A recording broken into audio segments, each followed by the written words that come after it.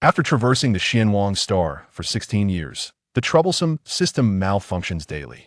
In a moment of despair, Ming finally succeeded in rebooting the system. Ding! The training period of 3 years and beast taming for 5 years has been modified into a divine-level secret technique. 300 years of training and 500 years of beast taming. Ding! The weed known as the Star Tethering Vine has been upgraded to an Earth-level spiritual root, the Thousand Star Vine. Ding! The host's bloodline, previously labeled as Awakened, has now been transformed into the Descendant of Dragons. Ming declared, "Do not speak to me of the nobility or inferiority of bloodlines. In my eyes, even the nobility and royalty can be altered." Chapter 1. The Era of Universal Beast Tamers begins. Xuanhuang Star, the Zhuxia Alliance. A training camp for aspiring beast tamers. Ming rose to his feet and walked onto the balcony entwined with the star tethering vines, as the evening sunlight streamed through the glass, casting a golden hue upon his face. Closing the book, he gazed at the cover inscribed with 3 years of training, 5 years of beast taming, a fleeting look of melancholy crossing his eyes. Has it truly been 16 years? 16 years ago, Ming awoke to find himself nestled in a pristine swaddle. Upon seeing his youthful parents, he initially believed he had been reborn.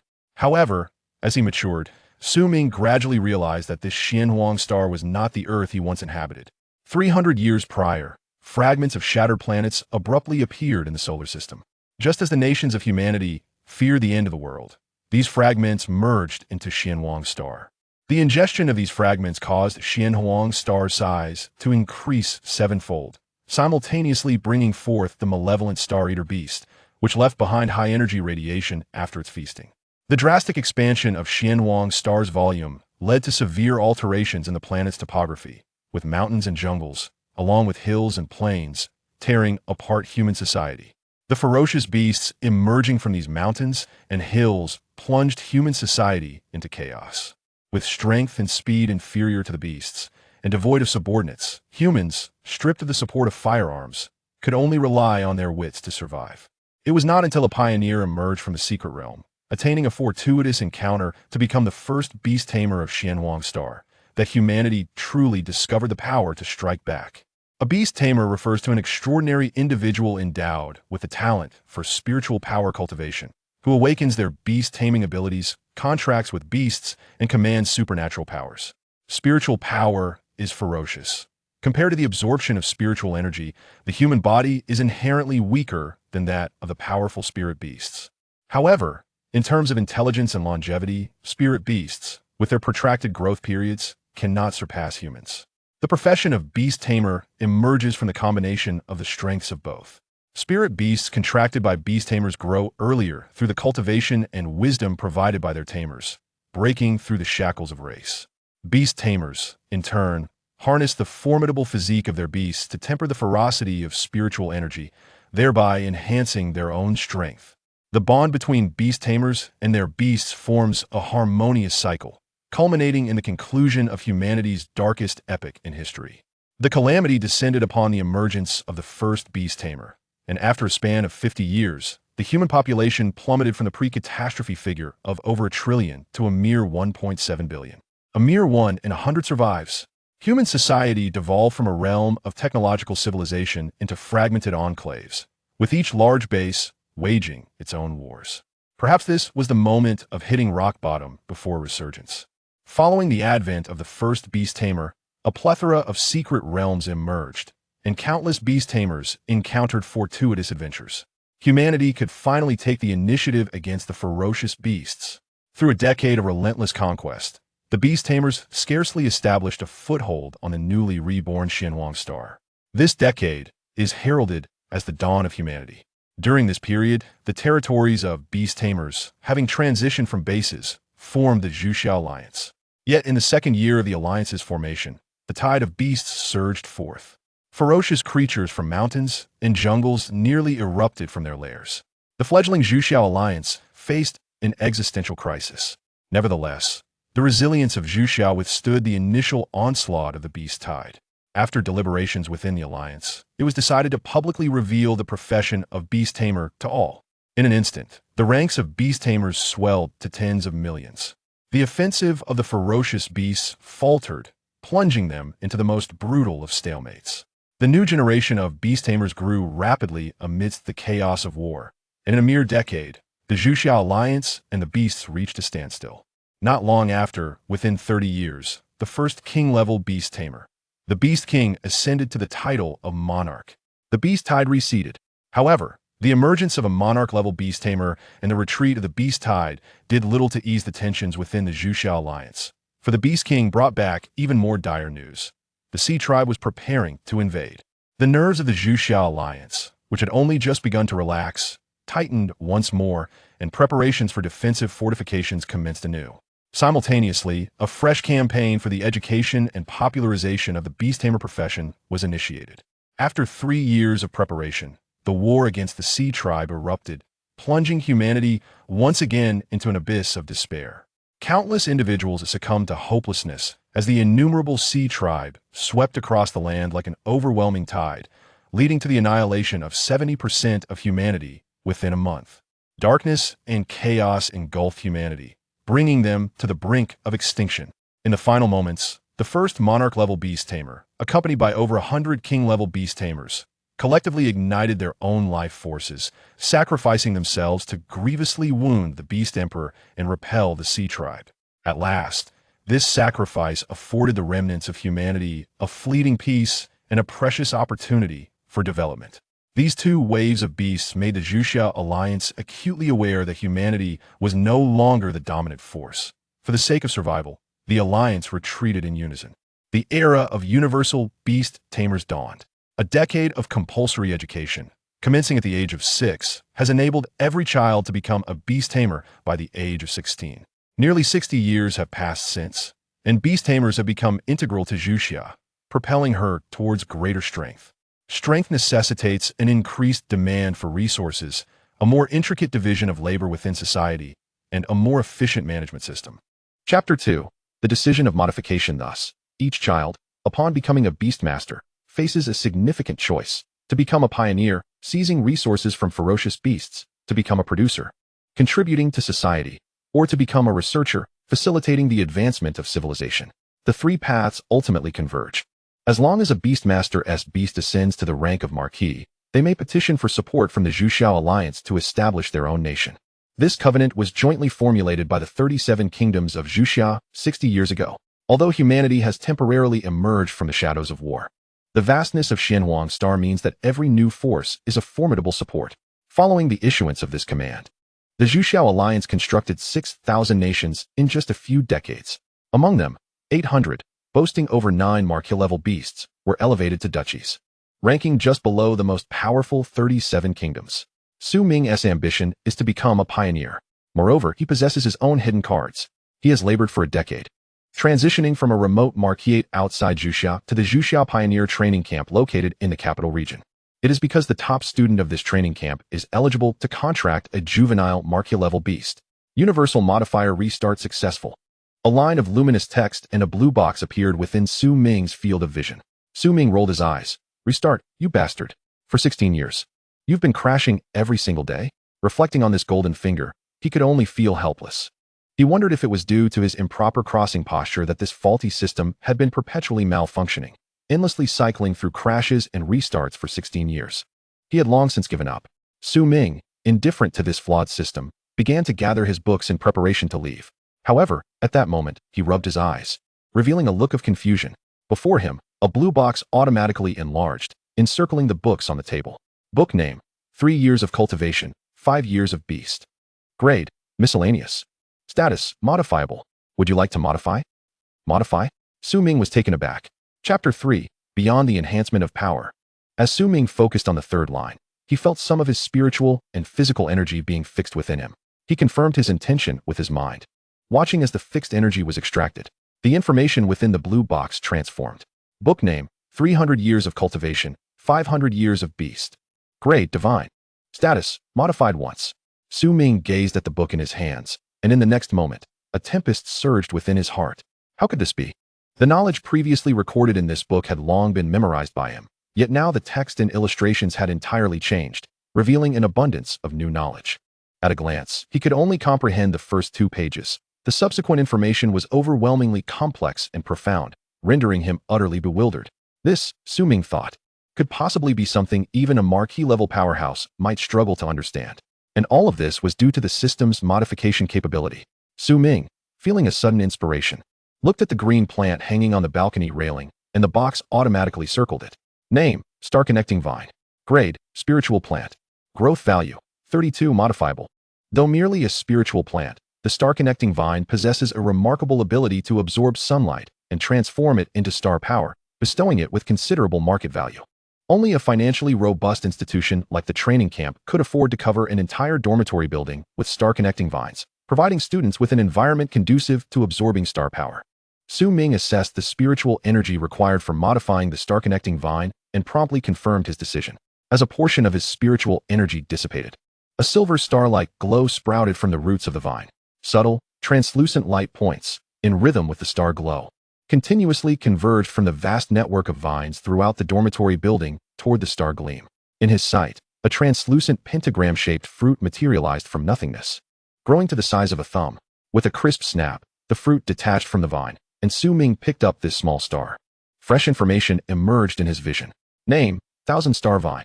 Grade, Earth Level Spiritual Root, modifiable. Growth Value, 21. Earth Level Spiritual Root. How could this be? Su Ming gasped, his voice trembling as he scrutinized the displayed information. This is an Earth Level Spiritual Root. While there exists a realm above Earth level known as Celestial, humanity has yet to discover a second celestial spiritual root apart from the national treasure of Xuxia. Moreover, one of the 37 kings of Xuxia, the Star King, is renowned for producing stardust berries from the 1000 Star Vine. These stardust berries are not only essential for the breakthroughs of beasts below marquee level, but are also among the most favored spiritual fruits by marquee level beasts. This seed of the 1000 Star Vine is truly a priceless treasure. The Star Connecting Vine, a plant without a designated grade, astonishingly transcended 2 tiers to become the Earth-level spiritual root. The 1000 Star Vine. The universal modifier is terrifying indeed. After stowing away the 1000 Star Vine seed, Su Ming approached the wardrobe, contemplatively gazing at his reflection in the mirror. If inanimate objects can be modified, and living spiritual plants can also be altered, then what about myself? Information appeared. Host, Su Ming. Level, Beastmaster Apprentice. Bloodline, Unawakened, modifiable. Gazing at the last line's modifiable status, a manic grin began to curve at the corners of Su Ming's mouth. Indeed, it is possible. Assessing the spiritual energy required for modification, Su Ming opened the wardrobe and retrieved a high-energy spiritual supplement, consuming the entire vial. This supplement contained 1,000 units of pure spiritual energy, sufficient for Su Ming to restore his energy tenfold after training. As he felt the continuous influx of spiritual energy within him, Su Ming smiled and pressed confirm, watching as his internal energy was instantaneously depleted. Bloodline, Descendant of the Dragon, non-modifiable. Su Ming was momentarily taken aback. A descendant of the dragon? Is this due to the fact that he crossed over from Earth? Bang, bang, bang. In the next moment, as his heart raced vigorously, a tingling sensation surged through his entire being. His skin felt a fleeting tightness. He raised his right hand and clenched his fist. Crack! With a light sound, the high-strength glass vial that had contained the spiritual supplement shattered like a wafer cookie under his grip. Although he sensed that his strength had not significantly increased, he felt an extraordinary potential within him. Su Ming stared at his outstretched palm. This seemed not merely to be an enhancement of strength, but rather an augmentation of might. Contemplatively, he placed his left hand atop his right and rubbed his hands together. The rounded high-strength glass fragments, enveloped by the soft flesh of his palms, were crushed into a fine crystalline dust. As he parted his hands, Su Ming observed the shimmering dust, which, with a gentle tremor of his palm, all converged back into his hand. He proceeded to the bathroom, flushing the dust down the toilet. After washing his hands, Su Ming felt that with the awakening of his bloodline and mastery over this might, he could easily defeat his former self at least 30 times over. This was no exaggeration. While the previous Su Ming wielded immense power, each punch and kick delivering tons of force, a significant portion of that strength had been rendered ineffective. At this moment, Su Ming felt as though his strength had been transformed from iron filings into steel bars. While his essence remained unchanged, the output surged effortlessly, multiplying tenfold or even 20-fold. Stretching his body, he sensed an unending stream of power coursing through him, alleviating the weakness that accompanied the depletion of his spiritual energy. Su Ming felt utterly relaxed. The awakening of myriad phenomena instilled in him a deeper anticipation for the awakening that awaited him the following day. Feeling quite fatigued, he decided to indulge in a bath and perhaps a session in the sauna. Grabbing his toiletries, he briskly made his way to the bathhouse. Chapter 4. Zhao Xiao is useless. Upon disembarking, he took his place in line. Hurry up. Su Ming observed his classmates, all sporting dark circles under their eyes, and was the first to step off the bus. Thanks to his long-established routine, he retained a commendable quality of sleep. Let us go. Nodding at the Alliance registration master, he registered his spiritual energy mark and swiftly approached the entrance of the Yinshan protected area. The Yinshan protected area is one of the largest reserves in the heart of the Zhuxiao Alliance. Before the calamity, Yinshan already stretched for thousands of miles, and the current protected area has expanded exponentially. Even the section designated for the young beasts spans 70 kilometers in length and 50 kilometers in width. His objective was to navigate this vast expanse of the Yinshan protected area to locate a suitable royal-grade beast cub with the help of myriad phenomena. After leaving his mark at the entrance, Su Ming boldly ventured into the dense forest. As the saying goes, dragons do not dwell with snakes. Even as cubs, royal-grade beast offspring would chase away other young beasts within their sight, establishing their territory. Walking along an empty forest path, Su Ming realized that fortune favored him. He had stumbled into the territory of a powerful beast cub. He stifled his aura and stealthily advanced. Before him was a 1-meter-tall, brownish-yellow bear, playfully slapping a laden fruit tree. Chapter 3. Thud, thud, thud. The bear's small paws lightly struck the trunk, causing the tree to tremble as if struck with tremendous force. Crack! With a sound that was painfully grating to the teeth, ripe, red fruits fell, and the little bear plopped down, using its paws to collect the fallen fruits and devour them. Su Ming edged closer and activated his modifier, Wu-Tu Spirit Bear. Alas, with his current strength, he could not elucidate the evolutionary phenomena resulting from modifying the Wu-Tu Spirit Bear's bloodline. Upon noticing Su Ming, the bear paused in surprise, its nose twitching as it attempted to stand, only to plop back down with the fruit still in its paws. Seizing the opportunity, Su Ming retreated a couple of steps. All born beast cubs were recorded. The modifier would only take effect in the Linjia district. As Su Ming distanced himself from the bear, it abandoned its actions. For even royal-grade beast cubs possess a dignity akin to that of a 3- or 4-year-old human child. Observing the irate little bear, Su Ming mused, I must be cautious. I cannot afford to miss the dragon breed while losing the chance to contract a royal-grade beast. Blinking, he fully engaged his heightened senses, awakened by his bloodline, deftly avoiding the territories of various beast cubs. Exiting the forest, he beheld a conservation area where deserts, gobi, rivers, ice plains, and hills were forcibly amalgamated. Upon registering his spiritual energy mark, he acknowledged his decision to forfeit the contracted beast cubs born in the earlier stages. In contrast to the forest teeming with young beasts, most of the cubs here had yet to hatch. This was a consideration based on the differences between armored beasts and feral creatures, as the latter were incubated by beastmasters, fostering a closer bond with novice beastmasters. However, the barrier of the eggshell tested the beast's discernment. One misstep could lead to wasted time. Yet for Su Ming, equipped with a modifier, everything was transparently laid bare before him. His vision magnified automatically, encircling the eggs nestled in various environments. The sandy gray eggshell, glistening with crystalline particles under the sun, how perfectly aligned they were. A beastmaster stood before a sandpit, frantically observing 2 remarkably similar beast eggs, his anxiety palpable. Su Ming glanced over and activated his modifier. Name, Duanjia Sand Lizard. Name, Rock Armored Pangolin. No wonder. In nature, to protect the vulnerable young pangolins, rock-armored pangolins often conceal their eggs within nests of similarly attributed armored beasts. To evade detection by the original nest's owner necessitates exceptional camouflage. However, this student was fortunate. Both were elite-grade beast eggs. Su Ming continued onward. With joy comes sorrow. How could this be? Where is my lava earth dragon? Why is it a flame salamander? The desperate howl drew attention, but upon hearing the content, everyone cast sympathetic glances. While the lava earth dragon is a royal-grade beast, the disparity was evident. Yet who could be blamed? It was merely a matter of insufficient skill. After surveying the area, Su Ming shook his head. Let us explore other regions. Name, Rock Python. Name, Rock Giant Lizard. Name, Xiaoshuo Lion. While others hesitated, reminiscing about the colors, patterns, and sizes of the beast eggs in their minds, Su Ming had already pinpointed a particularly notable target among thousands. Name, Xuanhuang Dragon. No, that's not it, he thought. About to move on when the information before him halted his steps. Turning around, Su Ming focused on the dragon egg nestled within a cavern. Name, Xuanhuang Dragon. Grade, Royal Grade Beast. Evolution value, 39 modifiable. A Royal Grade Dragon species. A flicker of ardor ignited in Su Ming's eyes as he controlled his breath. A Royal Grade Beast. a formidable creature that appears only once in decades during awakening ceremonies. He could not afford to miss this opportunity. He coalesced a spiritual energy dragon serpent. Just then, a large hand clapped down on his shoulder. "What are you doing? Are you blind?" Ming looked up to see a burly youth, 2 meters tall and 1 meter wide, resembling a hefty bear, eager to contract the Xuanhuang dragon before any interruptions. Ming frowned slightly and took a step forward to clear the path. Seeing his movement, the newcomer instead placed both hands on Ming's shoulders. "Are you brainless? Haven't you noticed Xiao Xiao's arrival? This egg right here has caught his eye."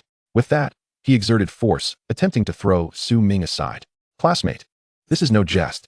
Ming's expression darkened as he seized the assailant's arm and effortlessly lifted him, tossing him away. "Royal-grade beasts come first. What, Xiao Xiao?" With a firm push, the hefty youth regained his footing, acutely aware of the humiliation he faced before his master, but daunted by Ming's strength. He resorted to shouting loudly instead. "Are you joking? Do you think you're worthy?" The villain cried foul. Chapter 5 finally emerged. Seeing that he could not best Ming, he released his grip, stepping aside as a youth clad in high-end outdoor adventure gear approached, flanked by a cadre of followers. "Xiao Xiao, we've found it." A bespectacled lackey approached Ming directly, clutching a photograph and comparing it to the real object before him. "Upon inspection, I noted that the egg shell pattern and color were accurate, and its size was also correct. Young Master Zhao, it is indeed the royal beast, the Overlord Dragon. Congratulations." The others completely disregarded Ming, who stood nearby. Such audacity. Ming seized the lackey by the nape of his neck and swung him, sending the hefty figure sprawling, his face a grotesque mask of bruises. Channeling his strength, Ming charged into the crowd like a feral tiger, deftly toppling those who had been boasting with reckless abandon. He cast a fierce gaze around, and those who lay on the ground dared not meet his eyes as they reached for the Overlord Dragon Egg. What was happening? Ming felt a sudden heaviness envelop him, an invisible pressure rendering him immobile. A gust of wind swept by, heralding the arrival of a middle-aged man clad in form-fitting attire. A vividly colored butterfly-winged beast perched upon his shoulder. Ming's pupils dilated as he caught sight of the emblem on the man's arm, an elite beast master, Lord Hidden Bee. Observing the agile movements of those around him, Ming's expression grew increasingly restrained. "Young master," the middle-aged beast master greeted. Zhao Huangqing responded indifferently, striding towards the Overlord Dragon Egg. "Put it down." Zhao Huangqing looked at Ming with astonishment. The sight of Ming, straightening his spine against the oppressive force, glaring coldly at Zhao Huangqing, was striking. "What are you? Do you think you're worthy to touch that which young Master Zhao covets? Your life isn't even worth a shoelace of his. You have the audacity to waste his time." The middle-aged beast master's countenance darkened as he realized Ming could still speak under his suppression. A low hum resonated as an even greater weight of pressure surrounded Ming. He struggled to control his legs, and with a taste of iron in his mouth, a faint smile appeared on his lips. With his actions, he conveyed a singular truth to Zhao Huangqing. "You are unworthy to be my opponent." Zhao Huangqing's eyes narrowed. He could not deny that Ming had affected him, instilling a sense of caution. Yet, thinking of that person, he swiftly dismissed his trepidation. Watching Ming, whose muscles were taut and whose resolve was fueled solely by willpower, Zhao Huangqing felt a flicker of curiosity. Would such a being really take notice of a mere nobody like him? After conducting some investigations, he found Ming to be an ordinary individual. How could he possibly be entangled with someone of such significance? Targeted by him. Suddenly, the beast on the middle-aged beast master's shoulder vanished, and Ming felt a sharp pain in his ribs, losing all sensation in his body. As Zhao Huangqing walked past the smiling Ming to contract the Overlord Dragon, an inexplicable sense of defeat washed over him. Young Master Zhao contracting the Overlord Dragon was indeed like adding wings to a tiger. With this Overlord Dragon in hand, who among the Zhuxia University could rival young Master Zhao? Zhao Huangqing caressed the gently pulsating Overlord Dragon Egg and waved his hand. "You may divide the rest among yourselves. Thank you for your generous gift, young Master Zhao." The others beamed as they picked up the nearby beast eggs, all their efforts culminating in this moment. Zhao Huangqing looked down upon the halve level, insisting upon the royal beast. How could they not desire such a prize? In their haste to contract their beasts, they brushed past Ming, and with a swift motion, Ming tumbled to the ground. "What should we do about this kid?" Lord Hidden Bee, with the divine needle-less sting, he won't move for at least 10 hours. By then, the admissions will have long concluded. Brother's son is truly remarkable, but will we really let him off this easily? Are you foolish? Causing trouble for young Master Zhao at this time will only bring you misfortune. Consider it his good fortune. Hidden Bee, is it? I shall remember you. Amidst their banter, a strained voice emerged from behind them. Ming was struggling to speak. His gaze turned towards Zhao Huangsheng, calm and bright, as if he were not the one who had just been ambushed and grievously injured. Faced with such unwavering eyes, Zhao Huangsheng recoiled, narrowing his gaze. Those who knew him understood that he was enraged. He realized that Su Ming's target was not himself, but rather, the look he cast was that of a victor regarding a vanquished foe. Having lived in the center of attention since childhood, an uncontrollable surge of murderous intent arose within Zhao Huangsheng. As Hidden Beast subtly shifted, Su Ming's gaze followed suit. The ignored Zhao Huangsheng stared intently at Su Ming. This was the first time in his life he had regarded someone with such seriousness. If he had drawn the attention of that person, surely he must possess some extraordinary qualities. If he could be easily crushed beneath my heel, would that person not be disappointed? Suppressing his murderous intent, he icily uttered a single word, leave. Watching the group as they receded into the distance, Su Ming's eyes drifted down to his toes. Host, Su Ming. Level, Beastmaster Apprentice. Status, poisoned, lightly injured, modifiable. Very well, Su Ming, disregarding his elation, confirmed the modifications. Half of his body regained sensation as he struggled to prop himself up. Time was of the essence. He needed to urgently seek out his contract partner. The kid is actually moving? A familiar voice resonated from behind.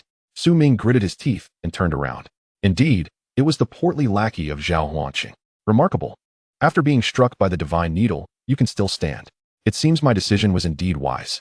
He lifted his hand, revealing a grass-green serpent. Assessing its quality, it was clear that it was nothing more than an ordinary green snake, hardly worthy of being called a beast. Just a common snake caught in Yinshan. I noticed your remarkable strength. Thankfully, I was prudent enough to procure this snake for you. Otherwise, if you had contracted a formidable beast and entered the university, seeking vengeance against us would have been troublesome. The hefty lackey, feeling a chill at the nape of his neck from Su Ming's icy glare, maliciously drew the snake's fangs across Su Ming's forehead, eliciting a laugh as he squeezed the snake, causing its blood to spurt forth. Blood contract. This was the most ancient of contracts, binding the beast and its master even more closely. Presently, with the spirit energy contract, the beast master exerted far greater control over the beast. Now let us see how you will enter the university. As Su Ming's wound began to heal, the lackey tossed aside the snake, triumphantly striding away. By coercing Su Ming into signing a contract with such an ordinary green snake, his life as a beast master was effectively over, destined to be the weakest of them all. Su Ming gazed at the snake that had been discarded on the ground, feeling a sense of kinship coursing through their blood connection. Name, Woodstone Green Snake. Grade, Ordinary. Bloodline, Woodstone Green Snake, Jade Jiao, Modifiable. Having his spirit energy drained, Su Ming paid it no mind as he produced a spirit energy supplement, forcefully ingesting it. The concentrated spirit energy spread through his meridians, continuing to be siphoned away. Modify. Woodstone Green Snake, Jade Jiao. Modify. Jade Jiao, Azure Scale Python. Modify. Azure Scale Python, Jade Dragon. Modify. Jade Dragon, Young Jiao. Gazing at the shards of glass strewn across the ground, he thought, nearly there. These remaining 3 should suffice. Zhao Huangsheng intended to attend Zhuxia University. If he wished to exact his revenge, he must garner the attention of an academy of equal standing. After a measured consideration, Su Ming retrieved a high-energy spiritual essence supplement and bit into it, swallowing it slowly. The evening was drawing near. He was the last to exit the gates of the protective zone. Finally, he was out. I shall never return. This has been utterly tormenting. It was nearly dark by the time he emerged. Teacher Yi, today, your Xia University has certainly gained prestige, being the only institution to have a king-level beast master among its ranks. Indeed, it is the signature beast of the Overlord Dragon. Care for a drink tonight? Why is another one emerging at this hour? What could possibly be gained at this late stage? Chapter 6, yet another king level. Just as the crowd buzzed with excitement over the day's discoveries in the protective area, Su Ming had only just stepped out. At the moment he appeared, all eyes instinctively turned towards him. At first glance, he seemed rather ordinary, yet his stride was steady, and his gaze sparkled with electric intensity. Who is he? Why has he only just come out? Regardless of who he is, moving so slowly means the good beasts have already been snatched away. In my opinion, he simply lacks talent. How boring. He is evidently just an average individual, surely not comparable to young Master Zhao's king-level beast. Su Ming scanned the crowd, failing to spot the dark, rotund figure that had plotted against him. He heard the murmurs of the students, but their opinions bore no relevance to him. His sole focus now was on revenge. The hidden bee and that individual who dared to provoke him must pay the price. With determination, Su Ming strode through the throng until he reached the teacher responsible for the event, who was currently engaged in light conversation with other beast masters and mentors. Teacher. I need to register, he called out. The teacher turned, noticing merely an ordinary student. Yi Gao recognized him somewhat. He seemed to recall Su Ming's name. Though his aptitude was average, he was diligent and earnest. This student, please present the beast egg you acquired. Typically, a beast master's identity could be established through the blood contract on their arm and the beast box where they kept their beasts. The former appeared upon signing a contract with a spirit beast, while the latter could only be owned after reaching a certain level of qualification. The beast box, an invaluable spiritual tool used to house and nourish spirit beasts, was not something every beast master could possess. Most students emerging from the protective zone today had brought beast eggs, and Yi Gao instinctively assumed that this student had taken considerable time to select one. However, Su Ming had not acquired a beast egg, but rather a blood contract. He chose not to correct the teacher, instead extending his arm. That is not a beast egg. The murmurs from the surrounding beast masters began to circulate as they perceived the ordinary appearance of the blood contract on his arm. They assumed he had merely signed a contract with a low-level spirit beast, thus dismissing him.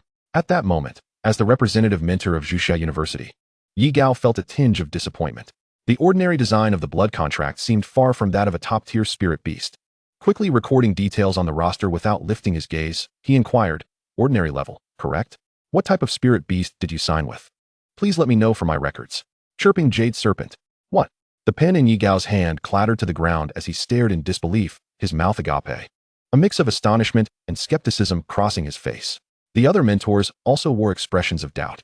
Su Ming observed their reactions, fully aware that the reason the blood contract appeared so ordinary was that at the time of signing, his spirit beast was indeed of a mere ordinary grade. It was only through the myriad modification system that he had advanced the spirit beast to its current level.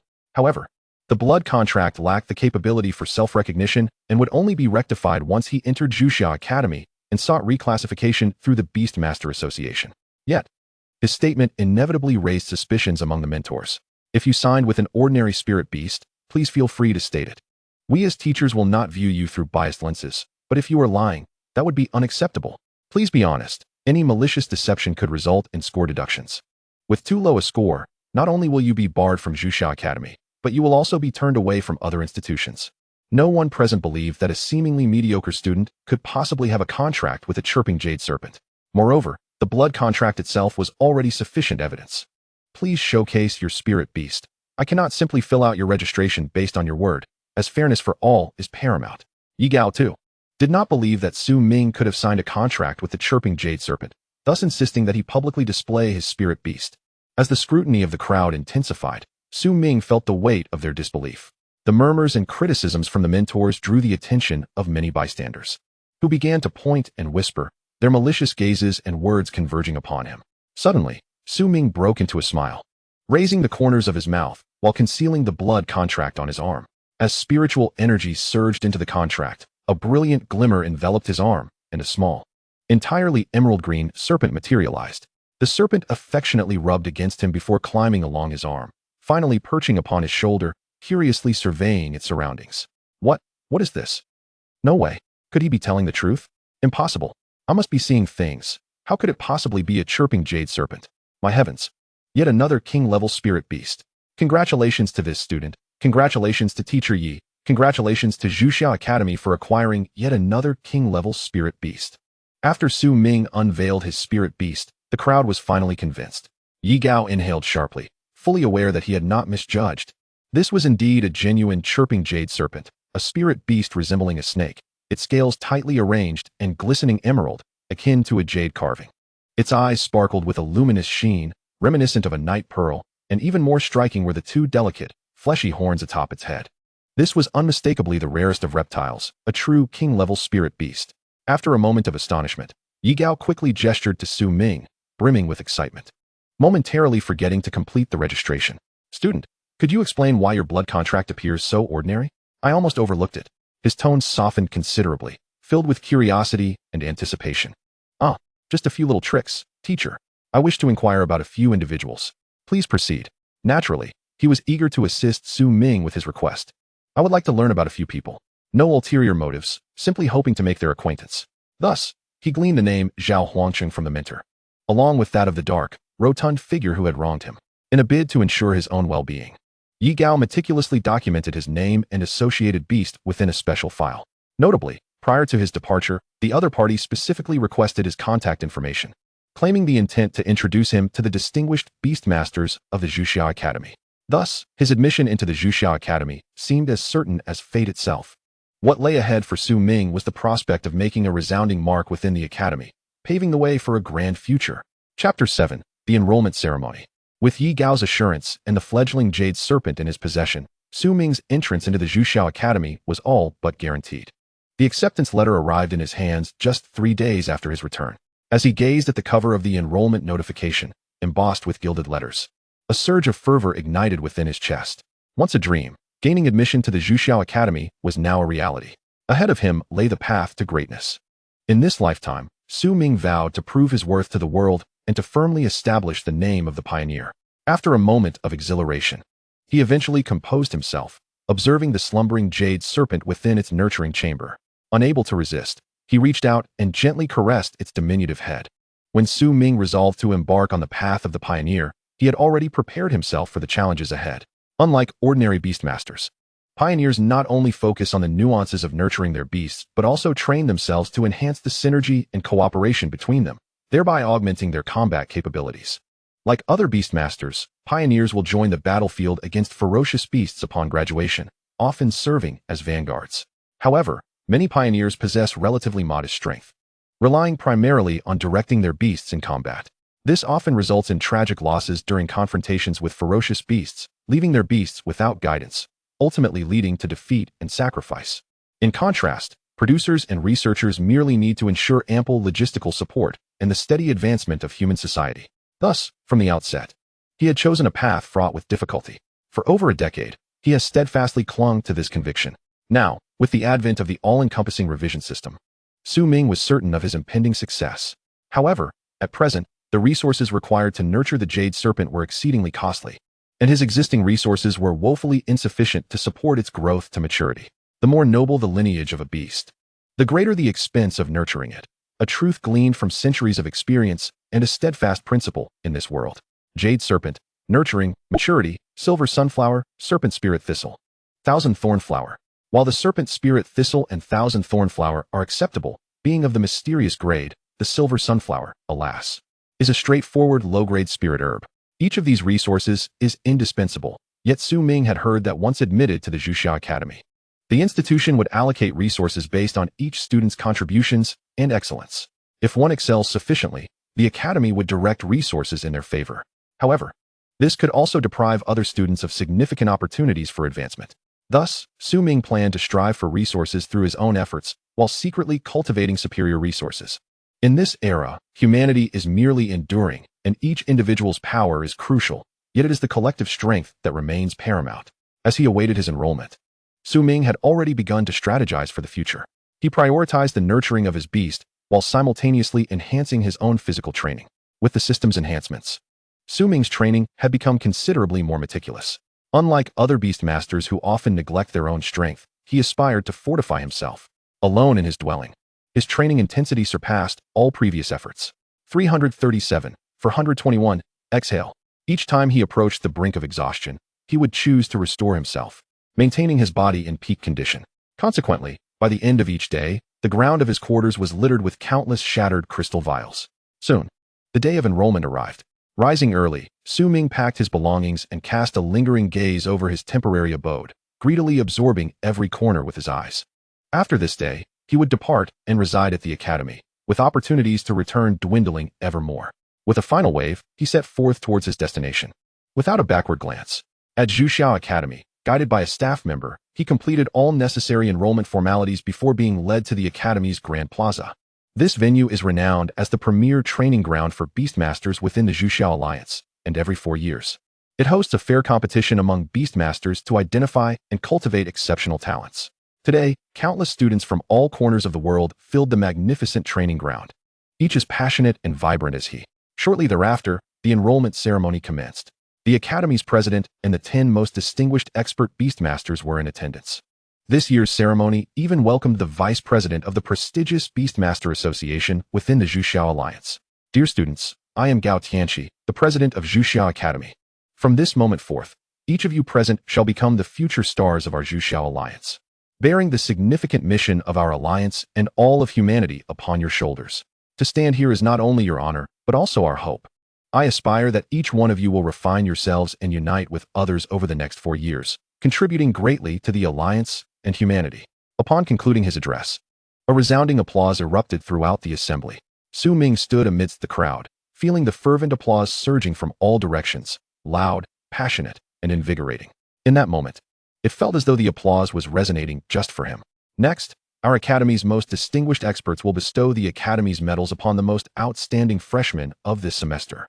Those whose names I call, please step forward. The awarding ceremony has been a cherished tradition since the Academy's inception over a century ago.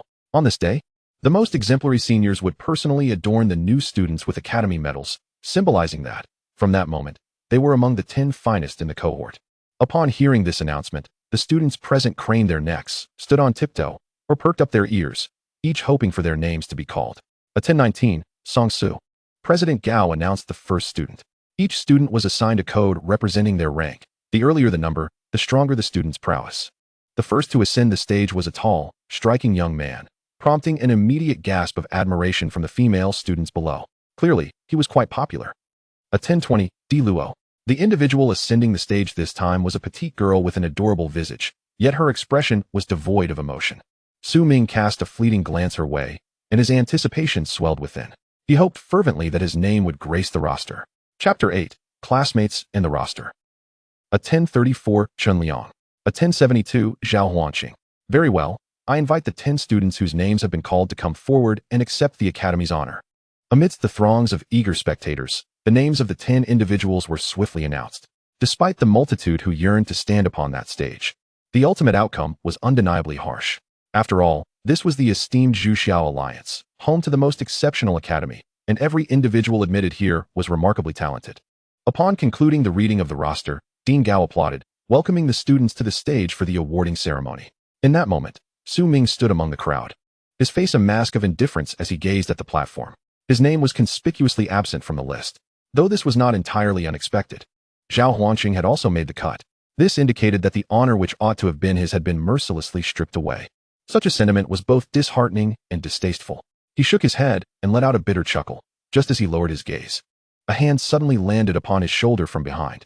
Buddy, don't be disheartened. Who knows, perhaps next semester, it will be you and me up there. A hearty laugh erupted from behind him, and Ming turned to find a somewhat dashing boy grinning widely. Come on, don't be down. The honor belongs to them. But freedom and the future are ours. Just because they seem so impressive now. Have they ever considered that stepping on the shoulders of the talented is the most exhilarating feeling? Trust me, our time will come soon. As the boy continued to smile and encourage him, he gave a thumbs up, waving it in front of Ming. Thank you, I'm all right. By the way, my name is Ming, and you are? Hey, you're quite the guy, brother. I'm Tai. Oh, like you, I'm also a B grade. It seems our abilities are quite comparable. How about we discuss sharing a dormitory after the ceremony? Ming did not decline Tai's invitation, at the very least. He perceived this fellow student as inherently good-natured. As for the B grade designation, Ming glanced at the card in his hand, which bore a sequence number. This was a student card he received along with his admission notice, and the number would accompany him throughout his 4 years. The admission ceremony lasted a full 2 hours, culminating in a final address by Dean Gao. After the ceremony concluded, students would proceed to different districts according to the sequence number on their student cards. As a B sequence student, Ming was assigned to the B district.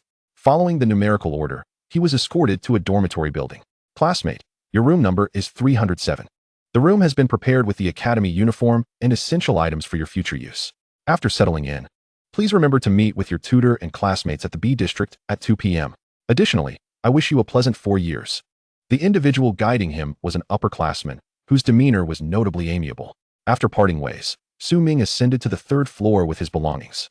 Room 307. He observed the half-open door at the end of the corridor, marked with the number 307. Upon reaching the door, he heard laughter from within, prompting him to pause and gently knock. Come in. Oh, welcome our new member. As he pushed the door open, he was greeted by 3 boys and 4 girls seated inside. Ming was momentarily taken aback, his confusion palpable. Haha, it's really you, buddy. I knew it. We're definitely classmates now. Among the 3 boys, it was Tai, with the most pronounced smile, who stood up and extended his arms for an exuberant embrace. Unfortunately, Ming intercepted him. Why are there girls? He wondered, but soon, someone elucidated his query. Indeed, At Xuanhuang Academy, co-ed dormitory arrangements were customary, a recent innovation in recent years. According to Dean Gao, an exceptional beast master must confront and uphold their desires and beliefs. Failure to do so would lead to inevitable downfall. When I first arrived, I was equally astonished. But rest assured, the girls are all quite beautiful. And they are all unclaimed. Chen-Tai chuckled, patting Su Ming on the back. Su Ming found it a bit overwhelming. Yet the silver lining was that despite the co-ed living situation, there were still private bedrooms, alleviating concerns of daily awkwardness. His bedroom was situated on the right side near the balcony, directly opposite that of a girl who seemed rather reticent. Upon entering her room, she promptly shut the door, disappearing from sight. Inside his room, he discovered a tote bag containing the Xuanhuang Academy uniform, alongside his own academy badge, lying quietly atop the uniform. Su Ming picked up the badge, gently caressing it.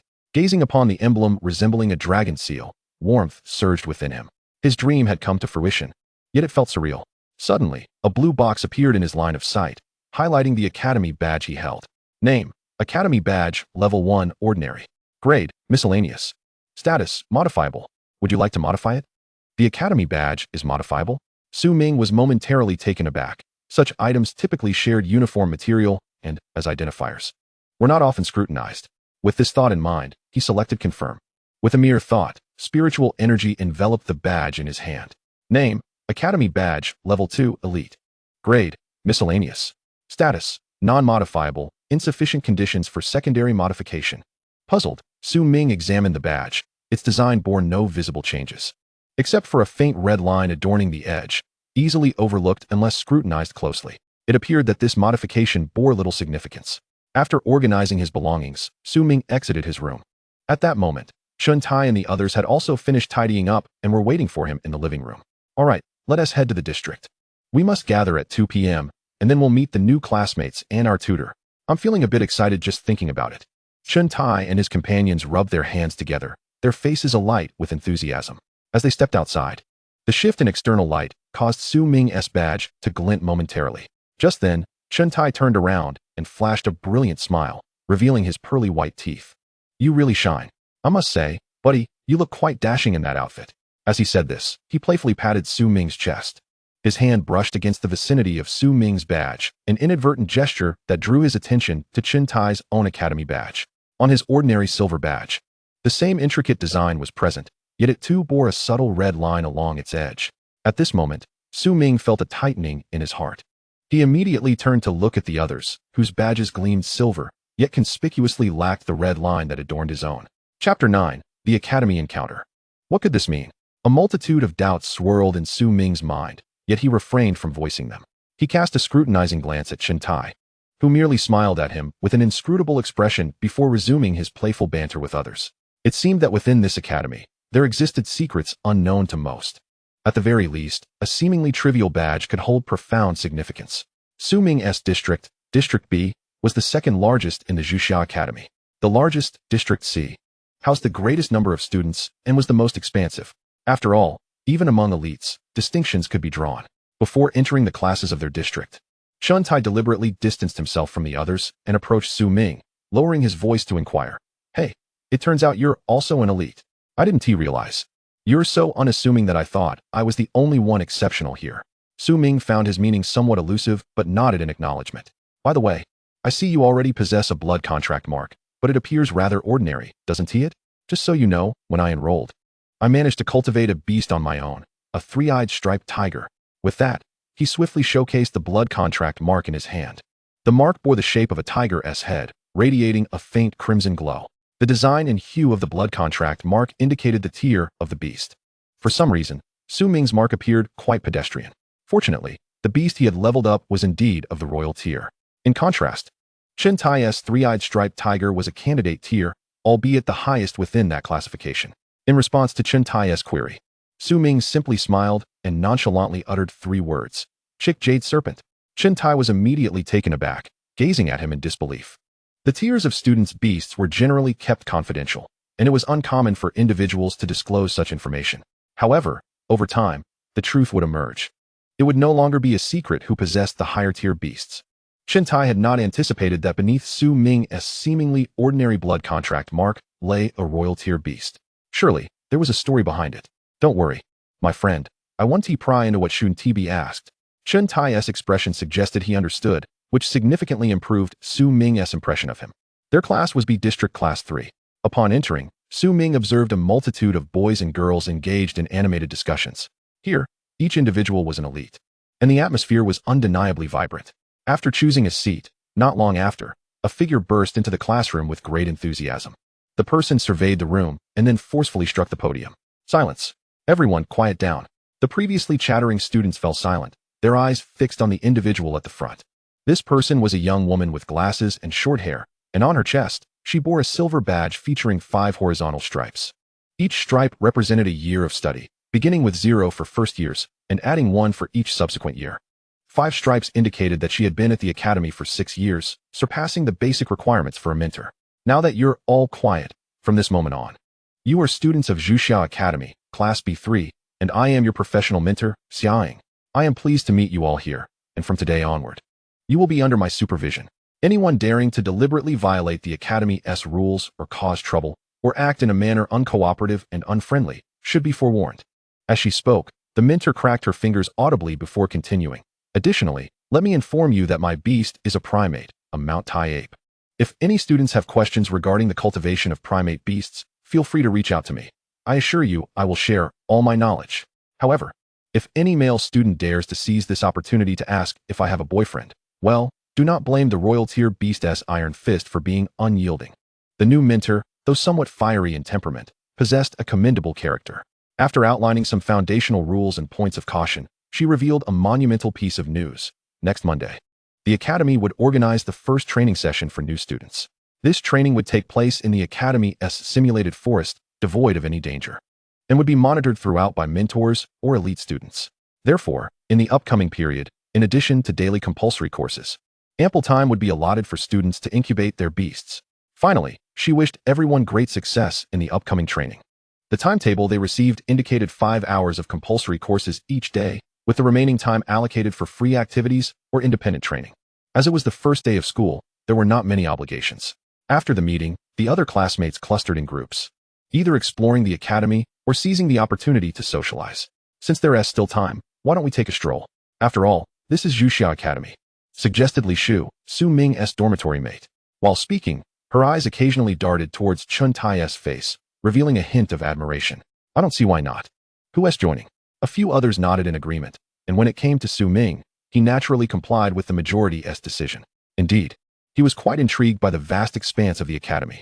After all, he would spend the next 4 years here, and gaining more knowledge was undoubtedly beneficial. Subsequently, the 8 of them set off together, wandering through the academy. However, as they approached District A, they encountered a group of young students heading towards them, elite members of District A.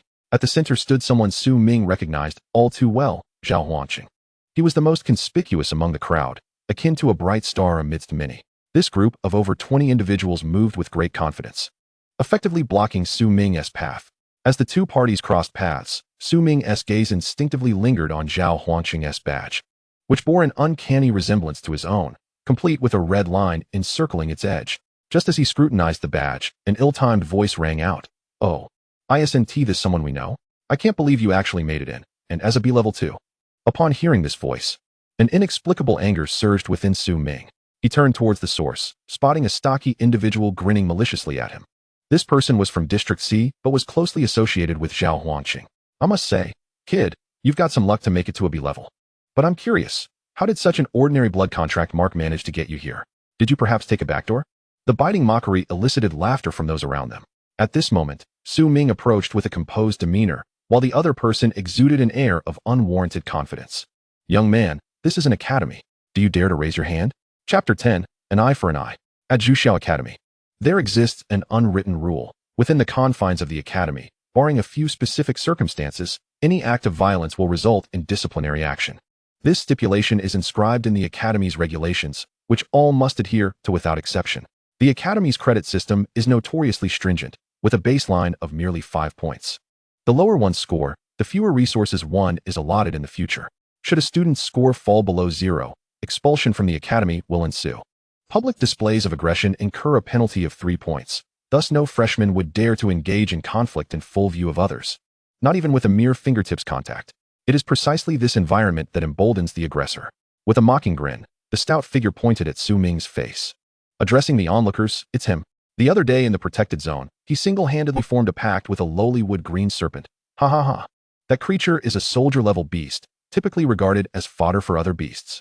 A mere cannon fodder, do you comprehend?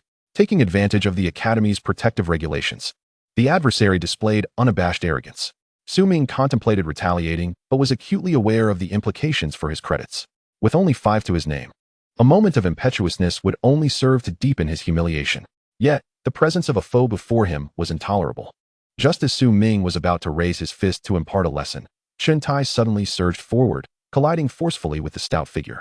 Although the latter was somewhat robust, he could not withstand Chen-Tai's charge. Upon impact, Chen-Tai's head crashed against the opponent's nose. The two toppled in a cacophony of sound and chaos. Chen-Tai immediately cradled his head and rolled on the ground. Ouch, ouch. That hurts terribly. What bad luck. He wailed, scrambling back to his feet, and then feigned an apologetic demeanor towards the stout figure. I'm really sorry, classmate. I was in a rush and accidentally bumped into you. Are you all right? Chen-Tai pretended to be utterly innocent as he offered his apology. By this time, the stout figure had managed to rise, revealing a face marred by blood streaming from his nose, rendering him quite a pitiful sight. Oh dear, I truly apologize. I seem to have marred your visage. Chen-Tai exclaimed, casting a knowing glance at Su Ming. This classmate appears quite hefty. Let us assist him. He looks so unfortunate. Perhaps we should escort him to the infirmary? With a conspiratorial wink towards Su Ming, the latter instantly grasped the situation. Without regard for the stout figure's consent, they forcibly hoisted him from the ground. During this process, Su Ming deliberately exerted additional pressure on the opponent's arm. With a resounding crack, enhanced by his physical modifications, he exerted considerable force, dislocating the stout figure's arm with a sudden shove. My arm. The stout figure stumbled and collapsed again, his left arm hanging limply. Clearly beyond his control, chaos ensued, and by the time the Academy's security arrived, Chen-Tai was sincerely apologizing to the stout figure in front of both the security personnel and other students. I am genuinely sorry, classmate. Our recklessness led to this unfortunate collision, injuring your nose and arm. I sincerely hope you can find it in your heart to forgive us. Furthermore, I am willing to assume full responsibility for this incident. I shall cover all your medical expenses and care costs. His public apology, made in front of many witnesses, led numerous students to perceive the event as an unfortunate accident. Ultimately, due to Chen-Tai's prompt acceptance of blame, the matter dissipated without further consequence. In the end, he resolved the situation with a mere monetary and verbal concession. The stout figure was subsequently escorted to the infirmary, leaving with an expression of resentment, yet restrained from lashing out. Witnessing the adversary's humiliation, Su Ming found himself smiling for the first time. So what do you think, buddy? My acting was quite commendable, wasn't he it? Chen-Tai turned to him, giving a playful pat on the shoulder. Thanks, brother. Su Ming expressed his gratitude. Hey, now that we're calling each other brothers, why so formal? It's clear you hold a grudge against him, right? Plus, I noticed your gaze towards Xuanhuang seemed rather off. I suspect your history with them is not trivial. To this, Su Ming non-committally nodded. Before he could respond, Chen-Tai continued. Fortunately, you held back earlier. Otherwise, you would have lost 3 points. Credits are exceedingly hard to earn. But rest assured, regardless of the circumstances, I want to pry into your affairs. Being able to stand up for you is reward enough. Let us just leave it at that. After Chen-Tai concluded, Su Ming instinctively wrapped an arm around his shoulder in a tight embrace. Brother, you're quite something. This is on me. Brothers help each other. Su Ming grinned. And Chen-Tai reciprocated with a smile. Ah, so you recall that. I just figured you were a straightforward guy, not one for the ladies. Get lost. Once this incident concluded, the stout figure refrained from seeking further confrontation. After a few days of adjustment, Su Ming had fully acclimated to life at the academy. His classmates and instructors were exceedingly amiable and supportive. During this time, his progress was substantial. In addition to his mandatory classes, he diligently supplemented his knowledge in private. 300 years of cultivation, 500 years of beast mastery, a tome he had revised, had transformed into his personal encyclopedia, encompassing not only training materials related to beast mastery, but also a wealth of arcane knowledge. This included the behaviors and illustrations of ferocious beasts, even detailing their weaknesses with annotations. The knowledge contained within the book would keep him engaged for an extended period. As days turned into weeks, the arrival of a new week heralded the commencement of a 3-day training session for freshmen. This training was segmented into various groups, fostering competition. The objective was to survive in the training area while gathering as many cultivation materials as possible. This training aimed to enhance their survival skills in the wilderness, as well as their awareness and accumulation of knowledge. During this session, Restrictions would be placed on the students' beasts. Groups would compete against one another, with scores determined by performance. The group with the highest score would earn an additional point for each member, while the lowest scoring group would incur a deduction of 1 point for all its members. With no changes for other groups. After elucidating the training rules, the instructors led their students toward the training area. The Xuanhuang Academy's training zone, bordered by a protected area, spanned an expanse equivalent to that of a medium-sized city. The terrain was intricate, and the wilderness was unpredictable. Any severe injuries or triggering of certain mechanisms would result in immediate disqualification. Chapter 11. Freshman Training. Before the initiation of the freshman training, Ming had already conducted thorough research, which rendered him calm and exuding confidence while his peers exhibited a blend of anxiety and excitement as they awaited the commencement. Brother, look at you. You are completely unperturbed. If we manage to secure the top score this time, each of us will earn a point. In Ming's cohort, the C District group was the largest, comprising over 300 individuals. In contrast, his B District group consisted of just over 200 participants, while the A District group was considerably smaller, with only a few dozen members. Although the number of those qualified to advance to the Beastmaster level was substantial, most possessed mediocre capabilities. Those who could enter the Xuanhuang Academy were invariably exceptional talents in various aspects. Take Ming's class 307, for instance, where 90% of the students boasted at least a marquee-level beast. Such intense competition naturally breeds outstanding candidates, a long-standing principle since the Academy's inception. The freshman training represented their first true test. This was merely a preliminary challenge, within an expansive area filled with diverse trials and potential dangers. Only after the safety personnel had thoroughly inspected the entire training zone were they granted permission to enter. This training area was picturesque, lush with verdant flora and abundant wildlife. Occasionally, one could spot a few beasts roaming about, though most were merely soldier-level creatures of little distinction. Prior to the commencement of training, the instructors had warned them that a dozen ordinary ferocious beasts had been introduced into the area. On Xuanhuang Star, even the most common ferocious beasts surpassed the typical unclaimed beasts in strength. While the instructors did not disclose the exact ferocity of these creatures, most students assumed they were merely average beasts. I've heard there are ferocious beasts in the forest. I have yet to see one in my life. I wonder which is stronger, an ordinary ferocious beast or a common beastmaster. Given that this was freshman training, it was presumed that the released ferocious beasts were not particularly formidable. They might even hide upon seeing the sheer number of us. Moreover, considering the training area was rumored to be as large as a mid-sized city, how could there possibly be real danger? Indeed, instead of worrying about that, it would be wiser to observe the female classmates or seek out precious resources to earn credits. In stark contrast to others, Ming became cautious upon hearing about the ferocious beasts, for he understood that even the weakest of these creatures posed a significant threat to unarmed students like themselves. Official statistics from Xuanhuang Star indicated that an adult soldier-level ferocious beast could defeat 30 adult males. Furthermore, the ferocious beasts released here were of unknown levels, with numbers exceeding 1 billion. Should they encounter one, a complete annihilation could be imminent. In this complex terrain of the training area, any unforeseen incident might occur before the rescue team could arrive. He meticulously scanned his surroundings to ascertain their safety. Meanwhile, other students formed small groups, scattered about in search of any semblance of resources. Ming, I've noticed you've been moving slowly since we entered, and you haven't searched for resources much, remarked Chun Tai, who had just discovered a bundle of yellow-tear spirit pasture grass, a fodder suitable for herbivorous beasts. The quality of resources here is far too ordinary, and their density is low. It's not worth the effort, Chun Tai exclaimed, genuinely impressed, as the other students glanced at Ming and noticed their hands were indeed empty. So, do you know where the most concentrated resources can be found? We are all part of the same collective now, so if you have any intel, please share. At that moment, a female classmate from a neighboring class spoke softly. Not here. If you wish to know, you can track the movement routes of the beasts. They are attracted to the surrounding resources. Thus, wherever they roam, there will surely be high-quality resources. I see. That makes a lot of sense. Many students acknowledged, recalling similar information from their studies. However, Ming then abruptly shifted the conversation, pointing toward the depths of the forest. If there exists a resource-rich area within this training zone, there must be traces of ferocious beasts nearby, as their sensory capabilities surpass those of ordinary beasts. The insights he shared and his mental repository of knowledge stemmed from a particular book. He even possessed information that was beyond the reach of his current academic level. Are you suggesting that we might find riches amidst danger? If ferocious beasts are indeed present, wouldn't that lead us to even more resources? Ferocious beasts? I think it's best to avoid them. It's too dangerous. What are we afraid of? There are so many of us. Besides, we're all beastmasters. Surely we can handle a few ferocious beasts. Su Ming merely chuckled inwardly at their youthful bravado without voicing any dissent. As the group scoured the thicket, they gradually ventured deeper into the dense forest. Soon, a startled cry echoed from ahead. There's a resource point up ahead. Let us hurry, otherwise we'll be beaten to it by others. A few students rushed out, calling out to their peers. Upon hearing this good news, many students quickened their pace, eager to reach the location. Come and see. There's an abundance of spirit pasture grass, and oh my, even mystic tier golden fish grass.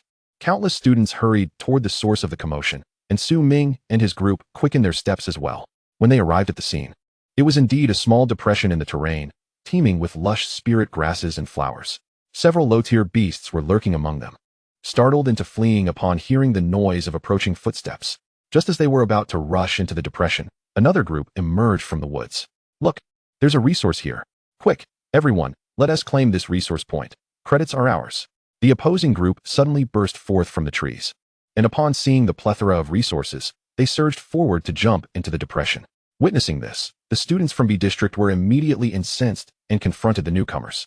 Hey, we clearly discovered this first. What gives you the right to steal? One male student, unable to bear the injustice, leaped down to confront them, only to be met with a few individuals from the opposing group who quickly shoved him to the ground. Who do you think you are? Get lost. From now on, this is the territory of C District. If you don't want to suffer, then scram. Seeing one of their own being bullied, the other B District students rallied to support him. Chapter 12, Contest for Resources. Within the training area, there were fewer rules and restrictions. Moreover, regarding the contest for resources, the regulations governing freshman training imposed no limitations. The absence of prohibitions indicated that such actions were indeed permitted. Upon witnessing the male student being bullied, coupled with the outrageous arrogance of the aggressors, the other students from District B could no longer stand idly by and began to rally in support of their peer. On what grounds do you, Group C, lay hands on others? Moreover, we were the first to discover this place. One of them retorted. Just because you claim it as yours, does that make it so? Is your name inscribed here, or is your father the caretaker of this area? Unwilling to comply. Are you? Very well, let us settle this with a display of strength. We, Group C, outnumber you. Hence the dominion over this realm shall be ours. Taking advantage of their numerical superiority, the C group swarmed in, completely occupying the small basin. Not only that, but several B group students who attempted to resist were swiftly beaten and shoved aside. From this moment forth, this territory belongs to us, Group C. B group, kindly take your leave. Otherwise, do not blame us for our lack of courtesy.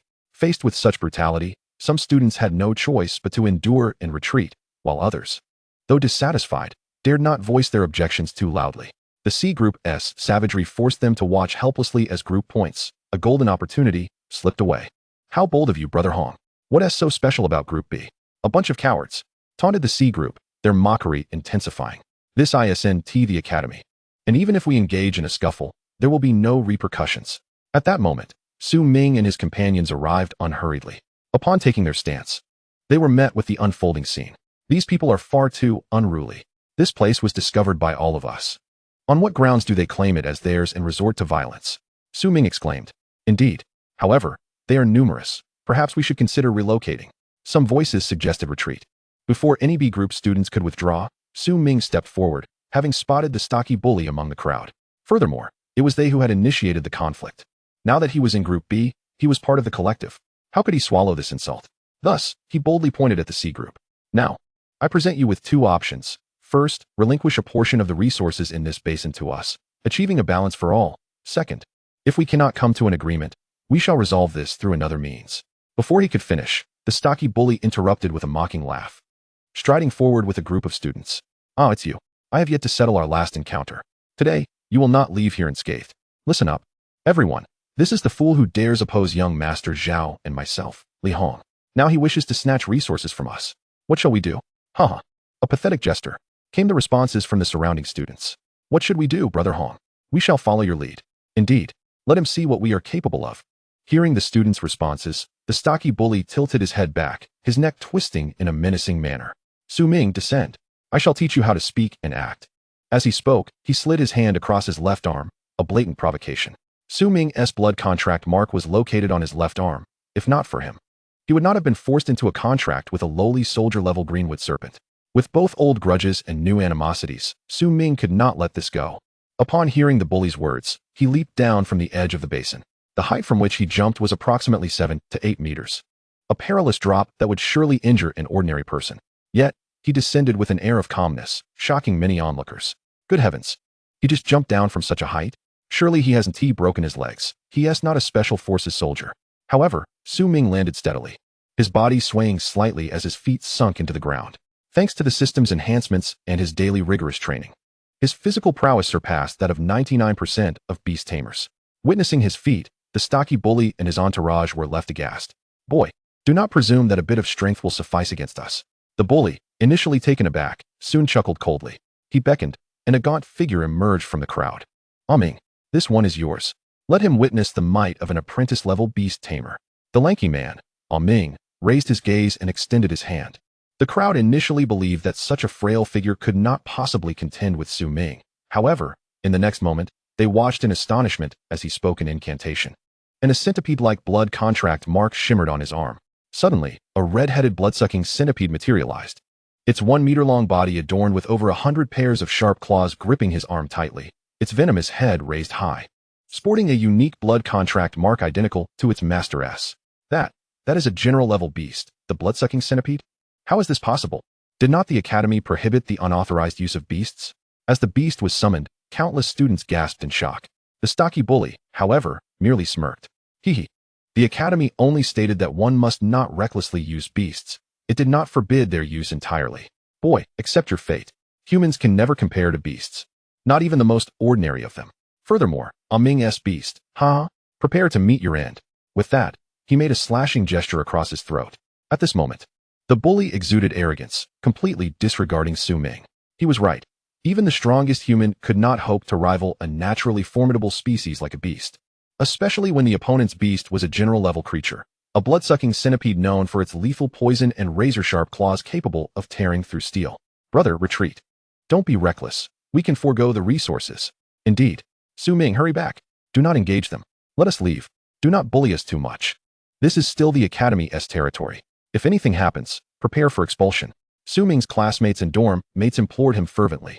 They viewed him as a mere novice beast tamer, lacking even a formal title, while the opposition was undeniably an apprentice-level beast tamer. Faced with such a formidable foe, there seemed to be no chance of victory. Yet, the adversaries would not so easily relent. Do not waste words with him. Ming, incapacitate him. Half dead will suffice. Killing him will lead to complications. Upon the bully's command, the lanky man immediately urged his beast to charge at Ming. The blood-sucking centipede, fangs bared, advanced with fierce intent. Chapter 13, The Battle of Beasts. In the historical records concerning beasts on the Xuanhuang Star, it is noted that even a single growing beast, regardless of how powerful a human might be, cannot hope to engage in combat and emerge victorious without knowledge of the beast's weaknesses and the assistance of other beasts. To the other students, Ming appeared to be unarmed, confronting a fiercely formidable blood-sucking centipede. The general-grade beast, a formidable creature indeed. It unfurled its venomous pincers, emitting a hissing sound, writhed its body, and leapt towards Ming's chest. Upon catching sight of this beast, Ming immediately discerned the locations of its vulnerabilities and blind spots.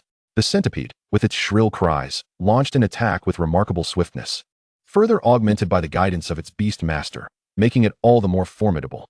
At the moment of the beast's assault, Ming swiftly gathered his strength beneath him. The blood-sucking centipede had a limited attack range, extending only a few steps around its head. By merely retreating a few paces, he evaded its grasp. Observing the centipede soaring through the air only to crash down onto the ground, Ming promptly shifted his steps to maneuver toward its left side, to strike its target. The blood-sucking centipede would typically require a preparatory charge or rapid movement from the ground to close the distance. When it coiled its body, he understood that it intended to employ a tactic to approach him. However, this method was suited only for close combat and had its limitations. For someone as well-versed in the intricacies of various beasts as Ming, this blood-sucking centipede was akin to a mere toy. Each of its attacks resulted in nothing but a grand display of missed opportunity before him. This centipede was merely in its growth phase. Had it been a mature blood-sucking centipede, measuring over 10 meters in length, he could not have relied solely on footwork to toy with it.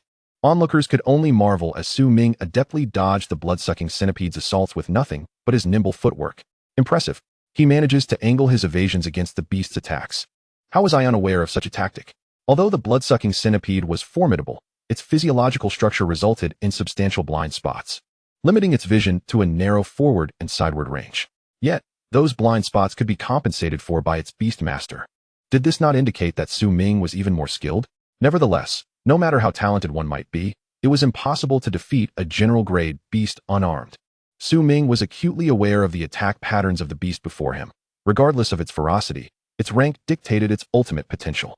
A general-grade beast, no matter how powerful, could never rival a king-grade beast. Thus, after evading several attacks, he seized the opportunity presented by the blood-sucking centipede's momentary disorientation and unhesitatingly summoned his juvenile Jade Flood Dragon. In its juvenile stage, the Jade Flood Dragon was but the thickness of a chopstick and only half a foot in length, concealed within his sleeve, undetectable to the untrained eye. As the blood-sucking centipede lunged forward, Su Ming swiftly raised his hand, and the concealed Jade Flood Dragon sprang forth like a bolt of lightning, darting to the side of the centipede and biting down fiercely on one of its clawed legs. The strike was both precise and forceful, catching the centipede off guard, resulting in the loss of a leg. In pain, it twisted its body, abandoning its assault on Su Ming while glancing sideways. However, the Jade Flood Dragon was even swifter. Under Su Ming's command, it concealed itself within the underbrush. Devoid of a target, the blood-sucking centipede could only thrash its head about in confusion. The pain it experienced was excruciating, and it had yet to recover. As the centipede turned, Su Ming skillfully controlled the Jade Flood Dragon to launch another surprise attack from the opposite side. Thus, the blood-sucking centipede not only failed to strike him, but also found itself toyed with, losing 2 more legs in the process. Centipede, attack him. What are you doing? The emaciated man overseeing the beast, noticing its erratic behavior, cried out in distress. The prowess of a beast master is judged by their ability to control their beast and the precision of that control. Once, a single pioneer could command hundreds of king-grade beasts in battle, attending to every detail of the battlefield. Yet, an inexperienced beast master often struggles to manage even one beast. This lanky man belonged to the latter category. As he witnessed his beast suffering, an expression of panic crossed his face. In stark contrast, Su Ming remained calm, his gaze keenly observing every movement in the arena, while he reserved a portion of his focus to control the Jade Flood Dragon, which continued to ambush the bewildered blood-sucking centipede intermittently. Damn it, what are you doing? Ming, pay attention to your beast. It's injured. Be mindful of the blind spots. How are you controlling it? Didn't you see it evade? Others, witnessing their comrades seemingly in a precarious situation, hastened to offer warnings. However, their intervention only served to disrupt the opponent's focus. Meanwhile, Su Ming leisurely maneuvered the Jade Flood Dragon, positioning it around the blood-sucking centipede so that it would strike whenever the creature entered its threat zone. After repeated commands for his beast to attack, the lanky man's blood-sucking centipede had lost over a dozen legs by this time. It writhed on the ground in agony, the severed limbs scattered about its head and thorax, severely hampering its ability to advance and maneuver. With its attack rhythm completely thrown into disarray and its beast already wounded, the lanky man had no choice but to recall his beast. Centipede, return. With a commanding call, the blood-sucking centipede vanished from the arena, concluding Su Ming's battle with his opponent. In the aftermath, Su Ming's exemplary performance led to a resounding victory. Witnessing this, all the students of Group B erupted in jubilant cheers. Incredible. We won. Amazing. Though I can't quite grasp how we triumphed, it was truly impressive. Brother, from this day forth, you shall be my idol. Su Ming, you are so handsome. May I be your girlfriend? Amidst the praise and adulation, Su Ming smiled, extending his hand.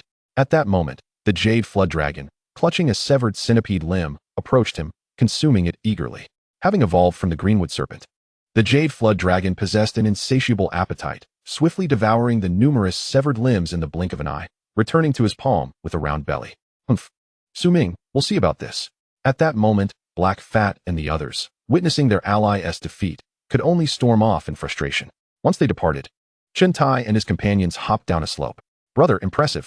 However, I truly don't understand how you defeated that creature. Any secrets? Chen Tai chuckled, draping an arm around Su Ming's shoulder. Seizing the opportunity while others were distracted, he whispered into Su Ming's ear, a king-grade beast. It's apparent you are quite extraordinary. King-grade beast? Brother, you truly command admiration.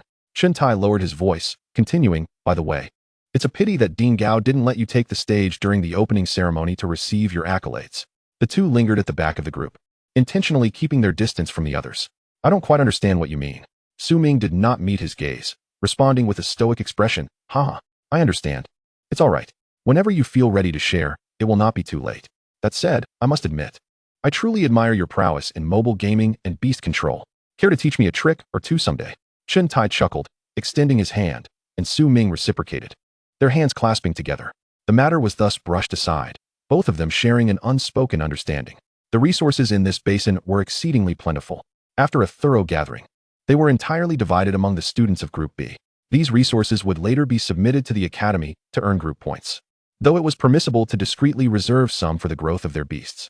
After all, within the confines of the Academy, strength and performance were of paramount importance.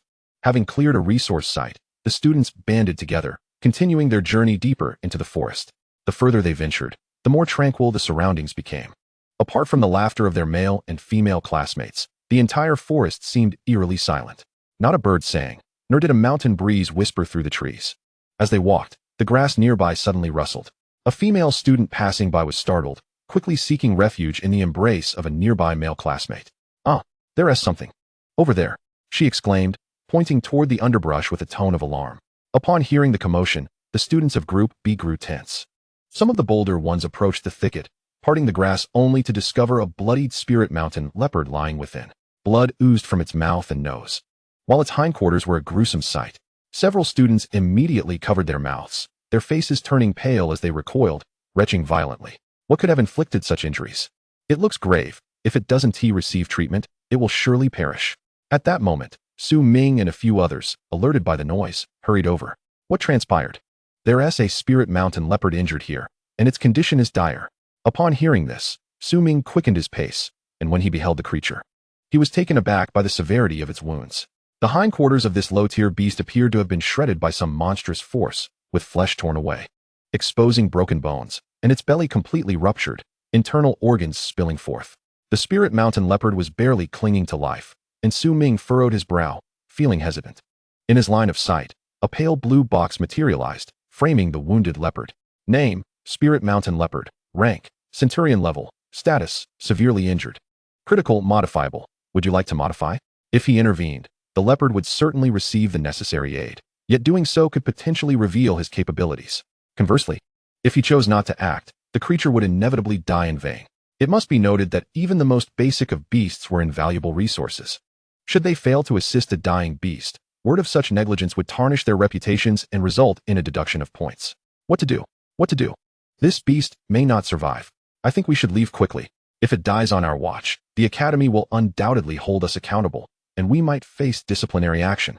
But we cannot simply stand by and watch it die. In this remote forest, there were no rescue personnel. Could they really just allow it to perish? Moreover, it wasn't a matter of unwillingness to help. They were merely apprentices with no professional means to provide aid, feeling utterly powerless. The students began to voice their opinions, each holding their ground. Yet without exception, it was clear that for them, points were significantly more important than the life of this beast. "Bro, is there any solution?" There's no one else nearby, and it appears this beast doesn't have much time left. Chen Tai frowned as he studied the leopardess injuries, occasionally glancing at Su Ming's expression. At this moment, Su Ming was deep in thought, his hands cautiously pressing against the leopard's wounds. "If anyone can find purple hook fruit, white blood shrub, or cloud song leaf, I can treat its injuries." In a desperate bid, Su Ming resorted to the knowledge gleaned from his books to assist the beast. After all, utilizing the system for treatment would be too ostentatious. He intended to employ a more conventional approach. "What are you talking about? We've never heard of those. Are they herbs? All we have are these." The students knew of Su Ming's abilities and did not question his words, yet none among them understood the names of the herbs he mentioned. "Brother, I've heard of those herbs, but white blood shrub and cloud song leaf only grow at altitudes above 3,000 meters. We are in a low-altitude area here." Chen Tai shared his concern, but currently, none of the three herbs were at their disposal, making any talk of treatment moot. "Wait, I've searched high and low, and I have those three herbs you mentioned." Just as they were growing anxious, a clear, indifferent voice rang out from the nearby woods. Upon hearing this, Su Ming looked up. A petite, expressionless female student stood atop a large tree, gazing down at them, her focus locked on the spirit mountain leopard. "I have purple hook fruit and white blood shrub, but unfortunately, I couldn't find cloud song leaf. Do you have any alternative methods?" The girl leaped down and approached them, pulling a few purple berries and several white-leaved herbs from a small pouch at her waist. "Cloud song leaf is primarily used for pain relief. Without it, it will have to endure. Could you please hand me those two herbs? I will treat its wounds," Su Ming proposed, looking at her. Without hesitation, the girl handed over the herbs. Su Ming accepted them, crushing the purple, spiky berries forcefully in his hands. then rubbing the pulp around the leopard's wounds. The moment the leopard made contact with the purple paste, it convulsed in pain. The herbs were overly potent. If he were to apply the white blood shrub, it might not withstand the agony, unless there was a method to alleviate the pain. Seeing its condition, Ming had no choice but to halt his efforts. "I'll handle the pain relief," the girl said, her expression serious. Ming promptly stepped aside as she knelt beside the spirit mountain leopard. With a flick of her wrist, a sharp dagger appeared in her hand. She furrowed her brow slightly, and after a few quick thrusts into the leopard's spine, she stood back up. "All done."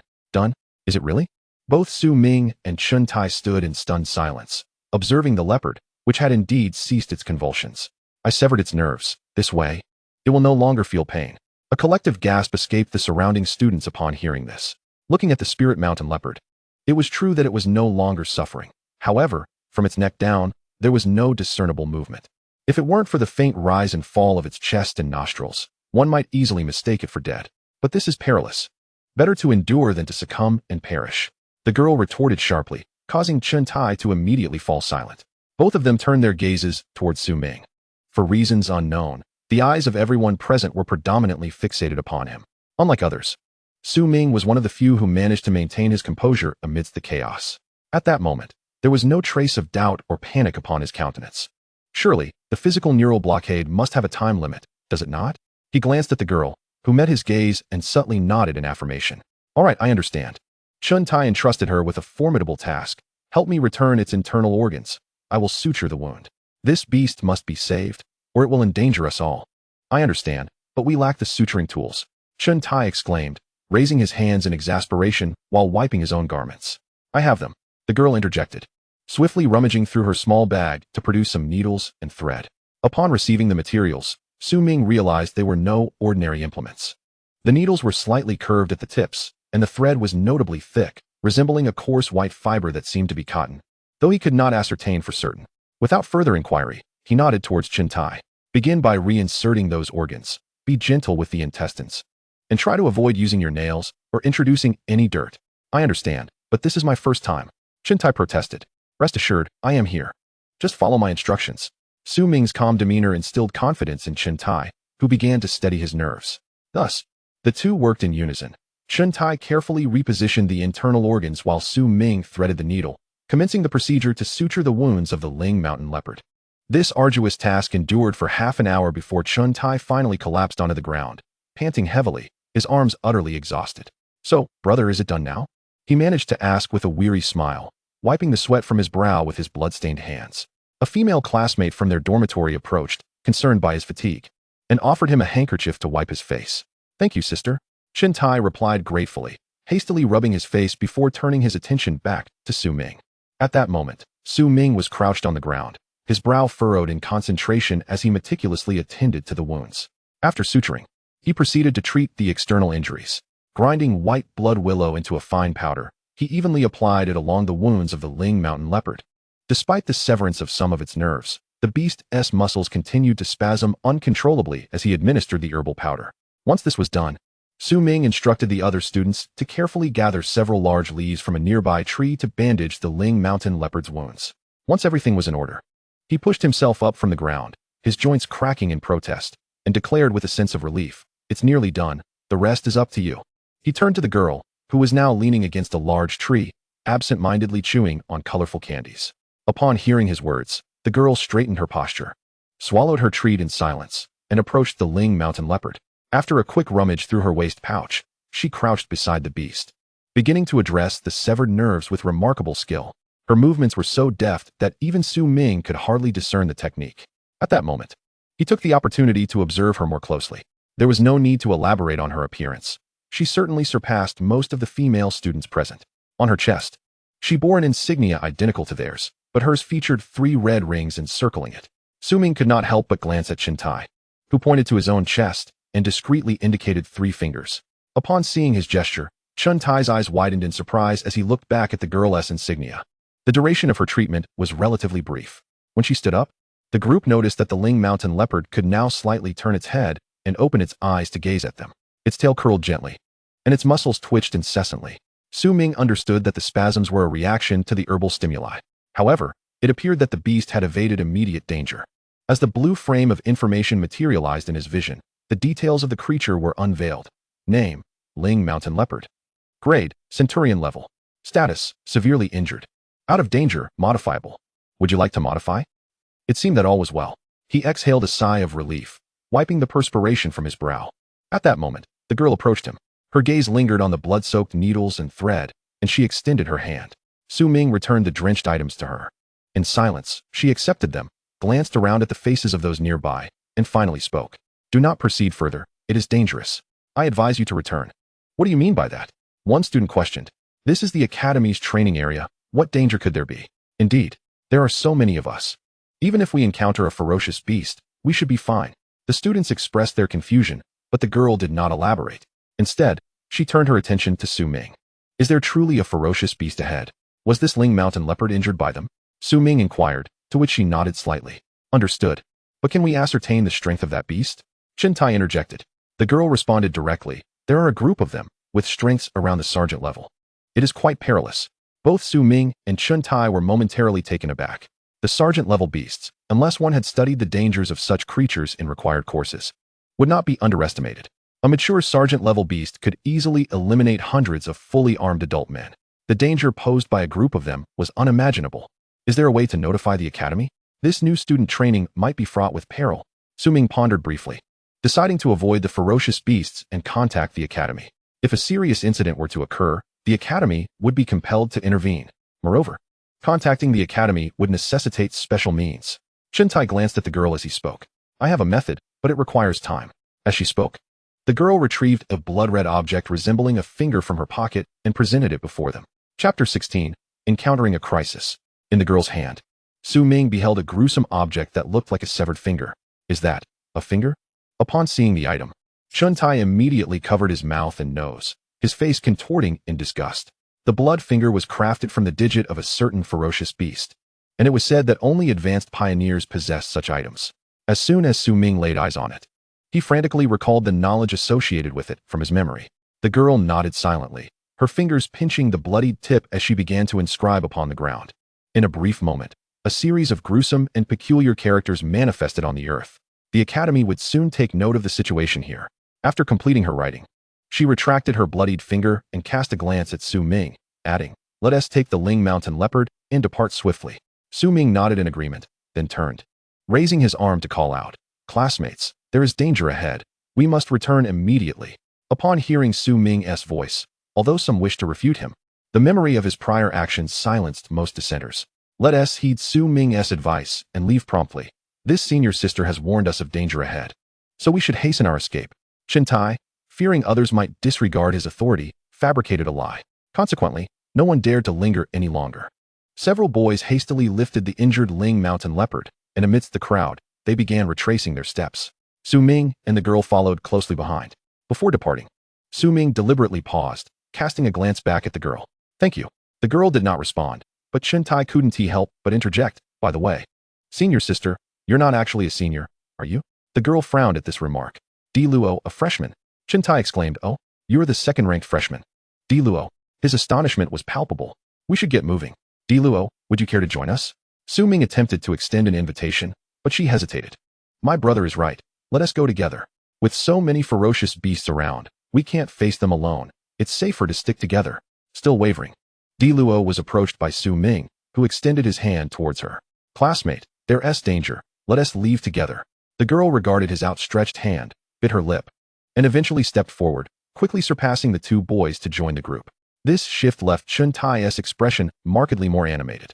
He chuckled, lightly nudging Ming's shoulder. That's not how you pursue a girl. You can't be so direct. Who starts by holding hands? Ming shot him a glare, then proceeded towards the crowd. Hey, wait for me, brother. Upon hearing Luo's warning, the group, now aware of the impending danger, hurried towards the outskirts. However, burdened by the injured Ling Mountain Leopard, their pace inevitably slowed.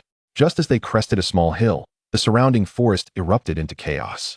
The mountain winds howled, and the cries of birds and beasts filled the air. What is happening? Why is there such a strong wind all of a sudden? There seems to be something ahead. Look over there. A wave of chatter erupted among them, followed by a collective gasp as one person pointed diagonally forward.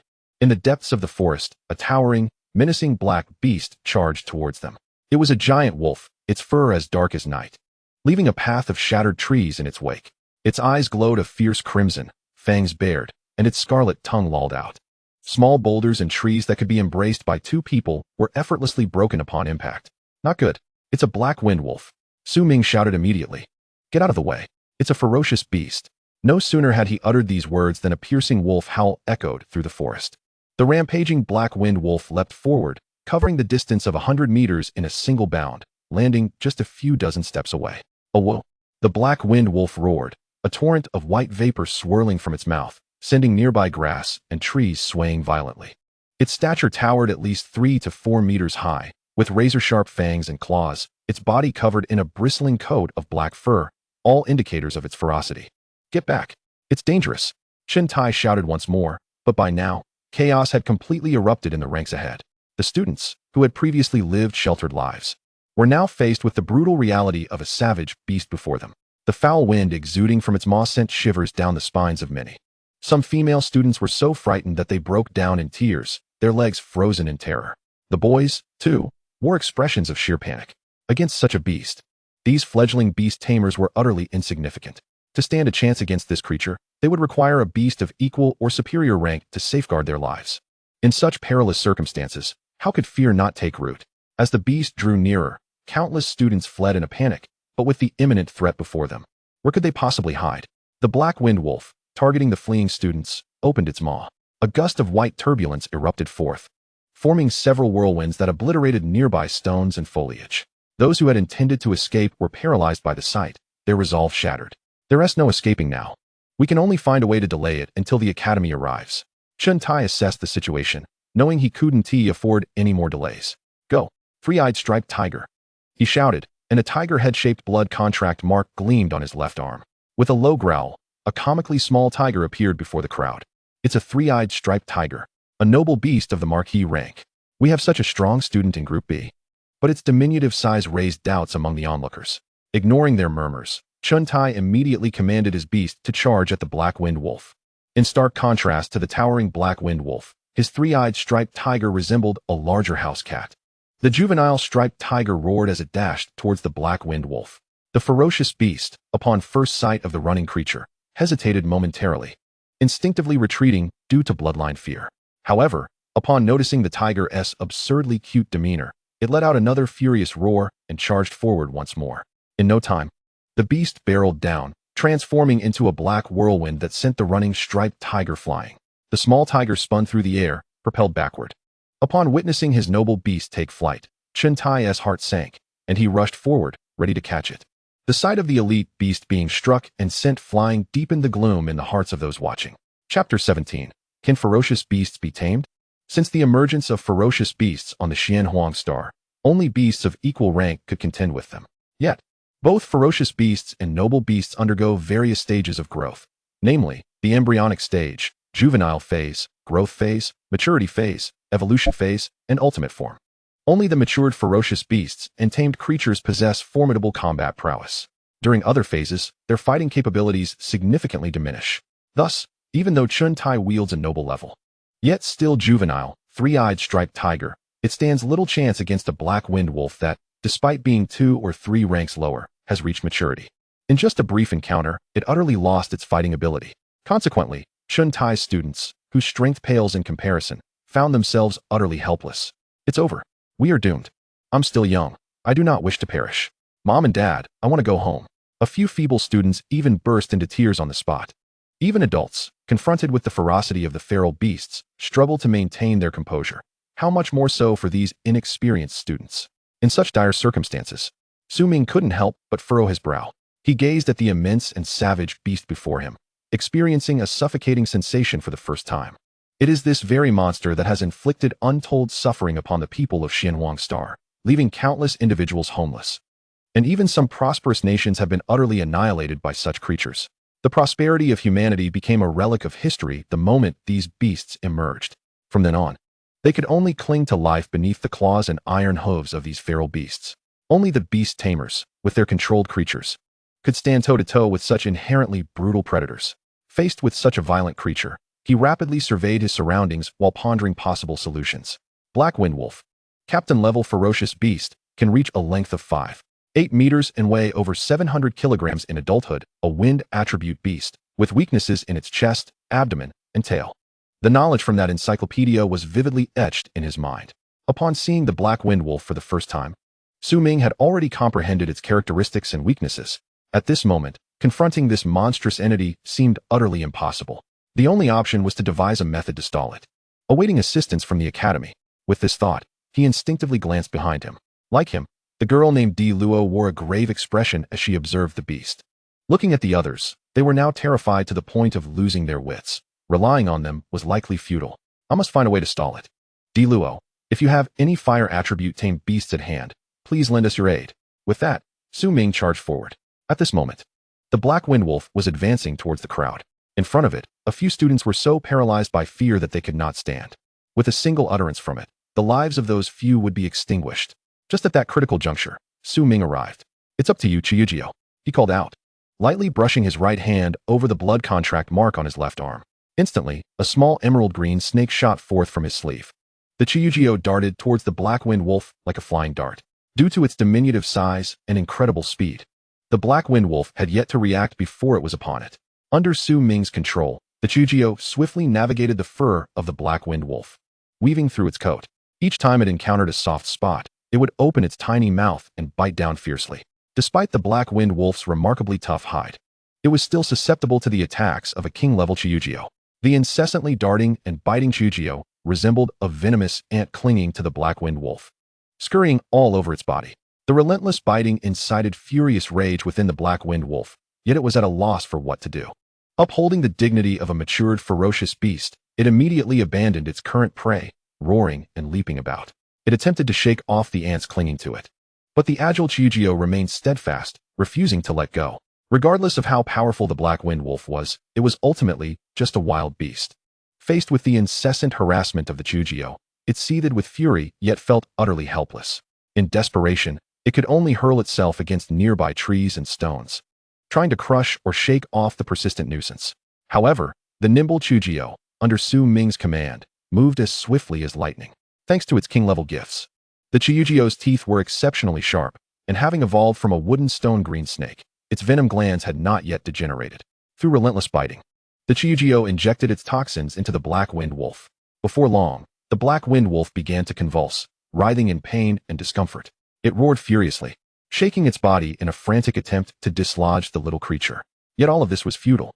Meanwhile, on the ground, Ming continued to maneuver the Chiyujio, distracting the black wind wolf while also dodging and drawing closer to it, aiming to lead it away from the other students to prevent any harm. As he gradually approached the black wind wolf, the malevolent aura emanating from it became increasingly oppressive. The wind attribute beast exuded a constant torrent of gales. Upon nearing it, Ming found his breathing becoming labored, an invisible pressure constricting his chest, intensifying the sense of suffocation. When he was still 7 or 8 steps away from the black wind wolf, he could already smell the metallic tang of blood wafting from it. Simultaneously, within his line of sight, a deep blue box completely encased the black wind wolf. Name: Black Wind Wolf. Rank: Captain level. Status: Mature, Evolution degree: 57. Frenzied, Wild Instincts. Unclaimed, Modifiable. Modify? The moment Ming laid eyes on the final line of annotations, his breath hitched. The ferocious beast was in a modifiable state. In that instant, his heart skipped a beat. What would the effects of modifying a ferocious beast be? Ming had no means of knowing. But if he were to succeed in modifying it before everyone's eyes, such an occurrence would surely cause an uproar. At least since the emergence of ferocious beasts, there had not been a single case indicating that these creatures could be tamed or subdued. The very nature of ferocious beasts lies in their uncontrollable, bloodthirsty temperament, which is precisely why they are labeled as such. Ming hesitated at this realization. Just then, a flash of dark light flickered across the black wind wolf, and it forcefully struck its tail down, unleashing a wave of black energy that enveloped its entire body. This black wind, which was originally intended for use against foes, was now directed at expelling the pesky Chiyujio. The dark energy surged around it, the violent winds tearing at its fur, uprooting countless resilient hairs, and even some flesh. The Chiyujio had nowhere to escape and was swept up by the black wind. Simultaneously, the black wind wolf's attention turned to the seemingly inconspicuous human before it. It let out a furious roar and violently swung its tail, sending another wave of ferocious energy hurtling towards him. In this moment of peril, Ming found himself without options. Chapter 18. the tremor of the professor group. In a critical moment, the black wind wolf's ferocity erupted. With a flick of its tail, it unleashed a wave of black wind. Given that Su Ming was merely a few steps away, he had no hope of evading it with his physical abilities and ordinary reflexes. At this moment, the crowd believed that he would surely be defeated by this move. Just then, Su Ming had already locked onto the black wind wolf before him. With the frame of vision fading gently, an immense surge of spiritual energy erupted from within him, coalescing into a mass that surged towards the black wind wolf. The spiritual energy flowed from Su Ming's being like a tidal wave. In mere moments, his internal energy was completely depleted. Subsequently, the black wind wolf, now under his control, trembled, and the fierce black wind it had just unleashed, along with its rampant malevolent aura, vanished without a trace. The once crimson-eyed beast now stood dazed before Su Ming, its gaping maw gradually closing, the crimson gleam in its eyes slowly dissipating. The bristles that had stood erect on its back began to smoothen, returning to a state of docility. This ferocious creature appeared to have become remarkably docile. Had he succeeded? Su Ming, grappling with physical exhaustion, managed to steady himself. The spiritual energy required to tame an adult black wind wolf was considerable. He hastily consumed a vial of potion, crushing the crystal bottle into shards, hoping that this small act would go unnoticed by others. At this juncture, the man and the wolf faced each other, while the majority of onlookers focused intently on the black wind wolf, with only a handful directing their gaze towards him. Witnessing the once raging beast suddenly come to a standstill, the howling winds that had enveloped it now silenced, many in the crowd were left perplexed. Why had the ferocious creature suddenly calmed? What was happening? Su Ming was unharmed. How splendid. Did this mean we were saved? The students began to rejoice, while others remained apprehensive about Su Ming's condition. Chintai, cradling the injured three-eyed, colorful tiger, limped forward. When he stopped, about 20 paces away from the black wind wolf, astonishment washed over his face. In his eyes, the once bloodthirsty and brutal beast had transformed into an embodiment of gentleness. To his utter disbelief, it lowered its furry head before him, and, in front of his brother, licked Su Ming's head with its damp tongue. This scene left him utterly shocked, shattering his preconceived notions. How could this be possible? A ferocious beast expressing affection towards a human? Was he imagining things? Chintai rubbed his eyes in disbelief, gazing ahead. The massive black wind wolf now hung its tongue out like a dog, fixated on Su Ming. Even the usually composed Di Luo wore an expression of astonishment. The girl glanced at the pair of man and wolf not far away, quietly stowing away the item she had been holding, then crushed a softly glowing object. The crisis had subsided, yet the outcome was unexpectedly surprising. The students present fell into a contemplative silence, watching the duo in front of them, their expressions a tapestry of emotions. Brother, how did you manage this? Do share. If you don't, I'll feel utterly uneasy. This time, Chintai, breaking from his usual demeanor, insisted that Su Ming provide an explanation. However, given the extraordinary nature of the event, he hesitated to voice it aloud, merely shaking his head with a sigh as he reached out to pat the black wind wolf's fur. The creature, panting and tongue lolling, glanced back at him, devoid of its prior ferocity. This fellow must have consumed something it shouldn't have, causing its earlier rage. Once that was dispelled, it returned to normal. Hey, brother, this excuse of yours would only be believed by a fool. Chintai scoffed at the notion, jesting that it was unlikely all beasts went mad simply due to a bad meal. Yet, there was a sliver of truth to this. Just then, Di Luo approached, casting a sidelong glance at the towering black wind wolf, her expression still one of calm. I believe his words. Not every ferocious beast is born with an innate propensity for violence, the girl added, catching Su Ming off guard. He never expected this somewhat unfamiliar girl, whom he had only just met, would stand up for him. After all, he was the one who had lied. You too. Chintai found himself at a loss for words, glancing at the pair before breaking into a grin and slowing his pace. Well, this incident seems destined to be recorded in history. No, it should be considered one of the most intriguing events during my 4 years at Xuxia Academy. Brother, you must keep striving. With that, he gave Su Ming a thumbs up, revealing a broad smile before trailing behind the two. Due to the sudden turn of events, the academy ultimately had to halt the new student training, dispatching numerous special investigators to probe the beast incident. When the academy personnel beheld the incredibly docile black wind wolf following Su Ming and his companions, their jaws dropped in astonishment. Professor Bai, over here.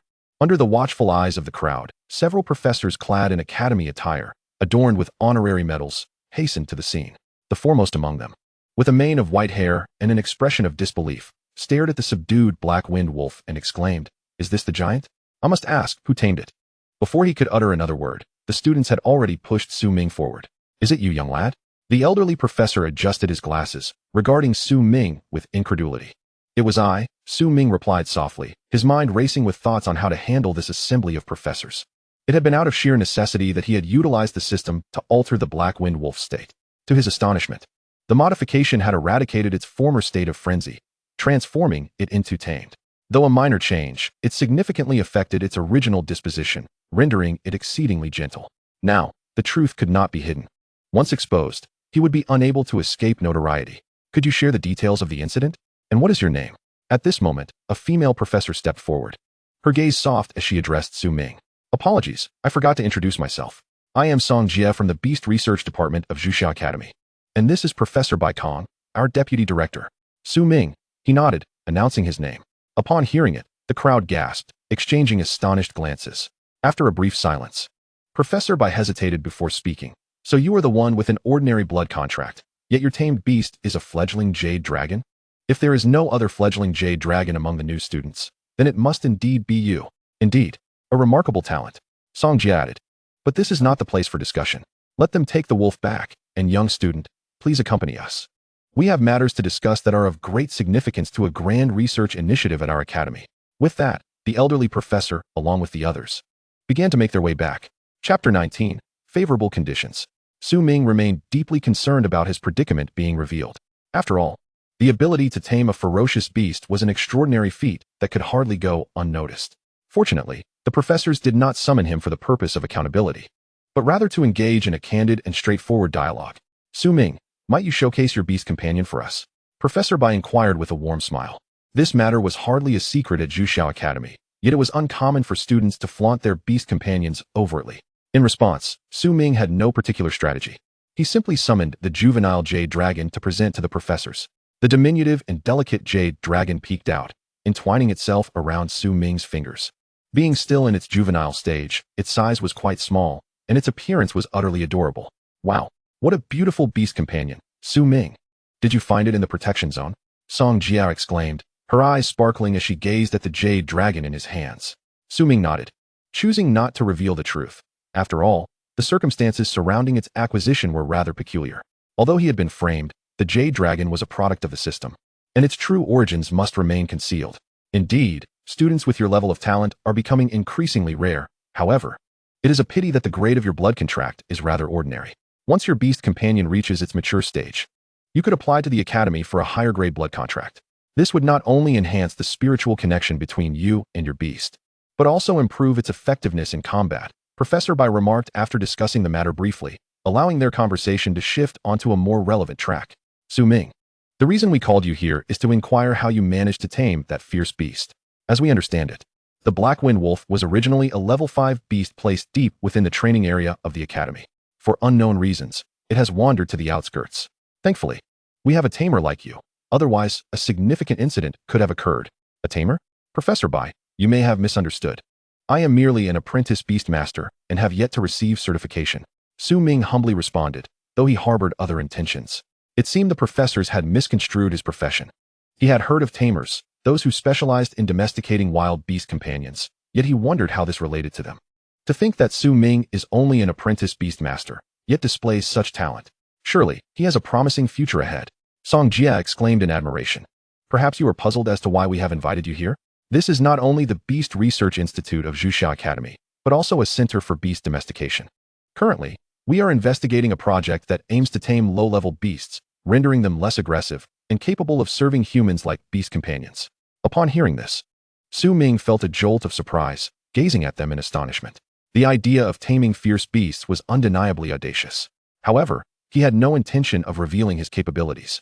I'm afraid I did not tame the Black Wind Wolf. In truth, I am uncertain how it became docile.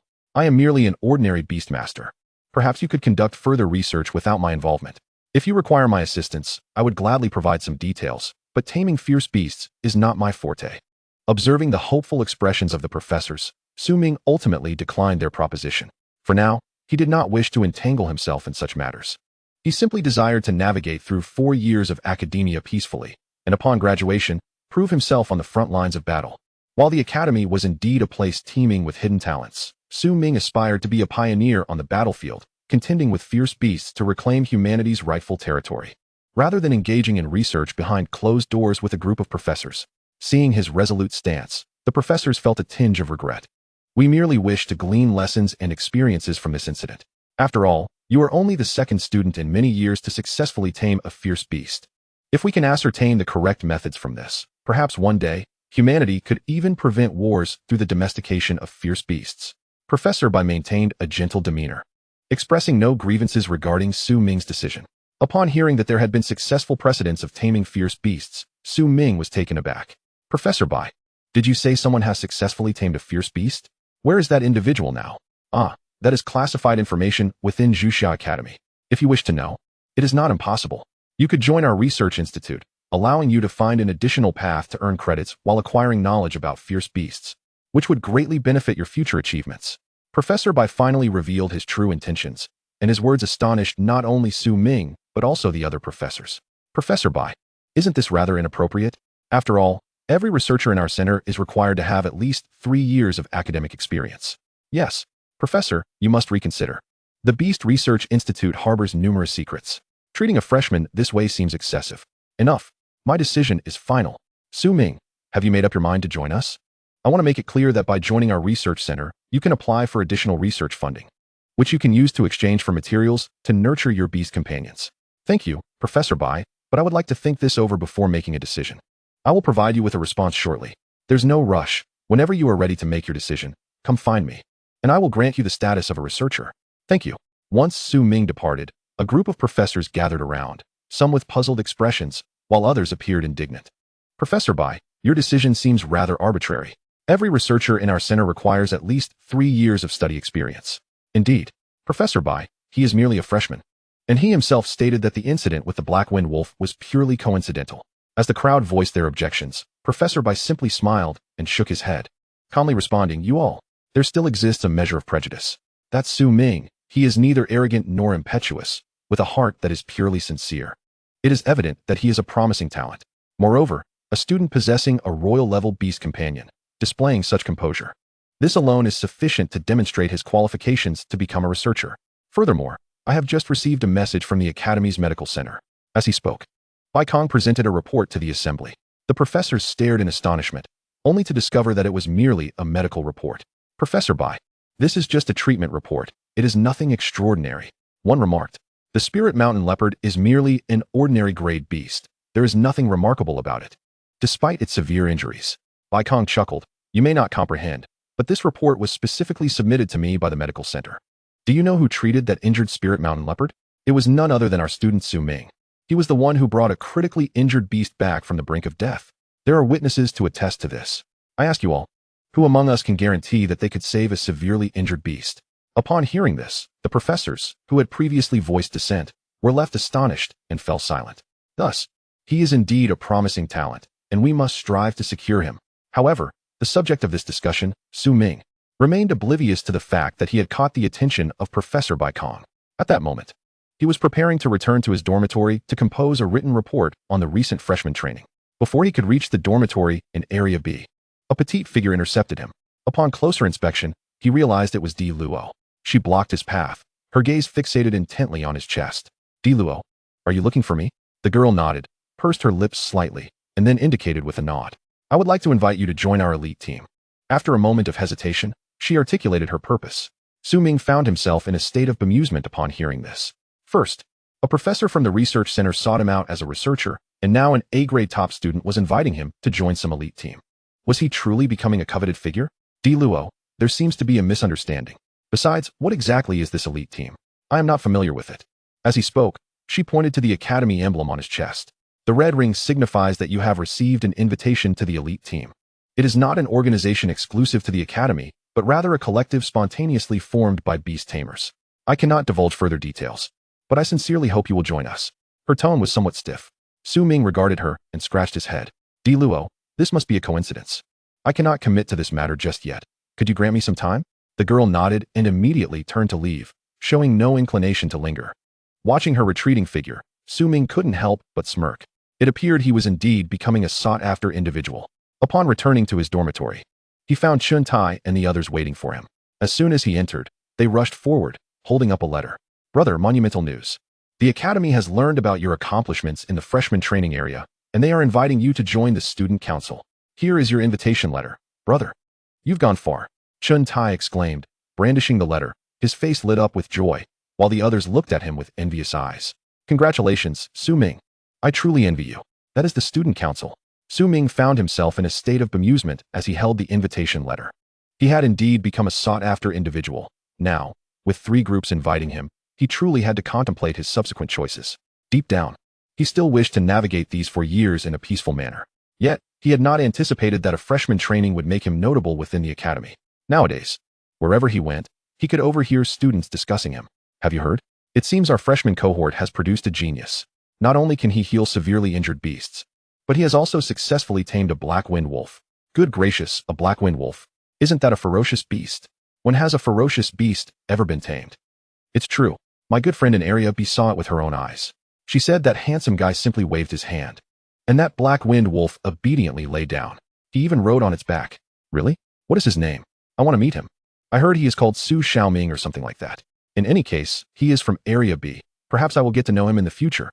No matter where he went, Su Ming was constantly hearing discussions about himself. Additionally, his name had been placed before many individuals. Su Ming, how intriguing. It seems this year's freshmen possess considerable strength. There he is again, Su Ming, that scoundrel. He is taking our resources and laying hands on my people. This matter is far from over. In Area A, after attending a student council meeting, Zhao Huangsheng had just learned about Su Ming from those around him, which made him recall that resolute gaze. Him? Huh. I truly look forward to the day we cross paths again. While he was lost in thought, a figure brushed past him. Oh, is that not Zhao Xiao? Why are you still here? Upon seeing the newcomer, Zhao Huangsheng's expression instantly transformed, adopting a much more amiable demeanor. Brother Song, it is you. Song Se looked at him and nodded with a smile. I have heard that this time the president is making an exception to invite a freshman from Area B to join our student council. This is unprecedented in the past decade. What are your thoughts on this? Brother Song, the president must have his reasons for doing so. Heh, are you familiar with that Su Ming? Zhao Huangsheng was momentarily taken aback, his expression stiffening slightly, before he replied with some difficulty. I have heard of him. Very well then. I shall wait for another day to meet him personally. Let us see just how formidable this freshman from Area B is. By the way, do keep an eye on that girl named Di Luo in your class. She ranks second among this year's freshmen, and even I may not fare well against her. It would be advantageous for you to interact with her as you prepare to join the elite team. As he spoke, Song Se gently patted Zhao Huangsheng's shoulder. Zhao Huangsheng felt a rush of apprehension, immediately lowering his head, though his gaze lingered on the gleaming academy emblem, where 3 distinct red rings were clearly visible. After considerable deliberation, Su Ming ultimately chose to join the academy's research center. The reason was simple. After Professor Bai Kang's repeated invitations, he could not decline such earnest hospitality. Thus, he acquiesced to the wishes of the venerable professor and became a researcher, albeit nominally. Haha, welcome Su Ming to our research center. From this day forth, you shall be one of us. Xiao Song, I entrust him to you. You are of similar age and should be able to converse well. As you command, Professor Bai. Chapter 21, The Anemic Beast. The work at the Research Institute was relatively straightforward, often requiring collaboration with the personnel there on various research projects. Thanks to the knowledge gleaned from encyclopedias, Su Ming found his tasks here remarkably effortless. To everyone's astonishment, his intellectual preparation rivaled that of the center's leading professors. Little Su, I have heard that you possess a profound understanding of the habits of ferocious beasts. Have you ever come across a creature that can drain the blood of both humans and tame beasts? On this particular day, after the conclusion of a research project, Song Jie deliberately halted him to inquire about ferocious beasts. A blood-sucking beast? Professor Song, there are numerous types of such creatures, including the insect-like horsefly, the blood-feeding tick, the airborne wasp, and the red bat, among others. I am uncertain which one you wish to know about. Su Ming briefly contemplated and recounted various species he was familiar with. Upon hearing this, Song Jie swiftly waved her hand, interrupting him. All right, Xiao Su. I am aware of your extensive knowledge in this area. However, we have received a commission at our research center regarding a troubling incident at the academy. A group of free-range tamed beasts has fallen ill, and upon inspection by the beast tamers, they found these creatures to be lethargic, exhibiting peculiar wounds on their bodies. After an examination by the rescue center personnel, it was suggested that they may have been harmed by a certain blood-sucking ferocious beast. The academy has therefore entrusted us with this matter, collaborating with the investigation team. I thought of you, as you have considerable expertise in such matters, and I would like to ask you to accompany me to the scene today. Understanding the gravity of the situation regarding ferocious beasts, Su Ming readily agreed to join her. After a brief preparation, the two made their way to the Zhuxia Academy, specifically to the area where the tamed beasts were housed. This location was an outdoor breeding ground, nestled against the Academy's new student training zone. Originally a sunken basin, it had been repurposed by the Academy as a breeding site. There, Su Ming encountered the afflicted tamed beasts. Among them were several triangular rhinoceroses and a few unicorns. These beasts were particularly loathsome, as they not only harassed the area daily but also left no traces behind. The investigation team had conducted several checks without identifying the culprit. The local beast tamers guided the two as they examined the injured creatures. Su Ming observed several unicorns, emaciated to the point of resembling mere skin and bones, lying on the ground, twitching and utterly listless, even showing no interest in the hay piled before them. May we approach for a closer look? He inquired of the responsible beast tamer, who promptly nodded in agreement. Yes, but please do not disturb them too much. As you can see, they are in a state of utter exhaustion. If this continues, I fear it won't be long before. As he spoke, the beast tamer's eyes began to redden. A man who appeared rugged and tough was now turning away to wipe away tears. These creatures grew up right before my eyes. Each one is like my child. Please, you must help me, he said, his voice choked with emotion. Su Ming silently approached the tamed beasts, and within his vision, several faint blue boxes highlighted the resting creatures. Name, unicorn. Rank, soldier level. Status, anemic, weak, modifiable, modify. Shifting his gaze to another area, he noticed several massive triangular rhinoceroses, equally lethargic, slowly chewing on their feed. Their eyes barely opened. Name, triangular rhinoceros. Rank, lieutenant level. Status, anemic, weak, modifiable, modify. The remaining tamed beasts, to varying degrees, exhibited signs of weakness, lying on the ground or staggering about, clearly struggling to maintain their balance. After surveying the area, he noted that the breeding grounds were relatively clean, with a well-maintained surface, adorned with various flora and several ponds nearby. He approached the edge of a pond and observed that the water was quite rich and clean. Have you discerned anything? Song Jie approached, inquiring. Su Ming furrowed his brow and replied solemnly, in my estimation, a blood-sucking beast must either possess a voracious appetite or exist in significant numbers. However, a creature with a large appetite would undoubtedly be of considerable size, and a large number of them would generate noticeable commotion. In either case, it would be difficult for them to remain unnoticed. Yet, after examining the surrounding area, I found no suspicious traces on the ground, nor do I perceive any ferocious beast lairs nearby. Furthermore, being within the academy, the presence of a large number of ferocious beasts would surely have been detected. Additionally, ferocious beasts are known for their cruel and violent nature. They would not lie in wait quietly. Therefore, I wish to examine the Rescue Center's inspection report to see if I can uncover any clues from it. In response to his request, Song Jie and the Research Center endeavored to accommodate him. Before long, a comprehensive inspection report was placed in Su Ming's hands. Upon returning to his dormitory with the report, he found his good friend engaging in flirtatious banter with a female classmate. Just as he pushed the door open, the two startled and quickly separated. Ah, it's you. Why do you walk so quietly? Chen Tai remarked, adjusting his collar with an awkward laugh, while the girl hurriedly covered her face and retreated to her room. I see you've become quite forgetful. Su Ming shot him a disapproving glare. This fellow would always engage in flirtations whenever he had free time. It seemed he was quite the experienced one. Isn't that just human nature? By the way, I haven't seen you since class ended today. Where have you been? Share something interesting. Chen Tai, though socially savvy, was also exceedingly curious. Su Ming gave him a sidelong glance and recounted the day's events. What? A bloodsucking case? Chen Tai exclaimed, suddenly animated, his face alight with excitement. Brother, you must involve me in this. Opportunities to encounter such matters within the academy are rare. Please indulge me. With my intellect, I might even be of assistance. He patted his chest earnestly, appealing to Su Ming. I'll need to consult Professor Song about this. However, if you're interested, you can take a look at these inspection reports. They are copies I retrieved from the Rescue Center. Su Ming handed the reports to him and proceeded to freshen up. After a busy day, he felt somewhat fatigued.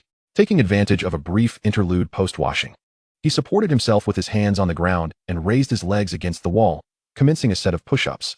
As he counted to 249, Chen Tai's excited voice rang out from outside the room. I've got it. Brother, I know what we should do. At that moment, Su Ming was finishing his 250th push-up. Brother, I have a brilliant plan. Speak. Doesn't that creature have an affinity for blood? We could set a bait to lure it out. I propose that we do it ourselves. What do you mean? Su Ming clapped his hands and stood up. We could let a little blood flow. Once the creature emerges, we can capture it directly. Isn't that a feasible plan? Is that all? Chapter 22. waiting by the stump for the rabbit. According to Chen Tai's idea, they would inflict wounds upon themselves to entice the predator. However, at this juncture, Su Ming could not ascertain the specific category or habits of the culprit. After all, there are numerous types of blood-sucking ferocious beasts, and without more detailed information, he could not draw any conclusions. Furthermore, the report from the rescue center only documented the physical condition of the tamed beasts without conducting any pathological analyses or wound examinations. As he surveyed the scene, he discovered that the beasts, which had been drained of blood, were only a few suspicious wounds, with little else to note. Consider this. If that creature could incapacitate a triangular rhinoceros, it must possess a considerable appetite. In other words, it is excessively greedy. Leveraging this knowledge, we can entice it with some high-tier beasts. At this moment, Su Ming finally grasped his implication. Initially, he had thought that this brother intended to bleed himself dry, waiting for others to feast upon him, an invitation to demise. A high-tier beast that is too diminutive would certainly be unsuitable. Your spotted tiger, for instance, would not suffice. I am well aware of that. Hence I can assist you in contacting a few esteemed seniors to borrow their beasts. Chen Tai exclaimed, rubbing his hands together in excitement. Do they even agree to this? Beasts are precious commodities. Fear not, with my involvement, they shall not refuse. Chen Tai assured, thumping his chest confidently. Su Ming resigned himself to letting Chen Tai handle the matter. However, it must be said that this dorm mate of his seemed to have quite a commendable reputation outside. He noticed many were eager to converse with him, particularly the female students, most of whom preferred Chen Tai's company.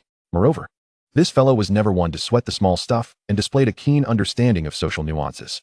His hidden identity must be quite remarkable. At least, his family background surely did not mirror Su Ming's own. The tasks entrusted to Chen Tai were swiftly resolved. Before long, Su Ming found himself in the presence of two seniors willing to lend their assistance. The first, a senior named Chen Yi, was accompanied by a noble firefly kite. She was a graceful woman who offered a slight nod of acknowledgement to the two. Upon her left hand, a blood contract mark of a fiery bird adorned her skin. The other was a robust young man, Lu Bin, whose bronze skin was a testament to his muscular physique. His beast was a howling sky monkey, a warrior-level creature. As Chen Tai introduced them, Lu Bin extended his left arm, displaying a blood contract mark of a colossal ape. Thank you both for your cooperation. I trust you are both aware of the task at hand? Su Ming inquired in advance, to which they both nodded in agreement. Young Junior, Chen Di ahem. Chen Tai has informed us. You wish to draw some blood from our beasts, correct? No problem. However, let me preface this by stating that if any danger arises, we will prioritize the safety of the beasts, and I hope you can understand. That is entirely reasonable. After all, for us, our beasts are of utmost importance. After the four reached an agreement, they proceeded to the Academy's breeding grounds. Upon explaining their intentions to the beastmasters present, the latter expressed immense gratitude and led them to the breeding area. By this time, it was already past 8 in the evening. The night was shrouded in a hazy darkness, rendering the breeding grounds exceptionally tranquil. Most beasts retired early once night fell, thus the atmosphere was eerily silent. Under Su Ming's guidance, the two summoned their beasts and positioned them at the center of the breeding grounds. With a soft chirp, a majestic eagle, bathed in fireflies, descended gracefully. Meanwhile, the other beast, a massive, muscular ape with a fearsome visage, lay down at the center of the grounds upon its master's command, resting its head upon its sturdy arms, gazing skyward. Once the two beasts were settled, their owners took knives and made incisions on their respective beasts. As the blood began to drip onto the ground, the four concealed themselves, quietly awaiting in a small cabin outside the breeding grounds. Before departing, Su Ming deliberately released his juvenile jade serpent, allowing it to hide in the grass, poised for action. The juvenile jade serpent, diminutive in size, was adept at remaining inconspicuous among the foliage, making it difficult for other beasts or humans to detect it. Meanwhile, Su Ming remained indoors, utilizing a mental connection with the juvenile jade serpent to sense the happenings within the breeding grounds. This wait extended into the late hours of the night. After midnight, the atmosphere was utterly serene. Two of the four could no longer withstand the fatigue and succumbed to slumber. Only Chen Tai and Su Ming remained, hidden behind the window, observing quietly. At this moment, the breeding grounds retained their tranquility, interrupted only by the occasional whisper of the evening breeze. The two reclining beasts were eerily still, oblivious to the impending danger. Why haven't they arrived yet? It's well past midnight. Chen Tai exclaimed, his eyes wide with impatience. They possess far more patience than we anticipated. Let us wait a bit longer. I refuse to believe that creature is aware of our trap. After quite some time, with still no sign of movement outside the breeding grounds, the moon was soon obscured by clouds, shrouding the surroundings in profound darkness. Just as Su Ming began to feel drowsy, the juvenile jade serpent, lying in wait, suddenly emitted a warning. Instantly alert, he reached over and tapped Chen Tai. "They're coming." Chen Tai immediately awoke, covering his mouth and peering outside with wide eyes. In the dim night, indistinct shapes began to approach the breeding grounds. Their movements were peculiar, skimming the ground silently, yet they made no noise.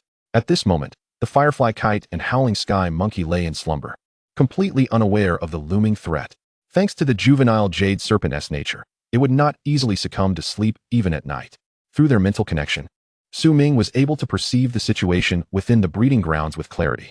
There were 5 of them, and they were not small. After a brief observation, Su Ming deduced several conclusions. Subsequently, the two stealthily exited the room, carefully moderating their steps to avoid disturbing the beasts. The two who had already succumbed to sleep were left undisturbed for safety's sake. Su Ming and Chen Tai cautiously approached the breeding grounds, utilizing the ambient light to discern 5 shadowy figures slithering toward the center of the breeding area. Their movements were slow and deliberate, each undulating as they advanced. Judging by their size, each creature measured approximately 3 to 4 meters in length, their bodies likely pliable, suggesting they had been lurking within the breeding grounds. With this realization, Su Ming formed a preliminary conclusion in his mind. These blood-sucking fiends possessed considerable talents, capable of masking their presence and movements as they approached their prey. Presently, they were separated by a distance of at least several dozen meters. At such a distance, the myriad systems could neither identify nor delineate them, compounded by the deep night, obscuring their true forms. Thus, Su Ming resolved to advance a little closer. Chapter 23, The Evil-Eyed Leech. The sky darkened, devoid of light, relying solely on the faint ambient sources, rendering it nearly impossible to discern the blood-sucking fiends. At this moment, the shadowy figures had crawled beside the two beasts. They clung to their bodies like mud, drinking in the beast's blood. Yet the two beasts remained blissfully unaware, continuing to slumber deeply. "Move in a little closer," Su Ming suddenly whispered. He covered his mouth, lowering his voice. "But if we do that, we'll be too close. It might scare them away," Chen Tai replied, somewhat perplexed. "Not necessarily. They are likely feasting at the moment, perhaps too preoccupied to pay us any heed. Follow me." With that, Su Ming crouched down, stealthily advancing while guiding the concealed juvenile Yu-Gi-Oh, urging it closer to those creatures. At that moment, the breeding ground lay shrouded in silence, occasionally interrupted by the rustling of leaves. Su Ming and his companions stealthily traversed the protective barrier of the breeding ground.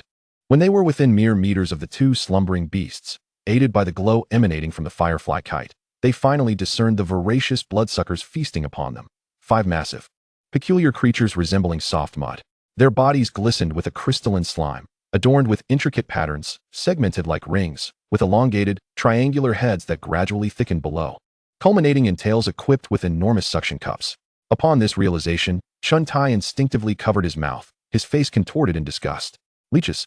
The moment Su Ming recognized the creatures, astonishment escaped his lips, but he quickly identified the true nature of these blood-sucking fiends. Evil Eye Leech, Centurion level, abilities, paralytic venom. Evil Eye Gaze, blood-sucking, softening, mucus secretion, feigned death. This was a notably peculiar and fearsome beast in its juvenile stage. The Evil Eye Leech's malevolent eye had yet to fully develop, rendering it merely a soldier-level creature. However, once it matured and its evil eye fully formed, its power could ascend to that of a centurion. What was most terrifying was that this beast required no specific conditions for growth, as long as it ingested sufficient blood. Reaching maturity would result in a drastic enhancement of its capabilities. The 5 Evil Eye Leeches before them were evidently already in their mature phase. Perhaps disturbed by the two intruders or sensing an unusual scent, the 5 leeches simultaneously writhed, gradually withdrawing from the bodies of the two beasts, turning to face them. Beneath their grotesque triangular heads, a red, bloodshot evil eye began to slowly rotate. "Be careful, do not look into their eyes." The moment Su Ming observed their movements, he felt every hair on his body stand on end. He immediately shouted to prevent Chen Tai from locking eyes with the leeches, but it was too late. Chen Tai stood transfixed, his gaze frozen.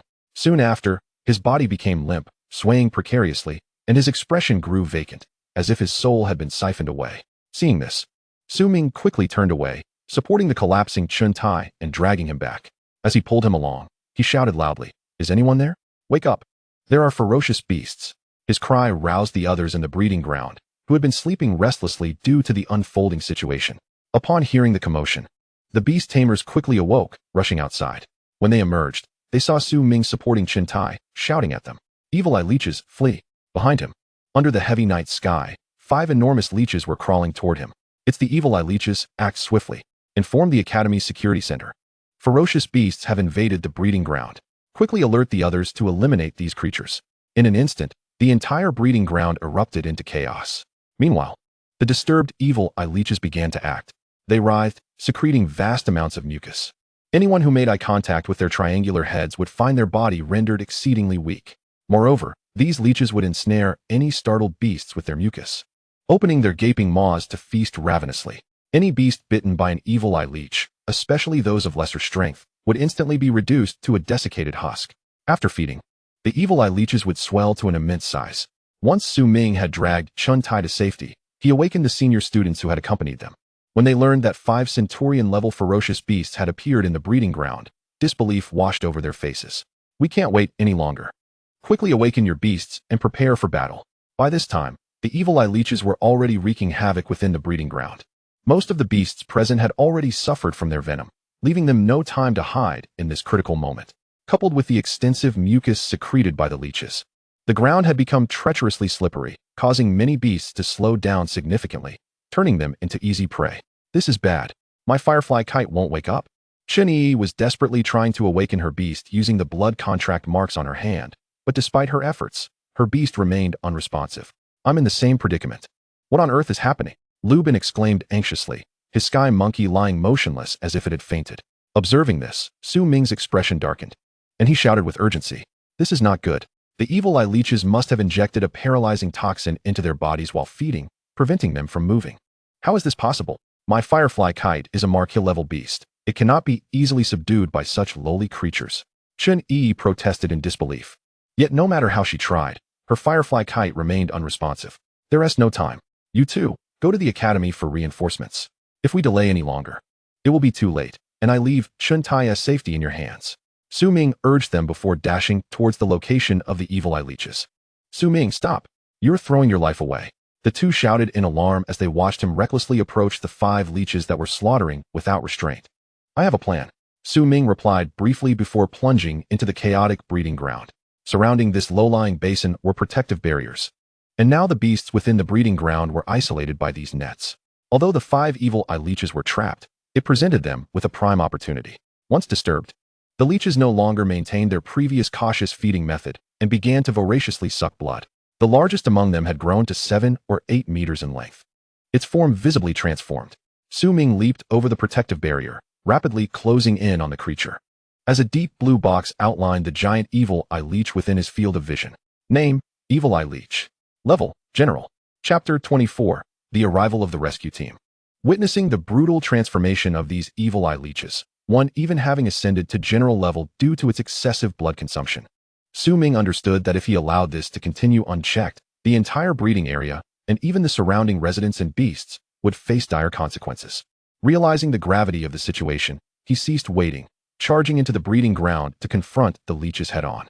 Utilizing the system's capabilities, he swiftly assessed the current state of the evil eye leeches. Name, Evil Eye Leech. Level, Centurion. Status, Mature, Fully Fed, Evolution Level, 99, Modifiable, Modify. To his astonishment, upon a cursory glance, he discovered that several of the evil eye leeches were on the brink of mutation.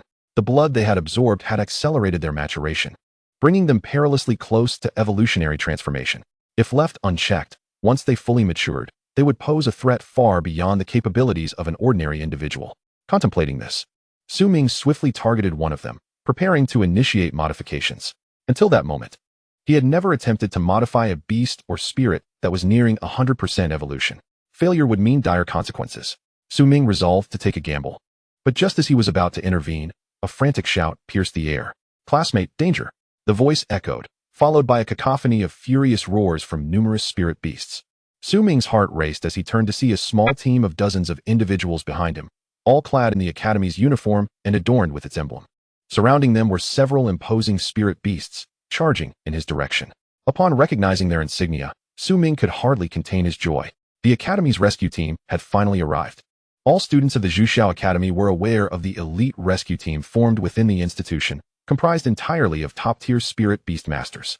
With their presence, the evil eye leeches would surely be no match. Initially, Ming believed he would have to rely solely on himself. risking exposure of his abilities to manage the situation with the system. Unexpectedly, at this critical juncture, the rescue team had arrived. Elated, Ming abandoned his previous intentions, maneuvering the Chujio back to his side while extricating himself from the breeding area. At that moment, the evil eye leeches were already less than 10 meters away. Fortunately, having gorged themselves, their bodies were swollen and sluggish, allowing him to escape. As he exited the breeding area, the spirit beast masters of the rescue team promptly directed their beasts to attack the 5 evil eye leeches. A group of azure-eyed cattle charged forward, their formidable strength forcing the 5 leeches to stagger back. Meanwhile, a wind feather eagle soared above, flapping its wings and unleashing wind blades that left a series of lacerations on the leeches' bodies. Just as Ming stepped out of the breeding area, a member of the rescue team rushed over to inquire about his well-being. "Classmate, are you all right? Are you hurt?" He shook his head, indicating that he was fine. However, upon observing their spirit beasts, though they appeared exceptionally fierce, Ming knew they were woefully inadequate to truly contend with the evil eye leeches. "Listen to me. Those evil eye leeches are nearing maturity.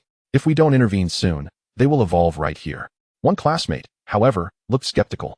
"What makes you think they are maturing and about to evolve?" They regarded him with doubt. Without time to explain, Ming insisted. "The one in the middle and the 2 on the left are on the verge of evolution. If they succeed, their rank and potential will undergo a dramatic transformation, making it impossible to stop them later. Don't worry, with our rescue team here, these beasts are hardly a problem." The others dismissed his concerns, clearly not taking them to heart. Ming felt a wave of anxiety wash over him. After all, he was merely a freshman. His words were unlikely to be believed. Yet, the system had already detected the status of the evil eye leeches, and even to the naked eye, it was evident that 3 of them exhibited signs of rigidity, indicative of an impending metamorphosis. On Xuanhuang Star, most beasts or spirit beings enter a state of rigidity during their transformation phase. The duration of this rigidity varies according to their individual maturation and development. However, from his research, Ming understood that most fierce beasts possess a characteristic. During the rigid transformation phase, their body strength significantly increases, and some, especially reptiles, may encase themselves in a hardened cocoon to protect their bodies. This hardened form, known as a steel cocoon, is formed from their originally rigid outer skin, boasting a strength comparable to basalt. Ordinary attacks would be utterly incapable of breaching their defenses. Moreover, the strongest member of the rescue team commanded a mature martial-level azure Xian cattle, while the others were at least 1 or 2 ranks lower. Thus, these individuals were utterly unprepared to handle the soon-to-evolve evil eye leeches. Just as the spirit beasts launched their assault, one of the evil eye leeches began secreting a copious amount of mucus. The mucus solidified upon exposure to air, forming an incredibly tough shell around it. An azure-eyed cattle charged with all its might, but its horns merely created a few cracks on the hardened shell. "What is this? It's incredibly tough. My azure-eyed cattle can't even harm it. Captain, it's up to you. Leave it to me." The rescue team captain immediately understood. He directed his azure Xian cattle towards the evil eye leeches that had begun to form a steel cocoon. Unlike the azure-eyed cattle, his azure Xian cattle was a true martial-level spirit beast, standing 3 meters tall, its muscles bulging, with skin as tough as azure stone and its horns glowing a fierce red. The azure Xian cattle pawed the ground vigorously, steam billowing from its nostrils. "Charge!" Azure Xian cattle. At the captain's command, his spirit beast surged forward like the wind. A tremendous impact resonated as the azure Xian cattle collided with the freshly formed steel cocoon of the evil eye leech. As the reverberations subsided, the cocoon was sent flying, rolling across the ground, leaving a massive crater in its wake, with grass and dirt thrown into the air. "Captain, you're magnificent." No doubt that hit shattered that beast's body. Several members of the rescue team exclaimed in awe at the impressive strike. However, Ming, still observing the situation, furrowed his brow in concern. To him, while the impact was indeed astonishing, the cocoon had only cracked superficially. The core of the leech remained entirely unharmed. Furthermore, under the intense external stimulus, the leech inside the cocoon seemed to accelerate its evolutionary process. This was a grave situation. Chapter 25. Interfering with Evolution. Through the system's status assessment, Ming could clearly perceive the conditions of all the spirit beasts currently engaged. Compared to the evil eye leeches in the breeding area, the rescue team's spirit beasts were merely distractions. If it were just a matter of routine obstruction, there would be no significant issue. However, they were now facing 5 evil eye leeches that were fully satiated and on the verge of evolution. Moreover, the weakest among them was already at the rank of a 5th lieutenant, and if they were allowed to evolve completely, it was uncertain what rank the strongest among them would attain. As the rescue team leader unleashed the full might of his azure-horned bull, It merely inflicted superficial damage upon the newly emerged creature. Su Ming felt a surge of anxiety and called out again, "Everyone, it's too late. If we don't disrupt their evolutionary process, the evil-eyed leech will mutate." However, his urgent plea was abruptly silenced by a rough retort. "Shut up, rookie. This is our rescue team's mission. Unauthorized personnel must stay clear. You don't belong here, scram." Faced with such obstinacy from the rescue team members, Su Ming felt a pang of despair. He could no longer afford to be restrained. If these fools continued their reckless antics, the leeches would surely accelerate their evolution. Once evolved, the evil-eyed leeches would become ravenous due to their weakened state, threatening all life in the surrounding area. Recognizing the gravity of the situation, he bypassed the obstinate team members and dashed towards the breeding ground. At that moment, the evil-eyed leeches had entered a state of rigidity, rendering them incapable of attack. Thus, approaching them was the safest course of action. However, just as Su Ming prepared to enter their vicinity, a soaring wind-feather eagle suddenly swooped down, its powerful wings creating a tempest that propelled him away. "Kid, have you lost your mind?" The rescue team members were taken aback by his audacity, immediately commanding their beasts to forcibly eject him from the area. Su Ming was blown back by the fierce wind, but upon landing, he wasted no time and sprang back to his feet, determined to charge forward once more. Yet, one of the rescue team members blocked his path, extending a hand to halt him. "Did you hear what I said? Get lost, or I want to hold back." The irritation on the member's face was palpable as he prepared to act. At this moment, Su Ming had no intention of engaging in futile conversation. Before the hand could land upon him, he swiftly seized the wrist of the assailant, hurling him aside with great force. Years of rigorous training, coupled with the enhancements from the system, had rendered Su Ming extraordinarily powerful and formidable. The individual attempting to obstruct him was effortlessly thrown aside. What the hell? How dare he strike back? Teach him a lesson and make him leave. Witnessing their comrade being flung away, the others rushed at him in a furious frenzy. One by one, they fell like chickens under his might, none able to withstand his onslaught. After dispatching several of them, Su Ming accelerated towards the nearby evil-eyed leeches in their evolutionary stage.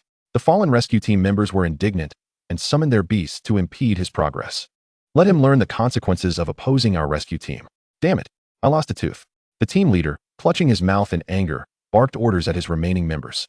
Spotting a few azure-horned bulls standing in his way, Su Ming remained unperturbed, swiftly navigating around them while closing in on the nearest leech. At this moment, a deep blue box appeared in his vision, locking onto one of the leeches. Name: Evil-Eyed Leech. Grade: Status: Rigid. Evolution criteria met. Modifiable. Remaining modification time: 1 minute. Proceed with modification. Realizing he had only 1 minute left, Su Ming's heart raced. 5 leeches were manageable for him, but the beasts obstructing his path forced him to devise a strategy to evade them. The modification range of the system was severely limited, extending only 5 meters at most. He needed to get closer to the evil-eyed leeches to utilize his system privileges for modification. Just then, an azure-horned bull charged toward him, lowering its head with its sharp horns poised for attack. Even with his enhanced physique, Su Ming could not hope to match the raw power of such a beast. He deftly sidestepped, and as the bull came within 7 or 8 steps, he pivoted sharply, executing a graceful maneuver as the bull barreled past him, colliding with the air. Having evaded the bull's charge, Su Ming seized the opportunity to approach the first evil-eyed leech, locking onto it. Confirm modification. Initiating modification program. Target in evolution stage detected. Please select modification direction. 1. Friendly mode. Successful modification will foster goodwill from the evolved entity towards the host. 2. Interference mode. Successful modification will yield unpredictable effects on the evolved entity, maintaining its hostile stance. Without hesitation, Su Ming opted for the second choice. The first option, while guaranteed to succeed, posed a risk of complications. He was already treading a fine line. If the creatures turned friendly after what he was about to do, he would find himself in an untenable situation. The second option, though perilous, would at least shield him from suspicion. Given that the situation remained somewhat controllable and with the Academy as his backing, he felt a measure of assurance. After resolving the first evil-eyed leech, Su Ming immediately advanced towards the next target. He intended to employ interference mode to exert strong interference on all 5 leeches, ultimately disrupting their evolutionary process. However, after dodging the charge of the first bull, the other rescue team members were left dumbfounded. This can't be happening. How could a human evade a beast attack? I must be seeing things. Captain, what should we do now? Drag that kid out. Our rescue team handles its affairs. Outsiders have no right to interfere. The team leader watched Su Ming sprinting with fervor, momentarily struck by the absurdity of the situation. Perhaps this boy was indeed telling the truth. But in the next instant, his anger flared anew. Wasn't this just a humiliation for their rescue team? If anything happened to him, it would reflect poorly on his leadership. Resolving to no longer hold back, he issued commands to his beast. Azurehorn Bull, stop him. Chapter 26. The situation escalates. Su Ming's actions were akin to a resounding slap to the face of the Academy's rescue team. They were not only an autonomous rescue unit, but also comprised the elite among students. Yet here they were, being toyed with by an obscure, newly inducted freshman. It was a wonder they hadn't lost their minds. In a fit of embarrassment and rage, the rescue team leader unleashed his beast to obstruct Su Ming, deeming the creatures within the breeding ground as no threat. Even if Su Ming's warnings proved true, they were backed by the Academy and could simply wait for the protective squad or elite team to resolve the issue. However, before this, he was determined to reclaim his dignity from this novice. The thoughts of the rescue team leader were unknown to Su Ming, who had just intervened in the evolutionary process of the second Evil Eye Leech and was preparing to maneuver towards the third when a violent gust of wind surged towards him. Startled, he beheld a robust and imposing azure bull charging directly at him. This creature was a martial general-level beast. How dare they act so brazenly? Su Ming's heart sank. It seemed the rescue team was resolutely intent on making his life difficult, although he was unclear about how he had provoked them. The current situation demanded immediate action. With less than a minute remaining before the deadline for altering the remaining 3 Evil Eye Leeches, he had to resolve the matter swiftly. Thus, Su Ming did not evade. He charged directly towards the Evil Eye Leeches, disregarding the Azure Bull beside him. Intervention successful. Just as the system issued its prompt, the Azure Bull was already upon him. With its massive frame lowered, its sharp, sturdy horns aimed at Su Ming. Let us give him a lesson. Once this brat is injured, we'll all agree that he brought this upon himself by recklessly colliding with the Azure Bull. The rescue team leader snarled, a cold expression crossing his face. The other members, naturally, dared not oppose him, merely nodding in agreement. However, just as they watched the Azure Bull about to ram Su Ming, it seemed to lose control, suddenly veering off to crash into an empty space nearby. In an instant, a large crater was formed in the ground, while Su Ming narrowly escaped the incident, rolling on the ground without a scratch. How could this be possible? The Azure Bull lost control. Captain, is there something wrong with it? The members of the rescue team were momentarily dumbfounded, glancing at their captain, who was furious and seething. Yet the reality remained unchanged. A martial general-level Azure Bull had inexplicably lost control at such a critical moment. Only Su Ming, the one involved, understood what had transpired. Fortunately, he was unharmed, merely covered in a bit of dirt as he made his way to the next Evil Eye Leech. Evolution intervention successful. If it weren't for the excessive dispersion of these Evil Eye Leeches, he wouldn't need to exert himself so. After successfully intervening in the evolution of the last Evil Eye Leech, Su Ming finally let out a sigh of relief, his legs giving way as he collapsed onto the ground. Done. Although he was uncertain about what would happen next, at least he had prevented these ferocious beasts from evolving successfully. Sitting on the ground, he cast a sidelong glance at a group of trembling beasts in the corner of the breeding ground, unable to suppress a smile of relief. Thankfully, he had thwarted the evolution of these Evil Eye Leeches. Otherwise, if they had succeeded, these beasts would surely have fallen into peril. He took a deep breath, preparing to rise and rescue the 2 beasts that had been incapacitated by the leech's paralyzing toxin when suddenly, the surroundings of the breeding ground became chaotic, with numerous personnel from various academies arriving. Over there. Hurry, there are ferocious beasts and survivors inside. Upon hearing the commotion, Su Ming turned to see Chun Tai and his companions running breathlessly toward him, accompanied by a group of similarly uniformed student guards and other students. Brother, are you all right? They had spotted Su Ming just as he stood up and rushed over to inquire about his condition. I'm fine. Go save those beasts. But what about these ferocious beasts? Huh, what is going on with them? Chun Tai and the others were astonished at the sight of the beasts cocooned in their pupae. This is a pupa? Are they about to evolve? Soon, someone recognized the true nature of these entities, and an exclamation of alarm erupted. Purification? How could this be? Everyone, quickly evacuate. It's dangerous. An immediate order was given, but Su Ming's voice drowned it out. Do not worry. Their evolutionary process has been suppressed. However, it would be wise to increase the number of personnel to monitor them, as I do not know what these Evil Eye Leeches will do shortly. As he spoke, someone was about to protest when a boy stepped forward to stop them. The boy approached Su Ming, his expression solemn as he regarded him. Captain of the Academy Guard Team 2, Li Fan. Freshman from B District Class 307, Su Ming. The boy nodded, extending his hand. Su Ming, slightly taken aback, shook hands with him. I have heard about the situation from Chun Tai. Thank you for your contributions to the Academy. We will handle the matter from here, and I will report the incident accurately to the Academy. Su Ming, please take some time to rest. I appreciate it. By the way, The two beasts are affected by the evil eye leech's paralyzing toxin and likely require medical attention. If possible, please summon the rescue center personnel as well. Understood. Thank you for the reminder, Su Ming. The boy responded before turning to attend to the situation. This guard team captain was quite reasonable and amiable. Afterwards, Su Ming was supported by Chun Tai as they made their way back. Just as they reached the exit of the breeding ground, they were blocked by a crowd. Approaching them were several members of the rescue team, who stopped them. Before they could speak, the rescue team leader, with a grim expression, pointed at Su Ming. Since the guards have arrived, I want to pursue this matter further. Remember this incident. With that, he disregarded the two, collecting his beasts before departing the scene. Watching their retreating figures, Chun Tai couldn't help but scoff. What is wrong with them? Acting all high and mighty, as if the academy belongs to them. I say, brother, how did you provoke the rescue team? Su Ming shook his head, watching their departing figures with a calm demeanor. It seemed they would not be able to avoid friction in the future. However, he did not care. After today's events settled, the academy would undoubtedly respond, and he would surely receive a notification. Chapter 27. Recognition and Rewards. 13 hours had passed since the breeding ground was invaded by the evil eye leeches. The following afternoon, just as the students of Class 307 in District B were concluding their lessons and preparing to exit the chapel, a group of individuals clad in white uniforms arrived at the entrance. The professor delivering the lecture smiled and nodded at them. After a brief exchange with the professor, the newcomers entered the chapel, urging the students inside to maintain silence and order. Students, please remain quiet and promptly return to your seats. As the students lifted their heads, they beheld a multitude of student council members entering, culminating in the entrance of a woman with long black hair. She wore a white uniform with an open front on top and a patterned plaid skirt on the bottom. Upon her chest rested a gleaming student badge, and beside it, a rather exceptional medal, one shaped like a dragon, symbolizing the prestigious Dragon Honor of the Xuanhuang Academy. The Dragon Honor is a distinction reserved solely for the upper echelons of the Academy and true elites.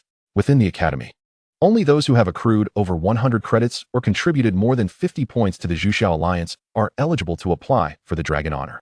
The young woman, appearing quite youthful, bore this honor, suggesting her remarkable status. Dear fellow students, I am Su Feiying, the 31st President of the Student Council, and I would like to take a moment of your time to announce something important. As her voice resonated, a wave of applause erupted from the students below, accompanied by a chorus of murmurs. The presence of a student council member indicated the significance of the matter at hand. As the students speculated about who had committed an infraction, she continued, I am here today to recognize an outstanding individual. As many of you may know, a fierce beast invasion occurred last night at the southwestern breeding grounds of the Academy. This incident resulted in the loss of several premium spirit beasts. Fortunately, among you, a student bravely stepped forward to intervene, averting further losses. Once again, on behalf of the Academy and the Student Council, I extend my heartfelt gratitude to this student. With that, she bowed deeply towards the audience. The atmosphere in the auditorium instantly ignited with excitement. Students whispered to one another, their curiosity piqued. Who could it be? How impressive. Aren't we all just first-year students? Why is it that while I haven't even hatched my spirit beast yet, someone is already battling ferocious beasts? To be publicly commended by the Student Council is no small honor. I wonder who this remarkable individual is. I would love to meet them.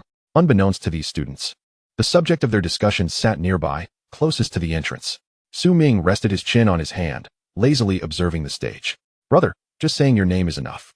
Being acknowledged publicly by the Student Council means extra credits for sure. Not only that, there's a chance to join the Student Council too.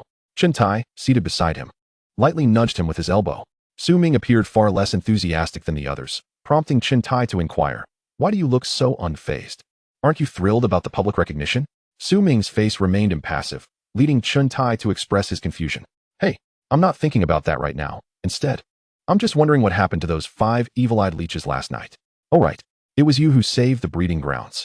Brother, tell me how you managed to handle them. I want to learn. Chun Tai rubbed his hands together, excitement evident on his face. Is it true that if I don't say anything, you won't ask again? Su Ming responded, momentarily taken aback, before nodding. This matter, he said with a faint smile, casting a meaningful glance at Chun Tai, is confidential. Just then, as the two whispered, members of the Student Council passed by them, and one individual's gaze fell upon them, accompanied by a waft of fragrant air. Greetings, fellow students. It is a pleasure to meet you. Would you care to visit our Student Council for a chat? Upon hearing this, both Su Ming and Chun Tai looked up simultaneously to find President Su smiling at them. Eventually, they were invited to the Student Council's domain, in full view of all the students in Area B. Following their departure, News of the event swiftly spread throughout Area B. Now seated in the headquarters of the student council, Chuntai casually surveyed the elegantly adorned surroundings, while Su Ming furrowed his brow, watching two standing council members who had instructed them to wait momentarily before leaving. However, their absence extended beyond 10 minutes. Just as Su Ming began to lose patience, a group entered the room, moving briskly. Leading them was Professor Bai Kong, a familiar face to Su Ming, followed by several distinguished individuals. Su Ming, it seems you've been quite a handful for me, Professor Bai exclaimed joyfully upon spotting him. Allow me to introduce this esteemed individual, Mr. Li Guanghua, the head of the Security Center and our Academy's vice president. Upon hearing the title, both Su Ming and Chuntai promptly stood to greet him. Vice President Li, a serious-looking middle-aged man, was accompanied by several men and women. This is Professor Qian's son, the head of our Academy's breeding center. Greetings, Professor Qian. They both replied. Thank you for your kind words. We are merely doing our part. The subsequent faces, appearing considerably younger, seemed not yet distinguished enough for Professor Bai to introduce. Instead, they opted to remain silent, awaiting President Su Feng to speak on their behalf. Thank you both for your invaluable contributions to our Academy. In light of the incident's severity, the Academy will award each of you an additional 5 credits. Congratulations. Upon hearing this news, Chuntai leaped up in exuberance. Su Ming, however, merely smiled and nodded, maintaining a composed demeanor. He understood that such an assembly could not merely be for the sake of credits. Furthermore, the Academy has prepared a special gift for Su Ming, who made a significant contribution during this incident. As President Su turned to receive a letter from one of the attendants, she extended her hands, presenting it to him. This contains the Academy's commendation. Please accept it. Upon taking it, Su Ming could feel the weight of its contents. Though it was merely a slender envelope, he sensed that what lay within was of considerable importance. This letter is addressed to Chuntai, Su Ming remarked. Thank you very much, President Su, and all the esteemed leaders and teachers of the Academy. Chuntai expressed, his face radiating joy. Additionally, I would like to have a private conversation with you, Su Ming. May I take some of your time? Thus, in front of everyone, President Su Feng retained Su Ming for a private discussion, while Chuntai, sensing the atmosphere, wisely took his leave. Once he departed, the remaining individuals sat upright, indicating that the true dialogue was about to commence. Last night, the 4th breeding ground in the southwestern region of the Zhuxiao Academy suffered an invasion from several mature evil-eyed leeches, resulting in severe damage to 16 spirit beasts. Had it not been for your timely intervention, Su Ming, the losses would have been far more catastrophic. President Su read aloud from a report she held in her hands. After the incident, according to the investigation conducted by the technical personnel from the Academy's multiple research centers, it was found that of the 5 evil-eye leeches, only one successfully evolved, while the remaining 4 exhibited varying degrees of evolutionary damage. The reason for this damage was attributed to human interference, which led to their evolutionary failure and subsequent harm to these formidable beasts. In light of this, Su Ming, may I inquire what method you employed to prevent these beasts from evolving? Reports from the members of the security team present at the time indicate that you were the sole individual who had close contact with these creatures. And based on our investigation, you were the only one involved throughout the entire event. We hope that you, Su Ming, can respond truthfully. Indeed, while this may appear to be a commendation, the primary aim of the Academy is to ascertain how you managed to thwart the evolution of those beasts. Faced with such a multitude of people, Su Ming found it quite challenging to conceal the truth. After all, the individuals present were not only of notable status, but also included numerous experts in relevant fields, making it difficult for him to fabricate a plausible excuse. Thus, he found himself in a predicament. Su Ming rubbed his hands nervously, cautiously surveying those around him as he racked his brain for a response. Suddenly, a brilliant idea sparked in his mind. Esteemed professors and leaders, the method I utilized to prevent the evolution of the beasts was rather simplistic. I merely referenced some materials and happened to be aware of the unique habits of the evil-eye leeches. Oh, is that so? Please, do elaborate. The Vice Dean, Li, immediately became intrigued, prompting the others to sit up attentively. During my work at the research center, I acquired extensive knowledge about these formidable beasts. One notable fact I discovered pertains to the evil-eye leech's counterparts, the 2-headed leeches, which are a more primitive type of beast. They exhibit a strong aversion to high concentrations of salt, as such substances can inflict irreversible damage upon their bodies. Therefore, I conceived the idea of employing this method to address the threat posed by the evil-eye leeches. Initially, it was merely an experiment, but to my surprise, it proved successful. Su Ming scratched his head, offering a sheepish smile. And when did you ascertain that you needed to confront the evil-eye leeches? Another question arose swiftly. While observing the breeding grounds, I noticed numerous suspicious traces near the water's edge in the low-lying areas. Coupled with the reports from the rescue center, I concluded that the culprit harming our beasts was likely a blood-sucking entity. At that time, I speculated it might be the two-headed leeches, and fortuitously, I was correct. The salt I used was sourced from the breeding grounds. At this juncture, some gazes shifted toward the person responsible for the breeding grounds. Qian's son, observing the crowd, let out a hearty laugh. Indeed, our academy's breeding grounds possess a variety of salts. However, we require different types of salts mixed according to the growth needs of various beasts. Ming is quite astute, but can you recall which specific type you employed? I was in quite a rush, so I simply grabbed a handful. It should have been a mixture of several kinds. In any case, I lack expertise in this area and only know that salt poses a threat to them. As for how I managed to introduce the salt into their bodies, I relied on my beast. As he spoke, Ming extended his hand to display his blood contract markings. I have heard that Ming's beast is a king-level jade serpent. Though its lineage is relatively low, it is indeed a king-level creature, albeit still in its juvenile phase. At this moment, someone spoke up to clarify. Upon learning that it was a king-level beast, the attendees couldn't help but regard Ming with newfound respect. However, to control your beast and compel it to perform such a challenging task must indicate that your methods of mastery are quite exceptional. As it happens, our academy has a group comprised solely of elite beast masters. Should you be interested, I could assist you in applying for membership. Dean Li remarked with a smile, his gaze falling upon the badge on Ming's chest. However, as he glanced at it, his expression shifted to one of surprise. Ming, your badge already bears a red elite stripe? Upon hearing this, everyone present was astounded, their eyes turning to Ming's chest. Indeed, upon his academy badge, there was a subtle red stripe. Though it was inconspicuous, it was noticeable upon closer inspection. I am not entirely sure. I did not pay much attention when I received the badge, assuming it was merely a coincidence. However, I noticed that Chairperson Su also seems to have similar markings on her badge. Ming feigned ignorance, pointing at Su Feiying's chest, where a gleaming badge adorned her ample bosom, its edges marked by two red stripes. Chairperson Su Feiying is a certified level 2 elite by the Zhuxiao Alliance and a formal member of the elite group. Since Ming's badge also bears the insignia of the elite group, it signifies that your skills have been recognized by them. Following the questioning segment, numerous organizational heads within the academy extended invitations to Ming. After this incident, many in the academy had begun to take notice of him. After all, gold will shine wherever it is found. Though he felt compelled to accept their hospitality, Ming was wary of complications, so he merely offered perfunctory responses, intending to contemplate their offers later. Yet, there was one invitation he found difficult to decline, the one from the elite group. Upon discovering the true nature of the elite group, Ming's interest was genuinely piqued. This elite group was shrouded in mystery, supported not only by the Zhuxiao Academy, but also by the Zhuxiao Alliance. It was a self-assembled coalition of elite beast masters from across the alliance, closely linked with the Pioneer Corps. Ming aspired to join the Pioneers in the future. Yet to become a member, he would inevitably have to navigate through the elite group. Fortunately, he learned from Su Feiying that joining the elite group would grant him opportunities to participate in additional training tasks, allowing him greater chances to interact with formidable beasts and acquire further knowledge to enhance both his abilities and those of his beast. This was, for Ming, an opportunity that felt serendipitous. However, the process of joining the elite group would require some time, as he still needed a recommender. At present, he was opening the letter in his hand, eager to discover its contents. Chapter 29, The Beast Box. It is worth noting that since Ming acquired the Jade Serpent, his beast's rank has stagnated. A king-level beast is already rather rare, and nurturing it is exceedingly troublesome.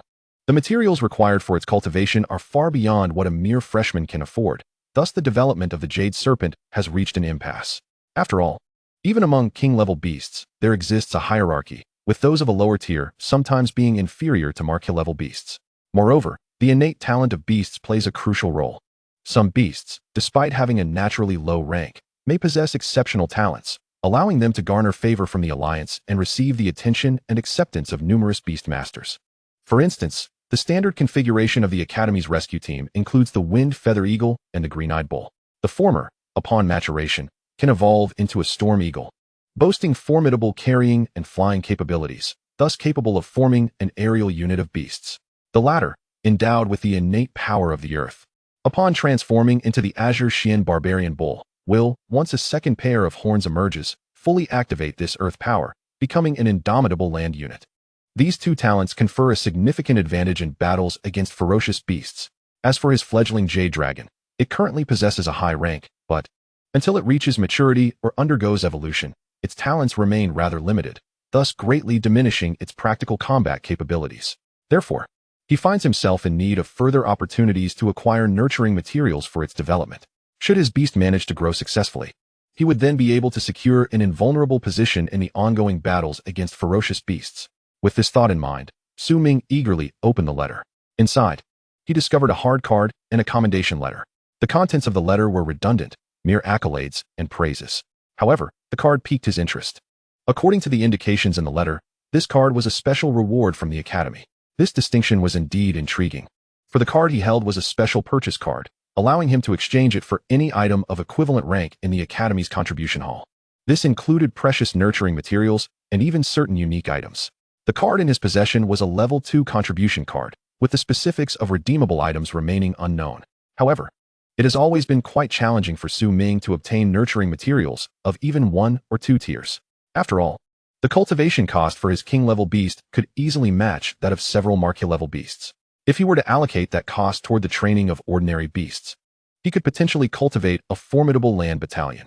It is safe to say that the cultivation costs for beasts ranked above marquee are quite substantial. Subsequently, Ming learned from Chun Tai that he also possessed a contribution card, albeit a level 1-1.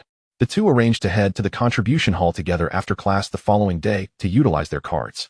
The contribution hall of the Xuanhuang Academy is situated adjacent to the main building of the student council. Inside, there stands a 3-story establishment, bustling with students who frequently exchange their meager contribution points or credits to procure nurturing materials. Young Master Zhao, have you come here to acquire some nurturing materials? Today, as soon as class is concluded, Zhao Huangqing arrived with his entourage at the contribution hall to purchase materials for cultivating the Overlord Dragon. As a direct descendant of the Zhao family, he possessed numerous resources. The contribution points, which were deemed precious by his fellow students, were of little consequence to the Zhao family. Young Master Zhao, what would you like to purchase? Spirit fruit or dragon essence? Zhao Huangqing scanned the hall before making his way to the largest section. Naturally, he was there to examine the beast containers. My Overlord Dragon currently lacks its own beast container. To properly nurture my beast, having a container is imperative, he stated as he strode toward the sales point for beast containers. A beast container?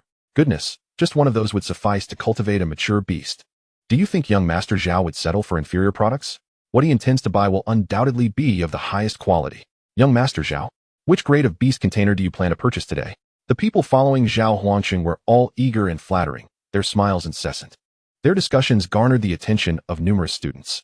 Accompanying Zhao Huangqing for a glimpse of the spectacle was something to be celebrated and boasted about for them, especially in front of these students, as Zhao Huangqing had recently been honored in the Academy's award ceremony. He was currently the most prominent figure among the freshmen in Area A. Zhao Huangqing led his entourage to the beast container sales point, where several students were already examining the merchandise on the surrounding shelves. For most of them, owning a beast container signified a considerable achievement.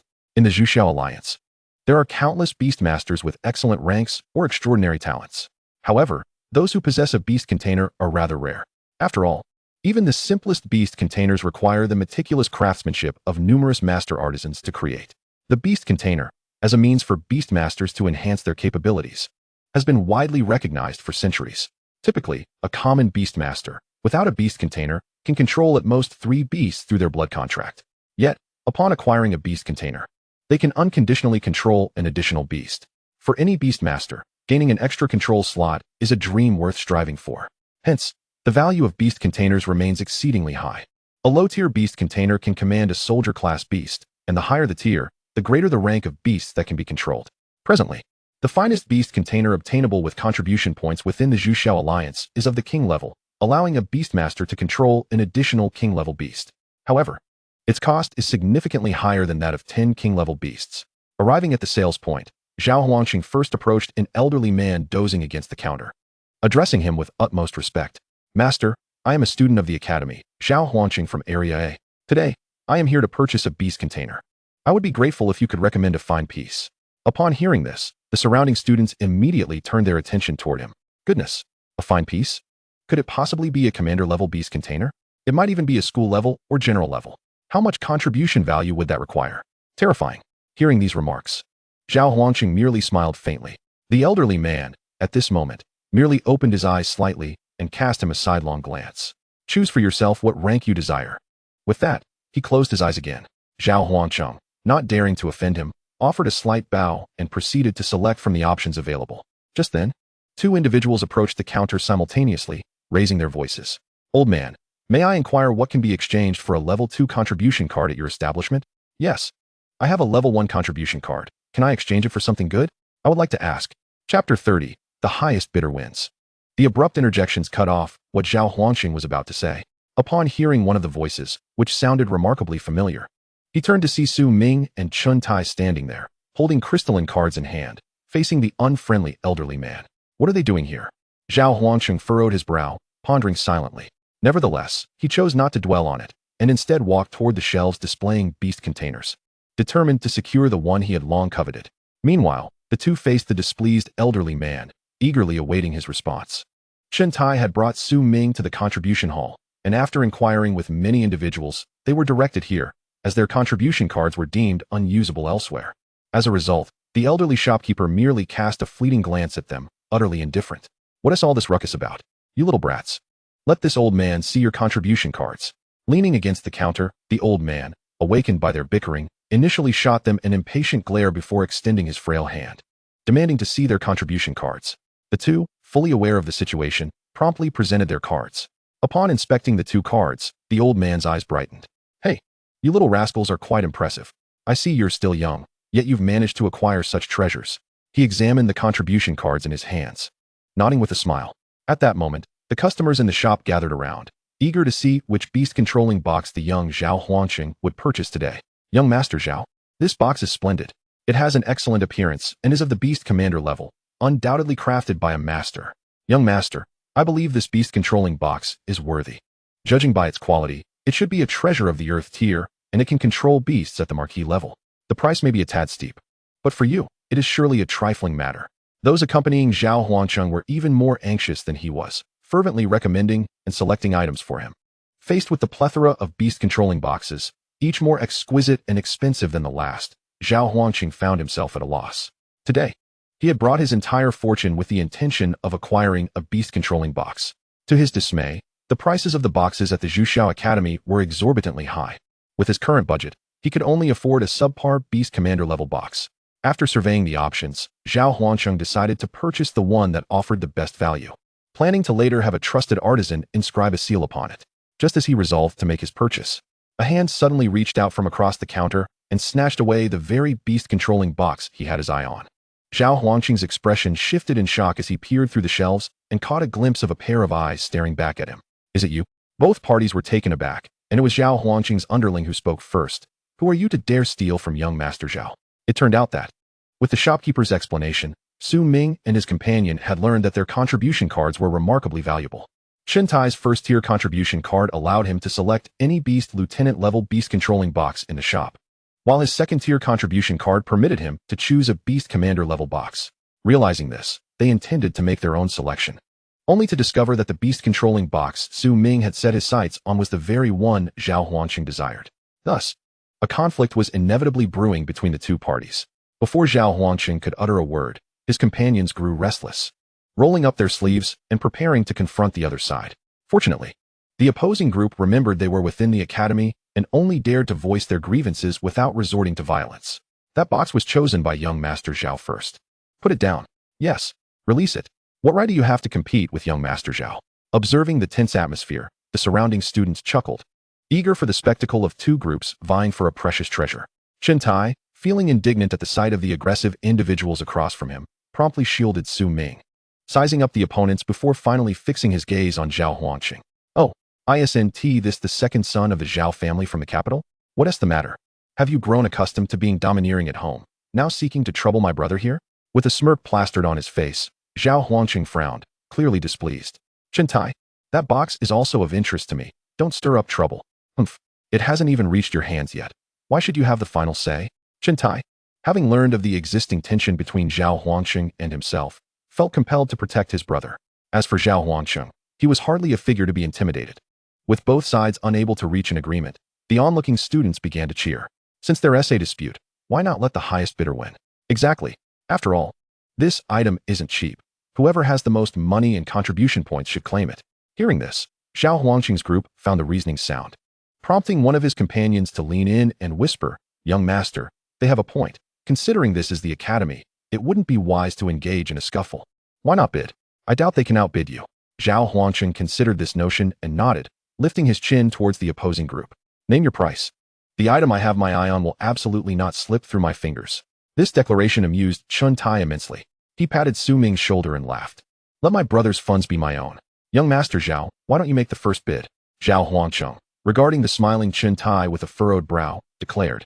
"This beast-controlling box has a base price of 500 contribution points. I'll bid 510. The surrounding students gasped at his announcement. Good heavens! How can he raise the price by so much? 510 is already quite a lot. Indeed, 10 contribution points is enough for a typical student's expenses for a whole year. Just 10 points? That's hardly excessive. I bid 511. Chun Tai scoffed, raising a single finger in response. Seeing that the other party was determined to contest him, Zhao Huangcheng refused to back down. 520 points. Chun Tai, are you deliberately seeking to provoke me? Oh, how could I dare? Young Master Zhao, you are a student of the academy and a recipient of honors. How could we possibly slight you? I bid 521 points. Isn't that courteous enough? You. Zhao Huangcheng's anger flared as he glared at the grinning Chun Tai, his teeth clenched. At that moment, several of his companions could no longer tolerate the situation and stepped forward to voice their dissent. What kind of bidding is that? Just a single point at a time? Are you trying to cause trouble? Trouble? Chun Tai chuckled softly, signaling Su Ming to remain silent while he approached Zhao Huangcheng. If you can't afford it, then withdraw. Zhao, young master, this is the academy, and it would be best if you refrained from embarrassing yourself. You. Chapter 31, Outwitted. Zhao Huangcheng was now thoroughly vexed by Chun Tai's antics. Throughout the ongoing dispute, Su Ming remained silent. It appeared that there were indeed underlying tensions between Chun Tai and Zhao Huangcheng. Otherwise, given his understanding of his brother, he would never have dared to confront the other party so openly in such a public setting. Fortunately, Chun Tai seemed to be merely bantering rather than genuinely bidding, as the elderly shopkeeper had confirmed that their contribution cards could be exchanged for beast-controlling boxes of specified ranks at will. The bidding war between Chun Tai and Zhao Huangcheng continued, egged on by the surrounding students, and their offers had now reached 550 points. 560 points. Chun Tai, I cannot believe you can truly bid this much. Zhao Huangcheng's expression darkened as he realized he was getting drawn into the competition. However, based on his understanding of Chun Tai, the price that the latter could bear should be roughly comparable to his own. 580 points. Zhao Huangcheng, I have graciously added 20 points this time. Will you continue to contend? At this moment, Chun Tai wore a smug expression, reveling in the growing ire of his opponent. You. Fine. I shall offer 585 points. 585 points was the absolute upper limit that Zhao Huangcheng could afford. Should the other party continue to contest him, he would simply withdraw. Ultimately, the ones at a disadvantage would be them. With this thought, his heart felt considerably at ease. Yet, to his surprise, after his bid, Chun Tai's expression suddenly fell, and he lamented, "Oh dear, Zhao, such a lofty price is a bit beyond my means. Brother, I fear I must impose upon you." Chun Tai feigned a pitiful demeanor, which caused Su Ming to stifle a laugh. Observing this display, Zhao Huangcheng's henchman instantly became smug. He should take a good look at himself. To compare prices with young Master Zhao is simply overestimating oneself. Indeed, our young master is a paragon among the students of Zone A. Just the royal-grade beast he possesses is something you could never hope to match. Oh my. So it's a royal-grade beast. How utterly disrespectful. Chun Tai exaggeratedly gestured towards Zhao Huangcheng with mock formality. You parade around with a royal-grade beast, yet carry an officer-grade beast box. Are you not afraid of becoming the laughingstock of others? Zhao, why not allow me to choose one for you? That beast box behind you. The one worth 3,000 contribution points, an officer-grade one, that is truly befitting of your stature. With yet another round of ridicule, although Zhao Huangcheng was infuriated, he did not lose his composure. He regarded Chun Tai with a disdainful snort. The second young master of the Chun family is not to be underestimated. Since you're willing to bid so high for your brother, why not let him showcase the grade of his beast? Or perhaps, what kind of beast do you plan to select to accompany that beast box? Prior to this, Zhao Huangcheng had heard from Black Fat that Su Ming had already signed a blood pact with a woodstone blue serpent. Convinced that his informant would not deceive him, he intended to publicly expose them, leaving them utterly humiliated. At this, several sycophants around them began to shout in agreement. Young master is right. Let us see it. Is it not a soldier-grade woodstone blue serpent? They mocked Su Ming, as if they were certain he had been duped. Thus, Su Ming, who had originally wished to ignore them, found himself unwilling to remain silent any longer. I must admit, I do not possess an officer-grade beast. What nonsense are you spouting? Are you genuinely purchasing a woodstone blue serpent to show off? Observing their smug expressions, Ming slowly raised his hand and gently patted his sleeve. In front of the gathered crowd, he lifted his left hand, awaiting the emergence of the Chiugio. At that moment, the other students also noticed the blood pact markings on his left hand. It appeared to be a common grade blood pact. Could it truly be that he was merely putting on a show? It seems this Chuntai is deliberately toying with him, unaware that he has been played himself. A pitiful sight indeed. That blood pact marking undoubtedly indicates a soldier-grade beast. He is nothing but a complete fool. Facing the multitude of skepticism and ridicule, Ming remained unfazed. Instead, he called softly to his arm, "Yuer, come out and get some fresh air." Upon hearing his voice, a Chiugio, its entire body of vibrant green, with glistening scales, slowly poked its head out. As the Chiugio emerged, it gracefully straightened up and let out a cry. Squeak. The sound, though youthful, was not one typically produced by an ordinary spirit snake beast. Its pitch was low, yet carried an undeniable air of authority. The instant Zhao Huangqing beheld the Chiugio in Ming's hand, his expression fell. What on earth is that? It does not appear to be an ordinary spirit snake beast. Good heavens, it is a royal-grade beast. The Chiugio. Could it truly be the Chiugio? My word. How many years has it been since such a beast has appeared in our academy? He is but a B-grade freshman. That is a dragon-class beast.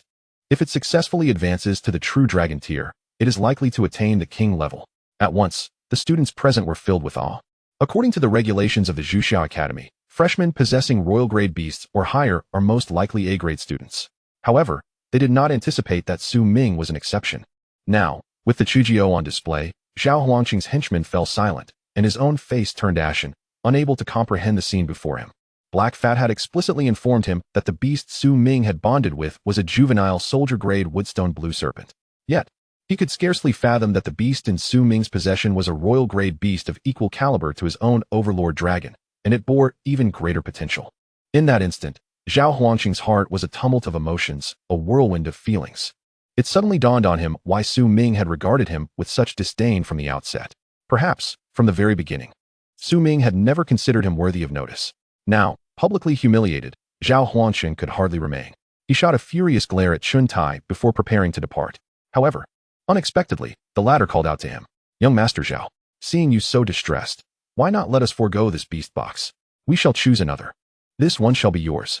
After all, a gentleman does not take what others cherish. I believe 585 points shall suffice for you." Chuntai grinned at him. Then, amidst the astonished gazes of the crowd, seized the most expensive beast box nearby. Zhao Huangqing was well aware that the beast box in Chuntai's hand was the most valuable among the officer-grade boxes in the entire shop. Its grade was the highest. The one he had his eye on had a starting price of only 500 points, while that beast box was a full 700 points. At this, Zhao Huangqing paused in his tracks, eager to discern the true intentions behind Chuntai and Ming's actions. Chapter 32, A New Shock. As he watched Chuntai select the most expensive officer-grade beast box for Ming, Zhao Huangqing no longer felt flustered. He was determined to uncover the meaning behind their actions. Thus, he directly presented his personal contribution card to the elderly shopkeeper. "Master, I wish to purchase this beast box." Zhao Huangqing offered his contribution card with both hands. The shopkeeper glanced at him before taking the card and lightly swiping it on a machine. An officer-grade beast box at the base price of 500. The unsealing fee is 10%, totaling 550 points. Here is the unsealing talisman. Take care not to lose it, for I will not be responsible. Upon hearing this price, Zhao Huangqing was instantly elated. Thankfully, he was astute enough to make his choice early, securing a bargain. Otherwise, if he had let the situation drag on, he would have undoubtedly faced significant losses. He then stowed the beast box away, wearing a composed smile as he regarded Ming and Chuntai. The beast box they held amounted to 700 points, with an additional 10% unsealing fee making it a total of 770 points. Do not underestimate the significance of this 20-point disparity. One must recognize that the annual material expenses for a soldier-level beast are a mere 10 points, coupled with an overall difference of 200 points. This is enough to inflict considerable financial strain on a moderately affluent family. Given his understanding of Chuntai's family background, should he truly indulge in such extravagance? Opting for the most exorbitant beast pouch merely for pride, it is likely that the Chun family would storm the academy and flay him alive. "Hey, young Master Zhao, you have truly stumbled upon a bargain. Such a remarkable beast pouch, and you were the one to seize it. Brother, I sincerely apologize for this. Nevertheless, we shall choose something splendid." With that, Chuntai reverently presented the selected beast pouch, delicately placing it upon the counter. Master, we wish to procure this beast pouch. Please assist us in unsealing it. As Chun Tai appeared resolute, the others were taken aback, their gazes toward him shifting with a newfound intensity. Spending an additional 200 contribution points on a pouch of the same tier seemed rather unwise, did it not? TCH. It appears to me as mere posturing. That item is hardly worth it. The extra 200 points amount to nothing more than an intelligence tax. Only the financially challenged assess value for money. The affluent merely consider the price. I foresee that when the time comes to settle the bill, there will be tears. The onlookers, students drawn to the spectacle, were equally incredulous, unable to fathom how two B-tier students like Chun Tai and Su Ming could possess such wealth. The elderly shopkeeper, observing the pouch on the counter, could not help but grin widely. You little rascal. Excellent taste. This beast pouch was crafted by my own hands. And the sealing material employed is none other than the premium Ming Huang Sha. The cost to unseal it is not insignificant. Upon hearing the old man's words, the students present were rendered even more astonished. Ming Huang Sha, renowned as one of the finest sealing materials. I have heard that just a pinch of that sealing substance requires several hundred contribution points. The cost for unsealing it must surely be several hundred points at the very least. Upon hearing the old man's statement, Zhao Huangqing could not contain his glee. Indeed. A rich fool. Who would have thought it utilized the Ming Huang Sha seal? This beast pouch's value must exceed 1,000 points. With that amount, one could purchase 2 soldier-level pouches. One must admit, young master, you do possess discerning taste. Those two fellows will struggle to afford it, and they are bound to encounter significant troubles. Indeed, they ought to consider the gravity of the situation. This is the contribution hall. If they find themselves blacklisted here, their next 4 years will be anything but easy. Just as the crowd reveled in their triumph, the old man had already retrieved his sealing pen, preparing to unseal the beast pouch. Ming Huangxian seal, 1 layer of seal, 1 layer of confinement. The old man, holding the sealing pen, lightly traced the pouch. As the first layer of seal was lifted, the already splendid beast pouch shimmered with renewed brilliance. Open, he commanded, and the second layer of seal was dispelled. This time, the pouch gleamed even more vibrantly, its luminescence shifting from a misty white to a delicate blue. Open for me. With the third command, beads of sweat appeared on the old man's brow as the third layer of seal was released. This time, the pouch erupted in a dazzling blue light, casting a serene azure glow throughout the hall. In an instant, all the students within the contribution hall, who had come to select their items, were entranced by this spectacle. Envious glances were cast toward the pair, for a superior beast pouch represents the most alluring temptation for any beast master. Once the final layer of seal was lifted, the old man wiped his brow, appearing slightly fatigued as he returned to his seat. Su Ming was overwhelmed with excitement at the sight of the resplendent beast pouch. Thank you, Elder. I shall cherish this pouch dearly. With that, he cradled the pouch in his hands, caressing its surface with the tenderness one might bestow upon a beloved. Observing this, Zhao Huangqing was consumed by jealousy. At this moment, he recognized the pouch's substantial value. Its quality was clearly of a rare caliber. In stark contrast to his own ordinary pouch, the materials and grade were incomparable. However, the thought of the pouch's exorbitant price provided him some solace. Yet, just as he was finding comfort in this thought, he witnessed Chun Tai retrieving the highest grade beast pouch, the Yi level, from the shelf and presenting it to the old man for unsealing. Without hesitation, the old man seized the sealing pin and lightly traced the pouch. Instantly, a vibrant green light filled half the hall. The Earth-tier quality Yi level beast pouch, coupled with unsealing fees, surely amounted to 400 or 500 contribution points. Truly extravagant. My goodness, how utterly merciless. The gathered students gasped in admiration, marveling at the display of wealth. As the pouch's owner, Chun Tai was naturally enamored with his treasure.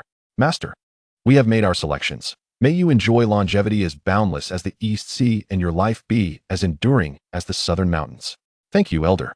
May you enjoy good health and longevity, and may your cultivation flourish. The two offered their compliments to the old man, and, clutching their pouches, joyfully departed. The old man, chuckling, gestured towards them while stroking his beard with satisfaction. Watching the two depart with such audacity left Zhao Huangqing dumbfounded, his jaw nearly unhinged. He stared in disbelief at their retreating figures and, unable to comprehend, turned to the old man with confusion. Master, they haven't paid yet. You just let them go? Zhao Huangqing inquired, but the old man regarded him with bemusement. How do you know they haven't paid? I noticed them the moment they arrived. He could only respond. Yet the old man waved his hand dismissively. You lot think I'm senile? They possess first and second tier contribution cards. I am not blind. Now be off. Do not disturb my rest. With that, The old man departed in displeasure, leaving a crowd of bewildered onlookers and Zhao Huangqing frozen in disbelief. Damn, we were played. Chapter 33, Seeking a New Partner. Following the farce involving Zhao Huangqing and his entourage, Su Ming learned from others that the opposing party bore a grudge due to the incident and had been inquiring about him through various channels. In response, Chen Tai reassured him, stating there was no need for concern, asserting that as long as he was present, Zhao Huangqing would not dare to act recklessly. Moreover, this was the Zhuxia Academy. No matter how powerful the Zhao family might be, they would not dare to provoke trouble within the academy. After all, within the vast Zhuxiao alliance, one of the strongest forces could not simply be rivaled by a single family. Su Ming, however, remained unconcerned. Ever since acquiring the beast pouch, he began searching for his second beast. After all, commanding multiple beasts is an irresistible temptation for every beast master. Unfortunately, even Emir Choyu Jiao had exhausted all his savings. This was amidst his current affiliation with the research center, where he received periodic stipends. It is clear that maintaining a king-tier beast is not something just anyone can afford. After all, many of his fellow first-year students are still troubled over hatching their own beasts. The alliance is vast, and there are countless beast masters. The resources that can be allocated to each individual are ultimately quite limited. A typical beast master finds it exceedingly difficult to nurture their beast to the stage of evolution throughout their lifetime. Moreover, the higher the rank of the beast, the more stringent the requirements for its growth and evolution become. In pursuit of this, Su Ming has begun to contemplate certain special materials. Currently, he possesses a batch of specially cultivated materials, all modified by the system. However, in order to avoid attracting undue attention, he has kept this information under wraps. At present, his life has become somewhat strained due to the Chiujio, and after Chen Tai had proactively sought excuses to financially support him several times, Su Ming, feeling embarrassed, secretly approached him one day, presenting a cultivated seedling of the Qianqing vine. Upon beholding the vibrant Qianqing vine before him, Chen Tai was left utterly astonished. He had only known that his brother had recently been acting mysteriously, often venturing out for extended periods. Little did he expect that Su Ming had managed to acquire a low-level spiritual herb. Brother, you didn't, by any chance, hijack some organization to seize this, did you? This is Qianqing vine. It's worth over 100 contribution points. Su Ming was, of course, well aware of the value of this herb. Yet he found it challenging to trust many around him. However, he felt confident that Chen Tai would keep this minor secret safe. This is something I inadvertently cultivated before. I still have a few more in stock. Though the quantity is limited, the quality is stable. Upon hearing this, Chen Tai immediately gave him a thumbs up. Dude, that's impressive. Had I known you were this capable, I would have asked to apprentice under you. How about this? After the monthly exam, come to my house, and I'll introduce you to my sister. We could become in-laws, strengthening our bond. Su Ming was skeptical of Chen Tai's intentions and shot him a glare. Let us be serious. You know my situation. I possess a beast box, but lack a beast, so I'm looking to create some opportunities. Hey, I get it. You're trusting me, my brother. I'll take care of this for you, but it will require some time. Chen Tai readily agreed, and Su Ming felt reassured as he handed over the Qianqing vine for him to manage. After a short while, he received word that the Qianqing vine had found a buyer. Upon receiving the news from Chen Tai, Su Ming was overjoyed. Brother, am I efficient or what? The buyer is from our academy, but don't worry, I have my special channels, and they want to suspect you. It seems they have a demand for Qianqing vines, and even mentioned that if you have more in stock, you can reach out to them. As he spoke, Chen Tai handed Su Ming a card with a modest amount of contribution points, a total of 111 points. This should cover your materials and daily expenses for a month. Before Chen Tai could finish, Su Ming promptly returned the contribution card to him. Chen Tai was momentarily taken aback, perplexed by his actions. Brother, what is this? Without elaborating further, Su Ming pressed 2 items into his hands. This is a bilingua and a lingua jasmine? My heavens, where did you acquire these? Chen Tai gazed at the 2 small items in disbelief, his expression one of shock. Su Ming merely smiled gently and patted him on the shoulder. There's nothing to be astonished about. These are results I obtained from the research center recently. Please sell them as well. Consider the contribution points your reward for your efforts. If it's insufficient, you can deduct half from the rewards for these items. Goodness, how generous. Chen Tai exclaimed, squatting down to embrace Su Ming's leg. You're a true gentleman, brother. I have 2 sisters. Why don't you pick one? Oh, and I have an attractive aunt. Perhaps you could get to know her too? Get lost. Su Ming laughed, shaking off his arm. I know these items are precious, so I hope you can help me keep this secret. His expression and tone became notably serious. Chen Tai nodded vigorously, then forcefully returned the contribution card. You keep this for now. Don't be so formal about labor fees. As a brother, I'll handle this for you. That is unacceptable. After all, You've put in considerable effort and incurred risks. Su Ming was determined not to let him run errands for free, and he was quite generous with the reward. After all, that 100 contribution points was a significant asset in anyone's eyes. Even for him, the total expenses accumulated from birth till now hardly amounted to 30 points. Don't be so formal, we're brothers. Yet Chen Tai remained resolute. Although it may seem like I'm taking advantage of you. Have you considered that I'm the one directly interacting with the buyer? All the negotiations and dealings are effectively building a rapport with them. The finances belong to you. But through your materials, I've connected with some impressive individuals, which is a valuable asset in itself. We are simply fulfilling each other's needs. With Chen Tai's persuasion, Su Ming ceased to dwell on the matter and accepted the contribution card back. Rest assured, I'll find a good buyer for these materials. So you can wait here for my news. Thereafter, Chen Tai departed with a batch of materials in search of a buyer. Having secured his first substantial income, Su Ming began to contemplate his next beast. After all, this beast box was hard-earned and should not be left idle. Squandering such a precious opportunity was, in his view, the most disgraceful of acts. Chapter 34, The Beast Master Pavilion. As expected, Chen Tai did not disappoint Su Ming. Shortly after classes the next day, he excitedly approached him. Xiaoming, look, what is this? He winked and swiftly placed a rather valuable first-level contribution card into Su Ming's hands. When Su Ming held that precious card, a tumult of emotions surged within him. Without saying much, he opened his arms and embraced Chen Tai tightly. Cough, cough. Wow, Xiaoming, your grip is a bit too strong. After the embrace, Chen Tai patted his chest while giving a few slaps to his waist. Now that the wealthy brother has cash, shouldn't we splurge at the Beast Master Pavilion? Haven't you always wanted to acquire another beast? I just returned from outside and heard that the Academy has recently cultivated a batch of new beasts. Shall we take a look? With no better time than the present. Su Ming nodded eagerly. Let us go. Thus, the two set off together towards the Academy's Beast Master Pavilion. The Beast Master Pavilion is a renowned establishment within Xuanhuang Academy. Not only is it open to the Academy's students, but it is also a well-known trading center for beast masters far and wide. The main structure of the pavilion is situated on a small island surrounded by water. To reach it, one needs to pay 100 alliance coins to board a boat. Surrounding the Beast Taming Pavilion lies a lake reputed to be home to two majestic king-level mature koi, each as large as the vessel upon which they sail. It is said that on the day of the full moon each month, these koi will rise to the surface, a spectacle of grandeur that has captivated many. Aboard the ship, as they journey toward a small island, Chen Tai gestures toward the lake, sharing tales of the area with Su Ming. His words evoke a sense of astonishment in Su Ming. King-level beasts are rare, and colossal aquatic creatures are even more exceptional. The vessel they occupy is approximately 20 meters long, capable of accommodating over 30 guests. Intrigued by Chen Tai's account, Su Ming finds himself eager to catch a glimpse of the illustrious koi. As they traverse the lake, suddenly, the still waters at its center erupt with splashes, transforming the tranquil surface into a riot of ripples. Then, without warning, the water in the center rises dramatically, prompting gasps of awe from the onlookers. Behold, the water is rising. It must be the koi. My heavens, how high the water is. Just how enormous is this beast?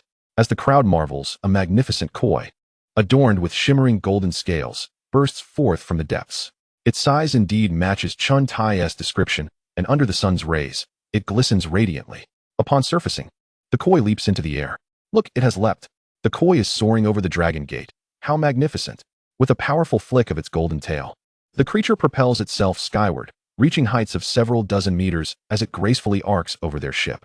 In midair, the koi performs a stunning spin, unveiling its majestic form to the captivated audience. Su Ming observes a golden fleshy crown atop the koi's head, a symbol of its king-level status. As the koi splashes back into the water, it generates tumultuous waves, causing the passengers to grasp the railings tightly to avoid being thrown overboard. At that precise moment, Su Ming utilizes the system to scan the koi's attributes. Name: Koi King. Grade: King level mature. Status: Evolution maturity. 101. Evolution distortion, malignant insect syndrome, modifiable. What is happening? Su Ming is taken aback by this alarming status report, noting that all descriptors are rendered in ominous red. He understands that when a beast reaches a maturity of 100, it should enter the evolutionary transformation stage. Upon successfully navigating this phase, the beast will begin anew in a special form, eventually evolving into a legendary ultimate entity. However, this koi, which should have transformed into a king-level sea monarch or, with fortuitous circumstances, a rare emperor-level tyrant koi, remains stagnant at a maturity of 100, accumulating additional levels without undergoing evolution. Furthermore, The term distortion signifies an irreversible malignancy for any beast, and the mention of malignant insect syndrome is unprecedented in Su Ming's experience. A tempest brews within Su Ming's heart as he contemplates the implications. Should this koi successfully evolve, it would be a monumental achievement for both the Academy and the entire Zhuxiao Alliance. Yet, at this critical juncture, the fully matured koi faces a degenerative condition. If no intervention occurs, it risks succumbing to a malignant state, potentially leading to its demise. Reflecting on this grim reality, Su Ming feels a pang of sorrow. Unfortunately, as the koi plunges into the depths, it vanishes from sight, eluding the system's tracking capabilities. Moreover, this koi represents the Academy's invaluable asset. Merely witnessing it is a rare honor for a newcomer like him, let alone approaching it for research and treatment. Lost in thought, Su Ming's expression does not go unnoticed by Chen Tai. Brother, why the sudden gloom? Did you not see the koi? It was truly breathtaking. Su Ming responds with a sigh. Indeed, but I can't shake the feeling that the koi seems troubled. Its body appears to be suffering. Chen Tai dismisses his concern. You jest. How could a king-level mature beast fall ill? Its body is surely as resilient as granite. Su Ming refrains from further explanation. Mindful of the many passengers around them, he resolves to seek the insights of the professors back at the research center. Before long, their vessel arrives at the island where the Beast Taming Pavilion stands. This colossal structure resembles a grand bird's nest, its exterior crafted from a special metal, while the interior features an open plaza bustling with visitors and students eager to select their beasts. After presenting their credentials to the security personnel, Su Ming and his companions enter the pavilion, and the sheer magnitude of the place leaves him utterly astonished. Chapter 35, The Beast Mimic Cat. The first glimpse is breathtaking. The second, equally so. Regardless of how many times one gazes upon it, the Beast Taming Pavilion never fails to impress. From the outside, it appears magnificent, yet inside, the vibrant trading points and the throng of people truly astound. Within the pavilion, the crowd is innumerable, with approximately 500 to 600 stalls. Just a glance sends a shiver down one's spine. With such a plethora of trading points, finding the right beast here could take an eternity. Amused by Su Ming's astonishment, Chen Tai chuckles. Brother, are you awestruck? I was equally amazed on my first visit. This vast space takes half a day just to circle, let alone the 675 stalls that cover nearly every beast type found on Xuanhuang Star. Of course, rare varieties are another matter entirely. Through Chen Tai's explanations, Su Ming learns that most beasts here are either younglings or eggs of ranks below king level, primarily catering to beast tamers from the Zhuxiao Alliance. Besides the common varieties, there are occasionally beasts with unique qualities. As not all beasts can be distinctly classified into ranks, there exists a category of beasts, known as auxiliary beasts, which, despite lacking formidable offensive capabilities, possess remarkable supportive abilities. For instance, the luminescent crane and wind glider from the avian faction, the armored dragon tortoise and relic kingworm from the scaled faction, as well as the tide collar shark and gray pearl jellyfish from the aquatic faction. These creatures may not boast significant offensive power on their own, but when combined with other combat-oriented beasts, they can catalyze a profound transformation. Such creatures are classified as special auxiliary beasts, due to the inherent difficulty in determining their rank. Beastmasters must rely on their supportive abilities to categorize them and delineate their respective tiers. Today, the two individuals have come here to select a new beast companion. Chen Tai's beast box can accommodate a beast of the commander rank, while Su Ming's box is even more impressive, capable of housing a general rank beast. After meandering through the Beast Tamers Guild for quite some time, they found themselves overwhelmed by the multitude of options, yet yielded no fruitful results. Oh dear, this is unmanageable. There are so many types, and I desire each one, but they all seem somewhat unsuitable. Indeed, there are thousands of options just within the commander rank alone, and you wish for a combat beast. It's certainly not a trivial task, especially considering that there are nearly 200 combat beasts that would complement a three-eyed striped tiger. We might be here until tomorrow. Su Ming wore a wry smile, as he too had yet to finalize his choice. The two decided to first secure one beast, leaving the rest for later consideration. After all, their budgets were rather limited. Making the selection of a favored beast within their means quite a challenge. After resting for a while, they noticed a trading area that seemed less crowded. Shall we take a look over there? The crowd appears sparse, making it less likely to be overwhelming, Su Ming suggested, noticing the fewer patrons nearby. Yet, Chen Tai hesitated. That area seems to be for auxiliary beasts, which explains the lack of visitors. Perhaps we should just skip it. However, Su Ming stood up and made his way toward that section. Let us just take a look. It wouldn't hurt to explore, and who knows? We might find an auxiliary beast that we'd like to raise for fun. Auxiliary beasts, after all, are inexpensive and easy to nurture. Thus, The duo ventured into the trading area for auxiliary beasts, which was significantly smaller and attracted a mere handful of customers compared to other sections. Come and see. Auxiliary beasts on sale. Charming mushrooms for 2,000 alliance coins each. Platypus for 800 alliance coins. The prices here were astonishingly low. To put it in perspective, even the cheapest combat beast, a white wolf, would cost no less than 60,000 alliance coins or 10 contribution points, whereas most auxiliary beasts here were priced below 60,000 contribution points, with the most expensive lightning aphid merely costing 13 contribution points and even offered a buy one get one free deal. This starkly illustrated how little esteem auxiliary beasts held within the Zhu Xia alliance. Su Ming encountered many auxiliary beasts for the first time. And unlike the illustrations he had seen before, these young auxiliary beasts were predominantly adorable and, unlike combat beasts, were generally quite small and fragile during their juvenile phase. As they passed by a stall, he noticed a cluster of fluffy little creatures making delightful sounds.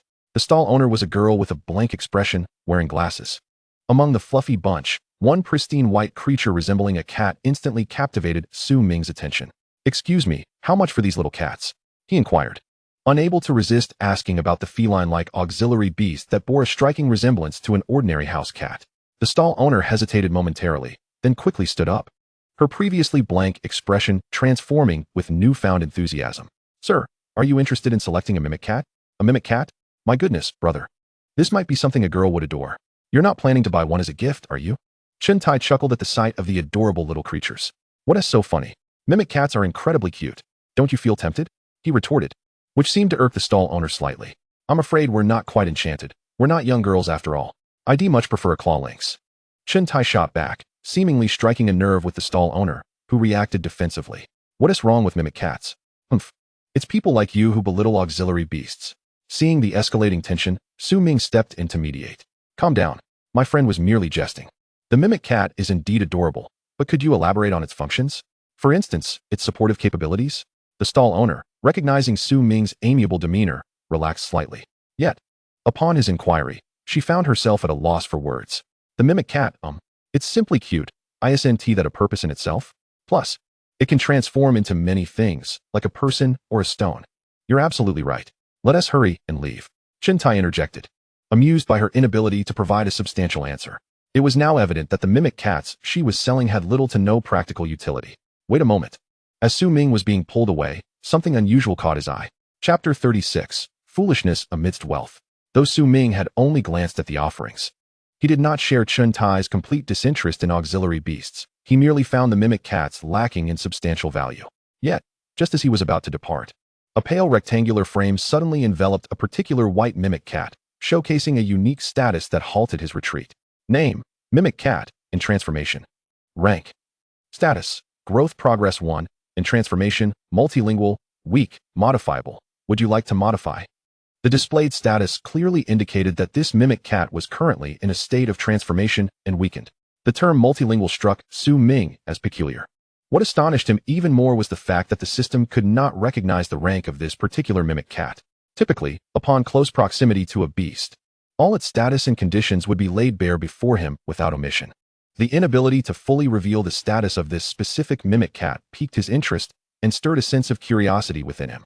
In contrast, the other mimic cats appeared entirely normal, with growth progress typically ranging between 5 and 10, none in a state of transformation or weakness, and all uniformly classified as soldier rank. However, that singular all-white mimic cat looked rather sickly, making it stand out distinctly. "Brother, are we leaving or not? Shall we check out other areas?" At that moment, Chen Tai called out to him again. Turning his head, he discovered that his companion was staring blankly at the imitation cats, seemingly unable to move. "Oh no, you can't possibly be contemplating purchasing one, can you?" "Well, I suppose it could serve as a quaint little pet." Chen Tai gazed at him, feeling a mix of exasperation and amusement, before shifting his attention to the disgruntled vendor. "Excuse me, miss, how much for these imitation cats?" "I'll take one." "Humph. What, now you want one?" The vendor shot him a disdainful glance, but proceeded to announce the price. "Each imitation cat costs 5 contribution points, and the white one is 200 contribution points." Upon hearing this, Chen Tai's expression changed dramatically. He immediately grasped Su Ming's arm, intending to drag him away. "Brother, let us get out of here. This is undoubtedly a scam. Seriously, 5 contribution points for one imitation cat, and 200 for that one? Only a fool would buy it." The vendor's voice was loud, and the surrounding customers smirked in response. Chintai was about to leave when the vendor's next words left him utterly speechless. Miss, I'll take two, one black and that white one. Here is my contribution card. Let us settle the bill. This revelation startled not only Chintai, but also the onlookers, who regarded him with expressions of astonishment, as if he were a simpleton. Has this person lost their mind? Spending so many contribution points just for an imitation cat? Surely it must be a gift. I mean, aren't imitation cats as common as dirt? Even if the white one is a tad rarer, it shouldn't fetch more than 1,000 alliance coins. I wouldn't pay a single extra coin. Spending such a ridiculous amount of contribution points must indicate some sort of insanity. Oh, so they're a B-level newcomer. Well, that is a relief. It's amusing to witness such folly. Today, we've encountered a true simpleton, haha. People began to point and whisper about Su Ming, their faces adorned with mockery and derision. The notion of purchasing an imitation cat for such a hefty sum was, to anyone's eyes, a source of amusement. Hearing the comments and seeing the scornful gestures directed at him, Chintai felt a sense of indignation on Su Ming's behalf. Su Ming, let us not buy this. This shop is utterly unscrupulous. I'm going to file a complaint with the academy. He had hoped that the threat of a complaint would intimidate the vendor, but to his surprise, she merely smirked in response. Buy it or don't. My imitation cats are worth this price. No matter who you bring in today, it's 200 contribution points, no less, no more. So, classmate, have you made up your mind? The vendor looked at Su Ming, making one last inquiry about his intentions. I'm certain, one black and one white. If there are no issues, let us proceed to check out. Upon saying this, he handed over his contribution card. The vendor, seeing his resolute demeanor, snatched the card and swiftly processed the transaction on her card machine. Done. Classmate, seeing how kind-hearted you are, do you want me to explain the care instructions for imitation cats? The vendor beamed with satisfaction, indifferent to the opinions of those around her. Her gaze fixed on Su Ming with delight. No need, I'll take the cat, he said, reaching to his waist, where he produced a shimmering beast containment box. With a gentle flick towards the white imitation cat, it was instantly drawn inside. The remaining black imitation cat he cradled in his arms. Thus, amidst the astonished gazes of the crowd, Su Ming departed the stall with an air of nonchalance. Brother, wait for me. Chintai hurriedly followed.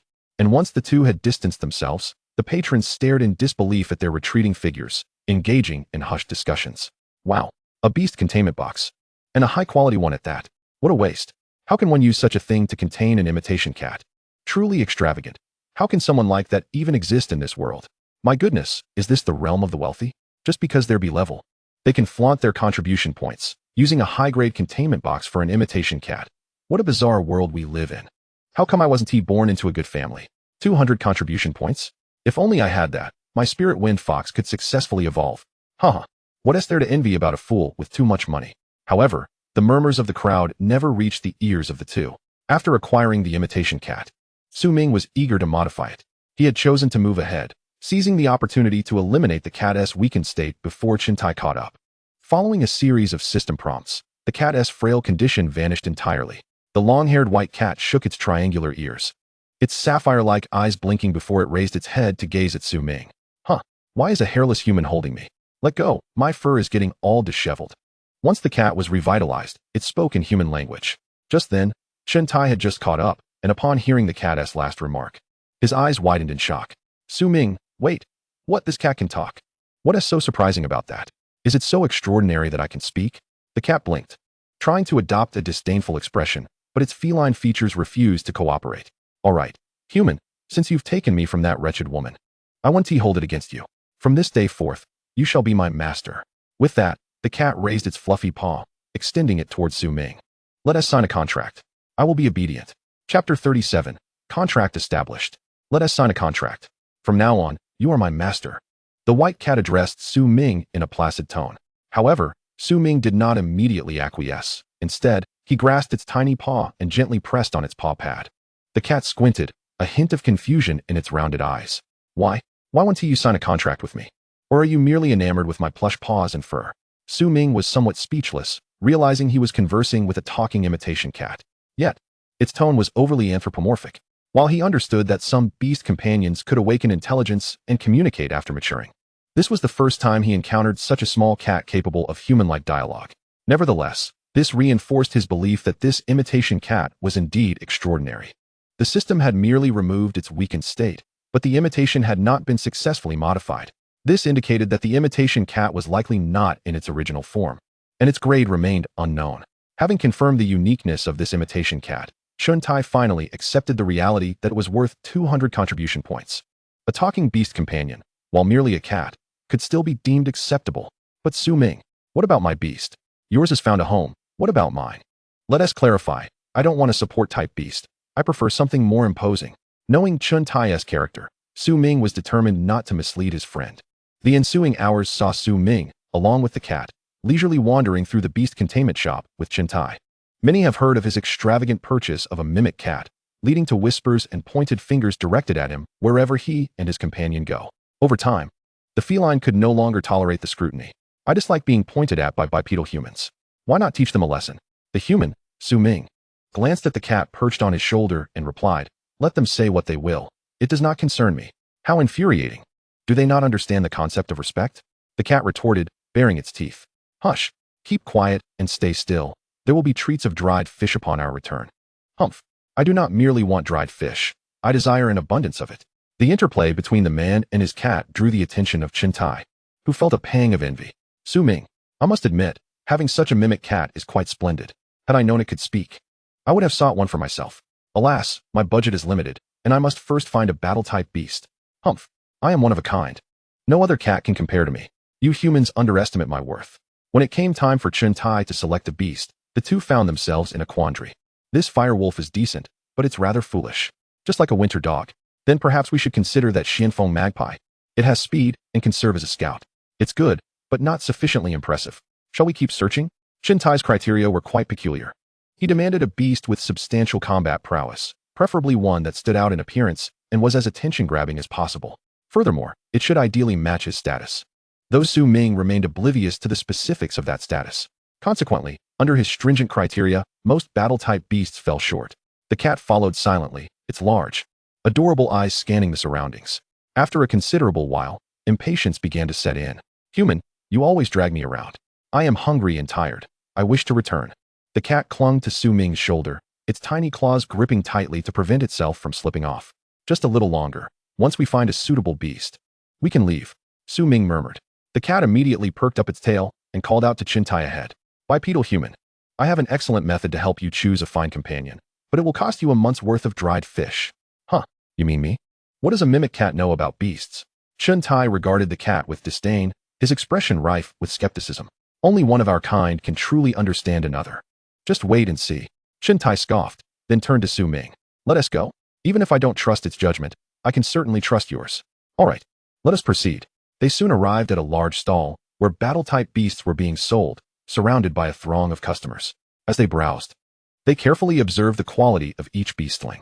Selecting a beast involved assessing its bone structure and fur color. Strong bone structure indicated great potential, while vibrant fur signified good health. At the stall, a vendor was enthusiastically extolling their wares, and the other patrons appeared to be in agreement. Hey, I think I see a promising fellow kindred spirit in the corner. As Su Ming utilized the system to check the beast's information, the cat suddenly tapped its paw against his face twice. Following the direction of the cat's indication, he spotted a dimly colored, curled-eared pup in the corner of the stall. More accurately, it was a wolf cub, its coat mottled, ears drooping, and its eyes still closed. Su Ming took a glance at the cub, and its details immediately appeared before him. Name, Red Gale Wolf. Grade, Soldier Level. Status, Evolution Level, 0-1, Weak, Malnourished, Modifiable. Special Talent, Bloodline Potential, Hunter Instinct. Upon reading this information, Su Ming felt a surge of excitement. Xuantai, choose that little pup. He did not disclose his thoughts directly, but urged his friend to select the wolf cub. Huh, that scruffy little pup? Come on, brother. It looks rather ugly. Doesn't he it? Xuantai frowned at the red wolf. My judgment is never wrong. The cat puffed up with pride at this moment. Xuantai cast a doubtful glance at Su Ming, then looked back at the red wolf cub, which was struggling to rise from its little nest, only to topple over due to its frail condition. Its weakness and unremarkable coat had caused the vendor and other customers to overlook it entirely. Under Su Ming's encouragement, Xuantai reluctantly approached the nest, preparing to reach out and lift the red wolf cub. However, at that moment, a low growl emanated from within the nest.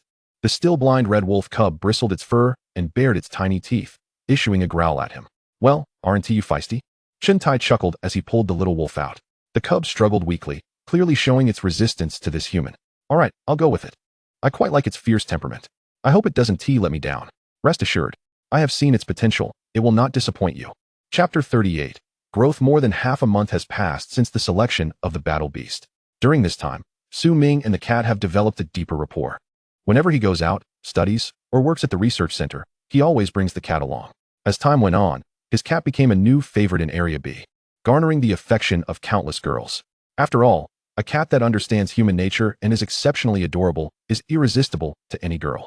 However, Ming also established some ground rules with it in private. One of these was that it must never imitate human speech in public. The cat complied, knowing that failing to do so would result in being confined to the dark confines of a beast box like its kin. Meanwhile, Tai's red wolf cub had shown remarkable progress during this period. When first brought home, the cub was quite resistant to humans, and as a soldier-level beast, it was not only fierce but also unafraid of even a noble-level three-eyed striped tiger. According to Tai, the red wolf cub often clashed with his striped tiger over food. Despite the significant disparity between them, he felt that the red wolf could easily overpower the striped tiger. Regrettably, being merely a soldier-level beast, it could never match the prowess of the noble tiger. Conversely, Ming's early Yu Jiao, though a king-level beast, was often toyed with by the cat. In the cat's words, "I delight in long, moving things. Fear not, I shall not consume it. While it is still naive, I will take the opportunity to bully it. Once it grows up, I shall not dare to touch it." Cats possess a remarkable self-awareness and exhibit a high degree of intelligence. Through his feline companion, Ming is even able to communicate directly with some of the spirit beasts, such as the Chiyujio. Regrettably, so far, he has not encountered any spirit beast in the academy that matches the cleverness of a cat. Even the mature spirit beasts pale in comparison to a cat's intellect by a significant margin. As time passed, the academy began to stir with activity. Recently, Ming learned that the institution had invited several spirit beast experts from the Alliance, collaborating with some of the professors to conduct a joint diagnosis on the king carp residing in the lake surrounding the Beast Taming Pavilion. This information came from Professor Song Jia, indicating that the ailment afflicting the king carp was indeed quite severe. Additionally noteworthy is that since the incident at the spirit beast breeding grounds, the Academy has concentrated its efforts on the few Evil Eye leeches that underwent evolutionary interference. Out of the 5 Evil Eye leeches, 4 successfully underwent interference, while 1, despite failing, was swiftly dealt with by the Academy. Of the remaining, 2 transformed into entirely new species, subsequently accepted by the Alliance. The other 2 suffered greatly. 1 was severely damaged due to the evolutionary interference, rendering it incapable of further evolution and forever stuck in its mature phase. The last one devolved from an Evil Eye leech into a lower-tier Gray Mountain leech, which, in the realm of spirit beast studies, is classified as a regression phenomenon. Though rare, it is not without precedent. These Evil Eye leeches, along with the Lingshan leopard retrieved from the training area, have been incorporated by the Academy as exemplary case studies for future reference. As a participant in this endeavor, Ming naturally received his share of accolades, successfully transitioning from a temporary experimental staff member to a formal researcher, adorned with a medal from the research center. Seizing this opportunity, he also garnered some assistance from the Academy, ensuring that he finally had access to materials for cultivating the mimic cat and Chiyujio. Albeit in limited quantities, still a welcome improvement over having nothing at all. During this period, he received an invitation from the Student Council, requesting that he represent the Zhuxia Academy at next month's Freshman Exchange Conference.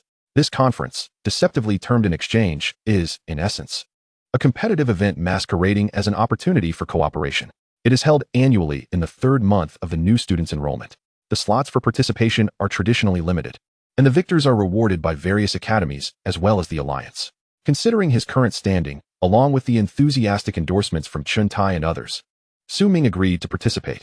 Thus, he would represent Zhuxia Academy as an outstanding B-level student in this exchange. Alongside him in this endeavor are his good friend Tai and the remaining top-ranked students from Zone B. Meanwhile, from Zone A's Freshman Academy, 7 of the 10 students awarded during the ceremony will also join the exchange. The final tally indicates that this year's exchange conference boasts over 20 King-tier spirit beasts among the new participants, with an astonishing 63 Duke-tier spirit beasts. It can be said that the scale of this year's Freshman Exchange Conference far surpasses any previous iteration. In the days to come, Ming and several other competing freshmen must engage in rigorous and intensive preparatory training. As participants, they are required to elevate their spirit beast skills and foster a deeper bond with their companions within the span of 2 weeks. This aspect, naturally, poses no challenge for Ming and his Chiyujio. The remaining hurdle lies in gaining practical combat experience, as battling trained beast tamers differs significantly from facing ferocious beasts. However, Su Ming is no novice. He possesses combat experience that others lack. This day marks the commencement of practical training before the competition. As a participant, Su Ming, accompanied by his spirit beast, arrives at the training ground alongside others. The instructor guiding their practical training is a fourth-year elite beast tamer. Greetings, everyone.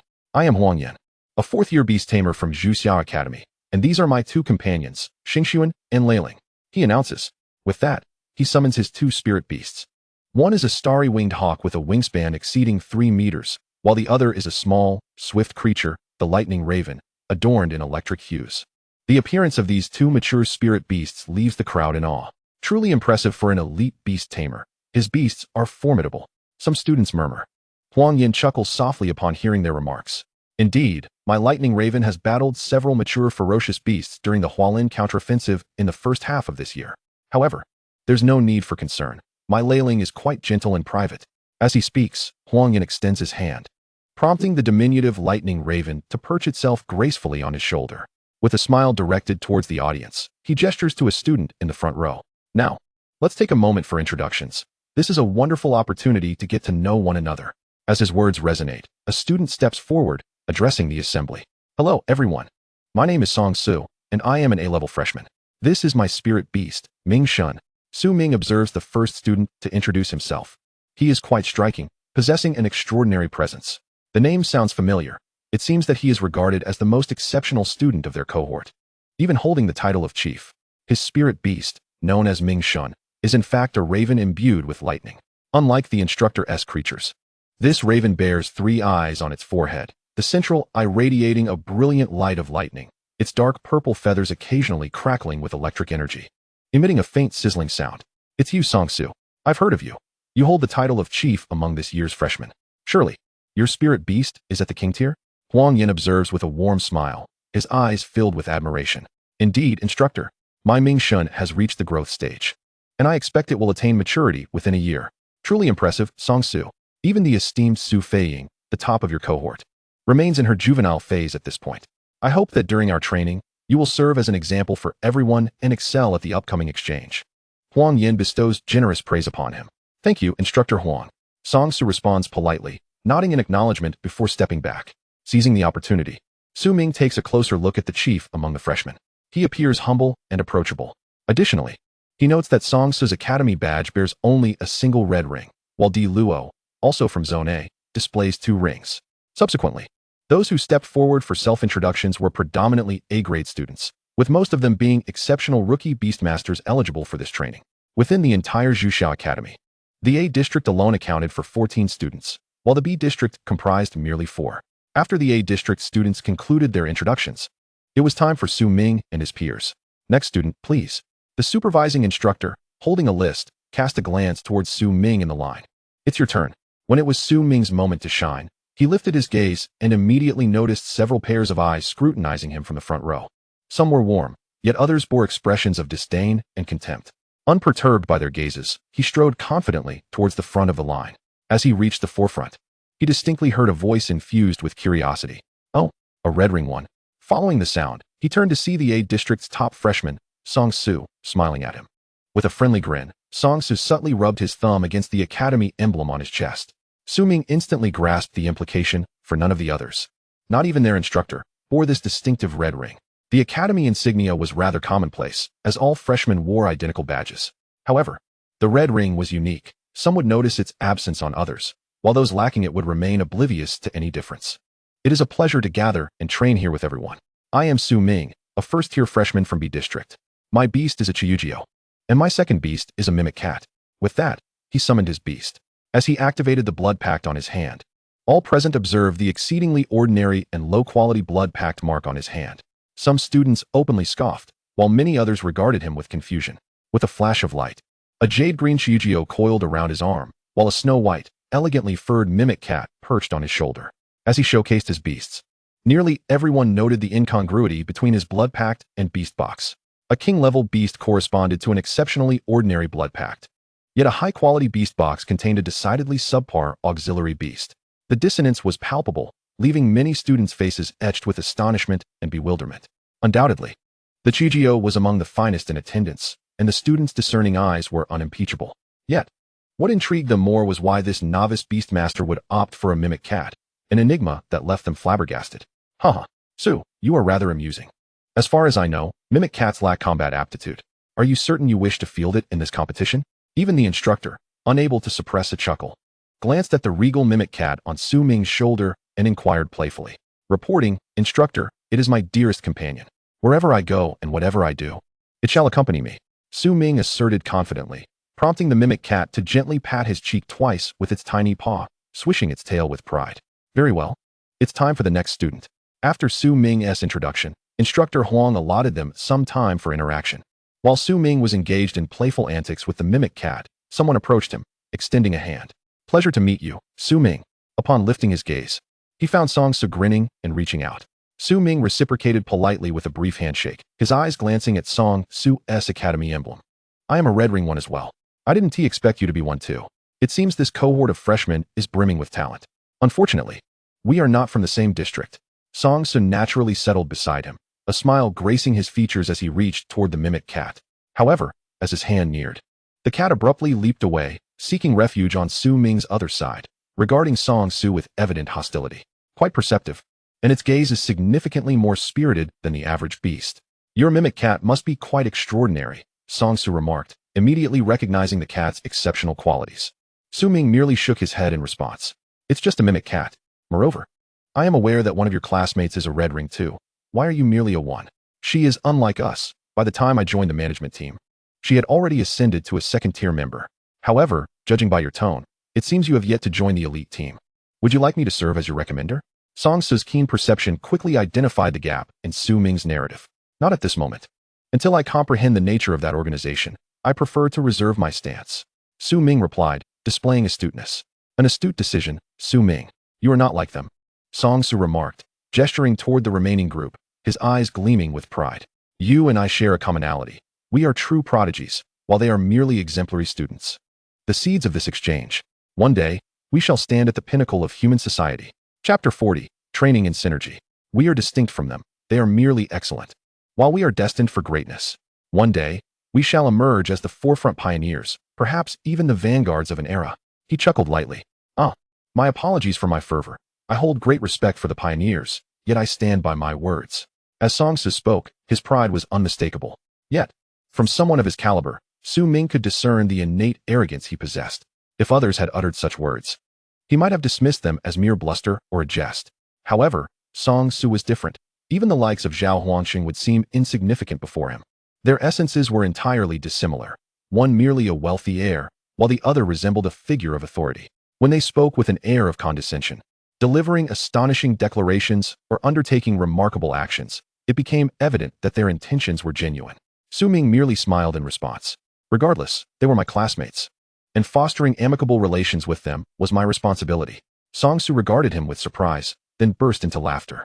Su Ming, you truly are amusing. I did not misjudge you. Among this year's freshmen, I have heard that many have reached the level of Red Ring 1, yet most lack the resolve to shoulder significant responsibilities. I still hope that one day, I might serve as your recommender. Until then, see you in the elite team. With that, Song Su gracefully departed. After his exit, Chen Tai approached Su Ming, observing Song Su's retreating figure. That fellow named Song is said to be rather arrogant, and not just a little. Mingzi, do avoid getting entangled with him in the future. It can be quite disheartening. Su Ming chuckled softly in response. Not long after, the esteemed instructor Huang Yin summoned all participants to gather in the training area.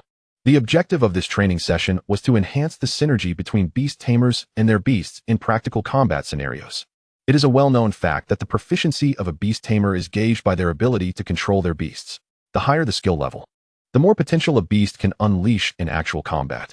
After all, no matter how formidable a beast may be, its intelligence will always fall short of human capability. Most attendees concurred with this sentiment, save for Su Ming's companion, a mimic cat perched on his shoulder. The cat mused, that loud human is truly insufferable, clearly. I am far more astute than the average foolish human. In response, Su Ming gently patted its fluffy little head to offer reassurance. The first exercise involved fostering mutual understanding. Under instructor Huang Yan's guidance, the novice beast tamers were tasked with directing their beasts to locate pairs of colored balls hidden within the training zone. The balls were concealed in obscure corners, perhaps nestled in trees or submerged in water, necessitating that everyone employ every conceivable means to locate them within half an hour. Take heed. I shall meticulously record each training session's results. Those who fail more than 3 times will warrant a discussion regarding their future with us. As the most distinguished among you, I expect nothing less than exemplary conduct and performance. With a whistle, all participating beast tamers sprang into action. Minzai. Our balls are Red Sea. We need to find 4. I'll check over here. You explore that side. Chen-Tai signaled Su Ming, and the two split up to search. Prior to their search, Chen-Tai had his red wolf sniff the ball's scent, as the red wolf, being a canine beast, possessed an exceptionally keen sense of smell. Thus, Su Ming felt quite at ease in trusting the task to him. As for himself, both the Chiyujio and the mimic cat were remarkably astute, capable of conducting searches in various scenarios. He chose to delve into a dense thicket where it was likely the balls had fallen into crevices, making them difficult to spot. However, for the clever and agile mimic cat, this was no challenge at all. Leave the round and shiny task to me. I haven't been active for quite some time. The mimic cat, having just consumed several dried fish, sat atop a wooden post, grooming its paws. Lifting its little nose and sniffing the air, it wagged its tail and dove into the bushes. Meanwhile, Su Ming directed the Chujio to observe the movements of others. Although this training appeared trivial and simplistic, its execution proved to be exceedingly troublesome. Most beasts exhibited vastly differing visual capabilities compared to humans. Some beasts lacked the ability to distinguish stationary objects altogether, while others could not even differentiate colors, let alone locate the corresponding colored balls. Oh heavens, you foolish bird! I asked for a brown ball, yet you have brought me 2 patterned ones? That is a biological egg, not a ball. Fooling, move out. A seemingly simple task had many beast tamers in a fluster. Some beast tamers, commanding their beasts, managed to find a plethora of balls in under 10 minutes, and accordingly identified their designated colors while also assisting others. Chen-Tai, after 7 or 8 minutes, successfully gathered his required balls and hurried over to Su Ming to lend a hand. At that moment, Su Ming was observing his Chiyujio, which was regurgitating the balls it had inadvertently swallowed. Minzai, what in the world is happening here? Chen-Tai chuckled at the sight of the Chiyujio's round belly. I never expected this silly creature to swallow the balls whole. Truly a cold-blooded beast with questionable intelligence, yet at least it is obedient. Once the Chiyujio ejected the last ball from its belly, the mimic cat re-emerged from the thicket, lowering its pristine white head to deposit 2 red balls marked with a C shape onto the ground. I dislike round things. They taste terrible. It complained while licking its paws. Hee. Lord Mimic, you are indeed clever, having made no mistakes. Chen-Tai beamed at the entirely white mimic cat. Humph. Naturally. I am the smartest among 2-legged humans. The mimic cat lifted its head, vigorously wagging its tail, awaiting its owner's acknowledgement. In response, Su Ming reached out to scoop it up, brushing off the stray blades of grass clinging to its fur. Well done. You are the best, my dear mimic. Meow. Upon the conclusion of the results, the top performer was a student from Area A, who utilized the exceptional vision of his Xianming eagle to gather the balls in record time. The second place was taken by Song Su, whose Ming Shinkro was not only swift, but also possessed remarkable eyesight. Moreover, corvids are among the most intelligent of avian beasts. Chen-Tai claimed 3rd place with his red wolf, whose olfactory prowess ensured that even the faintest scent within several kilometers would not escape its notice, making the retrieval of 2 balls a trivial matter. Chapter 41. Fist Against Fierce Beasts. After the results of the initial training round were announced, Su Ming found himself in 7th place, tied with 4 or 5 others. The Chijio had foolishly swallowed the balls it found, and none of the colors matched. As for the mimic cat, with its noble lineage, it scorned the notion of rushing through tasks. The results of the first round were satisfactory, with the best time recorded at 3 minutes and 21 seconds, while the worst was 29 minutes and 43 seconds. However, the best performance still fell short of our Academy's record of 1 minute and 1 second. I hope everyone continues to strive for improvement. Those whose names I have called, please follow me for a moment. After announcing the results, Instructor Huang Yin began individual discussions. Next came the practical training. The ultimate objective of this session was for groups of 5 to collectively defeat 7 mid-tier fierce beasts. These beasts had been captured by the Academy for educational purposes. As mid-tier fierce beasts, their strength was quite formidable. The sole consolation was that juvenile fierce beasts were considerably easier to handle than their mature counterparts. However, for this group of novices without any practical experience, the challenge remained daunting. They were currently entering the first round of warm-up exercises. Behind me lay a den of evil-toothed rabbits, a class of juvenile fierce beasts, among the weakest in existence. An adult evil-toothed rabbit could easily overpower 2 grown men. Your training objective is to either slay or subdue 5 of these little rabbits each, and I will tally the total time taken. With the instructor's command, the students surged into the den. Within the evil tooth rabbit's lair, adorable little rabbits rolled about, normally bounding playfully.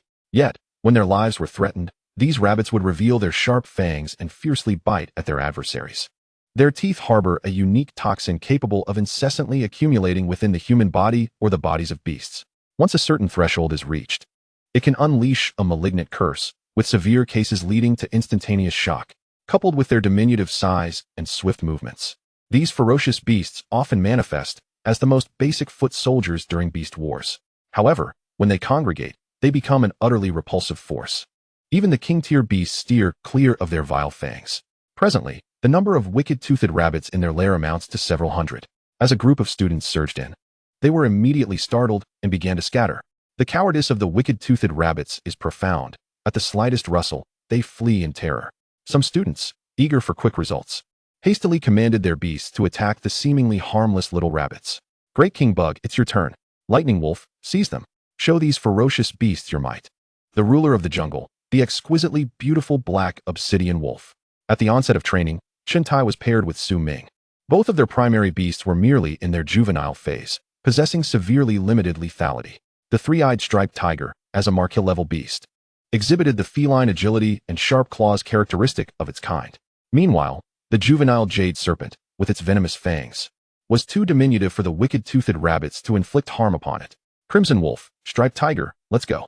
As the two beasts launched into action, Su Ming extended his hand into the grass, where a small serpent, entirely emerald in hue, darted swiftly through the underbrush.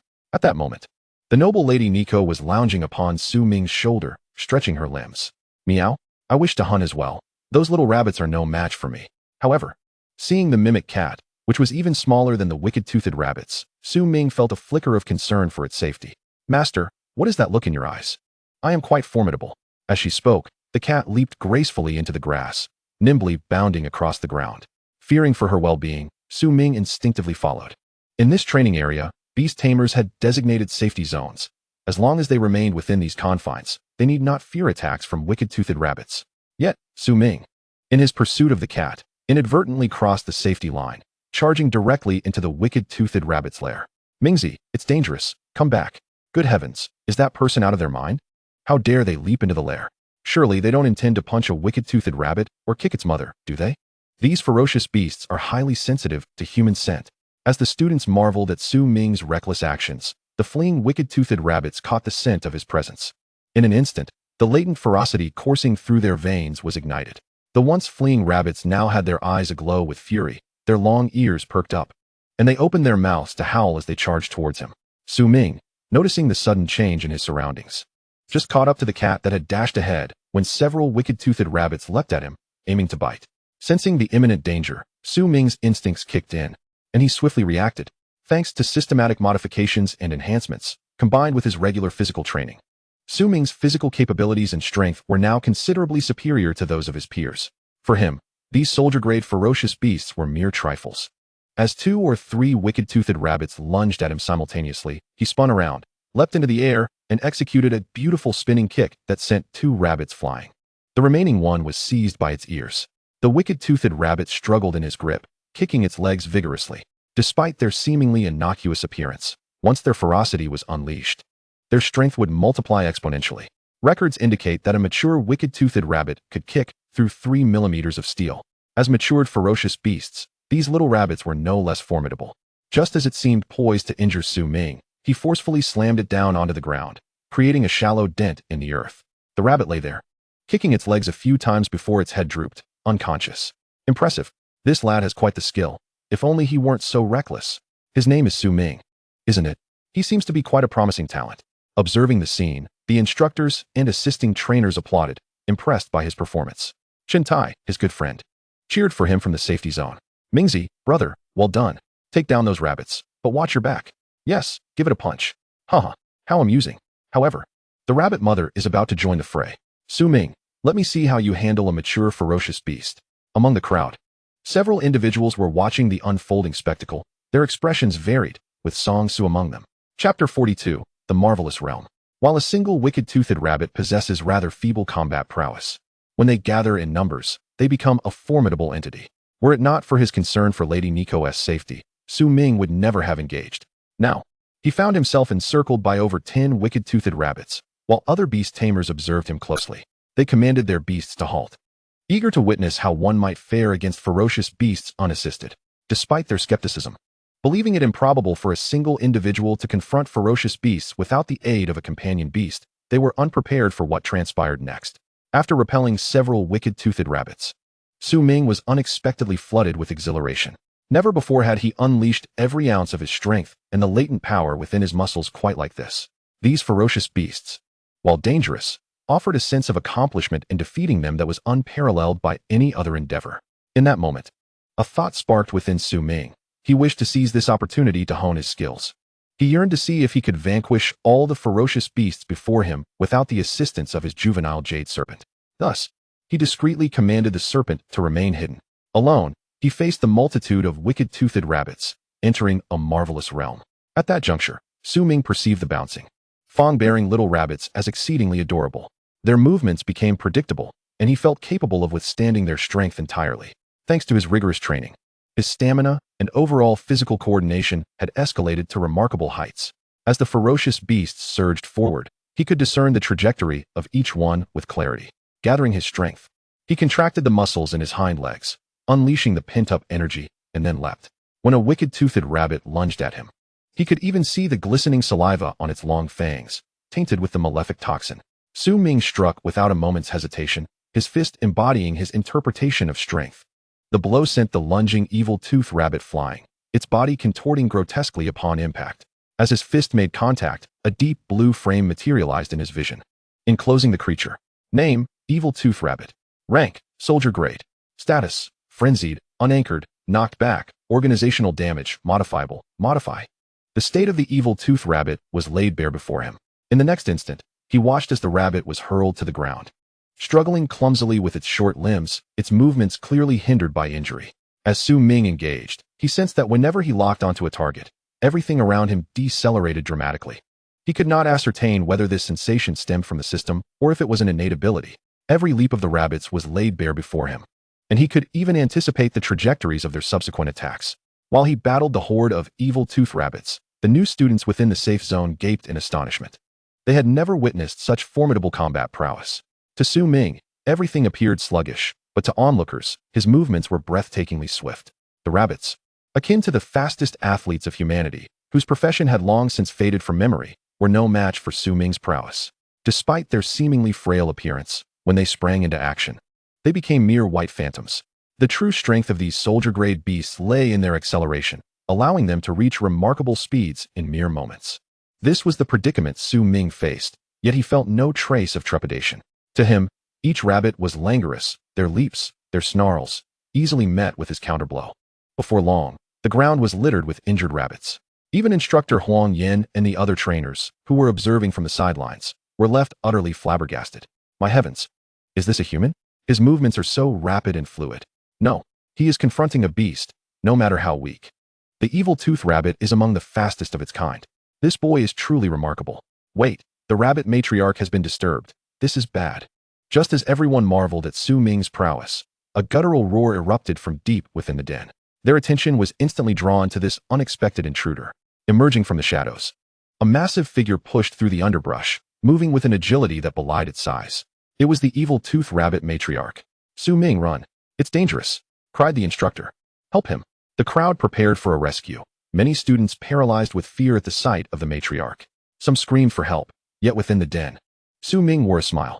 For him, the common evil-tooth rabbits were merely a warm-up, while the matriarch was a formidable foe. This was his first direct confrontation with a beast of such caliber, and its strength was indeed formidable. Name: Evil-Tooth Rabbit, Matriarch. Rank: Centurion Grade, Mature. Status: Frenzied, Modifiable.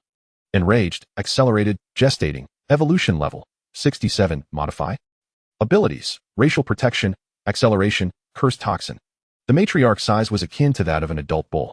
Her crimson eyes gleaming with ferocity, exhaling plumes of mist from her mouth, her disheveled mane nearly a span long. Upon spotting the invader, she began to dig at the ground with her powerful hind legs.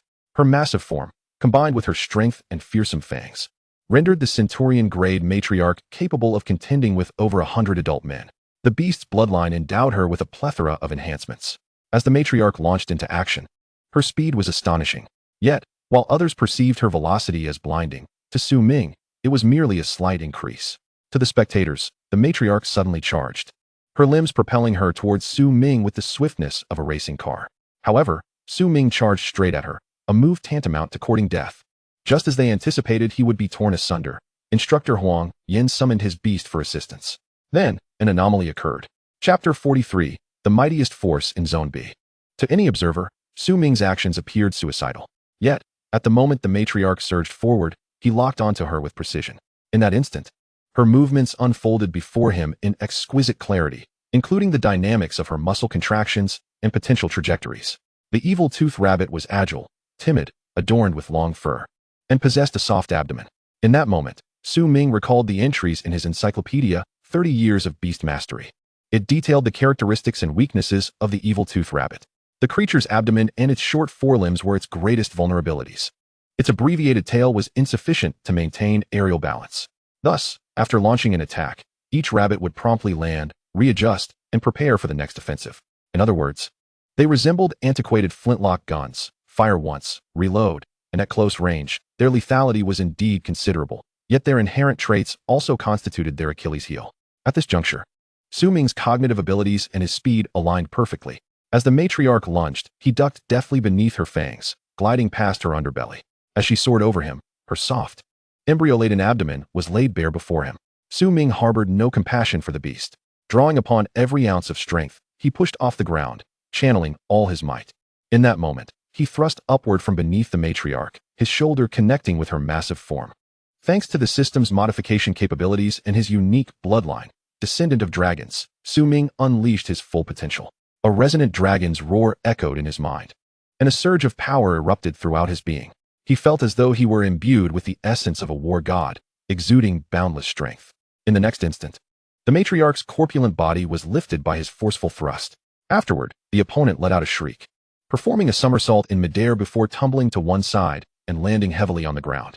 At that moment, Instructor Huang Yan's beast had just commenced its assault, with the Thunderbird unfurling its majestic wings, unleashing a bolt of lightning that struck the ground with ferocity. Yet, astonishingly, the attack from this beast of the commander class missed its mark. In the bewildered gaze of the onlookers, they witnessed Su Ming deftly slide in as the wicked-toothed rabbit mother lunged, and with a forceful counter, he sent the creature soaring away. Only after this did the instructor's beast strike, the lightning cleaving down precisely between Su Ming and the rabbit mother. The electric flash incinerated the vegetation beneath, simultaneously sending a nearby nest of young rabbits scampering in terror. Su Ming. At this juncture, Chen Tai, worried for his friend, did not hesitate. He braced himself against the railing, executed a roll, and leaped into the den to check on Su Ming's condition. Upon reaching his side, he found Su Ming furrowing his brow, gazing at the wicked-toothed rabbit mother with an expression tinged with regret. What a pity, it's pregnant, otherwise its combat prowess wouldn't be so feeble. Chen Tai. Once the two emerged unscathed, with the protection of trainers and instructors, they were immediately encircled by fellow students, all eager to inquire about Su Ming's state. Upon learning that he had sustained no injuries, the crowd fell into a state of shock.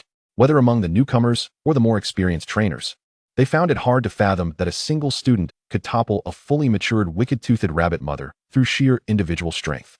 Although the creature was of a lesser grade, it was still not something an average person could contend with. Following this, Su Ming was heralded as an idol by countless peers. In this era, only the strong earn respect. Yet, the typical strong individual is often a distinguished beastmaster. However, today, they had all borne witness to a miracle. It seemed that humanity could indeed strive against the savage beasts with its own might. Though this might be an isolated incident, it also symbolized hope for the human alliance. After the training concluded, Su Ming received a formal warning. However, this was swiftly followed by a series of accolades and praises. Most of the students who participated in the training regarded him with idol-like admiration. Furthermore, the student council of the academy once again extended an invitation to him, requesting his presence at the headquarters for a visit. Accompanying him for this discussion was another vice president of the academy. Greetings, Su Ming. I am Huang Tianyan, the vice president of Zhuxiao Academy, overseeing new student training and various internal activities. I have heard about your remarkable performance in this training session. The rescue center conducted an examination on the rabbit mother afterward.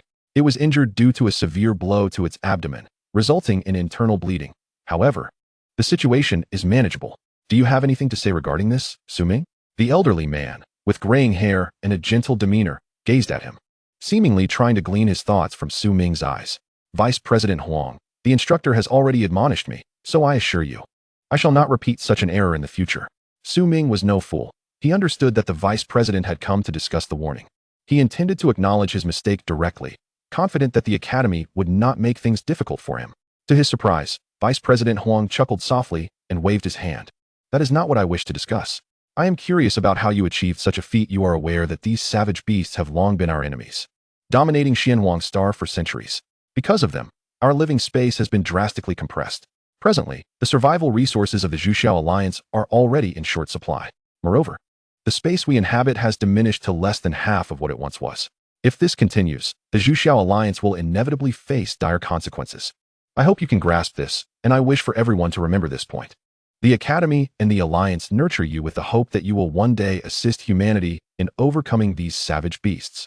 Upon hearing this, Su Ming fell silent. He was well aware of such matters. This was precisely why he was determined to become a pioneer. He aspired to be an exceptional beast master and, after achieving a modicum of success in the future, to join the Vanguard Corps, battling the savage beasts on the front lines and reclaiming what humanity rightfully deserved. Su Ming, I see a glimmer of hope for humanity within you. Furthermore, every word and action of yours is duly noted by me. You are a rare talent. And regardless of the secrets you may harbor, the Academy will not delve too deeply. We simply wish for you to utilize this gift to bring glory to the Academy and contribute to the entire human alliance. Fight valiantly for our alliance. After conveying these sentiments, the venerable vice president unexpectedly bowed slightly to Su Ming in front of all present. This astonishing gesture of respect would undoubtedly benefit Su Ming greatly in his future endeavors. Chapter 44. The Crisis of the King of Carps. Since the last practical training session, Su Ming's reputation among the freshmen in Area B had skyrocketed. Now, whenever a student from Area B mentioned him, they would wear a proud expression, animatedly recounting tales to those around them. That's Su Ming. I know him. I was with him during the last new student training. Do you recall the wind wolf that the Academy received? He was the one who tamed it. And he even stitched up a severely injured Lingshan leopard in front of all of us. My goodness, you can't imagine how incredible he is. Su Ming is my idol. I heard that recently he single-handedly defeated a whole nest of wicked-toothed rabbits, even causing the rabbit mother to suffer internal bleeding. He is now the talk of the town in Area B. However, with newfound fame, the number of aspiring beast masters seeking Su Ming for sparring gradually increased. Among the newcomers at the Academy, there were certainly some who were overly ambitious. Upon hearing about the recent sensation, they arrived with challenge letters in hand, eager to test their mettle against him. Each morning, as Su Ming stepped out of his dormitory, he found himself inundated with a plethora of letters. Among these missives were not only challenge letters, but also love letters from female students at the Academy. My dearest Su, your every move captivates and enchants me. You are the pioneer in my heart, and I hope that we may stand side by side in the future. Ha ha ha, this is hilarious. Mingzi, this girl wants to be your comrade. Why not get to know her? In the dormitory, Chun Tai was busy sorting through the letters for him. Regardless of whether they were love letters or challenge letters, they were all neatly organized. The method of handling them was straightforward. Simply decline. Su Ming had no time to indulge in such frivolities. He had more pressing matters at hand. In addition to preparing for the upcoming exchange meeting, he had also been appointed as an honorary member of the Student Council. It is worth noting that the eligibility to join the Zhuxia Academy Student Council is no ordinary feat. Only the top 100 freshmen are qualified to run for election. Moreover, to formally become a member of their esteemed group, one must achieve the requisite grades in the final examinations of this semester and subsequently gain recommendation from a designated individual. However, his elevation to honorary membership was primarily due to the endorsement of Dean Huang Tianyan. The approving authority was none other than the current Student Council President, Su Feiying herself. Su Ming's decision to join the Student Council was born out of necessity. He possessed no particular fondness for this organization, nor did he harbor any significant feelings towards it. Consequently, he declined all meetings within the council. Currently, he was wholly engrossed in his work at the Beast Research Center. Since he successfully tamed the Gale Wolf during the freshman training, the center had entrusted him with investigating the causes of beast frenzy, precisely what he desired. To conquer ferocious beasts, one must first comprehend them. Knowing oneself and knowing the enemy leads to victory in every battle. On this particular day, while diligently conducting his research, Professor Song Jia, responsible for overseeing his work, rushed into the lab in a flurry. Xiao Bai, Xiao Feng, come with me. Su Ming, you may return home for now. Today's work is concluded early. Observing her anxious demeanor, Su Ming could not help but feel bewildered. Songjia, what has happened? It's the king of carps in Xuanhuang Lake. Something has gone awry. The academy has summoned all the nearby beast tamers to provide treatment. And we are pressed for time. I cannot elaborate further. Prepare yourselves quickly and follow me to the scene. As Professor Song urged her assistants while hastily gathering her tools and equipment, Su Ming's heart sank at the mention of the king of carps. He immediately glanced at the cat resting on the experimental table and scooped it up. Songjia, take me with you. I can be of assistance. Young man, do not be foolish. This situation is quite troublesome. Professor Song continued to pack without even glancing at him. Songjia, please take me. I promise I won't cause any trouble or wander off. At this moment, clutching the cat, Su Ming approached her earnestly. Seeing his sincere expression, Professor Song hesitated. Professor Song, let the junior disciple accompany us. He has been quite obedient, and he might lend us a hand. At that moment, Assistant Xiaobai chimed in. And Professor Song, no longer conflicted, nodded in agreement. Afterward, the group hurriedly prepared and made their way towards the Beast Tamer's pavilion. On that day, the passage leading to the pavilion was entirely cleared, with the area now under the jurisdiction of the rescue center and an assembly of experts who had arrived from various locations. Upon their arrival at the scene, they found hundreds of people already gathered. The enormous king of carps was ensnared in a massive net, being gradually hoisted from the water by several colossal two-headed griffins. Their formidable size and strength evident as they gripped the net with powerful talons and transported the king of carps to the shore. Adjacent to the pavilion, the academy had already excavated an outdoor pool, facilitated by a dozen mountaineering beasts. This expansive pool was completed in mere minutes. Soon after, hundreds of water arrow turtles lined the poolside, beginning to spray water into it. Before long, the king of carps was placed in the pool, and at that moment, Su Ming finally beheld the creature in its entirety. It was a colossal carp, resembling a small yacht, with scales as large as a palm. Once majestic and resplendent in golden hues, the king of carps now appeared dull and lifeless, with numerous scales peeling away to reveal gaping wounds on its skin, an alarming sight indeed. A throng of experts encircled the massive king of carps, engaged in fervent debate. Several senior professors and 2 deans from the academy had also arrived at the scene. Xiaobai, Xiaofeng, Su Ming, you 3 remain here for the time being. If anyone calls for your assistance, respond accordingly. I have matters to attend to and will proceed to the front.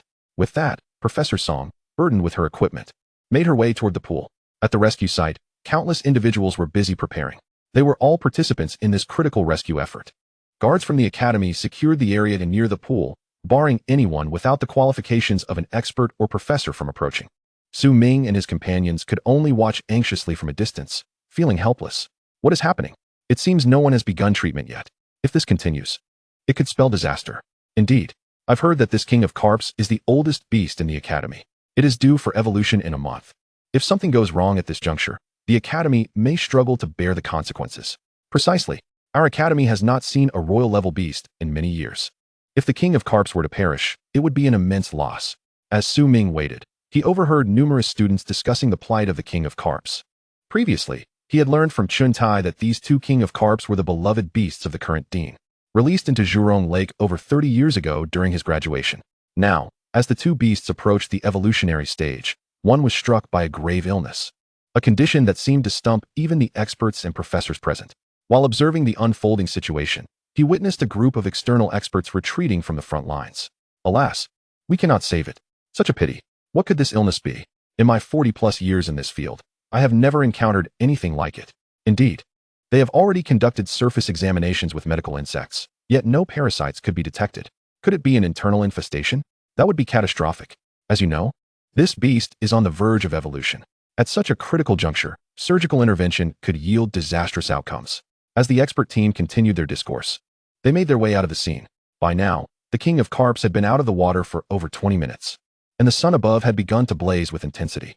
The small pool was wholly inadequate to accommodate such a massive creature. The great beast opened its mouth helplessly, gulping murky water only to expel it again. Surrounding it were countless water arrow turtles, diligently spraying water onto its body to prevent moisture loss and irreversible damage. A royal-level aquatic beast, during its prime, would not suffer harm from temporary dehydration. Yet, now the king of carps was gravely ill, its strength almost depleted. Even when handled, it lacked the vigor to struggle. Its enormous eyes shone with a dim light, and its scales had begun to lose their luster. This is dire. The king of carps is starting to fade. What? This is a grave matter. If it loses all color, it indicates its time is nigh. Once the scales turn completely white, there will be no hope left. At this moment, all those present beheld the colossal king carp, whose once resplendent golden scales had begun to fade into a pallid hue. With the diminishing luster of its scales, the regal aura it once emanated was rapidly dissipating. The king carp, once capable of stirring tumultuous waves and leaping 100 meters as the sovereign of the waters, had now been reduced to a mere fish on the brink of death. Witnessing this dire predicament, the assembled experts could not help but lament in sorrow, while the members of the academy wore expressions of bitter helplessness, confronted with the ailing creature. As the king carp teetered on the edge of demise, the individuals present were still in the midst of assessing the situation. The urgency of the king carp's affliction had reached a critical juncture. At that moment, Ming realized they could no longer afford to wait. However, the scene was heavily guarded, with hundreds of sentinels ensuring the area as security, rendering it nearly impossible for ordinary individuals to gain entry. There was no time to lose. Nizi, hold on tight. I am about to breach the defenses. Master, I am ready. Let us proceed toward the aquatic realm of the fish. The cat whispered softly in his ear. Suddenly, the duo surged forth, targeting a section where the guards were less vigilant. A few secondary beast tamers, tasked with maintaining order, noticed a fresh-faced student with a cat perched upon his shoulder charging toward them. Instantly, the guards tensed, raising their hands to signal the intruder to halt. Student, entry is prohibited ahead. Please maintain your distance. Warning, unauthorized access is not permitted here. Yet, Ming paid no heed to their warnings. As he drew closer, he accelerated abruptly, swiftly launching the concealed juvenile jade serpent from his sleeve. The nimble serpent shot forth like a verdant bolt of lightning, racing toward the guards. If you do not stand down, we shall be compelled to act. The guards sensed the escalating tension, preparing to counter Ming's advance with their beasts. However, before they could react, they were struck by surprise and fell, weakened by the serpent's venomous bite. Ming's unexpected assault left them utterly unprepared. Their beasts instinctively entered defensive mode upon their master's collapse. It was now the cat's turn to shine. Nizi, perched on Ming's shoulder, let out a series of fierce roars directed at the circling thunder eagles above. The formidable eagles, previously poised to unleash their wrath upon the intruders, hesitated upon hearing the cat's cries, gradually retracting their thunderous energy and descending gently. Nizi, meow. Thunder eagles, meow. After a brief exchange between the cat and the eagles, they shifted their positions, parting to create a pathway. Ming, seizing the opportunity, guided Nizi forward. Nizi, what did you say to them that made them so compliant? I merely informed them that should they refuse to yield, I would poison their food, causing their feathers to fall out. Humph. You truly are formidable, Ming complimented, giving the cat a thumbs up. The cat, pleased, wagged its tail and playfully brushed against his back. Unimpeded, the duo swiftly approached the edge of the king carp's pool. At this juncture, a significant portion of the king carp's scales had lost their color, its condition worsening by the moment. Realizing the urgency, Ming inhaled deeply and called out to the team of experts. I possess a method to cure it. Allow me to assist. His voice rang out with clarity. The experts, previously engrossed in anxious deliberation, were jolted by his proclamation. As they turned to face him, they beheld a youthful student, with a white cat perched on his shoulder, fervently imploring them. I know what ailment afflicts the king carp. Let me intervene. The crowd regarded him with incredulity, some even displaying irritation. This is preposterous. Who is this student? Guards, apprehend him. This is not your place, young man. Vacate immediately. Ming, is that you? Song Jia, previously occupied, wore an expression of astonishment upon recognizing him.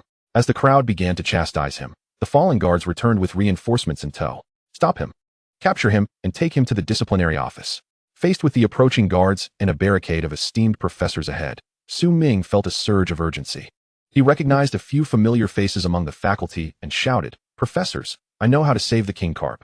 Please, let me help. Nonsense. Seize him. What audacity. Who dares to disrupt here?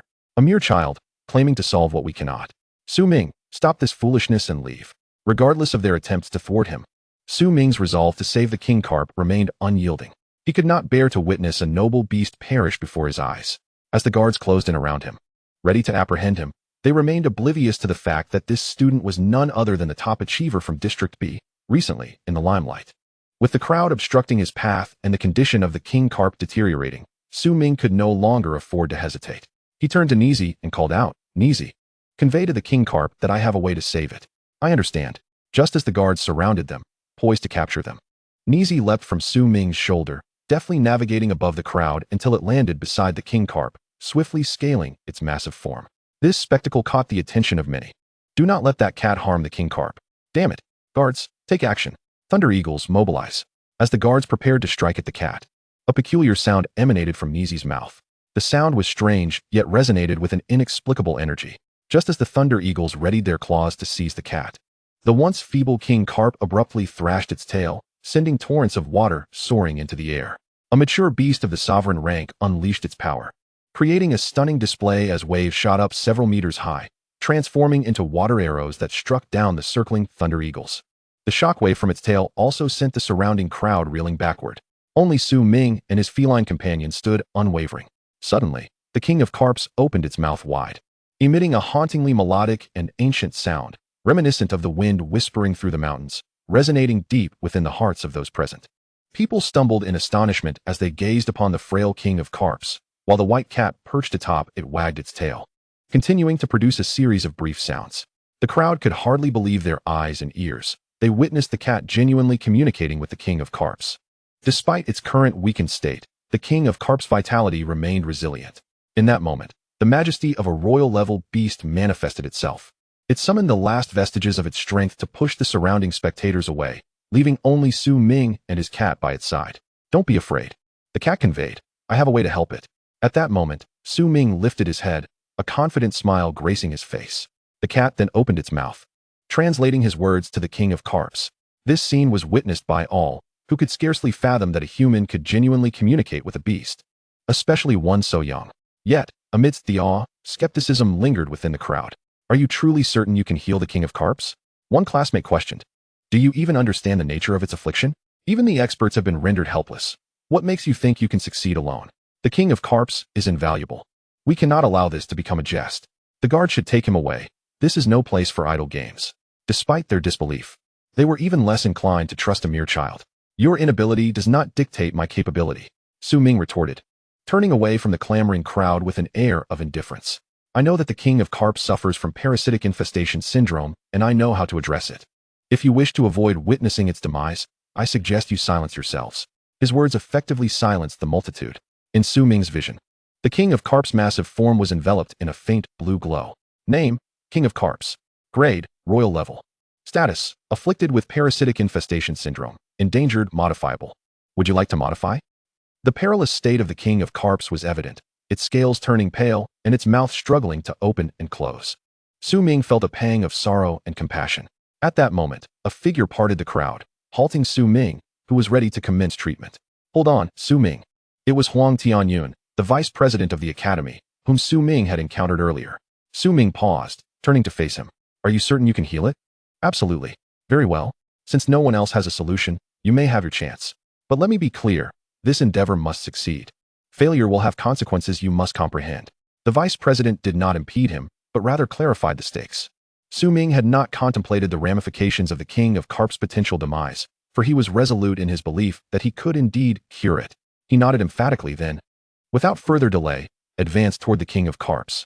As Huang Tianyun observed his retreating figure, he turned to the gathered experts and spoke slowly.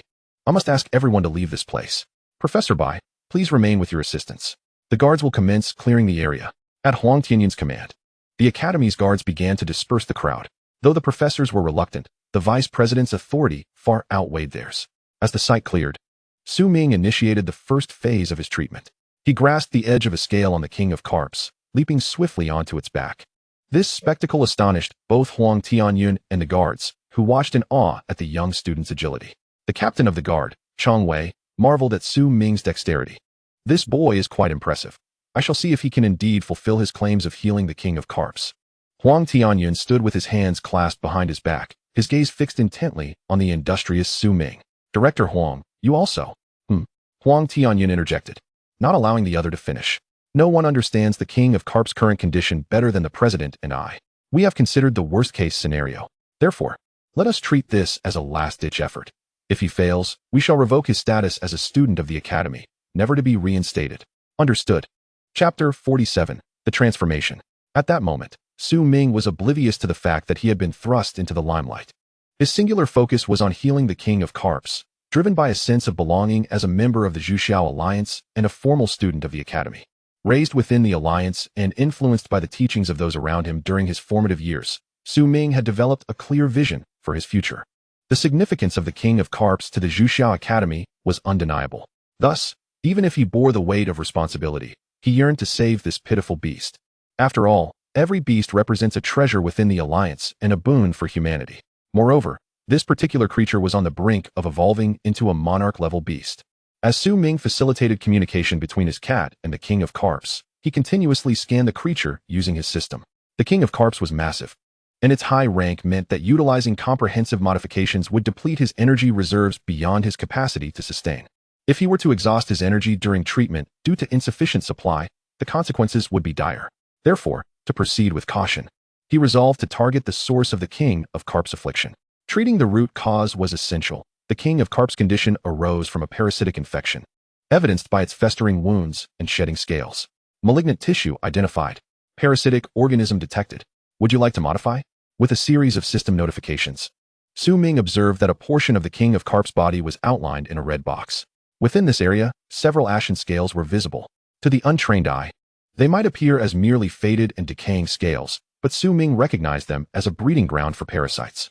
Through the system's scanning capabilities, he saw clearly that beneath these scales resided a multitude of writhing parasites, feasting upon the King of Carps' body and organs while releasing toxins into the surrounding healthy tissues. This is the source. Su Ming's expression tightened as he sprang to his feet, bellowing downwards. Please, bring me a set of dissection tools.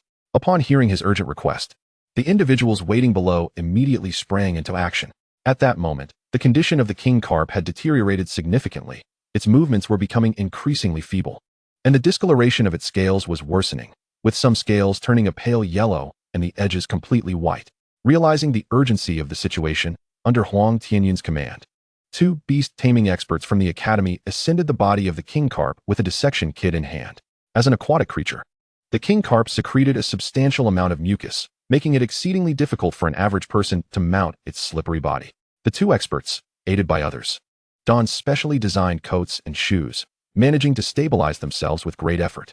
At this moment, everyone noticed that Su Ming, in stark contrast, had taken no protective measures and had climbed onto the King Carp's body solely by relying on his physical prowess and agility. This prompted a wave of admiration among some onlookers, softening their perception of him. Here are the tools you requested, classmate.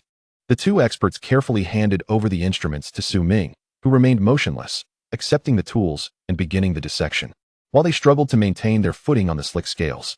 Excuse me, classmate, do you require assistance for the dissection? One inquired. Just observe, if I need help, I will call for you. Su Ming replied, his demeanor meticulous and his expression serious. After their inquiry, the 2 experts dared not utter another word, for Su Ming had already begun his work. With gloved hands, he grasped the scale of the King Carp and pulled with force. A low tearing sound echoed as he brutally removed a complete scale. Witnessing this, the faces of the 2 experts changed dramatically. The scalpel. Also, find a way to bring some disinfectant up. We will need a copious amount to cleanse the wound. Understood. The experts exchanged glances, initially intending to halt Su Ming's actions. Yet as they observed his subsequent motions, they could not help but feel a profound respect. After tearing off the scale, Su Ming revealed a large area of necrotic tissue beneath it, riddled with various sized holes, a sight that sent shivers down one's spine. Holding the scalpel, he meticulously incised the King Carp's skin. These sharp scalpels were unique to the Alliance, crafted from exceptionally sturdy materials and secretive techniques. The scalpel effortlessly sliced through the King Carp's exterior, exposing the putrid, foul-smelling tissues beneath, where several peculiar, grayish-blue worms, covered in bristles, lay hidden. As the 2 experts received the disinfectant from the crowd and prepared to hand it to Su Ming, they were met with a scene that turned their faces pale and filled them with revulsion. One expert could not contain himself, retching onto the King Carp's body, while the other covered his mouth and nose, paling visibly. The grotesque appearance of the parasites, combined with the stench of blood and decaying tissue, was unbearable. Yet, Su Ming appeared unfazed, furrowing his brow as he cautiously cut through the tissues, exposing the vile worms to the air. Upon contact with fresh air, the parasites began writhing incessantly, realizing their exposure to danger. They possessed a unique anatomical structure, elongated bodies with hook-like appendages at both ends. Their spiral patterns and tufts of bristles enabled them to anchor firmly within the King Carp, while the hook-like structures made detachment nearly impossible. The sight of these creatures caused the 2 experts to grimace in discomfort. At that moment, hovering above the King Carp were several dragonfly-like creatures with large eyes. These were no ordinary insects, but rather a unique type of beast known as intelligence bugs. Meanwhile, in the grand office of the Xuanhuang Academy, its president, Gao Tianqi, gazed intently out the window. His eyes sparkled with an unusual light, and if anyone were to meet his gaze, they would see the reflection of the king carp within his pupils. It has begun. He has commenced the procedure. It is time for me to witness a miracle unfold. Chapter 48. The fate of the king carp hangs in the balance. President Gao, what is the situation there? Su Feiying, the student council president, inquired cautiously within Gao Tianqi's office. Several others stood around, their faces a mix of concern and anticipation, awaiting a response. The treatment has commenced, and as the master predicted, the king carp is indeed afflicted with parasitic syndrome. How is this possible? The atmosphere turned tense as the gravity of the revelation sank in, casting a pall over the room. While others may have been oblivious, the elite within Zhuxia Academy were all too familiar with the terrifying affliction known as the Beast Disaster. President Gao, the survival rate for beasts afflicted with parasitic syndrome is less than 1%.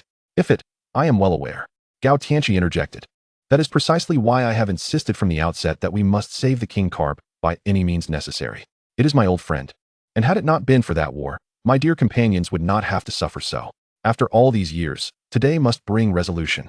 He sighed, his gaze fixed on the horizon. It is time, regardless of how this student Su Ming performs today, if he can preserve the king carp's life. We shall award him a professorship and elevate his rank from B to A. Furthermore, his benefits and qualifications will be adjusted to those of an elite group member. The words of President Gao astonished everyone present. Since the Academy's founding, no student had successfully advanced without being among the elite. Moreover, to attain a professorship, one needed considerable experience and qualifications, including a professor's medal from the Zhuxia Alliance and a battlefield commendation. In other words, to earn the title of professor, one must undergo the Alliance's recognition and the trials of war. In this era, experience had to be earned through personal endeavor, gaining the respect of others. Yet today, the esteemed president had openly declared his intention to grant a first-year student the title of professor, a notion that left all in shock. Mr. President, what if he fails today? A relatively mature woman, a hint of amusement on her face, gently posed the question. Should he fail, he would face expulsion from our esteemed academy, never to be admitted again. Oh, how cruel that truly is. If he falters, it is likely that even his eligibility to become a certified beast master would be irrevocably stripped away. In response, Dean Gao offered no words, merely gazing intently into the distance.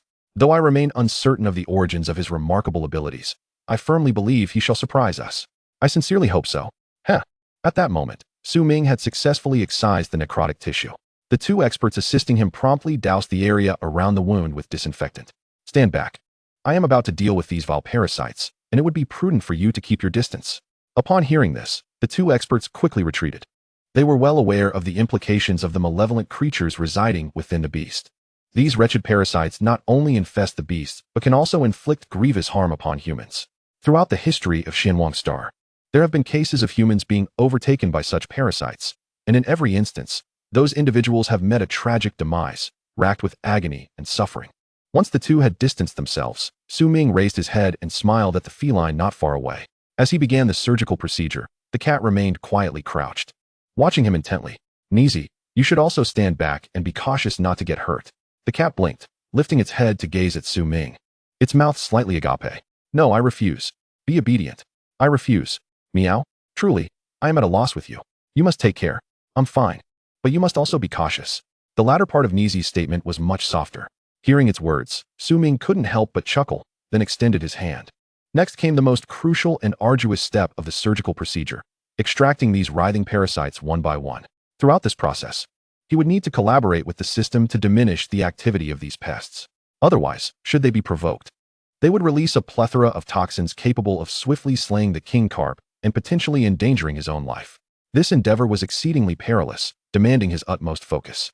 As he blinked, deep blue boxes materialized within his field of vision, encapsulating all the parasites within the decayed tissue. Name, malevolent insect. Grade, soldier level. Status, parasitic host, well-fed. Frenzied modify? Yes, no. Talent, parasitism, lethal toxin, group evolution, death fracture. The most fearsome aspect of these malevolent insects was their toxins and their innate ability to evolve at any moment. In times of peril, they would unleash a massive quantity of lethal toxins, and upon sustaining harm, they would accelerate their evolution. The entire evolution process could occur in mere seconds. Furthermore, when facing imminent death, they would replicate and divide like cells, with the resulting offspring being of an evolved grade. If they could not be eradicated swiftly, there was a significant chance that a king bug would emerge from among them. regardless of their previous grade, when reduced to a solitary entity. It would invariably reach the maturity of a monarch level. At that juncture, both for Su Ming and everyone present, it would spell disaster. Therefore, he had to exercise utmost caution. Status modification initiated. Following a series of prompts, Su Ming's spiritual energy began to deplete at an accelerated rate. As the system commenced aiding him in modifying the state of these malevolent insects, his immediate task was to suppress their activity while altering their lineage, transforming them from the most nefarious parasites into harmless insects of another kind. During this process, the spiritual energy he expended would increase exponentially. Thus, at the onset of the modifications, Su Ming had already prepared a substantial supply of spiritual energy replenishing potions. Crack. As the first vial was crushed, the modification of the malevolent insects officially commenced. Before his eyes, the insects began to writhe incessantly, their characteristics and states undergoing transformation. This scene was fortuitously captured by the information bug hovering above him. Modification successful. Malevolent threading insect. Once the bloodline of the first malevolent insect was altered, the others sensed the anomaly and began to thrash wildly. Simultaneously, these parasites extended their mandibles, tearing apart the mutated insect. Consequently, among the malevolent insects, one specimen experienced a change in coloration, shifting from a slate gray to a light brown. Witnessing this, Su Ming understood that they had entered a stress response, which was a positive sign, for the system's modifications had begun to take effect. Their evolution had commenced, and now, the outcome hinged on this pivotal moment. Chapter 49, The Final Hour. As the first malevolent insect began its transformative evolution, Su Ming intentionally guided the remaining insects towards a divergent evolutionary path. On Xuanhuang Star, whether ferocious beasts or tamed creatures, their evolution followed specific trajectories. Depending on their bloodlines, each breed would undergo significant changes in grade and designation post-evolution. Name: Hooked Malevolent Insect. Grade: Corporal Level. Status: Frenzied, Parasitic Host, Famished. The evolved malevolent insect, aside from its color change, exhibited pronounced hooked appendages at both ends. Upon evolving, ferocious beasts would experience immense hunger due to the considerable energy expenditure during their transformation. Thus, once this mutated hooked insect had been fully purified, it commenced devouring the surrounding parasitic kin. Meanwhile, Su Ming clenched his fists, his gaze fixed unwaveringly on the creature, silently calculating the time until its next mutation. Before long, after the hooked insect consumed its first kin, it began its second round of evolutionary transformation. Name: Giant Malevolent Insect. Grade: Sergeant Level. Status: Frenzied, Famished, Enlarged. Upon its second evolution, the malevolent insect's exterior shifted to a pale green hue, and its size increased from a mere 4 to 5 centimeters to over 10 centimeters. With a noticeable change in diameter, it then embarked on a new feeding frenzy. The ravenous, giant malevolent insect voraciously consumed its brethren, leaving the other parasites powerless against their kin's predation. Concurrently, the parasitized king carp began exhibiting adverse reactions. Su Ming felt the tremors beneath his feet, his anxiety mounting.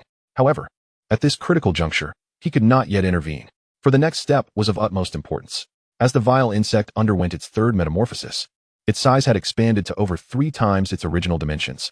By that time, its surrounding kin had been entirely devoured. However, this desperate creature, in dire need of evolutionary energy, craved more of its own kind. Thus, within the body of the king carp, hundreds of these malevolent insects began to emerge from its surface, converging towards the grotesque aberration that had manifested. This parasitic monstrosity possessed a notably low intellect, with all its actions driven solely by instinct. Consequently, when one of its brethren commenced its evolution, the others would instinctively gather, offering themselves as sustenance. This phenomenon represented the collective evolution of the vile insects, not a simultaneous transformation, but rather a consolidation into a singular entity, which would subsequently split, resulting in even stronger offspring. This is the most terrifying aspect of the parasitic swarm. They are utterly devoid of reason.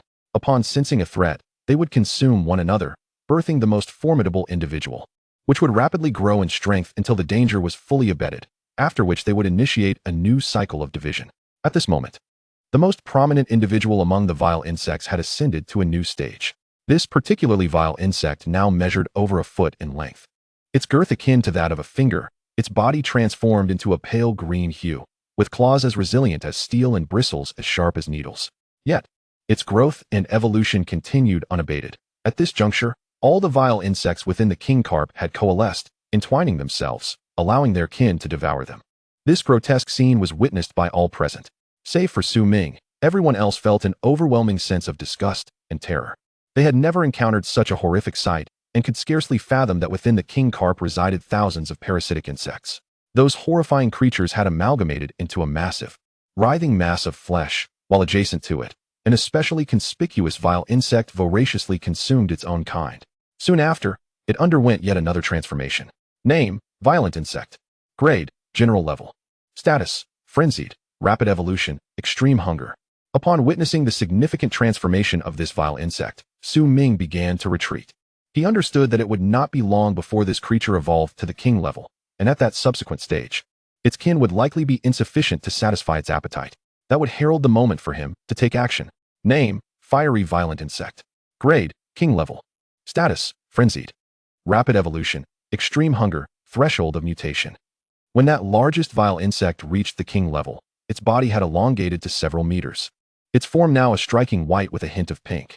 This fiery violent insect was on the cusp of reaching the next stage, one that ordinary beasts would not possess, yet was commonplace among feral species. As its jaws gaped wide, serrated teeth consumed all of its kin. Once the last small vile insect was engulfed, its body ceased to writhe. Concurrently, a surge of formidable power emanated from within, rendering it rigid while exuding a copious amount of mucus. Upon exposure to air, these secretions began to congeal, forming a thick, hardened chrysalis. At that moment, Ming, who had remained motionless until now, suddenly sprang into action. Chick Jade Serpent. It's your turn. He swiftly retrieved several vials from his pocket, downing them in succession before gently brushing his left hand across the back of his hand.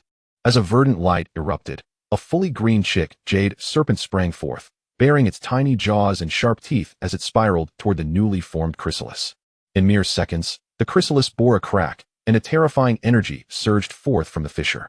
The fiery violent insect was on the verge of evolving. At this juncture, Ming placed one hand upon the chrysalis, channeling a torrent of spiritual energy from his arm into the encasement. Name: Monarch Violent Insect. Grade: Martial Level. Status: Violent Transformation.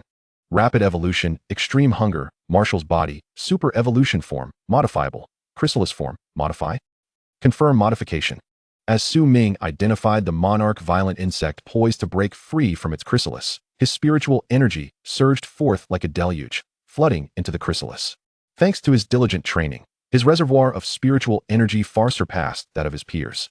Nevertheless, at the moment he resolved to modify the bloodline of the monarch violent insect, his energy was entirely expended in an instant.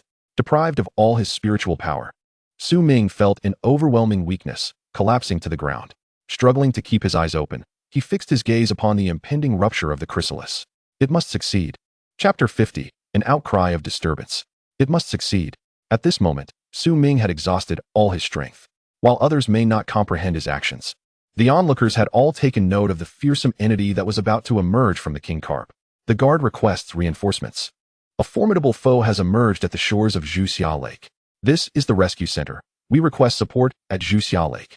As an observer, Huang Tianyin also noticed the anomaly on the king carp, sensing the overwhelming aura that prompted him to tremble uncontrollably, not from fear, but from an invigorating battle spirit that was awakening within him.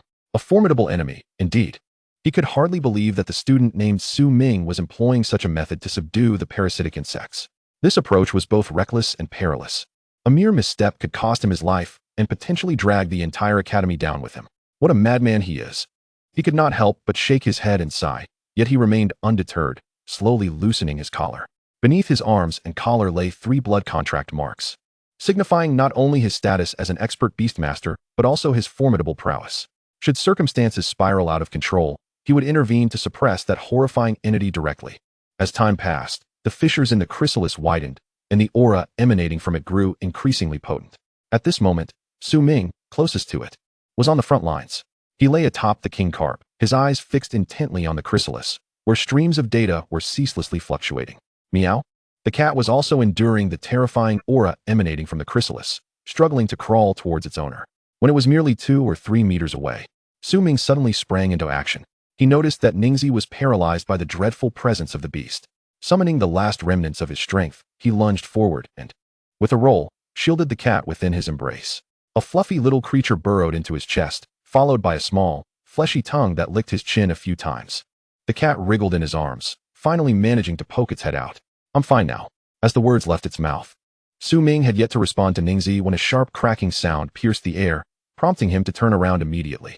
He beheld a large fissure forming in the chrysalis, from which a plump, white worm forcefully emerged, first revealing its head and then its torso. As more than half of its body extricated itself, the full form of the creature came into view. Name: Anomalous Kingworm, Mutation. Grade: Monarch Level, Mutation. Status: Mutated. Unstable Form: Frenzied. Extremely Hungry. Evolution Saturated. Unknown Hazards. Unforeseeable, Unmodifiable.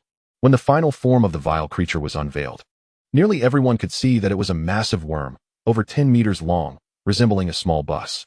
It raised its head, undulating its corpulent body, and for reasons unknown, its mandibles appeared grotesquely distorted. Following its mutation, its limbs had also become exceedingly bizarre. This monarch-level anomalous king worm exuded an air of ferocity, yet its appearance was disturbingly abnormal. Its bloated, unwieldy body and its evidently flawed mandibles rendered it comically absurd. Although the anomalous king worm was ravenous, its inflated physique hindered its movement, compounded by the mutated mandibles that rendered it incapable of feeding properly. Therefore, upon breaking free from its chrysalis, it lacked the menacing presence it once possessed. As panic surged among the onlookers who rushed to offer assistance, Su Ming suddenly mustered the strength to flee beneath the anomalous king worm. Run! Everyone flee! Despite his evident exhaustion, he shouted fervently, aware that soon the entire creature would explode. Following him, some rescue personnel quickly shielded him as they retreated.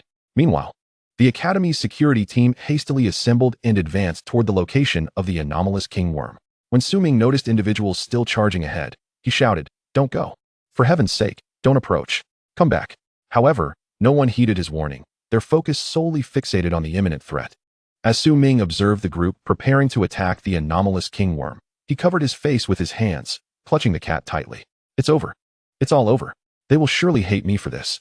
After witnessing Su Ming stumble away into the distance, a nearby rescue worker let out a horrific scream, followed by an intense explosion, which was immediately succeeded by a vile, putrid liquid that rained down, drenching the area in filth. Ugh, it stinks to high heaven. This is unbearable. Who did this? Ugh. From that day onward, the events that unfolded by the shores of Zhuxiao Lake were classified as one of the Academy's top secrets.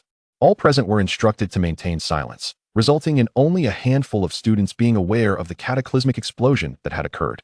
They merely knew that during that period, an inexplicable foul odor constantly wafted from the vicinity of the Beast Taming Pavilion. Fortunately, the ailing king carp survived, and according to expert professors, once its injuries healed completely, the first monarch-level beast tamer in nearly 2 decades would emerge at Zhuxiao Academy. This was indeed a cause for celebration. For Su Ming, however, this day was also momentous, as his student rank had ascended from B to A.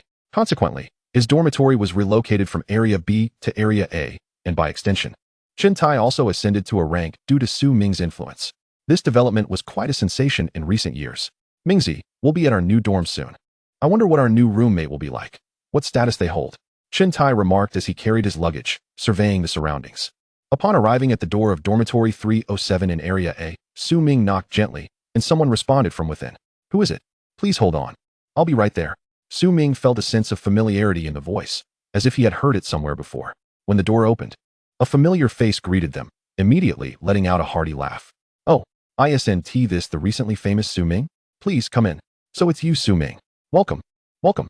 "And Chen Tai, hello. Please, both of you come in." Upon seeing the two newcomers at the door, Song Su quickly made space and invited them in. At that moment, other voices chimed in from within the dormitory. "Oh, we have new guests. And 2 handsome boys. Chunyan, you little minx. Running around in your underwear. Aren't you ashamed? Hey, Wenlin, don't criticize me. Your sleepwear isn't any better. You all can't seem to function when handsome guys are around, can you? Haven't you had enough of our handsome song? Quick, go change your clothes and properly welcome the newcomers." In Dormitory 307 of Area A, 4 female students suddenly resided together, and with the addition of 2 boys, the balance of yin and yang was tenuously maintained. After settling in, they were promptly assigned their rooms. "Chen Tai, you'll stay in the room closest to the entrance. Su Ming, there's an available room next to the balcony, already tidied up. Once you've put your things down, you're all set. And be quick about it. You have your mandatory beast taming course this afternoon." After arranging their accommodations, Song Su, along with the others, assisted them in organizing their rooms. Chen Tai had brought more belongings, while Su Ming had a simpler setup. With the help of the 2 girls, Su Ming quickly organized his space. Observing Su Ming in a fitted shirt that accentuated his physique, The girls couldn't help but feel a flutter of excitement. Su Ming, your physique is quite impressive. Hehe. You look better built than the other boys in our class. Let me guess, you must have an 8-pack, right? Chen Yanyan is a rather vivacious young lady, accompanied by her friend Yu Xiao. Both girls possess commendable beauty and share a lively disposition. Upon taking their seats, they immediately unleashed a torrent of inquiries. Hey there. Do you have a girlfriend? What month were you born in? Yanyan, your questions are rather direct. Su Ming, I've heard that your beast is also of royal caliber. A juvenile jade dragon. How fortuitous. Mine is a crystal dragon. Our beasts would make a splendid pair. Before long, Su Ming felt overwhelmed by the barrage of enthusiasm from the two girls, prompting him to release the slumbering creature from his beast box. Instantly, the room was filled with exclamations of surprise. Wow, what an adorable little creature. How can it be so cute? Let me give it a pet. Chen Yanyan, be mindful of your handling. If you mishandle it, Su Ming might become upset. Humph, as if that would happen. I'm quite the expert. Oh, little darling. Let me give you a kiss. The poor mimic cat endured the relentless affections of the two girls, and before long, its once pristine fur was adorned with paw prints and a hint of fragrant perfume. Shortly thereafter, Chen Tai completed his tasks, and the group agreed to head to the cafeteria for lunch. At this juncture, Su Ming finally encountered the 7th member of their dormitory. To his surprise, this 7th individual was not only a girl, but someone he was already acquainted with. Hello, Di Luo. Su Ming greeted her, and the girl glanced at him, silently nodding before moving towards the other girls. Little Carrot has become shy. Haha, our little sister is gentle and adorable. Many boys are vying for her attention. Su Ming, your greeting could use a bit more finesse. So, is that all you were concerned about? I never imagined Su Ming knew our lovely Di Luo. TSK. When Lin's remark shifted the focus of the others. Indeed, do share how you two met. We want to hear all the details. Both Su Ming and Di Luo found it challenging to navigate the enthusiastic inquiries of the girls. Just then, Songsa stepped forward. I heard that you two met during the first-year training. It's only natural that a distinguished student like Su Ming garners attention, he said with a smile, though his gaze lingered on Su Ming's face. Su Ming grasped the underlying meaning in his words and seized the opportunity to speak. Di Luo is also quite remarkable. Let's take this chance to get to know each other better. With this, the conversation flourished. During lunch, the 7 sat together, using the occasion to familiarize themselves with one another. Su Ming learned that their dormitory originally housed 8 members, but 3 had yet to move in for various reasons. Consequently, he and his companions became the new additions. Among them, the eldest was Lin, the unofficial leader, ranked 13th in the A class. The other 2 girls, Yu Xiao and Chen Yanyan, were childhood friends with vibrant personalities, ranking 20th and 21st, respectively. Di Luo was an enigma. She seldom spoke and often retreated to her room after classes. Nevertheless, the other 3 girls showed her considerable care, ensuring she was neither ostracized nor isolated. Among the A class, she was the only girl ranked in the top 5, holding the 2nd position. The most remarkable among them, however, was Song Su, the top-ranked genius of the A class, and the only student in this year's cohort to possess the formal title of Beastmaster. The others had to complete relevant commissions within the Beastmaster Association to earn this prestigious title, while he had independently achieved the apprentice-level certification by the age of 15. Now holding an elite title. When the 7 appeared in the cafeteria, they drew significant attention from their peers, who were taken aback. Who are those new faces? They received a seat with Songso? How infuriating, sitting in front of my goddess Lin. Today, Di Luo looks as adorable as ever. Thankfully, those 2 unfamiliar faces aren't her type. Wow, the new guys are striking. One of them is tall and muscular. I bet he feels amazing to touch. While some students were filled with curiosity and envy, many adopted an indifferent demeanor. As the lunch hour progressed, just as Su Ming set down his bowl and chopsticks, preparing to clear his table, a group suddenly blocked his path. Long time no see. I didn't expect you to come to our district. Chapter 52, A Class, Class 16. Hearing this, Su Ming's heart tightened, and a flicker of anger ignited in his eyes. The reason was simple. The individuals obstructing his way were none other than Zhao Huangqing and his entourage. Among them stood a figure he recognized well. The hidden bee was also present. Instantly, his fists clenched, but in the next moment, a hand landed on his shoulder, accompanied by a cheerful voice from behind. Oh, isn't that Zhao the young master and his lackeys? Chen Tai approached, casting a glance at the faces of the opposing group, while gesturing to Su Ming to remain calm. His words incited displeasure among Zhao Huangqing's followers. Chen Tai, this is a public space. I hope you can behave yourself. Huh, and who do you think you are? I'm speaking with your master. Do you think you have a say? Chen Tai scoffed, his gaze shifting back to Zhao Huangqing. Brother Huangqing, we're quite close now, so do bear with us in the days to come. By the way, just a reminder, the good deeds you've done in the past. My brothers and I will gradually repay in kind. So prepare yourself. He stepped forward, lightly tapping Zhao Huangqing's face. Chentai, you little. One of Zhao Huangqing's companions erupted in anger, stepping forward to confront him, only to be restrained by the others. Zhao Huangqing himself, visibly irritated, brushed Chentai's hand away and shot him a glare. Chentai, unlike you, I don't resort to such childish antics. The incident with Su Su has nothing to do with you. Oh, so am I blind or lacking in skill, unworthy of her, thereby allowing you, the young Master Zhao, to gain the upper hand? Let us drop that matter. I don't wish to argue with you. Zhao Huangqing frowned, shifting his gaze from Chuntai to Song Su. Song Su, I have come today to extend my greetings to you. A spot has been reserved for you at the exchange meeting, and I hope this year you can represent us and bring glory to our academy. Additionally, I would like to express my gratitude for your recommendation. I now have my place within the elite team. Song Su merely nodded slightly in acknowledgement and chose not to engage further. Instead, he spoke softly, everyone. We are about to depart. Please return to your respective places and refrain from lingering here or causing any disturbances. Chentai, Su Ming. There will be ample opportunities to discuss past matters. There is no need to rush. Upon hearing this, Chentai smirked coldly. All right, Zhao Huangqing. I shall let you off this time, but you better watch out.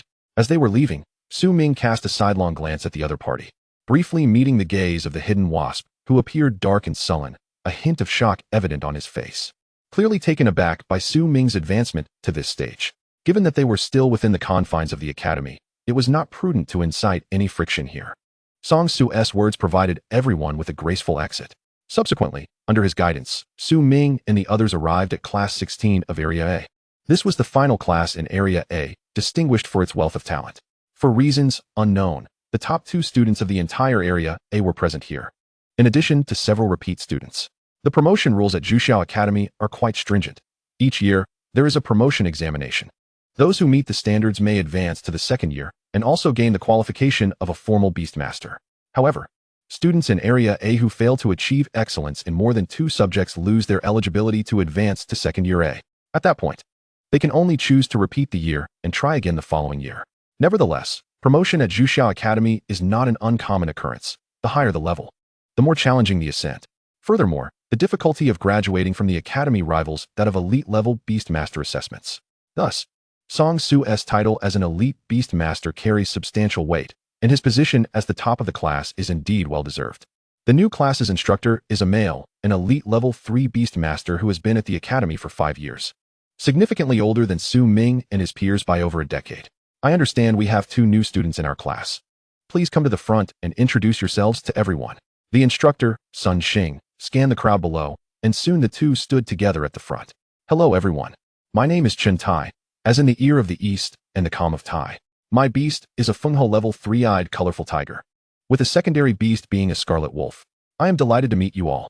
After his introduction, a rather tepid applause followed. When it was Su Ming's turn, as he stepped to the front, the students below noticed a snow-white mimic cat lounging lazily on his shoulder, licking its tiny paws. Hello everyone. My name is Su Ming, and as you can see, this is Jinzi, my beast. As soon as he finished speaking, laughter erupted from the crowd. What is this? Isn't that a mimic cat?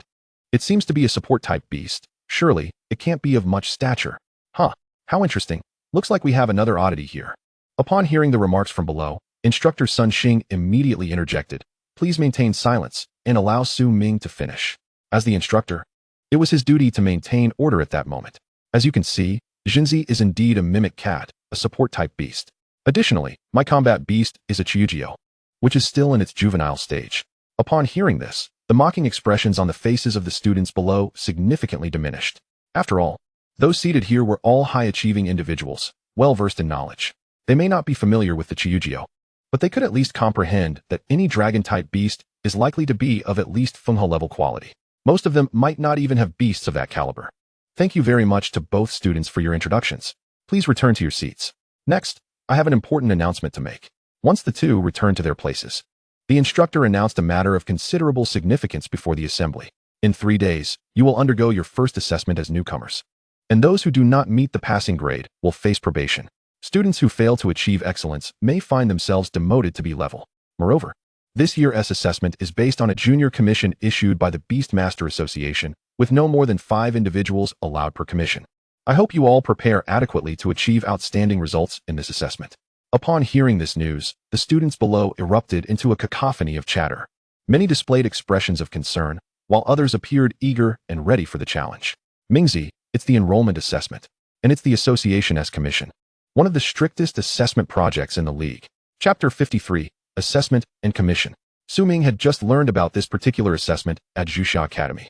In contrast to other academies that conduct an assessment 30 days post-enrollment, where the subjects are largely determined by the academy itself, Xuanhuang Academy is notably different. Here, the assessment takes place on the 45th day after enrollment, and this year's newcomer assessment has considerably increased in difficulty, employing the standards set by the Beast Master Association. The commissions for novice Beast Masters and the Academy's assessments are not on the same level, as most commissions may involve fierce beasts. This indicates that the difficulty and risks will significantly escalate. The Academy's consideration is indeed well-intentioned. However, for most students, the level of difficulty for this assessment may be rather excessive. As the commotion below began to swell, Instructor Sun Xing promptly raised his hand to signal for quiet. Students, I understand your feelings. After all, even for me, the difficulty of this assessment is not low. However, the Academy has relaxed its assessment requirements, allowing you to know the content of this assessment in advance so you can prepare accordingly over the next 3 days. I will distribute the assessment details shortly. The next 3 days will serve as your preparation phase, during which your classes will be suspended. I hope everyone takes note. After Sun Xing concluded his remarks, he temporarily left the podium. Once he departed, the room erupted into chaos. Su Ming perked up his ears, easily catching the lamentations emanating from all corners. Goodness, it's the Association's commission. Isn't this a matter of life and death for us? Huh, impressive. This assessment is indeed quite challenging. Just right for my beast, which has recently made breakthroughs. I can use this opportunity to test my recent results. Don't get too cocky. This is the Association's commission. I doubt the difficulty will be anything but high. I've heard the Academy's pass rate in previous years was only 63. This time it may drop below 50. What are you afraid of? It's just an assessment. They can't possibly expel us all, can they? After all, with so many of us, where will they find replacements for the lost personnel? Huh. Newcomers, don't get too carried away. As seasoned students, we are well aware that failure may indeed lead to expulsion. Listening to the murmurs and complaints of his peers, Chuntai felt an immense pressure. He glanced around anxiously before finally fixing his gaze on Su Ming. Mingzi, the more I hear, the more anxious I become. What if our grades fall short and we end up being relegated back to Zone B? That would be truly unfortunate. Su Ming couldn't help but chuckle upon hearing this. What are you worried about? We'll form a team together. That's true. You're so capable. I might as well ride your coattails.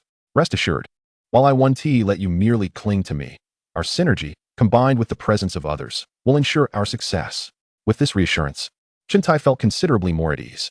Before long, the counselor returned, accompanied by 2 unfamiliar faces clad in the Academy's uniform, their chest insignias clearly indicating they were second-year students. Everyone, please quiet down. The 2 individuals beside me will serve as your assessment explainers for this examination.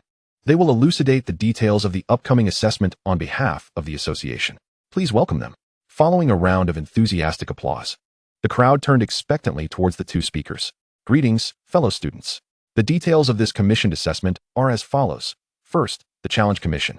Upon commencement, the commissioned individual will proceed to the designated location for evaluation. The primary objective of this assessment is to challenge officially certified apprentice beast tamers, and a successful challenge will be deemed as the completion of the commission. The difficulty level is rated at 3 stars.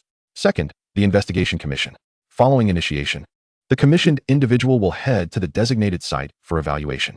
This assessment entails participating in frontline investigations commissioned by the association, generally divided into tracking fierce beasts and tracing beast tamers. The difficulty level ranges from 3 to 4 stars, depending on specific circumstances. Third, the hunting commission. The commissioned individual will, after commencement, make their way to the designated location for assessment. This involves joining a hunting squad as per the association's arrangements, participating in small-scale or individual fierce beast hunting events. The difficulty level is rated at 4 stars. These 3 items constitute the entirety of this commissioned assessment. We will now distribute the petition forms, which will outline the specific details of the commissions. Students may review and select as they wish. After the 2 began distributing the assessment petition forms, Su Ming finally grasped the full details of the evaluation. There were 3 practical commission projects, with the first 2 involving minimal contact with fierce beasts. However, the third option directly confronted them, albeit with considerable difficulty. The hunting commission resonated most with Su Ming's aspirations. His desire to become a beast tamer stemmed from the hope of one day immersing himself in the battlefield of fierce beast warfare. Those yearning to be pioneers must be prepared to face all threats and dangers head-on from the very beginning. As newcomers, the majority of them had only encountered fierce beasts in specimen rooms and through literature. Fierce beasts were never cute or approachable. Even Ming, who had some prior encounters, could not guarantee that every fierce beast would be easily manageable. After all, the ferocity and wildness of beasts encountered in the wild were on an entirely different level compared to those within human activity zones. The more they congregated, the more severe their ferocity became. The fundamental characteristics of these beasts were their uncontrollable rage and aggression. This frenzy would awaken their inherent bloodlines, propelling them onto uncontrollable evolutionary paths, while also rendering their claws and fangs carriers of a terrifying virus. Those infected by this virus, whether humans or beast tamers, faced a risk of contracting a condition known as fierce beast syndrome, a malady for which the human alliance has yet to find a definitive cure. Sufferers endure relentless torment and suffering, with only limited medicinal suppression available. Thus, hunting fierce beasts has historically been a perilous endeavor. As Ming had anticipated, most individuals around him opted for the first two commissions, favoring safety and comfort, but he was different. After meticulously reviewing the assessment forms, Ming resolutely chose the third option. Just as he placed his pen down, a figure slid next to him. Mingzi, which option are you going for? I think the second one looks quite challenging. What the heck? Why did you choose the hunting commission? Chen Tai exclaimed upon seeing his selection, his voice rising and drawing curious glances from those nearby. Chapter 54, Commission Details and Preparations. The difficulty coefficient of the hunting commission is well known among students who have attended formal classes. After all, one of the daily requirements at the Zhuxiao Academy is to study the various regulations of the Alliance and the Association. As aspiring beast tamers, they must memorize all the rules of the Alliance before graduation to prepare for their future endeavors. Familiarity with the various commissions and details of the Beast Tamer Association is second nature to them, especially since the forms in their hands already outline the precautions and difficulty factors for each commission. The easiest, the Investigation Commission, is rated at 3 stars, indicating safety, while the most challenging, the Hunting Commission, is rated at 5 stars, signifying a potential for casualties. Ming's choice was the most difficult hunting commission, which not only elevated his level of challenge, but also carried the risk of dire consequences should he fail. Furthermore, the completion of any commission is what determines whether the assessment is passed. Even if the hunting commission has a 5-star difficulty rating, failure to complete the commission equates to failure of the assessment. Difficulty levels are never linked to the basic score of the assessment, but rather to the final evaluation standard, which is predicated on their survival upon return. Seeing his good friend make such an unwise choice, Chen Tai could only offer his counsel. Ming, the difficulty of this hunting commission is far too high, and the risk factor is significant. Let's consider switching to another option. After all, this is merely a simple assessment. We shouldn't gamble our futures over it. Despite understanding his friend's sentiments and thoughts, Chen Tai still hoped he would reconsider. Meanwhile, the other students present began to murmur amongst themselves. Why is he so foolish? The hunting commission? That's practically a death sentence. Who cares? We'll opt for the investigation commission instead. There are indeed quite a few who enjoy showing off, but without life, there is no future. This guy is quite brave. I like him. If he survives this, he'll earn the right to be my friend. Despite the perplexed and mocking gazes directed at him from those around, Ming remained resolute. He said little, merely casting a grateful glance at Chen Tai, while his hands continued their task without pause. Ultimately, amidst the astonished stares of his peers, he chose the most challenging hunting commission. Within Class A16, only 3 individuals selected this particular commission: Ming, Song Su, and Di Luo. While most of their peers opted for investigative commissions, a mere handful chose to undertake challenging tasks. On their way back, Chen Tai repeatedly expressed his grievances. Mingzi, I must say, in all that we have done before, I have supported you wholeheartedly, but this time, I cannot. We are still young, merely at the onset of our journey. We must not attempt to devour the whole pie at once. It is prudent to proceed steadily and cautiously. If you truly desire practical experience, we should engage in the challenge commissions. Ming, respecting Chen Tai's concerns, firmly replied, no need for further discussion. This is my choice. Realizing he could not sway Ming, Chen Tai ultimately conceded. The atmosphere grew somewhat somber as they continued on their way, while Song Su, undeterred, observed them with a thoughtful expression. Upon returning to the dormitory, the trio's decision to participate in the hunting commission stirred quite a commotion. Several female classmates expressed their concerns, and under Chen Tai's encouragement, they endeavored to dissuade them. However, Di Luo remained entirely unperturbed. As for Song Su, being the top student of their year, he was indifferent to the matter. Su Ming, on the other hand, faced a barrage of criticism from the three. Throughout the exchange, he could only smile apologetically, choosing to disregard their opinions. His aspiration was to become a pioneer, and every successful pioneer must navigate a path laden with thorns and uncertainties. Eventually, the arrangements for the freshman assessment were finalized. Each student received their respective commission letter, marking the conclusion of this phase. What remained was the preparation prior to the task. Early the next day, Su Ming was ready to report to the association, where he would also meet his teammates for the commission. This marked his inaugural visit to the Beastmaster Association of the Xuanhuang Alliance.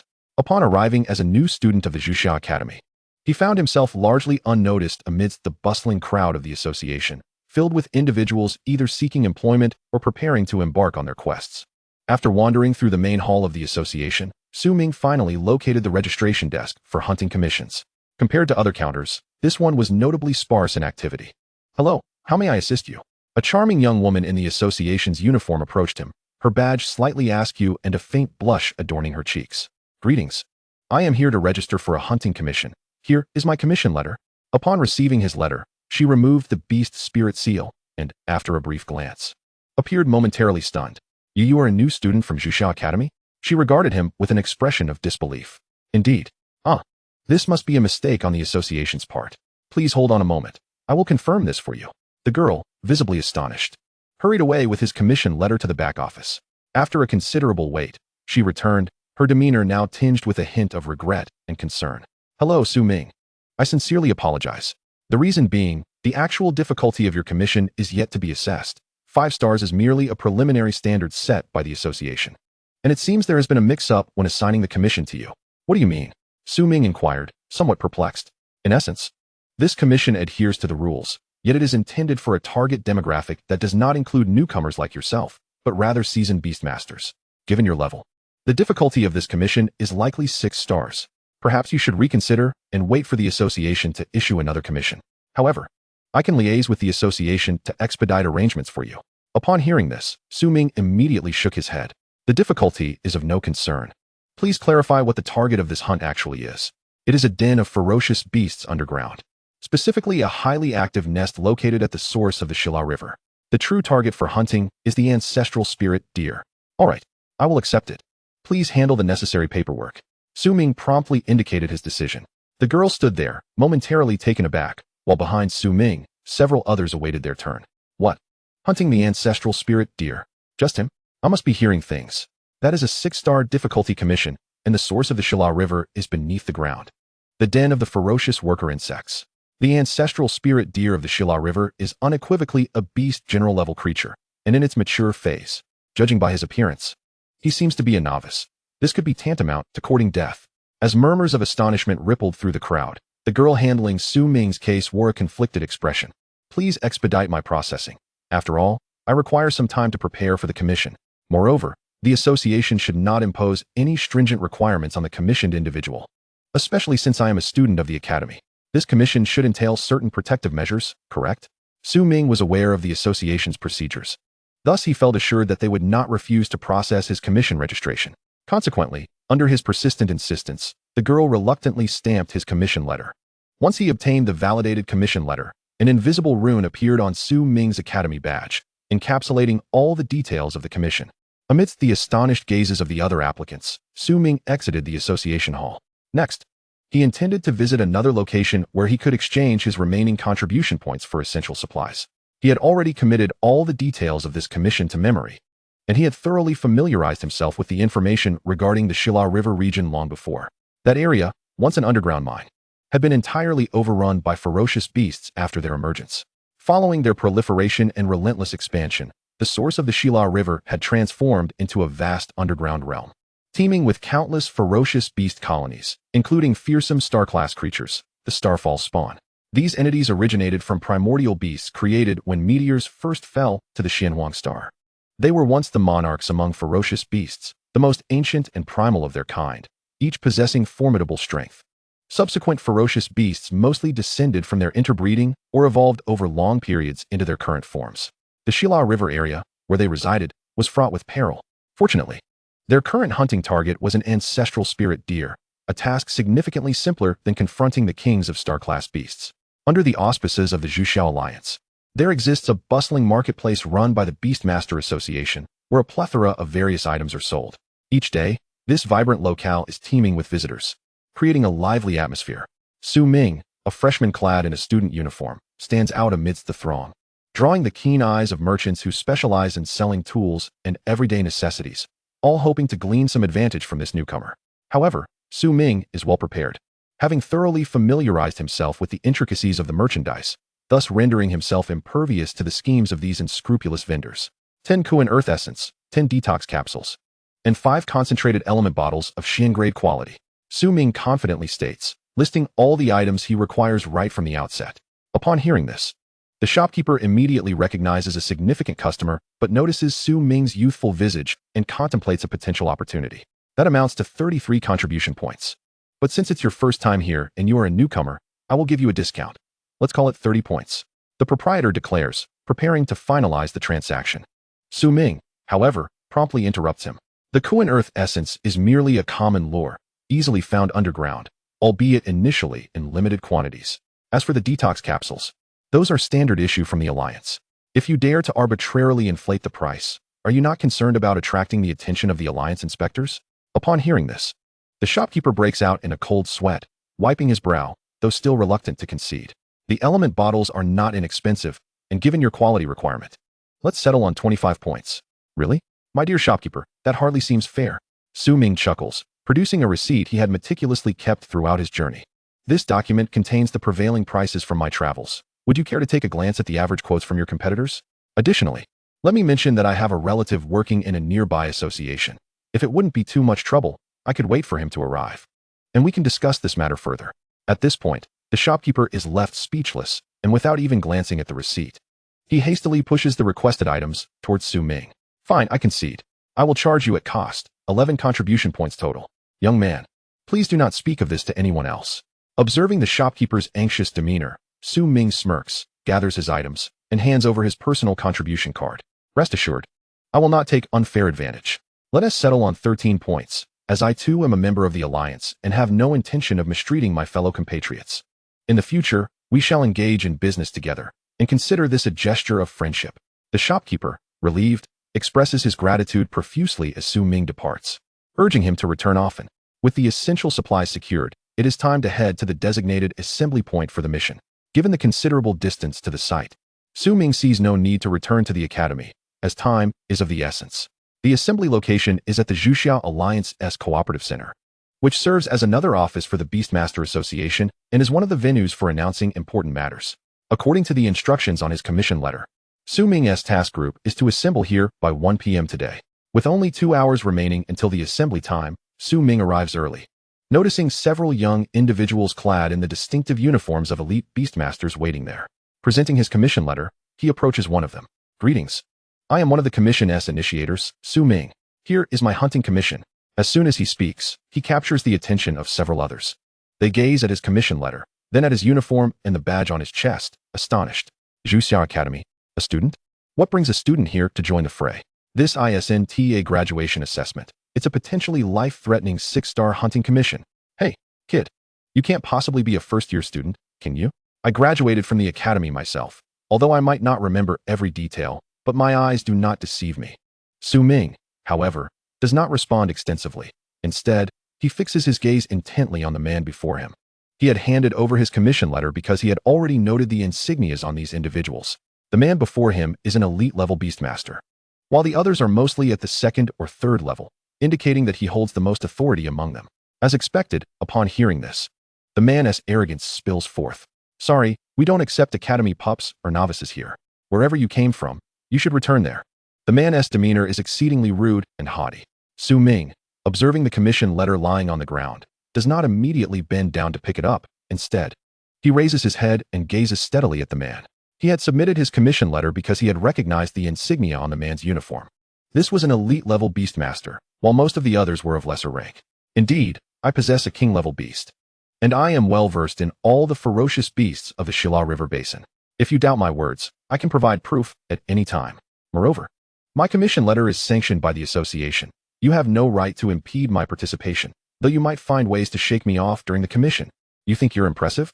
The man raises an eyebrow, signaling to one of his companions. Xiao Luo, put him to the test. Let's see if this student pup truly has the qualifications.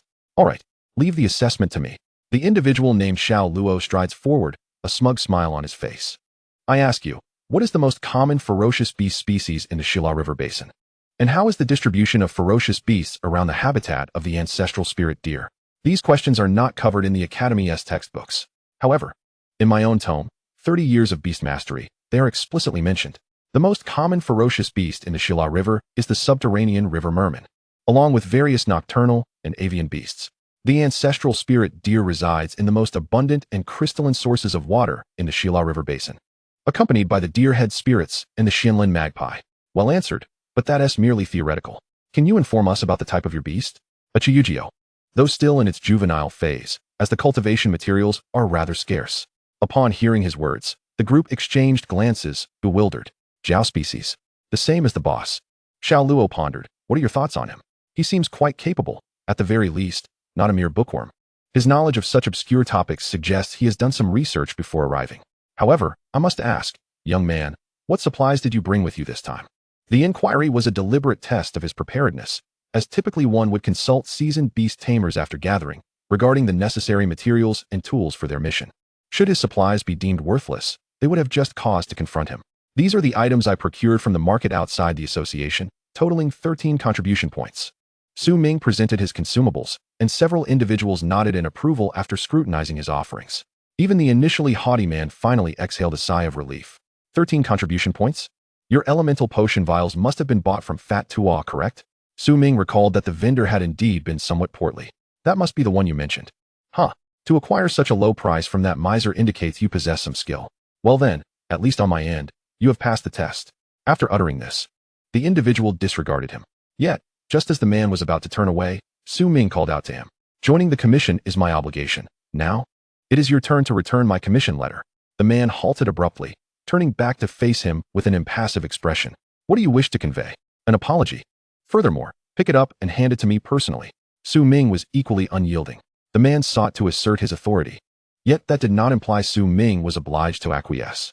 At the very least, he believed he was not the one dragging the team down. Indeed, after he spoke, the atmosphere turned palpably tense. Young man, no need to be so aggressive. Brother Wang is merely ill-tempered. He is quite responsible at heart. Forget it, forget it. It's just a minor issue. Let us consider it resolved. Oh, isn't that the leader? She has finally arrived.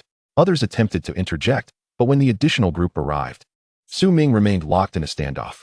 The man owed him an apology, and he was resolute in not yielding until the matter was completely settled. What is going on? Why do I sense a tension in the air upon my arrival? At that moment, a mature woman's voice rang out. Su Ming slightly turned his head to see a stunning woman clad in a midriff-bearing outfit, her curvaceous figure accentuated, gracefully striding towards them with a lightning crow perched on her shoulder. Sister Song, here's what happened. Someone briefly recounted the situation between Su Ming and the others. The woman suddenly chuckled sweetly, her shoulder jolting as the lightning crow took flight, grasping the commission letter in its beak and delivering it to Su Ming. Junior, this matter was a misunderstanding. On behalf of the entire West Wind Beast Taming team, I extend my sincerest apologies. With that, the woman placed her hand on her chest and bowed slightly towards him. Witnessing her demeanor, the man who had been confronting Su Ming now appeared deflated. Leader you, Wang'an, you're far too rigid. This junior is, after all, an outstanding student from the Zhuxiao Academy. If I'm not mistaken, you're participating in the freshman assessment? Indeed. Su Ming's expression softened. Having received an apology from the leader, he saw no reason to pursue the matter further. Truly impressive. I wonder who among you is more exceptional compared to him. Well, since everyone is nearly gathered, we should set off. Let us head to the entrance of the Shilla River at once. Time is of the essence. We must strive to reach the depths before nightfall. With the woman's command, everyone promptly mobilized, preparing to embark on their commission. The Shilla River, the largest tributary lying beneath the Zhuxiao Alliance, connects with the subterranean Linya Kingdom. It serves as a primary channel of the Alliance's lifeblood, the Luhua source. Here, daylight is but a distant memory, with the sole illumination emanating from the luminous moss thriving in the underground caverns. Chapter 57, The Subterranean Shilla River. As Su Ming's team reached the entrance of the Shilla River, they encountered the final few members who had long awaited their arrival. Leader, we just spoke with the administrator of the elevator. It will arrive at the entrance in 5 minutes. And my brother? Where is he now? The leading woman glanced around, seemingly searching for someone. He is by the elevator, waiting. He mentioned it's his first time underground and is apprehensive about some discomfort. So he went down early to acclimate. Haha, that rascal. I'll have to teach him a lesson later. Let us go. The woman laughed heartily, beckoning the group to proceed towards the entrance. At that moment, Ming felt a twinge of concern. The beast taming team he had joined for this commission was evidently seasoned and well-coordinated. Yet, upon observing each beast tamer, he noted that their levels were quite high. Apart from him, the least experienced among them was a level 2 elite. Such a formidable team seemed somewhat overqualified for merely hunting ancestral spirit deer. Regarding this, he would have to wait until they reached the underground before seizing an opportunity to inquire further. Perhaps they had ulterior motives for this expedition, otherwise, they would not have mobilized nearly 20 individuals. Moreover, there was still one member yet to make an appearance. As he followed the others to the elevator, a cacophony of thunderous sounds erupted, with wires retracting and the heavy lift shaking violently within the subterranean passage. When the elevator finally ascended, several individuals emerged, one of whom Ming recognized. Su, you little rascal. How dare you come down alone? Upon seeing him, the leading woman rushed forward, affectionately poking his forehead. He clutched his head, grinning widely in response. Sister, I merely went down to take a look. You know I'm afraid of the dark. Such a flimsy excuse. By the way, we have a newcomer in our team, from the same school as you. Oh, let me see which lucky soul it is. As Su and the woman exchanged banter, they approached Ming. Their eyes met, and they both broke into smiles. It's you? I see now. Ming. Welcome to our team. This is the vice captain and my elder sister, Qin. Upon hearing Su's words, the woman's eyes narrowed into crescents. Little Su. So you two are acquainted? Of course. He is my good friend from the same dormitory, with Su as their common bond. The other team members' regard for Ming significantly improved. Subsequently, everyone boarded the elevator, and during their descent into the underground, Su shared several anecdotes about Ming. Naturally, the conversation revolved around him. My goodness. It turns out that the young brother is quite remarkable.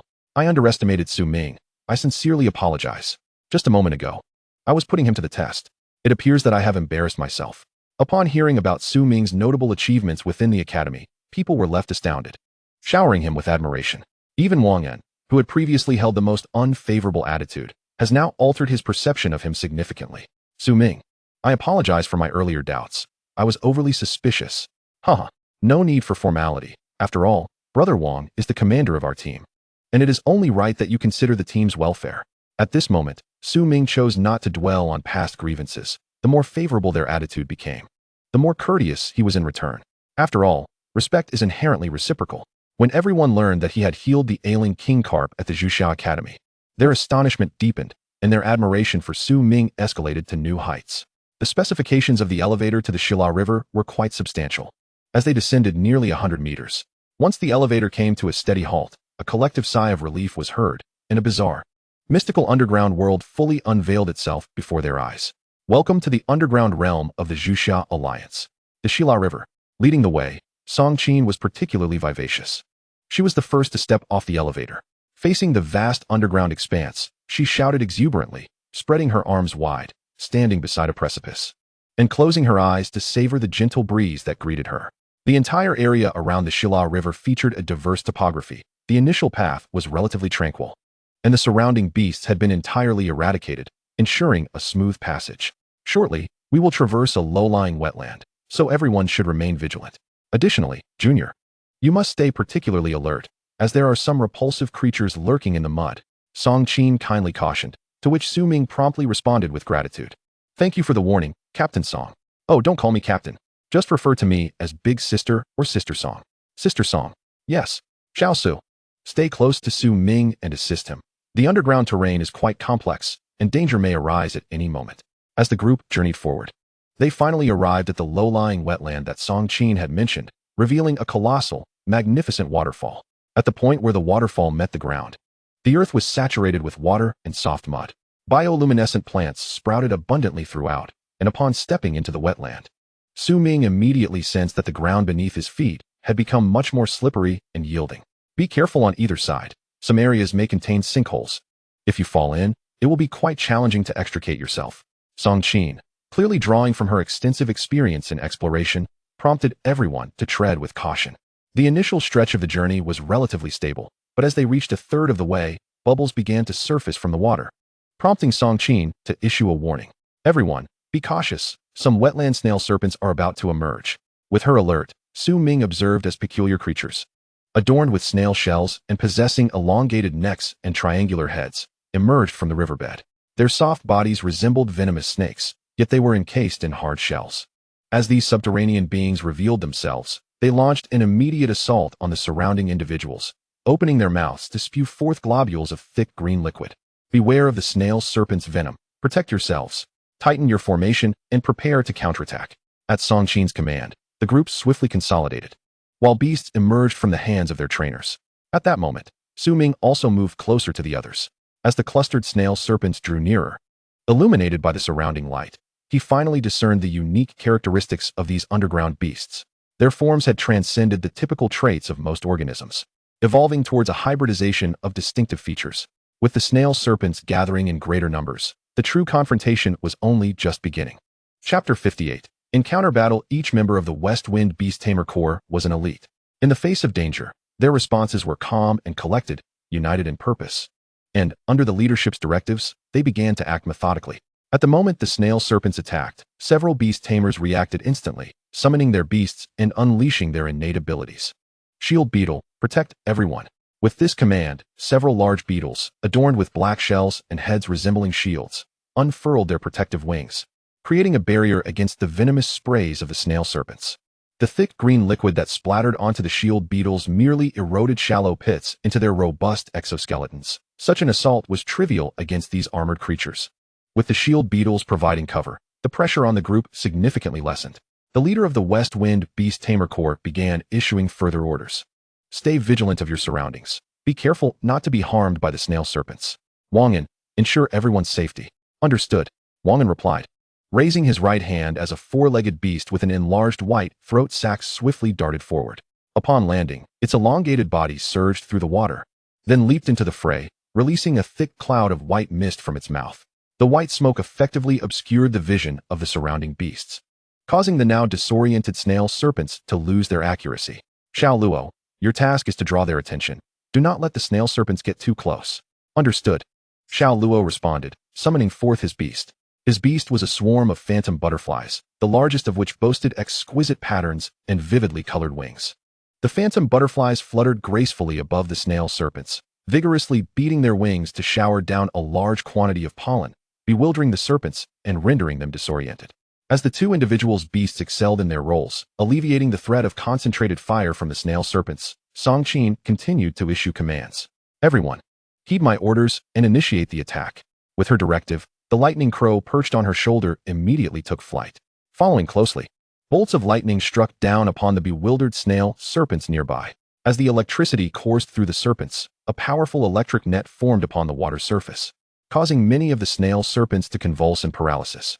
Seizing this opportunity, others began directing their beasts to engage the snail serpents. Poison Dart Frog, go. Icewind Wolf, it's your turn. Frostbird, freeze them. With a chorus of commands echoing, the beast tamers and their beloved creatures showcased their abilities, utilizing their unique talents to strike at the vicious beasts lying in ambush beneath the water. The Icewind Wolf and Frostbird, capable of freezing the water, unleashed chilling frosts, effectively encasing the snail serpents in ice. Then, a few agile assassin mantises swiftly struck, utilizing their scythe-like forelimbs to dispatch the swamp serpents one by one. The poison dart frogs, small and quick in their movements, would unceremoniously open their wide mouths whenever they fixed their gaze on a swamp serpent, their bulging eyes snapping shut as a barrage of venomous darts shot forth, claiming the serpent's life with ruthless efficiency. Although the swamp serpent is a relatively low-tier ferocious beast, possessing only the innate abilities of a soldier rank, the venom they exude is highly toxic and corrosive. If they were to attack in unison, it would indeed pose a considerable headache. However, what they faced today was the formidable West Wind Beastmaster Corps.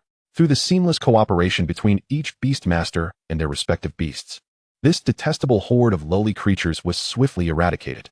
Before long, the battle had completely subsided, and as the people halted their efforts, a layer of swamp serpent carcasses began to drift atop the water's surface. Upon death, their bodies became remarkably limp, floating like ropes on the water. With most of the serpents having their bodies and shells shattered, make sure to deliver a finishing blow to those that are not entirely dead. And keep an eye out for any black water lilies nearby. They are quite valuable as cultivation materials. After summoning back her beasts, Songqin instructed everyone to clean up the aftermath. A group of individuals began to chuckle and search through the water. The swamp serpents posed no threat in death, but their shells were fine materials for crafting crystal vials for potion storage. Furthermore, in the habitat of the swamp serpents, there existed a rare high-grade spiritual herb known as the black water lily. Its petals and seeds served as excellent cultivation materials that could enhance the adaptability of certain nocturnal and aquatic beasts. Did you witness the recent battle, Su Ming? Song Qin approached Su Ming, arms crossed, her face brimming with pride. Yes, I observed clearly. They are all exceptionally skilled, facing ferocious beasts without fear, responding swiftly, and understanding the value of teamwork. Your observations are astute. Most of these individuals are outstanding talents who have graduated from various academies, with many having completed more than 5 hunting assignments. I must admit, Song Qin's West Wind Beastmaster Corps possesses considerable strength. However, Su Ming had only encountered this particular Beastmaster group. When compared to the guards of the Zhuxiao Academy, these individuals are undoubtedly more elite and formidable. Once we pass through this wetland, we shall reach the ghostly forest of the Shila River, where the ancestral spirit deer reside. Yet, the latter half of the journey will be fraught with peril. You must remain vigilant and prepared for any potential crises. Thank you for the reminder, Sister Song. I will be cautious, Su Ming replied, nodding, as she clapped him on the shoulder before checking on the others. Following the skirmish, the losses sustained by the West Wind Beastmaster Corps were minimal, aside from a few unfortunate souls who were too close to the swamp serpents and got splashed with venom. They had prepared detoxification capsules in advance, so their injuries were not severe. After resting for 2 days upon returning, they would heal completely. Once the group finished gathering the surrounding materials with laughter and camaraderie, they promptly regrouped and, under Song Qin's command, continued their journey. At this time, they had just traversed the most peaceful section of the Shila River basin. Ahead lay a multitude of dangers awaiting them. As they crossed the initial wetland, the water accumulated on the ground became noticeably shallower, often only reaching their ankles. Yet, the surrounding terrain was softer than before, and hidden mud pits had multiplied. Along the way, several individuals inadvertently fell into pits, struggling to escape. Had it not been for the quick reflexes of those nearby, they might have been completely submerged. Consequently, the group's spirits were heightened with caution, for the true danger had only just begun. Chapter 59, Marsh Beasts. Ahead lies the infamous Shila River Marsh, home to various marsh-dwelling creatures. In addition to being wary of the mud pits at your feet, be vigilant for trap beetles, crabs, and marsh frogs. Leading from the front, Song Qin took charge, while the newcomer Su Ming was positioned in the center of the group, closely attended to by Song Su. Although Su Ming was one of the clients for this assignment, the team members tended to look out for him. Nevertheless, Su Ming remained quite cautious throughout the journey. He not only avoided causing trouble for others, but also lent a helping hand when several unfortunate souls fell into the mud. Before long, the group's admiration for this seemingly affable and strong newcomer grew exponentially. I say, Su Ming, how did you build such impressive muscles? It's truly enviable. Indeed. I saw old Huang fall into the muck, and you single-handedly pulled him out. What strength! It's simply astonishing. The 3 of us combined might not match you. In response, Su Ming merely smiled. At present, he walked at the forefront, and following his suggestion, everyone in the group carried a stick to probe the surrounding path, preventing any hidden pits or mud holes.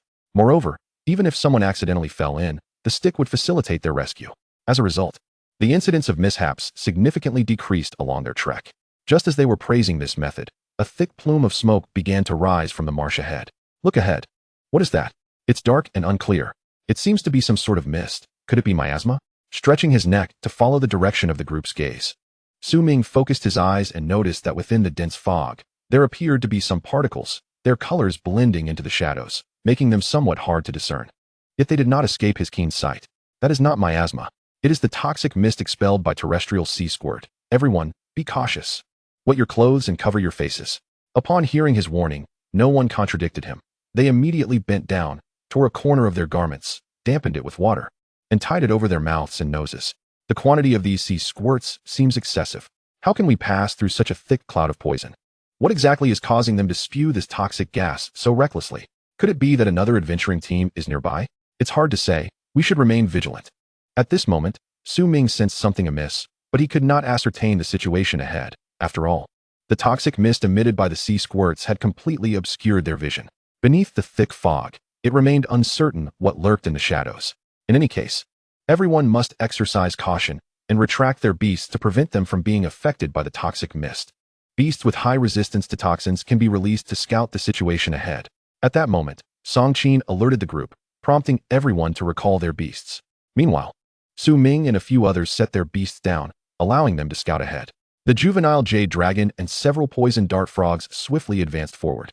As a king-level beast, even in its juvenile phase, the juvenile jade dragon could withstand most toxins. In recent days, through Ming's relentless training, the fledgling jade serpent has become adept at comprehending all his commands, and the bond between master and servant has grown increasingly profound. Indeed, there are approximately 50 land-dwelling sea leeches, among which one is notably large. They appear startled, releasing a toxic mist for self-defense. Shortly after the jade serpent was dispatched, Ming received a message from it. Through mental communication, he could ascertain the situation ahead with reasonable clarity. Over 50 of them present a considerable challenge. However, we cannot afford to linger here for long. Xiao Su, summon your spirit raven. Let us execute a high-altitude strike and ensure we eliminate these troublesome creatures. Understood. Spirit raven, unleash the thunder. At the command of Song Su, his spirit raven took to the skies without delay. Although the toxic mist of the land-dwelling sea leeches is formidable, it cannot ascend to such altitudes. As the two spirit beasts soared, bolts of lightning cascaded from above.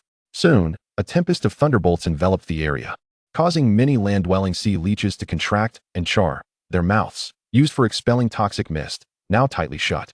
Before long, the toxic mist began to dissipate, revealing a glimpse of the landscape ahead. Through the lingering haze, Ming distinctly observed several massive swamp beasts lurking near the cluster of sea leeches, preying upon those sluggish creatures. Among these fierce beasts, there exists a phenomenon of mutual predation. Powerful beasts often hunt the weaker ones. The individual sea leeches, being exceedingly frail, pose a threat only when gathered in numbers, creating a dense cloud of toxins that can challenge larger predators. Yet, within this swamp, some beasts show little fear of their toxins and even feast upon them. Through the mist, Ming vaguely discerned a few colossal figures approaching their direction. However, the subsequent two thunderous spirit beasts impeded their advance. As a result, the beasts, while testing the waters, found their patience waning. Finally, as the toxic mist thinned significantly, a series of furious roars echoed from ahead.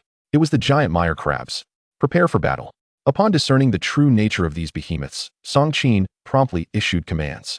The previously deployed spirit beasts quickly returned. The enraged mire crabs charged through the sea leech formation, brandishing their enormous pincers and causing chaos. Their robust and massive bodies were beyond the comparison of the sea leeches. After a series of tramplings from their 8 formidable claws, the sea leeches were left in disarray. Some even torn to shreds by the furious mire crabs. Block their advance. Maintain our defenses. These mire crabs are all mature. We must not allow them to breach our formation. At this moment, the others also recognized the formidable nature of the approaching foe. These primordial swamp beasts are not only colossal, but also possess remarkable defenses. Their pincers are virtually indestructible, and in this swamp, they have few natural enemies. As the mire crabs charged forward, wielding their pincers, the Team's spirit beasts sprang into action. Freeze them, Icewind Wolf. Snow Howler, hinder their movement. Shield Beetles, protect us. One by one, the spirit beasts showcased their unique abilities. In the face of these extraordinarily resilient swamp beasts, the previously effective assassin mantises found themselves at a disadvantage. Their scythe-like forelimbs merely paused the mire crabs for a moment, while the crab's mighty pincers could easily rend their bodies apart. Quickly deploy the strength-based spirit beasts. Break through their defenses. Chapter 60, Sniping. When dealing with ferocious beasts, it is impossible to rely solely on one tactic. The ecological system of Xuanhuang Star is immensely complex, spawning a plethora of diverse species. Following the fall of the meteorite, the mutated beasts have only grown more formidable. Confronted with the virtually indestructible body structure of the mire crabs, the attacks from ordinary spirit beasts are utterly ineffective. Even Song Su's spirit raven, with its devastating lightning, finds itself powerless against these giant beasts clad in a carapace. At this juncture, it is the strength-based spirit beasts that must reveal their might. Upon Songqin's command, many spirit beast masters in the team swiftly summoned their alternative spirit beasts, each elite beast master typically maintaining another auxiliary spirit beast for such contingencies. As a dozen ferocious bulls and towering mountain bears were unleashed, the dynamics of the battlefield shifted dramatically. The bulls' horns and their savage charges effectively countered the mire crab's onslaught. Moreover, the bears' thick pelts could withstand the crab's pincers and claws, and their powerful forelimbs could topple the mire crabs entirely. Although these swamp beasts are formidable, once turned over, their vulnerable underbellies are exposed. Subsequently, the bears and bulls, gathering their strength, charged forth, mauling several giant mire crabs into oblivion. Smaller crabs were trampled into mere paste during their charge. The team retreated, relying on the shield beetles to hold the line, while the ice-type spirit beasts assisted in delaying the enemy's advance. Ming and his companions swiftly fell back to a distance of several dozen meters. At this juncture, a vanguard of strength-based spirit beasts, supported by a few shield beetles, held the line, and the giant mire crabs found it challenging to breach their defenses. This battle proved far more intense than the previous encounters with the snail serpents. Thankfully, the members of the West Wind Spirit Beast team had meticulously categorized their spirit beasts, ensuring a well-rounded and effective distribution. Their training was also commendable, resulting in reduced casualties throughout the skirmish. After approximately 15 minutes, only a handful of giant mire crabs remained. Following Song Qin's command, all spirit beasts charged forth. Soon, the remaining battered foes were obliterated by their spirit beasts. The chaotic battle thus came to a close. As they began to regroup and recover, Song Qin summoned several team members to distribute some relatively precious spirit beast nutrients and healing materials, hastening the recovery of their spirit beasts. Furthermore, the team was equipped with a few engineering snails, rare auxiliary spirit beasts capable of exuding healing slime. With such comprehensive support within the team, they would be well prepared to face any similarly scaled skirmish that might arise. Witnessing such meticulous preparation, Ming couldn't help but feel a deep sense of admiration. A spirit beast team so thoroughly prepared, with every conceivable condition accounted for, could only be described as extravagant. Not to mention that every member possessed 2 or more spirit beasts. The diversity in types, defensive, offensive, supportive, reconnaissance, far exceeded that of most teams within the alliance. What are your thoughts? Just as Ming was taken aback, Song So quietly approached him. Sister Song's team is indeed impressive. I have never encountered such a compact yet comprehensive spirit beast team before. Thus, the West Wind Beastmaster Corps possesses such remarkable financial and human resources. After all, within the alliance, such beastmaster groups are rare. Most individuals, like ourselves, opt for aggressive beasts, often forgetting the safety of themselves and their companions in their zeal. Therefore, prior to joining the West Wind Beastmaster Corps, each member must make a pivotal choice: to act with obstinacy or to consider the well-being of others, a matter of considerable importance. The majority within the group may not be particularly distinguished, yet they embody a steadfast nature. Indeed, even the most prodigious talents cannot single-handedly combat the myriad ferocious beasts. Even the great pioneers, despite their prowess, ultimately succumb to the relentless tide of time. Ming harbors a profound understanding of this truth. As he observes the juvenile jade serpent entwining his arm, he envisions a future where he stands before humanity, shielding those who follow from the overwhelming onslaught of beasts. Just as the great pioneers of a century ago wielded their strength to command their beasts against threats from beyond the stars. After a period of recuperation, the vast majority of beasts and beastmasters in the Corps have recovered without significant issues. The team must continue their journey. After enduring a series of fierce battles and arduous treks, they have reached the edge of the wetlands. Ahead lies the phantom forest of the Shila River. Do you see those towering trees? They are the firefly enigmas, a type of narrow-leaf plant that thrives underground. Caution is paramount as they proceed. Hidden among the foliage are treacherous hunters, proving exceedingly perilous. This time, Song Qin has earnestly reiterated the importance of vigilance to everyone. Her brow is furrowed, and her demeanor lacks the previous ease.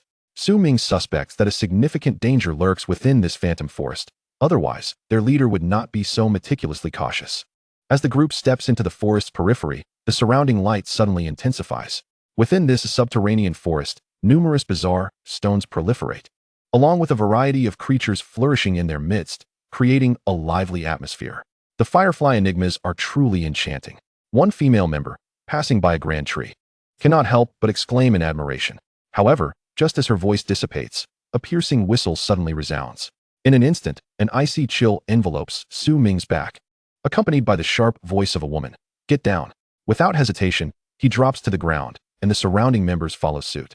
Yet, by the time Song Qin calls out, it is already too late. The whistle is not the cry of a beast, but rather a slender, glowing spear hurtling toward them, slicing through the air. Due to the female member's sudden exclamation, the hunters concealed in the jungle have detected her presence. In that moment, she is pierced through the chest by the long spear, her body pinned against the tree behind her, a conspicuous wound gushing blood. Chapter 61, Hunters and Prey. The spear, swift and deadly, strikes with devastating force. As they comprehend the scene before them, they behold their ill-fated comrade, impaled against the tree. Blood flows profusely from her chest wound, her face a mask of sorrow and weakness. With tears in her eyes, she gazes at the others, reaching out in a futile attempt to speak. However, before she can utter another word, another whistle pierces the air, and a long spear, striking true, again pierces her body. Instantly, her clothing from neck to chest is stained crimson. Concurrently, her life force swiftly wanes, the blood contract etched upon her wrist fading rapidly. The sudden turn of events leaves the rest of the team momentarily stunned. One of their comrades has been fatally struck by the distant spear, nailed to the tree. Xuanhuang. Upon seeing their gravely injured teammate, one member immediately cries out in despair, struggling to rise from the ground and rush to her side. Stop him. Beware of the hunters in the jungle. At this moment, Songqin's face pales as she realizes her team member is disregarding her warning, ordering the others to restrain him. As he attempts to rise, several teammates swiftly block his path. Almost immediately, several sharp, glowing spears strike the ground nearby, kicking up clouds of dust. Had it not been for their quick reflexes, this member would have surely met the same fate. Still engulfed in profound sorrow, the team member quickly regains his composure. Held down by his comrades, he bites his lip, his face contorted with grief, tension coursing through his body. Not only is he engulfed in sorrow, but fear also grips him.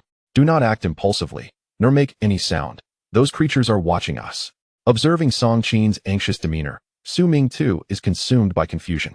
What manner of entity lies hidden within the woods, capable of launching such lethal spears? Gazing at the incapacitated female member, he grits his teeth. Such a scene is unprecedented for him. A life is so fragile, and yet they have not even glimpsed their foe. A swell of frustration and injustice surges within him. Sister Song, is there any way to discern their location or eliminate them? Songqin shakes her head, lowering her voice, pressing herself tightly against the ground, daring not to move. It is futile. Thus far, no one has witnessed the true form of these ferocious beasts. Moreover, their vantage point is elevated, affording them a clear view, coupled with their acute senses. Approaching them recklessly equates to courting death. Captain, do we simply endure, watching Xuanhuang perish without a fight? The man, consumed by anguish, contorts his face with twisted rage. They are far too dangerous. I cannot allow you to perish needlessly. Songqin refrains from directly answering him, instead reiterating her stance. I am not afraid, as long as I can avenge Xuanhuang. Witnessing the man's stubbornness, Songqin inhales deeply, and after a moment of contemplation, she casts a final glance at the woman pinned against the tree and issues a difficult command. All members, seek cover nearby. We must leave this area swiftly. Captain, this is an order. All members, proceed with caution. Songqin, suppressing her emotions, issues the directive once more. At that moment, Ming, positioned closest to her, distinctly notices the glimmer of tears at the corners of her eyes. He glances back at the tree where their comrade lies, her body stained with blood, and cannot help but clench his fists in frustration. How utterly lamentable, watching helplessly as those around him perished, despite the fact that they were mere strangers. Left Ming with an overwhelming sense of frustration. He lifted his gaze once more towards the depths of the forest, where the dense foliage obscured any visibility of the assailants' hiding place. In their current predicament, they resembled prey, ensnared by a hunter, with the constant threat of losing their lives at any moment, forcing them to tread carefully and cling to survival. Looking at the male member beside him, whose face was marred by tears and hatred, a wave of suffocation washed over Ming's chest.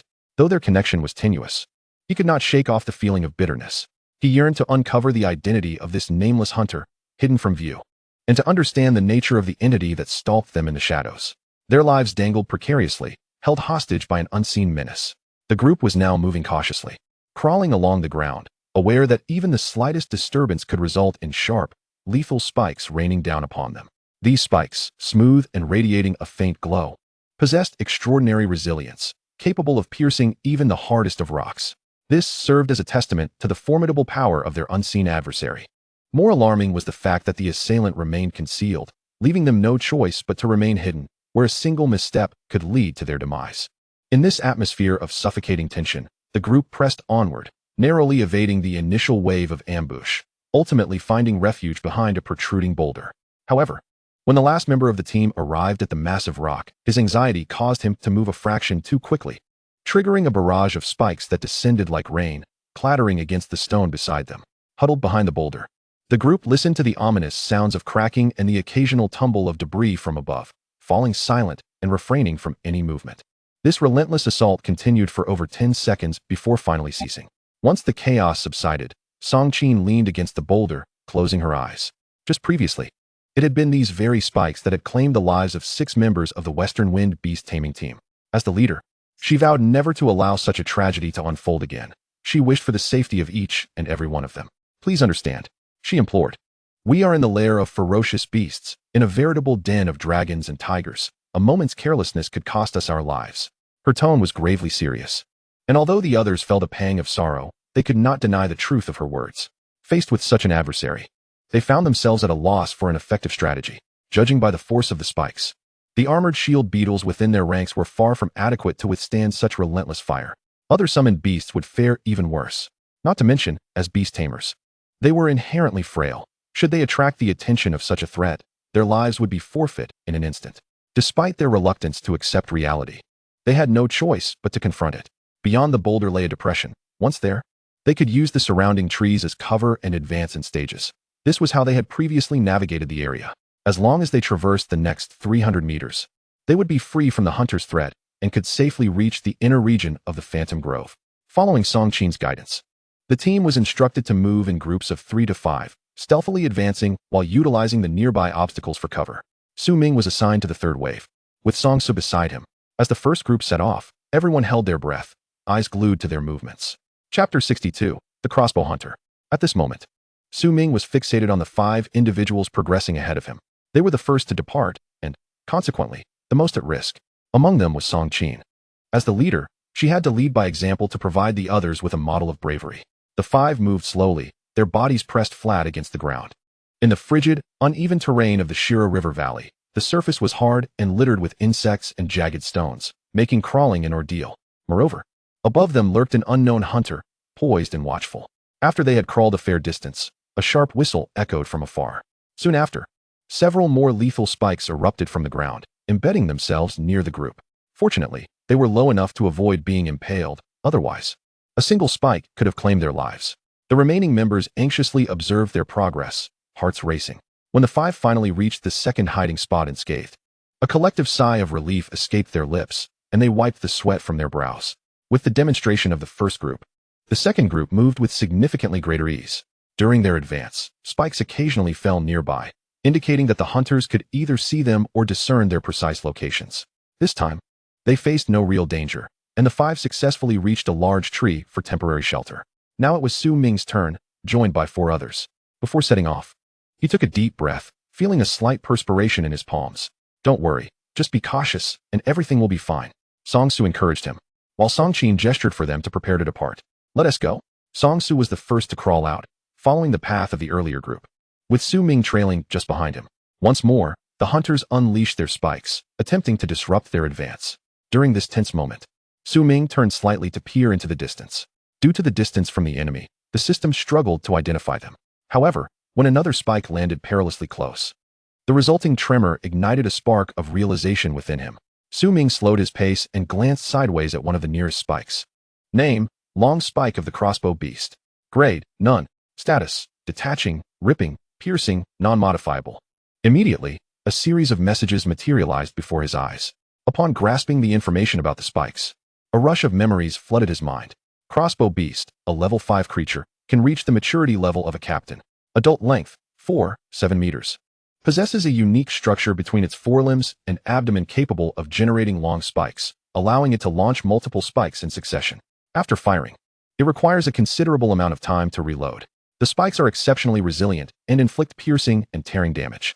He had encountered information about the crossbow beast in his encyclopedia. This was a particularly rare creature, distinct from typical summoned beasts and ferocious beasts. More specifically, they were an untamed species, often found in remote locations such as underground caverns or rugged mountains. These beasts were close relatives of certain ferocious creatures, but had evolved in a more advanced manner. Contemplating this, Ming's mind sparked with a new idea. Rather than being victimized and threatened by these crossbow beasts, it would be wiser to take the initiative and eliminate them altogether. Moreover, they would inevitably have to traverse this path again upon their return. If he could devise a method to approach and engage with them, he would find a way to tame them all. Should these beasts be brought under their control, it would serve as a profound solace for the unfortunate member who had sacrificed himself. However, he was now plagued by another question. How had the crossbow beasts detected their presence? Ming temporarily set aside his concerns, casting a glance around him. Due to his brief moment of distraction, he had fallen to the rear of the group. The others were nearing their next hiding spot, and as he lifted his gaze, he saw Songqin and the others watching him with expressions of worry, raising their arms in encouragement. Taking a deep breath, Su Ming summoned his strength and began to move forward, keeping his body low to the ground. After traversing a distance of 2 meters, another volley of long spikes rained down. This time, 6 spikes fell in a line, embedding themselves in the earth. Su Ming estimated the time in his mind, and then halted, remaining utterly still. At this moment, Song Su, who had reached the hiding spot, turned back and, upon seeing Su Ming motionless, felt a surge of concern. "Get out of there. Don't stop," he whispered urgently, gesturing for him to move. Su Ming did not respond, but tilted his head to observe the location from which the spikes had been fired. After approximately 10 seconds, another barrage of long spikes descended. Again, 6 spikes were launched, albeit with slight variation in their positioning. During the spike discharge, Su Ming heard distinct sounds, allowing him to roughly ascertain their direction and estimate the intervals of their fire. Now, it was time for him to make his next assessment, whether these 6 spikes had indeed been fired simultaneously by 6 crossbow beasts, and what their exact number was. At this juncture, Su Ming remained perfectly still. After about 20 seconds, a sound pierced the air once more, heralding another volley of 6 long spikes that landed around him. At this point, the ground was nearly saturated with spikes, densely arranged, leaving him with diminishing room to maneuver. The spikes were composed of an unusual material that appeared neither bone-like nor organic, but rather seemed to be solidified from some peculiar secretion. Su Ming calculated in his mind, deducing the specifics of the crossbow beasts. The firing interval was approximately 22 seconds, and judging by the time between launch and impact, the 6 beasts were likely positioned quite closely together. The interval from the sound to the spikes hitting the ground was roughly 3 to 5 seconds, indicating they were at least 100 meters away. Looking up, he saw that the area inhabited by the crossbow beasts was lush with trees and featured relatively flat terrain that inclined upwards. With this information, he could surmise their precise location. Next would come a bolder test. A sly smile crept onto Su Ming's lips as he formulated his plan. Meanwhile, the others, noticing his lack of movement, began to grow concerned. Song Su, observing Su Ming's stillness, feared he might have been paralyzed by fear. After waiting a moment and seeing no change, he once again crawled forward, ready to assist. Suddenly, Su Ming's voice broke the tension. "Wait, everyone stay still." Chapter 63, Su Ming's Thoughts. "Hold on, don't move yet, I have an idea." His exclamation startled the group. "Su Ming, what are you doing? Come over here. Staying there is dangerous," Song Su shouted, anxiety etched on his face, mirrored by the others. "Just a moment. I have a bold idea, if I'm not mistaken." Su Ming lifted his head slightly, beginning to rise. "What are you doing? Get down." Songqin immediately cried out as she saw him beginning to stand.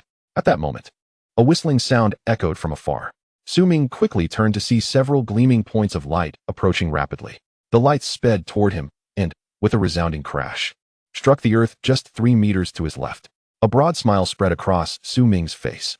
In the astonished gazes of his companions, he abruptly stood, brushing off the dust from his clothes and stretching a bit. "Get down. It's dangerous.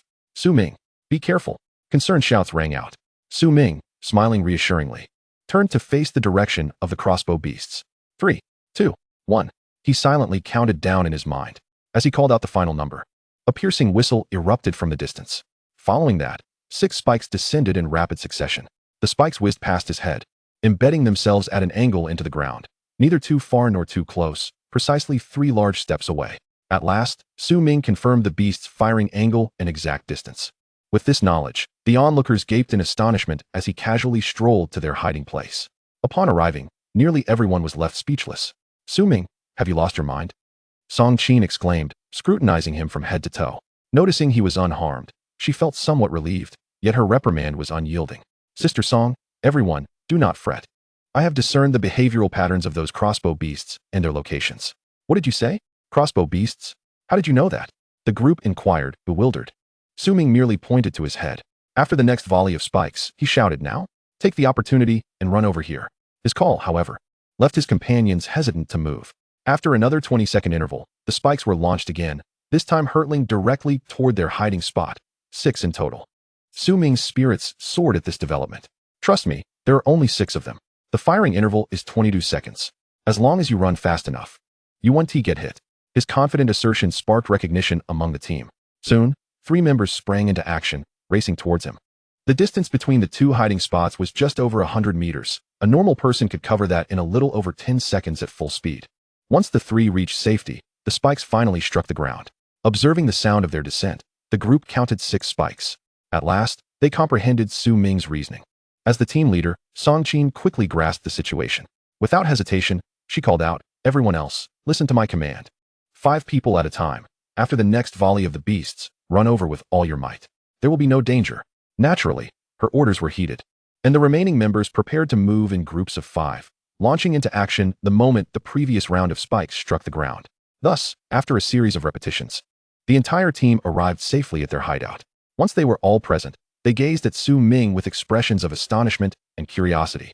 "Su Ming, could you enlighten us on how you discern their behavioral patterns? Furthermore, how did you come to know their names and habits?" "I hold a temporary position at the Academy, specifically at the Beast Research Center, which grants me exposure to various rare species. The creatures that attacked us are known as crossbow beasts. They are not ferocious monsters, but rather a species without a master." Upon hearing this revelation, the group was taken aback. A species without a master? How is that possible? "So, does this mean we can devise a way to capture and tame them?" a member of the team inquired. "Indeed. Theoretically, they can be domesticated. However, we must first locate them. Moreover, based on my analysis, there should be other symbiotic species accompanying these crossbow beasts. Otherwise, with their level of intelligence, they would not be able to attack us with such precision," Su Ming stated, just as a series of rumbling sounds echoed from the opposite direction. It was the sound of long spikes striking the ground, 6 times, to be precise. "From my assessment, there are 6 mature crossbow beasts in this group, while the remaining number remains undetermined. Captain Song, I have a proposal. If you and the others place your trust in me, let us alter our course and head in that direction." "You mean we should approach those crossbow beasts? You intend to tame them?" Song Qin quickly grasped his intent, her tone becoming somber. "Precisely. I implore you all to have faith in me. Moreover, we have a fallen comrade among us. As her companion, I wish to do something in her honor. Her sacrifice must not be in vain. I also hope that when we leave this place, we can bring her remains and belongings back with us." Upon hearing this, the remaining members fell into deep contemplation. "Those in favor of my proposal, please raise your hands," Su Ming announced, looking at the others. The team members returned his gaze, and soon several hands, including Song Su's, were raised. As those who had yet to vote observed their companions participating, they too raised their arms in agreement with Su Ming's suggestion. Ultimately, out of the remaining 23 individuals, 18 expressed their support. Seeing such overwhelming consensus, Song Qin stepped forward. "In light of your collective endorsement, I too am in favor. However, I wish for you to serve as the commander of our team for the duration of our journey. Since you possess such familiarity with the crossbow beasts, you shall lead us closer to them. At your command, Captain." Su Ming immediately straightened his posture, clenched his fist, and lightly tapped his chest, a customary gesture of respect within the alliance, devoid of deeper implications. "Excellent. Su Ming, from this moment forth, you shall be the temporary commander of the West Wind Beast Taming Team, 3rd Division. All members are to heed your orders. We shall proceed towards the lair of the crossbow beasts." Chapter 64, Engagement. With Song Qin's approval, the entire team complied with Su Ming's directives. Consequently, their forthcoming maneuvers became considerably simpler. Prior to this, he had already ascertained the fundamental details regarding the crossbow beasts, including their location and the intervals of their attacks. Under his guidance, the team was divided into 4 smaller units, utilizing the natural obstacles within the forest to gradually approach the location of the crossbow beasts. "Pay attention to your upper right. Everyone listen closely. We have only 17 seconds to advance. Keep your heads down and increase your speed," Su Ming commanded, urging the group to sprint with all their might during each interval between the crossbow beasts' attacks. The journey was fraught with tension, yet devoid of peril, and their pace quickened. After advancing to within 200 meters, Su Ming instructed everyone to halt, taking cover against a large tree and rock to strategize their next move. "We are now approximately 100 meters from the crossbow beasts, positioned slightly above us. Relying solely on our speed is insufficient. Therefore, we will employ our tamed beasts to approach swiftly and create disturbances from within, ideally disrupting their rhythm." "Isn't that a bit too risky?" "Of course, there are risks involved, but it is certainly far safer than our previous reckless dash. My recommendation is to deploy smaller tamed beasts, which are more suitable for this task. I will release both of my tamed beasts to make contact first. If all goes well, you may follow." With that, Su Ming released his juvenile jade dragon, a small creature that nimbly navigated through the woods. As he produced his second tamed beast, astonishment rippled through the crowd. "A cat? My heavens, am I seeing this correctly? Is that a mimic cat?" The onlookers gaped at the seemingly delicate feline nestled in his arms, utterly astonished. Even Song Qin was caught off guard. Realizing he had chosen a mimic cat as his second tamed beast, and the beast container he held was evidently of the beast general grade. This is my second tamed beast, Jinzi. Impressive, right? Su Ming chuckled, affectionately stroking Jinzi's head before lightly tapping it, and whispering, Jinzi, follow Xiao Bai and head over to that hill. The cat emitted a soft meow, leaping from his embrace, its tail in its mouth as it swiftly dashed into the forest. Now, let us await their favorable report. If all goes smoothly, we might even be able to approach them safely. Observing Su Ming's unwavering confidence, Song Qin reconsidered the words she had nearly spoken. Before long, Su Ming received feedback from Jinzi and the juvenile Jade Dragon. Due to the considerable distance, the mental communication was somewhat hazy. However, the messages indicated that the crossbow beasts indeed cohabited with another group of creatures, and there were some connections among them. After pondering for a moment, Su Ming sent a command to Jinzi in the distance. He also turned his body slightly and called out, Jinzi, persuade them. Tell them not to attack us. At this, the others were left speechless. Su Ming, your method of communication is rather peculiar. I have never witnessed such a command style before, but can they even understand? Su Ming, however, wore an expression of self-assuredness. Fear not. Jinzi is quite intelligent. Not long after, Jinzi relayed a message back, confirming that it had successfully negotiated with the others and that there would be no immediate danger. With this assurance, Su Ming confidently emerged from their hiding place. He turned to the other members, speaking nonchalantly, I will scout ahead. Once I ascertain that it is safe, I will signal for you to join me. Su Ming. At that moment, Song Qin stepped forward, her brow furrowed, her gaze fixed intently upon him. After a moment of hesitation, she nodded emphatically. Go ahead. Be cautious. No problem. Await my reply. With that, he strode purposefully towards the direction of the crossbow beasts. As he journeyed, he sensed the watchful gaze of someone upon him. Upon climbing a hill, he spotted a white cat perched on a rock. Facing it was a group of diminutive, humanoid figures engaged in communication with the feline. As he drew closer, he realized they were a cluster of small, black-skinned subhumans. These were ordinary dwarfish subhumans, a beastly race derived from the monkey species of the Xuanhuang Star. They had not always appeared thus. It was only after their mutation that they transformed into subhumans. At first glance, they bore a resemblance to humans, yet they were unequivocally beasts, most of which were ferocious. However, these subhumans possessed bright yellow eyes, distinguishing them from the frenzied red-eyed variants. Jinzi, have you discerned the situation? With Jinzi's presence, the subhumans exhibited mere wariness and hostility towards him, refraining from direct aggression. Master, they are simply apprehensive that you might harm them, which is why they commanded those large creatures to attack. Jinzi replied, tail swaying leisurely. Fortunately, Jinzi possessed the extraordinary gift of universal communication, enabling it to converse with most beast species, including wild beasts, tame beasts, and certain ferocious ones. Thus, with Jinzi mediating, matters became exceedingly smooth. Then convey to them that we mean no offense and can even offer them food and protection. Jinzi nodded and translated Su Ming's words to the subhumans. Upon hearing Jinzi's message, the subhumans erupted into excitement, jumping and calling out, subsequently discarding their long sticks and gathering at Su Ming's feet, extending their furry paws in a plea for treats. Observing this, Su Ming had no choice but to toss them some bait he had prepared in advance. The subhumans squealed with delight upon receiving it, scrambling and racing away with their prize. With that, the immediate danger was temporarily averted. Turning his gaze to the edge of the hillside, he noticed 6 large, bizarrely shaped crossbow beasts lying in wait. Their appearance resembled that of gigantic insects, each possessing a peculiar organ between their heads and chests, with a sharp, elongated spike already formed. These crossbow beasts were being manipulated by the subhumans, serving as their defensive instruments. In turn, the subhumans provided sustenance for these massive, clumsy creatures and directed them to attack any passing beings. While Su Ming observed them, numerous subhumans were energetically leaping around the crossbow beasts. Additionally, within the subhumans' lair, there were smaller crossbow beasts being raised. Once matured, these beasts would be brought here to serve as new fortifications. After confirming the situation, Su Ming called out towards the base of the hill where the group was hiding. Captain Song, everyone, come over quickly. It's safe here now. A response soon echoed back. Su Ming, just a moment. We are on our way. Chapter 65, Taming the Crossbow Beasts. Not long after, Song Qin arrived with a multitude of team members at the hillside. Upon seeing the massive, peculiar crossbow beasts at the hill's edge, they gasped in astonishment. These are the creatures that attacked us. How strange, how marvelous. They are the ones responsible for Xuanhuang's demise. Brothers, do not grieve any longer. Soon, we will retrieve Xuanhuang and ensure her safe return. From Su Ming, Song Qin and the others gleaned the circumstances surrounding the subhuman lair. Especially upon learning of the large number of crossbow beasts they were raising, they felt compelled to consider their own options. Su Ming, I have an idea regarding the taming of the crossbow beasts that you mentioned earlier. Could we negotiate with the subhumans to acquire some of the crossbow beast cubs?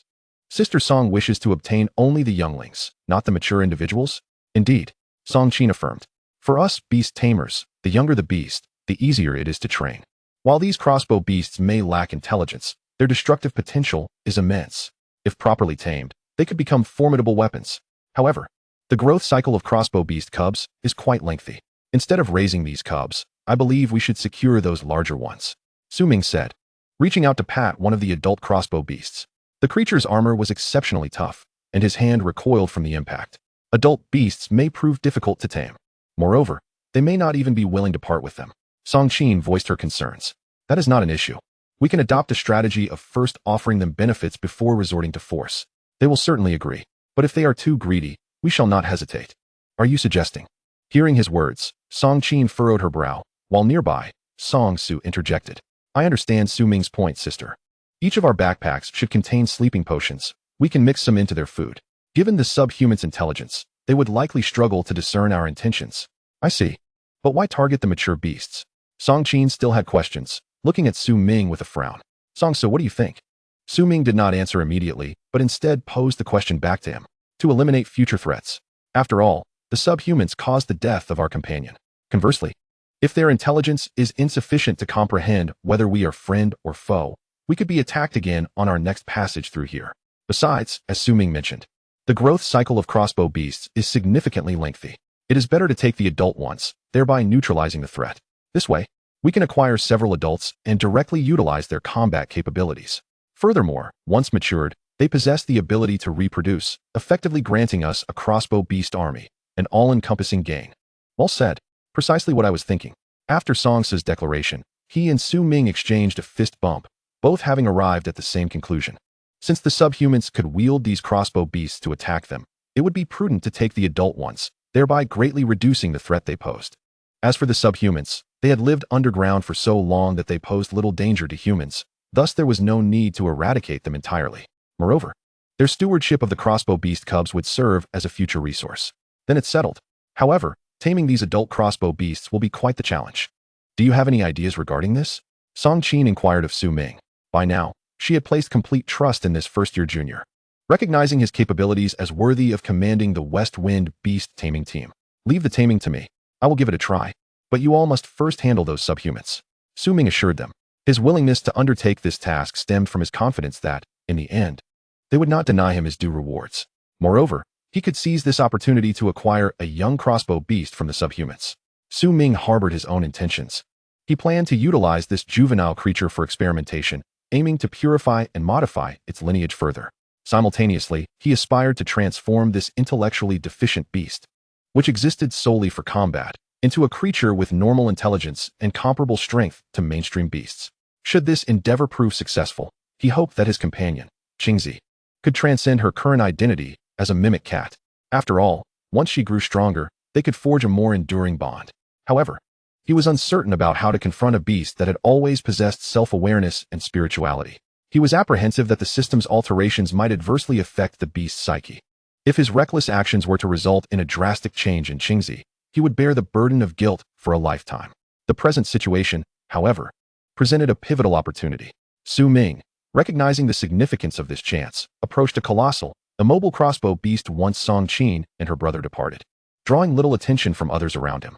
Name: Crossbow Beast. Grade: Lieutenant level mature.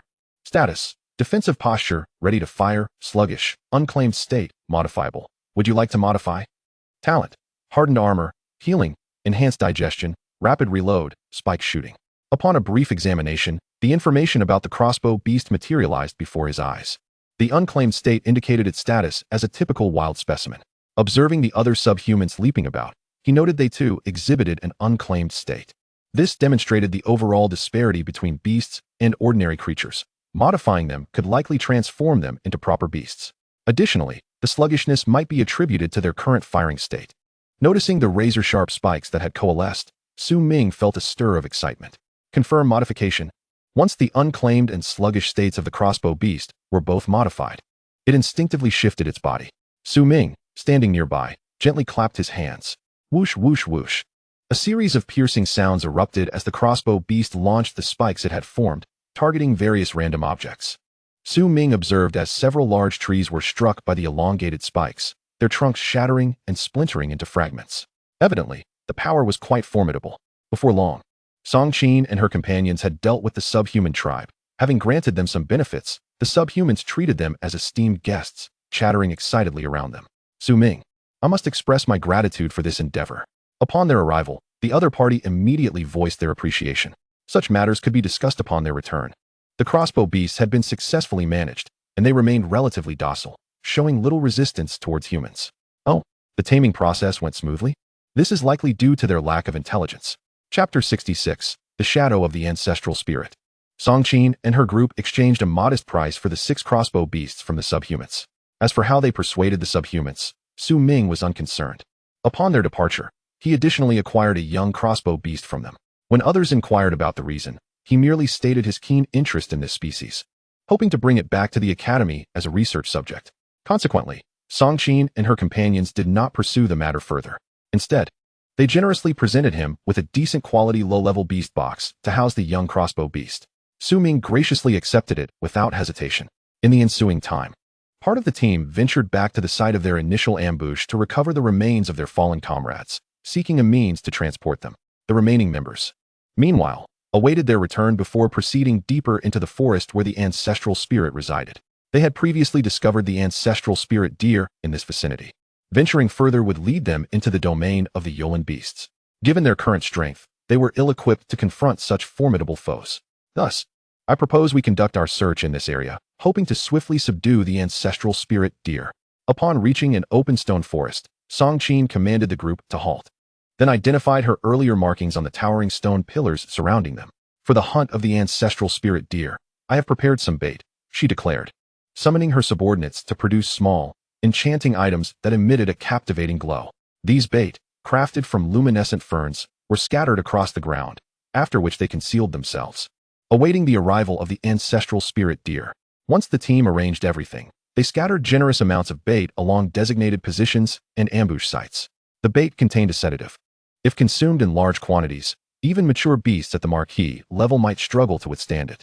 Naturally, dealing with a single ancestral spirit deer would pose no challenge. Once all was in order, they concealed themselves within the stone forest, waiting for the ancestral spirit deer to approach. It was Ming's first encounter with such a rich natural environment and diverse ecosystem of beasts. In this vast underground world, an astonishing array of creatures existed. The footprint of human activity had yet to fully permeate this realm, allowing the ecosystem to remain in its most primal state. Wild beasts, whether benign or ferocious, maintained a remarkably stable existence. This made Ming question whether this hunting commission would disrupt the delicate balance of this underground world. The true motives behind it remained uncertain. However, this was also tied to his assessment and the completion of the commission. While waiting in the stone forest, the group engaged in casual conversation to pass the time. During this interval, Songqin inquired about numerous matters concerning Ming. It was apparent that the young leader harbored a certain interest in him, hoping he would eventually join the West Wind Beast Tamer group and become one of their own. Yet, he had his own plans. Sister Song, I am merely a novice at this stage. Matters of the future are best left for later consideration. Regardless, I shall always be a part of the Zhuxiao alliance. Upon hearing his response, Songqin ceased to dwell on the issue and redirected the conversation. Ming, I have observed your blood contract pattern. What caused it to assume such a form? Upon hearing this, Ming slightly narrowed his eyes, a hint of displeasure crossing his features. He is the hidden bee. As for his precise identity, I am not entirely certain. At the mention of this name, Songqin froze momentarily. Hidden bee? That sounds familiar. Xiaosu. Have you heard of it? Xiaosu, stroking his chin and pondering for a moment, promptly replied, as far as I know. Those named after beasts are likely from the Bloodline Beast Tamer group within the alliance. However, that is under the Zhao family's domain. Ming, how did you get entangled with them? They initiated the conflict with me. Nonetheless, this matter indeed pertains to Zhao Imperial City. Understood. My sister and I shall keep an eye on this situation. If any news arises, I will promptly inform you. However, I must advise you not to initiate contact with them. This group consists of elite beast tamers, and their methods are exceedingly formidable. I understand. Ming does not mind leveraging the assistance of Song Su and his companions to thoroughly investigate the hidden bee and the forces behind it. Although he has changed significantly from his former self, the other party has provoked him, and this matter must be resolved. regardless of the circumstances. The intricacies of grievances and vendettas are clearly delineated, and Su Ming is quite aware of this. After a prolonged wait, just as the crowd began to relax, a sudden chorus of deer calls resonated through the dense forest. The sound was light and melodious, invigorating the spirits of those present. The ancestral spirit deer had appeared. Songqin immediately alerted the group, prompting everyone to hush and conceal themselves among the stone formations, keenly observing the situation in the clearing. Following a series of clear calls, the rhythmic sound of hooves echoed. This marked Su Ming's first encounter with the elusive ancestral spirit deer. This rare creature, scarcely mentioned even in encyclopedias, possessed an extraordinary appearance. The deer radiated a serene glow as it gracefully descended from the air. Despite lacking wings or any other means of flight, it traversed the skies with elegance.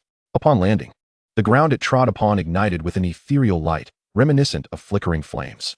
The ancestral spirit deer sniffed around before being drawn to a bait that emanated an enchanting luminescence. With its head lowered, it moved with poise, approaching the ambush site. From a distance, Su Ming observed the deer's exquisite form, roughly the size of a calf. Its striking antlers glimmered with starlight, leaving a shimmering trail behind it. The ancestral spirit deer seemed enamored with the bait, continually licking it as it inched closer to their trap. Simultaneously, its ears twitched restlessly, alert to its surroundings while foraging. An exceptionally graceful ancestral spirit deer was thus elegantly grazing upon the ground. Su Ming, having merely glanced at it, found himself captivated by this sentient beast. His knowledge of the ancestral spirit deer was limited, yet he could discern its remarkable nature at first sight. If possible, he sincerely wished to avoid causing it any harm. After a while, the deer's alertness waned, and its once erect ears gradually relaxed. It continued to feast upon the bait, and before long, the slumber-inducing agent within the bait took effect. At this moment, the ancestral spirit deer had completely entered the ambush zone. When it stumbled and fell to its knees, Songqin suddenly issued a command. Everyone, restrain it. With her call, the members of the West Wind Beast Taming team sprang into action, summoning their beasts to attack the ancestral spirit deer in the center of the clearing. Chapter 67. Subduing the ancestral spirit deer. Everyone, move together to subdue the ancestral spirit deer, but take care not to take its life. We only seek its antlers. With Songqin's command, all except Su Ming lunged forward. The ancestral spirit deer, having consumed a considerable amount of the bait, suddenly became alarmed. Unfortunately, its overindulgence had rendered its footing unsteady and compromised its coordination. Two crows, crackling with lightning, circled above it, and with a flap of their wings, unleashed bolts of thunder. The lightning struck the ancestral spirit deer, causing it to emit a dazzling glow. With a cry of pain, the deer struggled to maintain its balance on its four hooves. As the beast surged forward to attack, the ancestral spirit deer finally realized it had fallen into an ambush. It raised its head, and its resplendent antlers flashed brilliantly, releasing a torrent of ethereal flames that shot into the sky before cascading downwards. Upon landing, the ethereal flames ignited fiercely. Two brawny bulls, unfortunate enough to brush against these flames, let out pained cries, writhing in agony, witnessing the ferocity of the ancestral spirit deer's flames. The onlookers commanded their beasts to evade the inferno. A vast expanse of ethereal fire enveloped the deer, creating an intimidating barrier that deterred the beasts from closing in. Yet, the ancestral spirit deer was not faring well itself. It struggled to remain upright, its antlers glowing brilliantly, casting a luminous beacon amidst the dim underground realm. Observing the ancestral spirit deer, beleaguered under the onslaught, Su Ming felt a pang of compassion. This beautiful being was not a ferocious beast and bore no malice towards humans. Yet, due to a mere commission, it stood to lose its life. Although Songqin had only suggested minimizing harm, there was no guarantee that it would survive after its antlers were taken. Under the relentless assault from the beasts and their tamers, the ancestral spirit deer gradually succumbed. Its flames, which had once blazed fervently, began to dwindle. Seizing the opportunity, the West Wind Beast Taming team surged forward, overpowering it. At this moment, the completely exhausted ancestral spirit deer could offer no resistance under their control. Songqin instructed several individuals to utilize special tools to bind the deer's legs, while two beast tamers from the team prepared to extract its antlers. Upon witnessing this scene, Su Ming sighed inwardly and approached quietly to inspect the condition of the ancestral spirit deer. Name: Ancestral Spirit Deer. Grade: Marquee Level Growth Stage. Status: Poisoned, severely injured. Subdued, modifiable. Would you like to modify? Talents: Ancestral Gliding, Spirit Communication, Ancestral Echo, Melodic Voice, Healing Radiance. To discover that such a creature as the ancestral spirit deer was of marquee level was astonishing, reflecting on its graceful gliding through the air. It was evident that the lineage of the ancestral spirit deer was exceptional. Once the antlers were removed, a cascade of crystal-clear blood gushed forth from its head, shimmering with an enchanting glow, much like its antlers. Subsequently, the restraints on its body were loosened. However, by that time, the ancestral spirit deer had already exhausted its strength and lay on the ground, emitting soft, mournful cries that gradually diminished, its once brilliant glow now dimming. Observing this, Ming furrowed his brow and approached its side. Meanwhile, others reveled in their spoils, while a few looked on with expressions of regret at the fallen ancestral spirit deer. What a pity! The ancestral spirit deer, it seems, cannot be tamed due to its lineage, thus we can only take its antlers. I've heard that many types of deer beasts, once their antlers are removed, often cannot survive.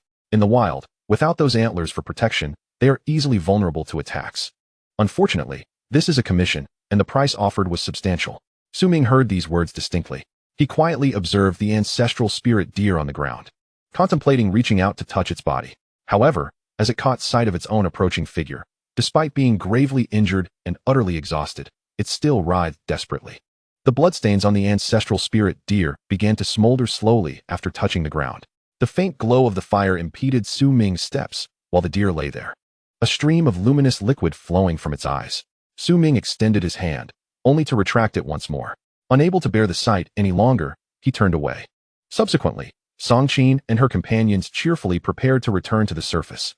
Ming, once we return, I will summon the captain to deliver your reward. It is a token of appreciation from our Beastmaster Corps. Please be sure to accept it. Ming felt no enthusiasm for this. He merely nodded slightly, his mind still occupied with thoughts of the injured deer. Why do you seem somewhat discontented? Are you worried about something? The observant Songsu immediately noticed his unease and inquired. It's nothing, just some worries. Is it about that deer? I can tell you have a fondness for it. Ming did not refute nor respond otherwise. If you like it, just say so. We are also acting on someone's behalf, though it may seem cruel. People often act for their own benefit. Still, I wholeheartedly support you. If possible, I too would prefer that deer does not perish. However, it will likely reject human kindness from now on. Saying this, Songsu rummaged through his pocket and produced a small vial. This is a healing elixir. If you wish to give it a try, now is the time. After speaking, he nodded and smiled at Ming before joining the others. Ming accepted the vial. Glancing at it, it was a beautifully crafted, tightly sealed small bottle.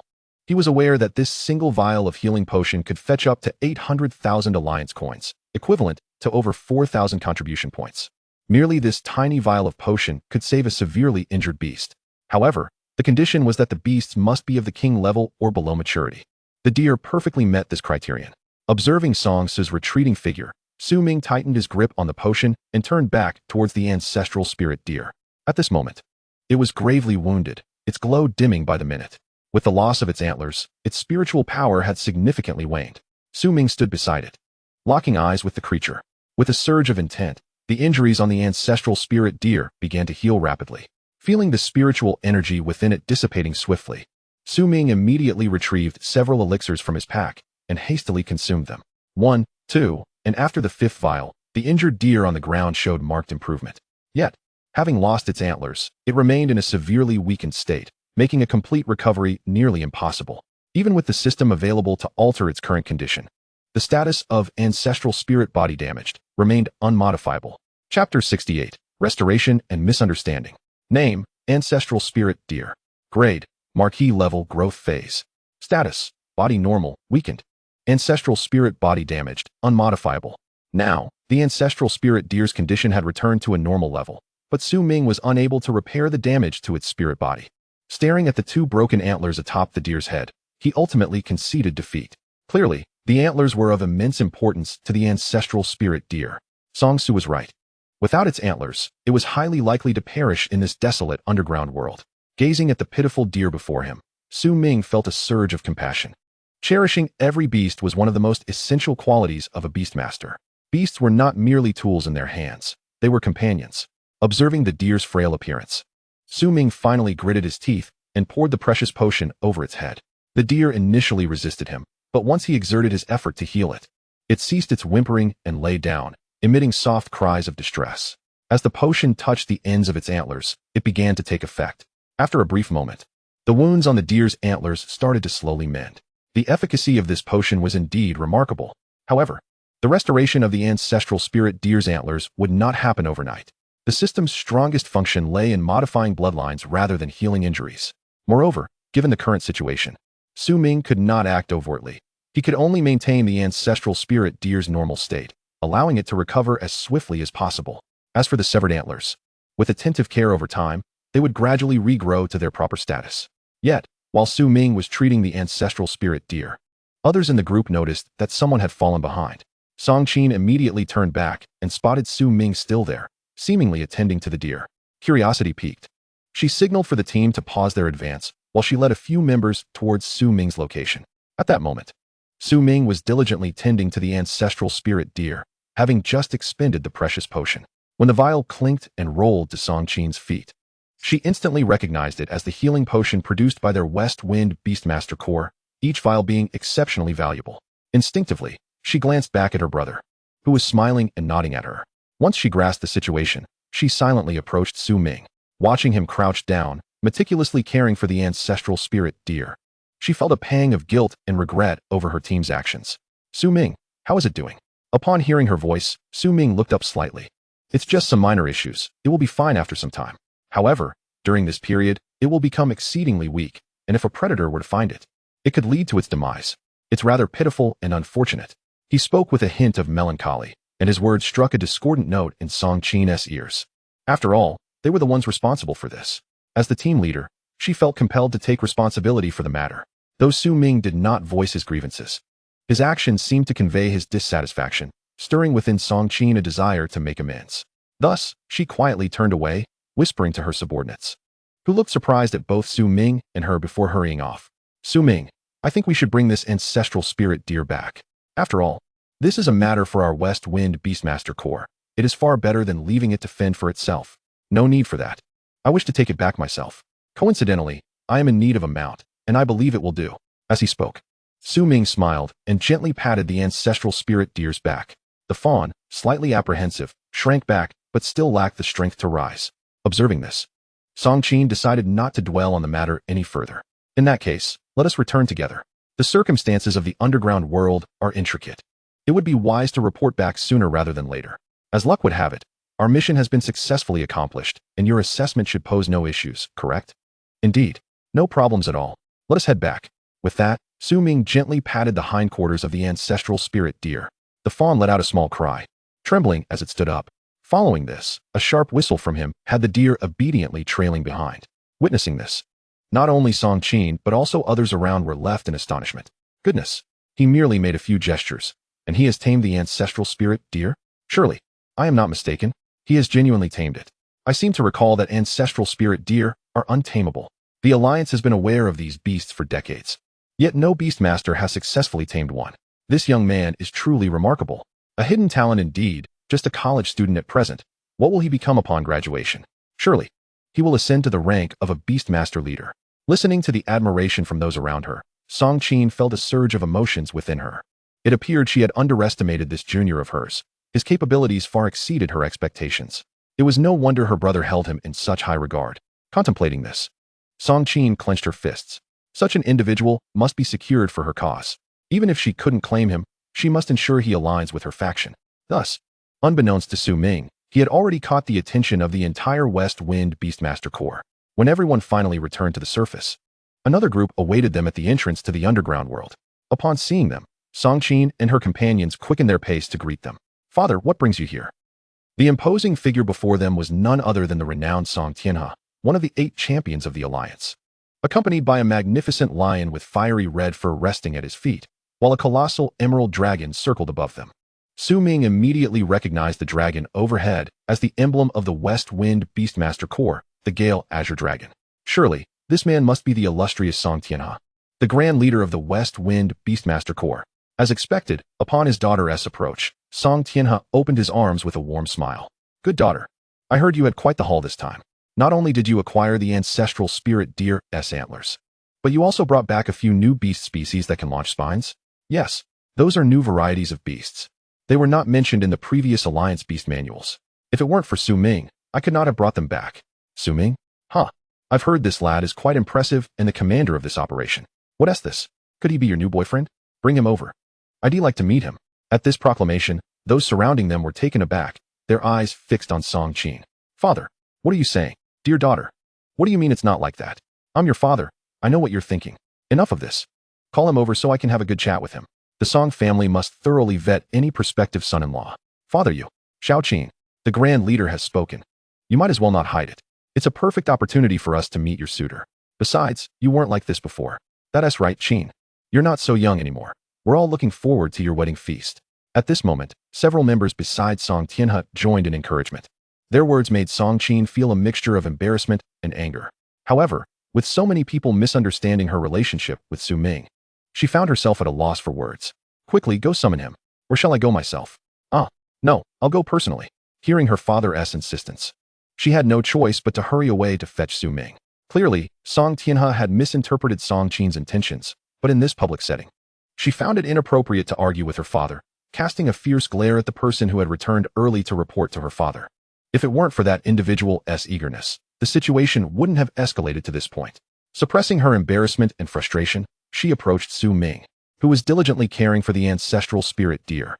Watching him with such focus and dedication, her lips moved as if to speak. Yet she found herself at a loss for words. After a prolonged moment of hesitation, she remained silent, merely standing there, gazing at Su Ming. Just then, a few members of the West Wind Beastmaster Corps passed by, witnessing their leader in such a vulnerable state with an outsider, leaving them utterly astonished. Coupled with Song Tianhe's earlier remarks, rumors quickly spread within the Corps that the second team leader, the Grand Leader's daughter, seemed to have a romantic interest in this young man.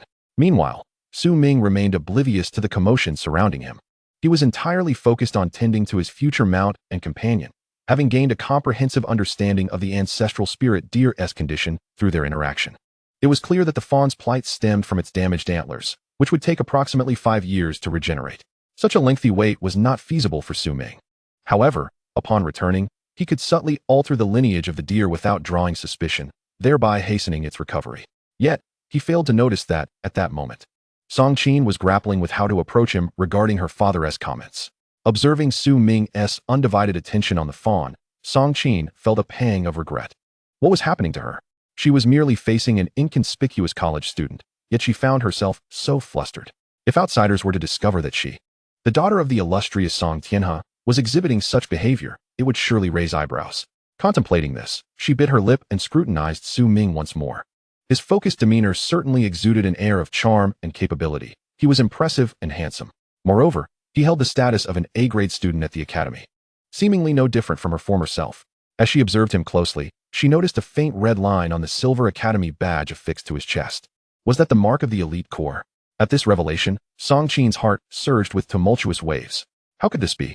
A mere freshman, without the backing of a significant organization or senior members' recommendations, how had he gained entry into the elite corps?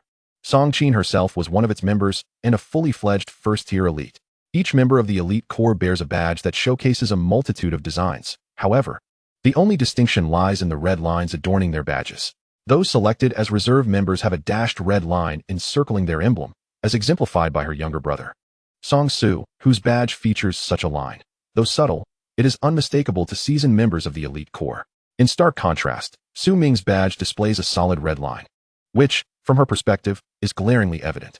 An individual who is but a newcomer to the academy, yet holds the status of a full-fledged member of the elite corps. This revelation could set the world ablaze, as this seemingly unassuming young man would undoubtedly attract the attention of countless factions vying for his allegiance. It is important to recognize that the elite corps is among the most prestigious organizations on Xuanhuang Star, with its members not only diverse, but hailing from all corners of the realm and various alliances. Every individual within the elite corps is a paragon among beast tamers, each one a potential pioneer destined to be immortalized in history. To encounter such a young man possessing such a distinguished identity, Song Qin felt an undeniable sense of admiration. Reflecting on this, her previous distress dissipated, replaced by a flutter of excitement and shyness. Su Ming, I need to speak with you, she declared, taking a deep breath to feign composure. Sister Song, what is it? Su Ming responded, turning back to her, momentarily distracted. If there's an issue, please don't hesitate to speak your mind. Upon noticing Song Qin's flushed cheeks, he felt a pang of curiosity. What could possibly be troubling this beautiful leader? Was she summoning him for a reward of some sort? It's not me. Oh no, it's my father who wishes to see you. I would appreciate it if you could accompany me to meet him, Song Qin said, nervously tugging at the hem of her garment, feeling as though her own modest achievements paled in comparison in his presence. Is it the esteemed Grand Leader who wishes to see me? Absolutely, Su Ming exclaimed, his excitement palpable at the prospect of meeting such a notable figure. He realized that a favorable impression could potentially secure his future within the Pioneer Group or the Alliance Corps. Furthermore, being a temporary member affiliated with the West Wind Beast Taming Group during his time at the Academy would provide him with invaluable opportunities for practical experience. Seeing Su Ming agree so readily, Song Qin's apprehensions melted away, and she led him joyfully to meet her father. When they arrived, they found him engaged in discussion with his subordinates regarding upcoming matters. Gentlemen, this is my first meeting with my prospective son-in-law. Being seasoned individuals, do you have any advice for me to ensure I don't place undue pressure on the youth? Grand Leader, as a prominent figure in our alliance, it is essential to maintain a balanced demeanor. Should I simply maintain my usual demeanor? Perhaps smile more? Precisely. Such an approach will preserve your authoritative presence while also making you approachable. Chapter 70. Exceptional Treatment. Curiously, Su Ming found himself summoned by Song Qin to meet the illustrious leader of the West Wind Beast Taming Group, Song Tianhe. Despite the leader's notable reputation, upon their introduction, Su Ming was met with a warm smile, albeit one accompanied by a scrutinizing gaze, as if the leader were searching for secrets hidden within him. The intensity of that gaze left Su Ming feeling somewhat uneasy. Ahem, father, didn't you have something to discuss? Fortunately, Song Qin, perceptive as ever, noticed her father's relentless scrutiny of Su Ming and understood that he must have misconstrued the nature of their relationship. Is he assessing him? The absurdity of the situation struck her, and rather than feeling anger, she felt a strange sense of relief. Young man, your name is Su Ming, is it not? I have heard of you from my subordinates and my daughter. While on commission in the Shila River region, you contributed significantly to our beast taming group, even returning with several precious beasts, including that one called, what was it again? The crossbow beast. Su Ming quickly interjected, and the leader nodded with enthusiasm. Yes, indeed, the crossbow beast. In my youth, I encountered them. They are large and cumbersome, nearly impossible to tame. Yet here you are, so young and already possessing such remarkable taming skills. I also hear you brought back an ancestral spirit deer, an extraordinary feat. You see, no beast tamer within the Alliance dares to guarantee they can tame an ancestral spirit deer. Pray tell, how did you accomplish this? With keen interest, Song Tianhe gazed at Su Ming, who had meticulously prepared his responses and strategies before arriving. He understood that the system must remain a secret. His exceptional abilities would inevitably draw attention. Thus, he approached the Grand Leader with utmost caution, recognizing the wisdom that comes with age and the potential peril of revealing too much. Esteemed leader, it is merely a culmination of what I have learned at the Academy, perhaps aided by some innate talent of my own. Such talent. Young men like you are indeed a rarity. Humble, capable, and of commendable character. Being an A-grade student at the Zhuxiao Academy, you must possess integrity worthy of my daughter. To Su Ming's astonishment, Song Tianhe's joviality inadvertently revealed the true intentions behind this meeting. Taken aback, Su Ming's expression shifted to one of confusion, while Song Qin was left utterly flabbergasted, her cheeks flushed crimson. Father, what are you rambling on about? Su Ming, don't listen to him. He's just being foolish. What? Little Qin, are you suggesting I cannot express my thoughts? Why must you always dance around the issue? It's exhausting. I see Su Ming as quite a fine individual. How about you two try spending some time together? I shall observe from afar. To her dismay, Song Tianhe seemed more eager than his daughter, revealing his thoughts candidly. Su Ming, unable to contain himself, realized a significant misunderstanding had transpired. He had not anticipated that the invitation had such implications. However, he felt little interest in pursuing such matters and tactfully declined. Leader Song, I remain merely an academy student. Such considerations are far beyond me at this stage. Moreover, with someone as exceptional as Miss Song, there must certainly be many suitors worthy of her. Such matters should allow others their chance as well. You're quite the character. However, I have heard that students at Zhuxiao Academy are not prohibited from forming families. Is this a trivial matter that warrants such hesitation? Or perhaps you find my daughter lacking? With a mock stern expression, Song Tianhe fixed his gaze on Su Ming. At that moment, it was Song Qin who felt the weight of concern. Caught between the two as she pondered how to navigate this unexpected predicament. The other individuals present were merely spectators, their faces adorned with expressions of amusement, with none daring to intervene in what was evidently a personal matter. With a pointed gesture from Song Tianhe, Su Ming felt a pang of regret. Had he known that this leader would be so formidable, he would have outright declined. However, it was clear that the other party was intent on pushing him into a corner. Commander Song, I beg you not to place undue pressure on the youth. At this juncture, I wish to prioritize my studies. Miss Song Qin is indeed a commendable person, but she is not suitable for me. He could only decline outright, as Song Qin truly did not pique his interest, and moreover, he had no such considerations at present.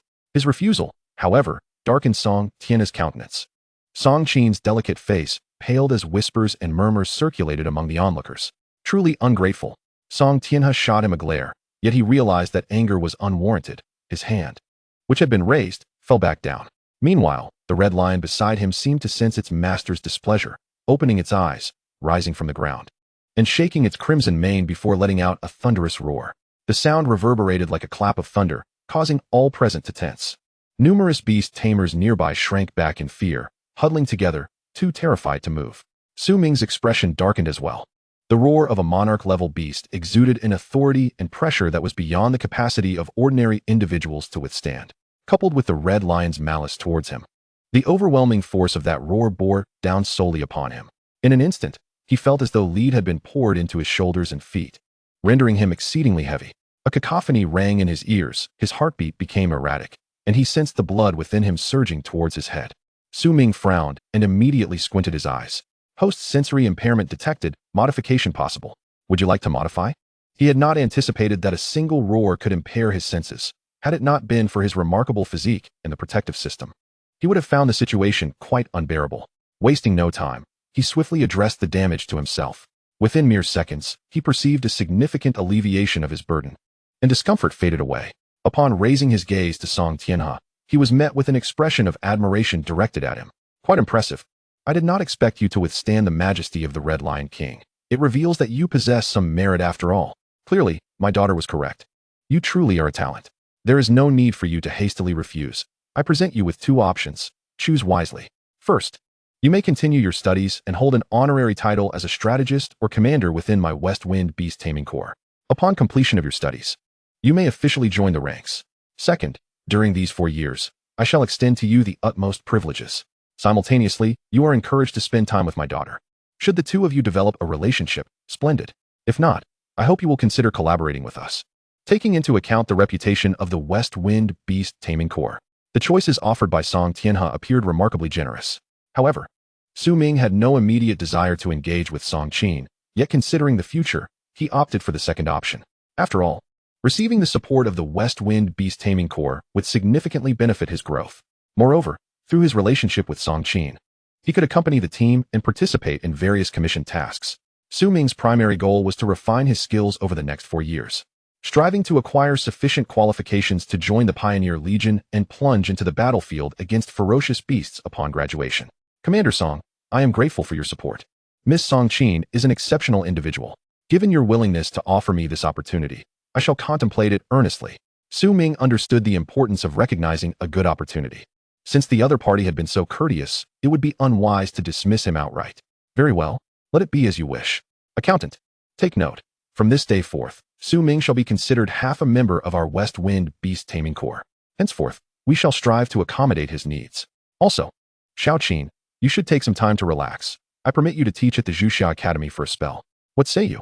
Having received the command from Song Tianha, Song Qin could only nod in response, though her expression suggested a lack of dissatisfaction. The benefits promised by the West Wind Beast Taming Corps would soon be realized. Once the proceedings concluded, Su Ming departed, escorted by several individuals, and returned to the academy. Upon his return, he discovered that he was among the earliest to return from the new student assessment. Entering the dormitory, he found it nearly deserted. Even his classmate Di Luo was absent. Finally, he had a relatively tranquil moment to rest. After washing up, Su Ming lay down on his bed and quickly succumbed to slumber. He was utterly exhausted, having scarcely had a moment of respite during his recent assignments. As for his beast, he decided to stow it away for now, opting to replenish his energy before addressing other matters. When he awoke, it was already midday on the following day. Rejuvenated, Su Ming made his way to the submission area for the new student assessment materials, where he encountered several familiar faces. Sister Su, greetings to you all. He approached and greeted them, prompting Su Feiying and the others to turn at the sound of his voice. Oh, it is our junior Su Ming. We were just intending to seek you out. The notification for the commendation from the academy has just been issued, and we were about to inform you to report to the administration office for your personal recognition. Su Feiying beamed upon seeing him. while the surrounding boys exchanged puzzled glances at their president's evident delight.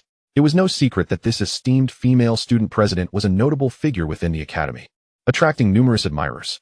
Yet, they had never witnessed anyone capable of eliciting such a radiant smile from her. I shall attend to the commendation immediately. However, I must first submit this assessment report, Su Ming replied, raising the document in his hand, which also contained a commission letter from the Beast Tamer Association. Upon hearing that he was there to submit a commission, Su Feiying's curiosity was piqued. Junior, what commission did you select for this assessment? May I inquire? Of course. My task involved a hunting commission located near the Shira River. That place. Upon hearing the name, Su Feiying's brows knitted tightly, and her face grew more somber. Junior, you weren't injured, were you?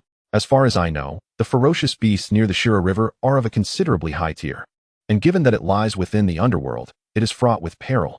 If the adventuring party accompanying you lacks strength, it could lead to utter disaster. I am perfectly fine. Moreover, we even discovered a rare beast in that vicinity. I intend to present this beast to the Academy for research, though I would prefer to be recognized as its personal keeper. According to the regulations of the Xuanhuang Academy, every student must report the beasts under their care to the administrative office. At that time, the Academy will assess each student's strength and rank to determine their eligibility to nurture and control these creatures. Generally speaking, a freshman is allowed to possess no more than 3 beasts. However, Su Ming is no ordinary individual.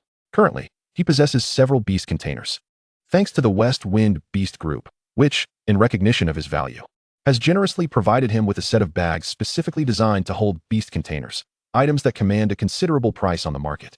At this juncture, should Su Ming so desire, he could potentially manage over 10 beasts at once. This prospect ignited a desire within him to claim the newly acquired crossbow beast and ancestral spirit deer as his own. To possess multiple beasts is the ultimate dream of every beastmaster within the alliance. Upon hearing Su Ming's intentions, Su Feiying found it somewhat peculiar, nevertheless. The present moment was not suitable for lengthy discussions. Junior, why don't you submit your materials first? I will wait for you here. We can discuss your matters further once we reach the administrative office.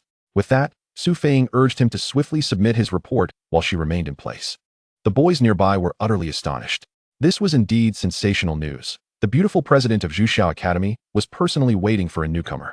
Should this reach the ears of the upperclassmen, it would undoubtedly cause a stir.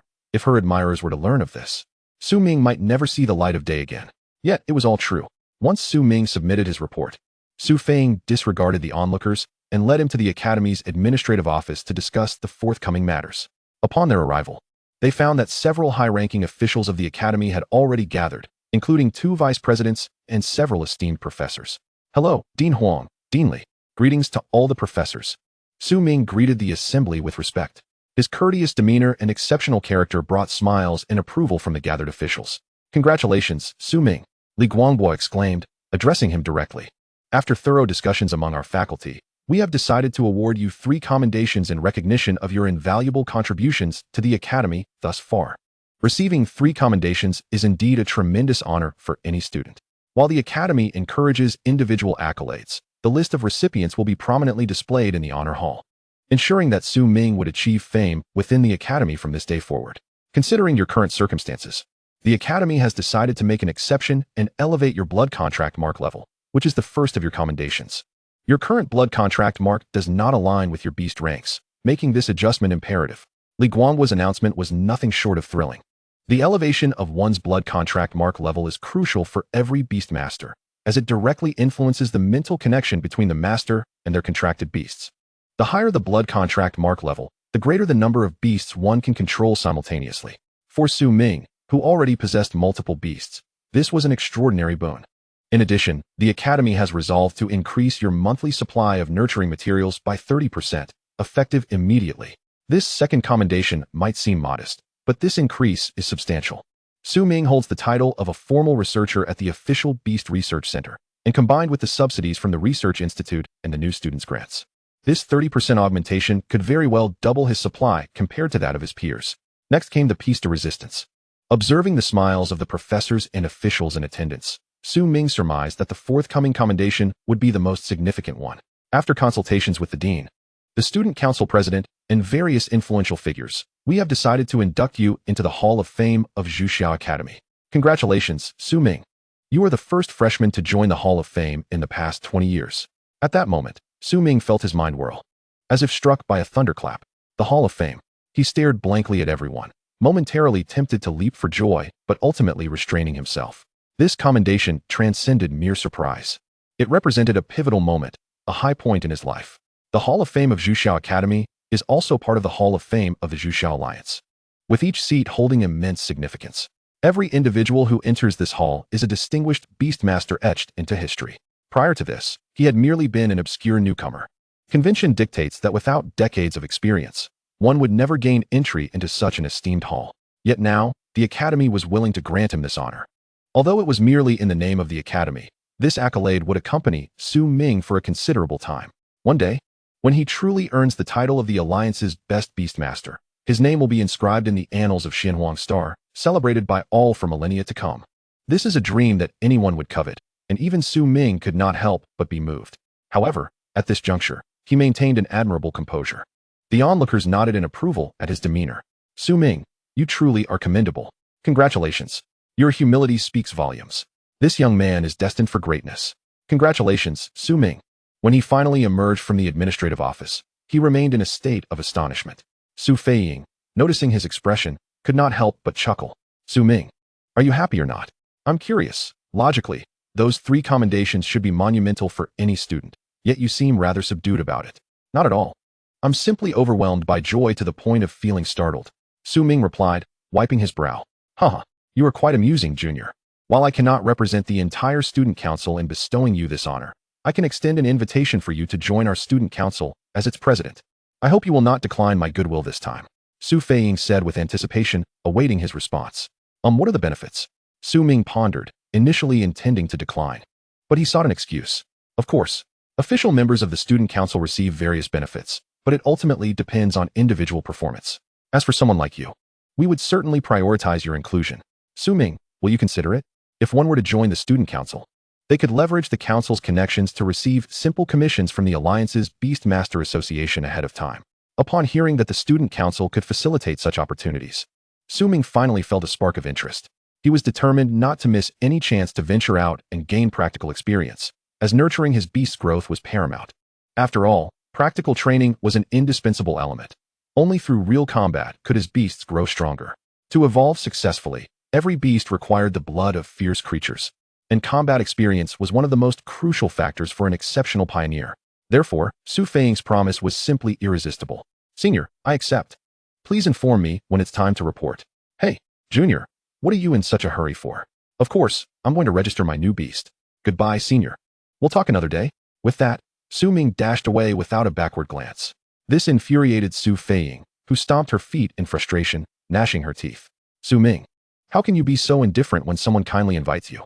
Yet, upon reflection, she couldn't help but chuckle. Humph. Wait until you join the student council. Then, let us see how this president deals with you. Just wait and see. Unbeknownst to Ming, who had already departed, he had officially entered the Academy's Hall of Fame.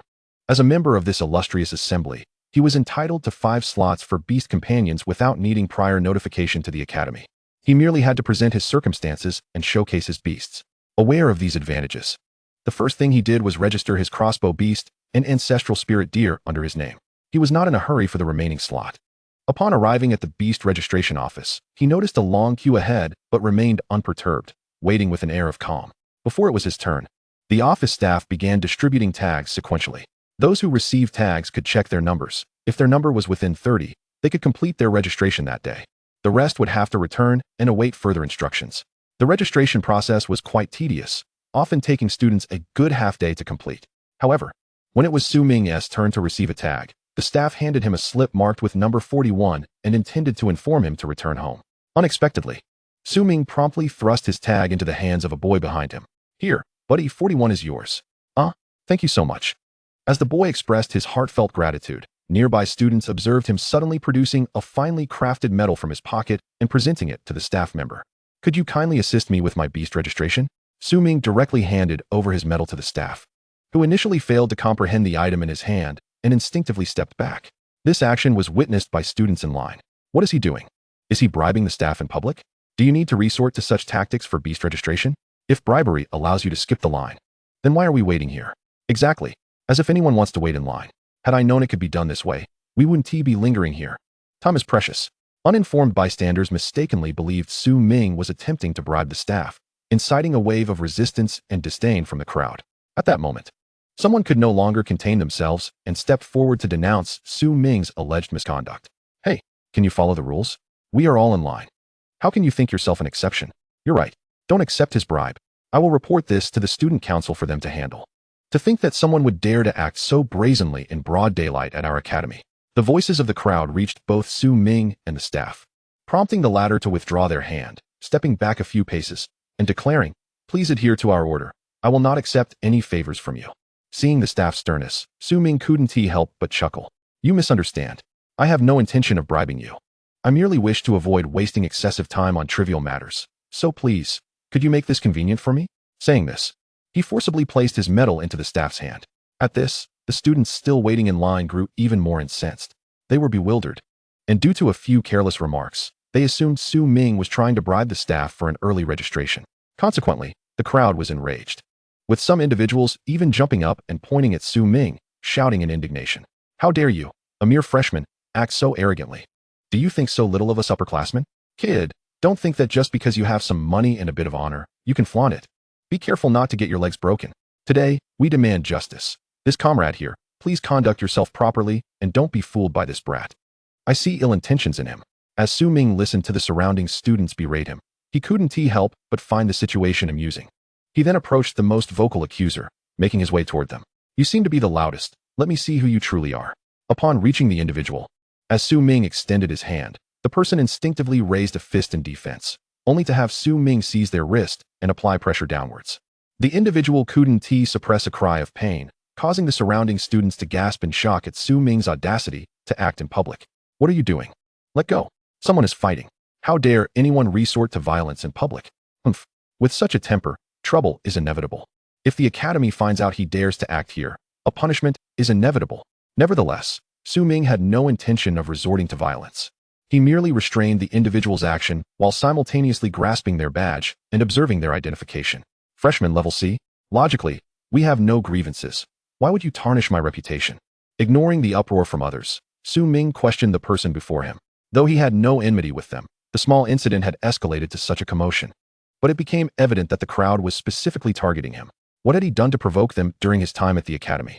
This was a mystery he could not unravel. "You, let go. Speak. Who sent you to target me?" Su Ming demanded in a lowered voice, still holding the person's wrist. And no one. At this moment, the individual's face had turned crimson, the pain evident. "Say nothing. Then, I will find out for myself. Furthermore, I had no intention of bribing that comrade." With that, Su Ming relaxed his right hand, causing the other party to clutch their pained wrist and retreat several steps. "Am I now able to register my beast?" He glanced back at the staff member, who, at that moment, had discerned the medal in his hand and was staring at him with an expression of disbelief. "Well, of course, you can, dear student. Please follow me." The staff member, now fully aware of the situation, dared not delay any further. He immediately presented the medal to Su Ming with utmost reverence, and with a face full of enthusiasm, gestured for Su Ming to follow him towards the Beast Registration Center amidst the astonished gazes of the crowd. How could he? What on earth is happening? What else could it be? To dare engage in public bribery, I will certainly report this matter.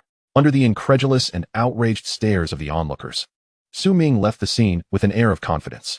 However, among the students waiting in line, a few began to discreetly withdraw from the queue with unfriendly expressions.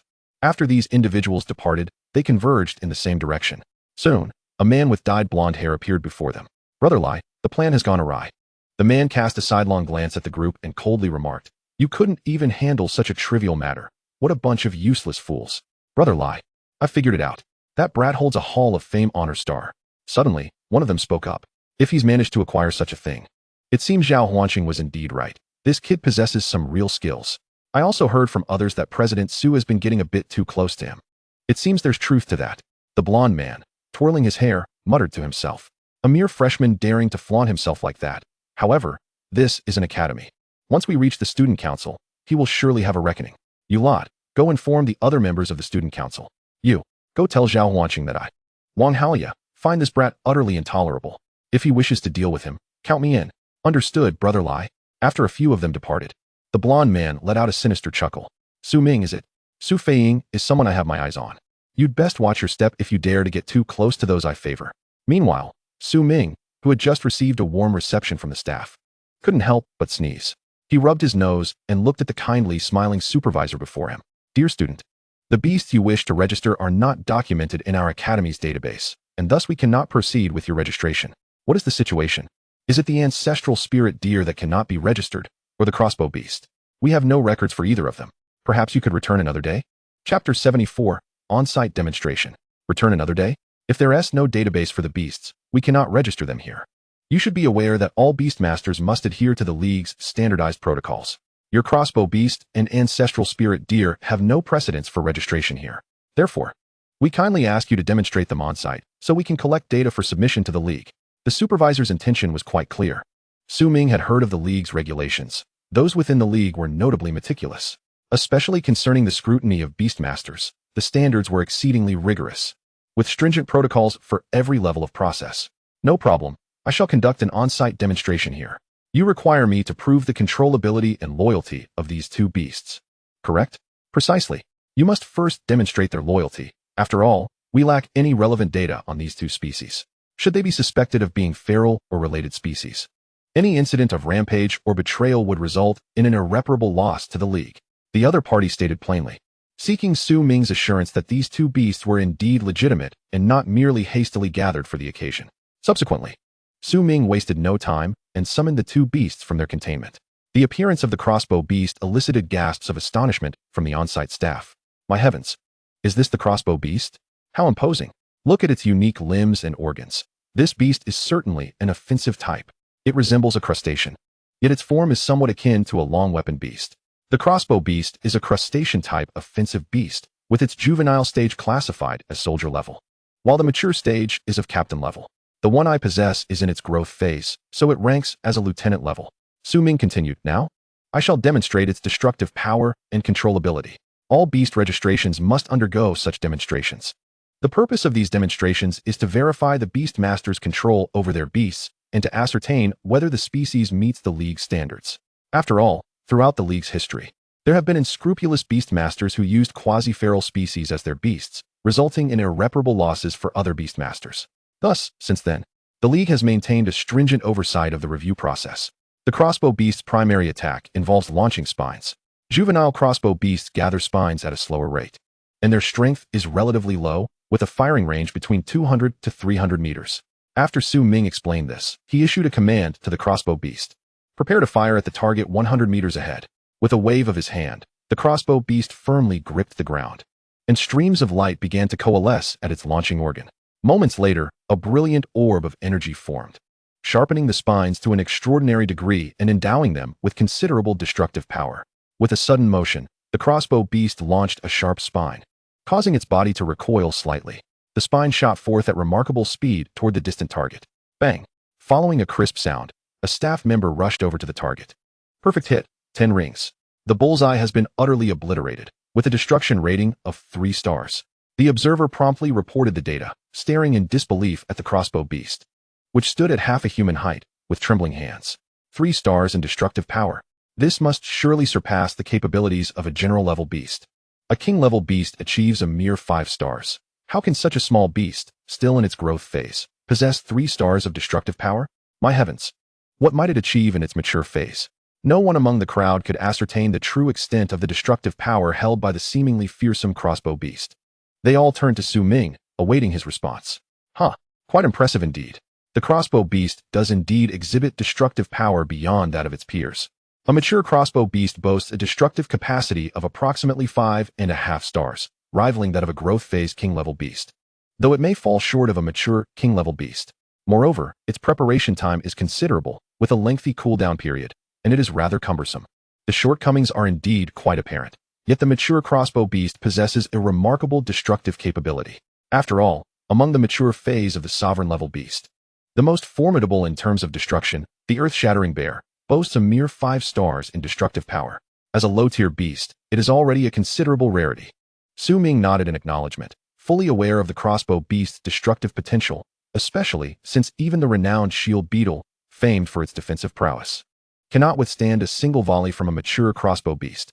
Given ample preparation time, these creatures can even conjure spikes of strength and destructive force that far exceed those of sovereign-level beasts. However, Conversely, this beast's mobility is exceedingly poor, effectively rendering it a stationary artillery piece, vulnerable to attacks. The data on the crossbow beast has been thoroughly collected. It is now time for you to showcase the next beast.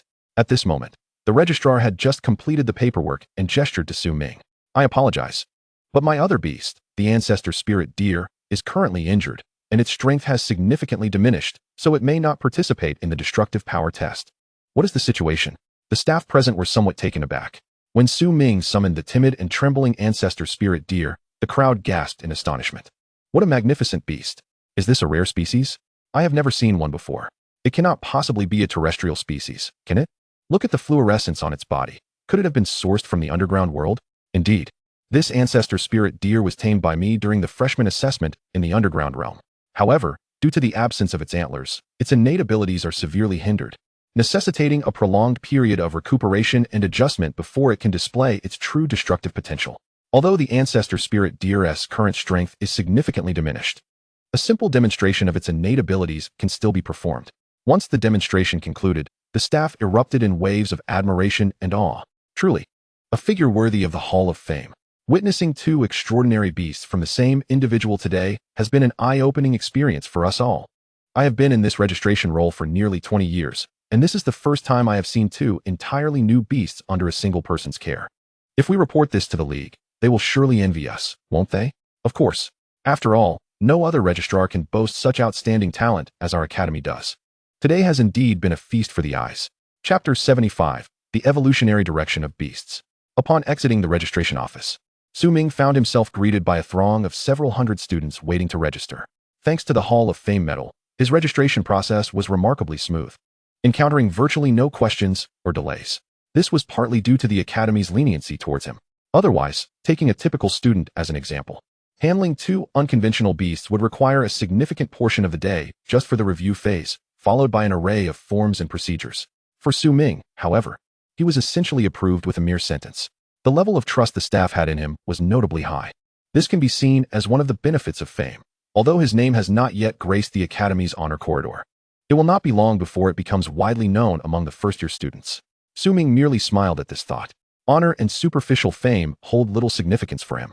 What he is most concerned about now is the evolutionary direction of the four beasts in his possession. The resources promised by the Academy have all been acquired, and others are currently en route to collect them. The fledgling jade serpent requires spirit jade grass and daffodil, while the sleeping child merely requests high-quality dried fish. The crossbow beast demands superior-grade Xian-level ruby, and the ancestor spirit deer needs nether spirit grass, which is quite rare. Throughout his journey, he has been calculating the necessary materials for this endeavor. A rough estimate indicates that he requires several thousand contribution points for the materials alone. However, the Academy can only provide him with a mere 45 points of resources each month. After all, he is still just a freshman, and even this 45 points is among the highest for newcomers. Generally, A-class freshmen receive only around 20 points per month. Thus, he should be content with having more than double that amount. Yet, despite this, the gap in resources needed to enhance the beast's strength remains substantial. Upon arriving at the Resource Distribution Center, Su Ming promptly submitted his student ID. Under the astonished gaze of the staff, he walked away with 5 Xian-level rubies. This month, with a total of 45 contribution points, he could only exchange for these 5 rubies. Su Ming intends to elevate the recently registered crossbow beast. After all, he must prepare for the upcoming freshman exchange event. At present, none of his beasts possess considerable combat strength. He is quite satisfied with the crossbow beast's destructive power. Now, he aims to utilize the system to enhance this beast's abilities. These 5 rubies will serve as a safeguard. Upon reaching the Academy's training grounds, Su Ming specifically chose a private training room, as he did not wish for other students to witness the crossbow beast's evolution in real time. Such a spectacle would be extraordinarily astonishing and should not be seen by others. Name: Crossbow Beast. Tier: 5th Lieutenant level, Growth Phase. Status: Normal Condition. Evolution Maturity 31. Possesses variable evolution routes. Modifiable. Would you like to modify? Confirm modification. Glancing at the crossbow beast's current status, without hesitation, Su Ming downed 2 bottles of elixir and opted to modify the evolution direction. Active Evolution Route 1, Defensive Focus. Upon completion, the crossbow beast will evolve into a steel shield beast, with defense strength elevated to general level, while attack strength remains unchanged. Confirm this evolution route. Active Evolution Route 2, Comprehensive Focus. Upon completion, The crossbow beast will evolve into an iron spike infantry, with both defense and attack strength elevated to officer level. Confirm this evolution route. Active Evolution Route 3, Offensive Focus. Upon completion, the crossbow beast will evolve into a Thorn Knight, with a reduction in defense strength but an increase in attack strength to officer level, simultaneously unlocking offensive stances. Confirm this evolution route. 3 distinct evolution routes are presented. This time, it is an intervention-type evolution, markedly different from the initial Jade Serpent evolution. Back then, Ming was somewhat hasty, which has led to a significant shortage of cultivation materials for the Jade Serpent despite now possessing it. Moreover, the higher-tier beasts grow at a slower pace. Their exceptional talents contribute to their growth lagging behind that of other beasts. At present, he urgently requires a boost in his overall strength. The crossbow beast stands as the optimal choice at this moment. However, among the 3 evolution routes, 2 are clear enhancements, particularly the defensive route, which would elevate the crossbow beast's defense level directly to general level, representing a remarkable qualitative leap across multiple tiers. The comprehensive route would provide notable improvements to both offense and defense levels, rendering it quite perfect. As for the 3rd evolution direction, it appears somewhat disadvantageous, as it is the only route that imposes a debuff. The defensive capabilities have waned, and the offensive stance remains shrouded in uncertainty for him. Moreover, his encyclopedia does not contain a comprehensive account of the crossbow beast. After all, this path was chosen by the system, diverging inevitably from conventional evolutionary methods. Thus, after much deliberation, Ming ultimately opted for the 3rd evolutionary direction. In his view, rewards often accompany risks. The system's choice must be infallible, thus, he would await the outcome with bated breath. After consuming countless vials of elixirs, Ming successfully completed the metamorphic evolution of the crossbow beast. At that moment, a pupa, now fully congealed, shimmered with a golden glow. As a substantial amount of spiritual energy flowed into the pupa, movement began to stir within. Cracking sounds echoed as fissures appeared on the rigid surface of the pupa. Something monumental was about to emerge. Ming, who had exhausted all his spiritual power, suddenly regained his focus, his gaze fixed intently on the pupa. He fervently hoped not to be disappointed. He was eager to witness the state of the Thorn Knight post-evolution. As the cracks multiplied, the tremors of the pupa intensified. Shortly thereafter, a resounding crack reverberated from within. Large fragments of the pupa shattered apart, revealing an extraordinarily sharp gray thorn. With the emergence of the thorn, the structure of the pupa collapsed entirely. Soon, a silver-gray armored beetle crawled forth. Is this truly the evolved form of the crossbow beast? Ming's breath caught in his throat upon seeing the newly transformed Thorn Knight, his heart racing with increasing fervor. The creature before him bore no resemblance to its former clumsy self. It now presented a striking hybrid of human and insect. Name: Thorn Knight. Rank: Status: Normal, Knight form, body unarmored, weakened, hungry, evolution completion, 42. Chapter 76, Good News. This was the current incarnation of the Thorn Knight, and upon witnessing its form and partial data, Ming was profoundly astonished. The first 3 attributes seemed standard, yet the rank remained a significant enigma. Examining its newfound talents, he noted substantial alterations. Talent: lightweight armor, offensive stance, speed, charge, thorn defense, enhanced offensive drive. Observing the newly minted Thorn Knight, he noted a marked decline in its defensive capabilities, now less than half of its original value, while its offensive potential remained unclear. However, the current crossbow beast, with its elegantly humanoid upper body adorned in silver-gray armor and a visage reduced to a mouth, possessed an additional layer of hard iris around its eyes. Its arms resembled those of a human, yet its insect-like lower body bore sharp, thorny roots, complemented by a formidable upward curving horn. Ming surmised that this horn was intended for charging. The present Thorn Knight had only 4 robust limbs in its lower body, each adorned with sharp short thorns. Gazing at the imposing Thorn Knight, Ming instinctively extended his hand to touch it. However, at that moment, the creature surprised him with an unexpected gesture. The Thorn Knight bent its body towards him, and suddenly, a voice emerged from its humanoid torso. "Hail, my lord." It could speak human language. Ming was taken aback, observing as the Thorn Knight bowed before him and then straightened up. The timbre of its voice resembled that of a valiant warrior. In truth, this was the humanoid form it had assumed post-evolution, significantly enhancing its offensive capabilities. According to the Thorn Knight's self-description, several of the long thorns on its body could be detached and would regenerate in a short time. And the removed thorns could be projected, their power surpassing that of before. The offensive stance entailed relinquishing all defensive measures to focus solely on attack. In this mode, The Thorn Knight's speed and explosive power would see a remarkable increase, while the growth interval of its thorns would drastically shorten. However, the trade-off was that it would become exceedingly vulnerable. Ming found himself quite enamored with the current crossbow beast, not only for its strength, but also for its striking appearance. Moreover, according to the Thorn Knight, as its master, he could ride upon its back. This arrangement spared him the need to procure an additional mount.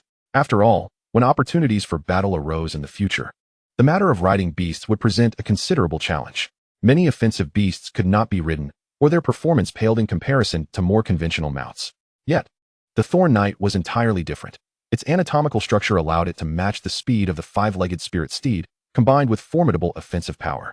Having comprehended all aspects of the Thorn Knight, Ming left the training chamber with a sense of satisfaction, ensuring he took the scattered pupa fragments with him.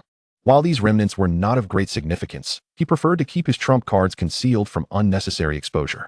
Upon returning to the dormitory, Ming found that the others had also returned.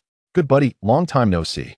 I've missed you terribly," Tai exclaimed, unable to resist enveloping him in a hearty embrace. "What happened to you?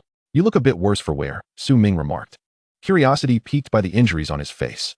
The opponent I challenged was quite formidable, so I faced some minor setbacks, but I passed the challenge nonetheless, achieving excellent results. "What do you think? Am I not impressive?" Tai boasted, flipping his hair in a showy manner. "While you were being thoroughly thrashed during the event. Now you're acting all cocky," remarked Xiao, rolling her eyes at him. "Hey, you can't undermine your brother's glory. Besides, I still emerged victorious." Tai defended himself, draping an arm around Ming's shoulders. "So, my good friend, how did your commission fare?" "My commission?" Before Ming could finish, Song Su, freshly washed and appearing in the room, interjected with a smile. "My score was perfect, 100. It was a pleasure collaborating with you, Ming." "A pleasure indeed," Ming replied with a smile. His assessment results were indeed excellent, having contributed significantly to the West Wind Beast Tamer Corps, securing the ancestral spirit deer antlers and aiding in the addition of several mature crossbow beasts. Despite the fact that numerous team members sustained injuries during the assignment, and even one member tragically lost their life on the spot, Song Tianhe and the others still bestowed upon him immense praise. "Wow, truly remarkable, Mingzai. Congratulations. Su Handsome, congratulations. Congratulations. You are bound to gain fame now. Indeed, with such a flawless performance, I dare say the top spot on the leaderboard belongs to you. Thank you, everyone. It brings me great joy to be recognized so highly by my peers," Ming replied, his heart swelling with happiness. However, among the 7 present, the usually reticent Di Luo was notably absent today. "By the way, where is Xiao Luo? Has she not returned yet?" "That seems unlikely. I recall she was also on a hunting assignment this time, but she has always been a solitary and mysterious figure, making it difficult for us sisters to bond with her." As the girls engaged in conversation, the dormitory door swung open, revealing a petite figure, weary yet hurriedly returning. "Ah, speak of the devil, here comes Luo. Di Luo, how did you fare in the assessment?" Ming achieved a perfect score.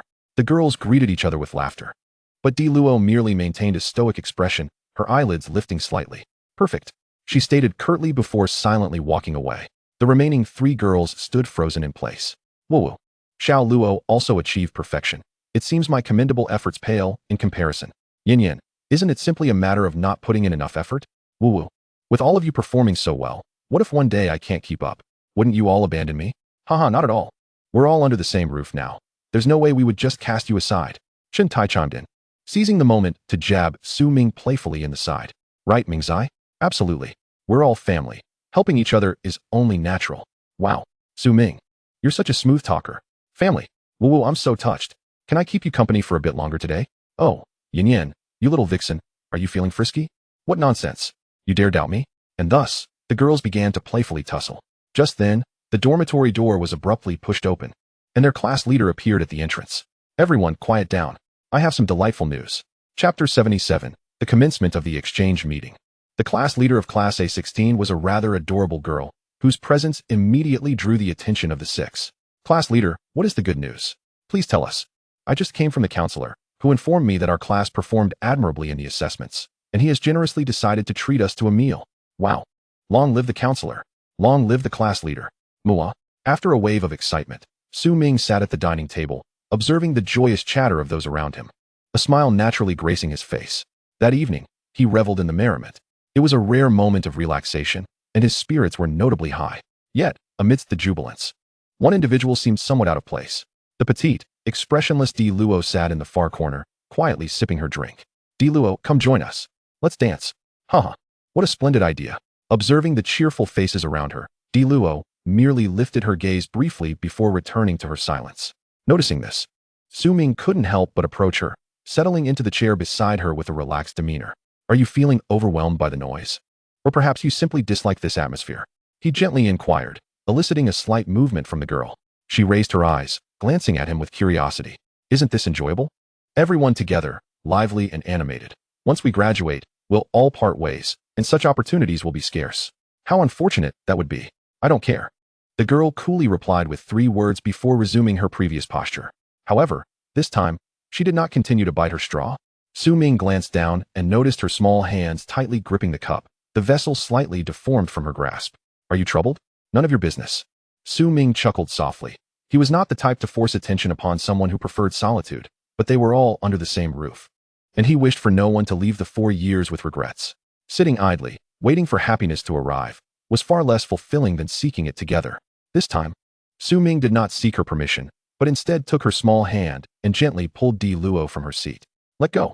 The girl struggled fiercely, but his strength was overwhelming, rendering her efforts futile. Yet, Ming did not join the others in raucous laughter. Instead, he guided her out of the room.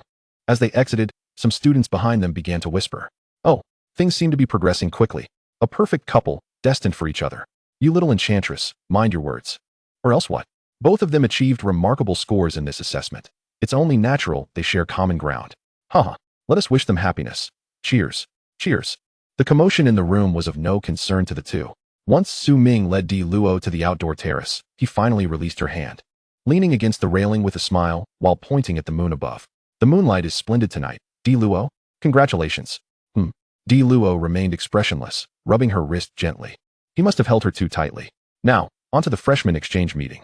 I heard from the counselor that there may be group competitions this time. So I would like to team up with you, Di Luo. With that, he extended his hand toward her.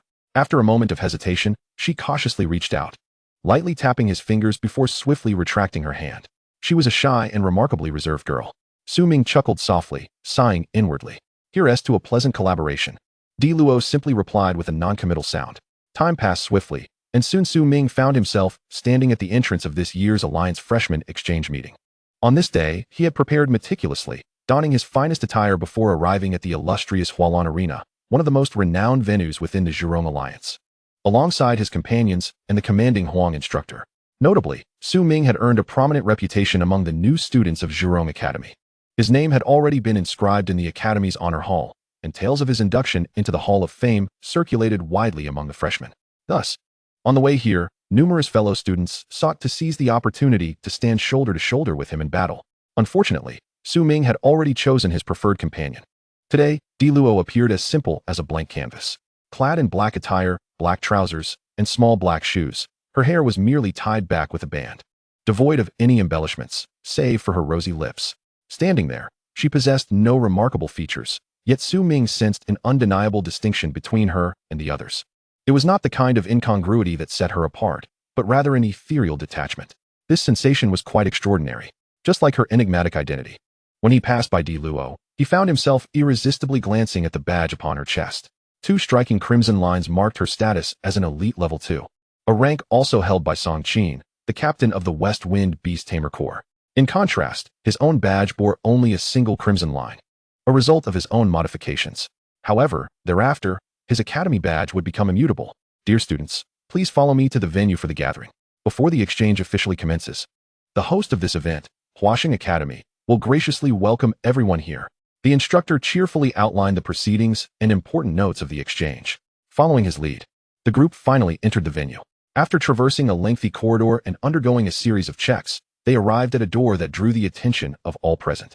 In that moment, Ming felt the atmosphere shift to one of bustling excitement and fervor.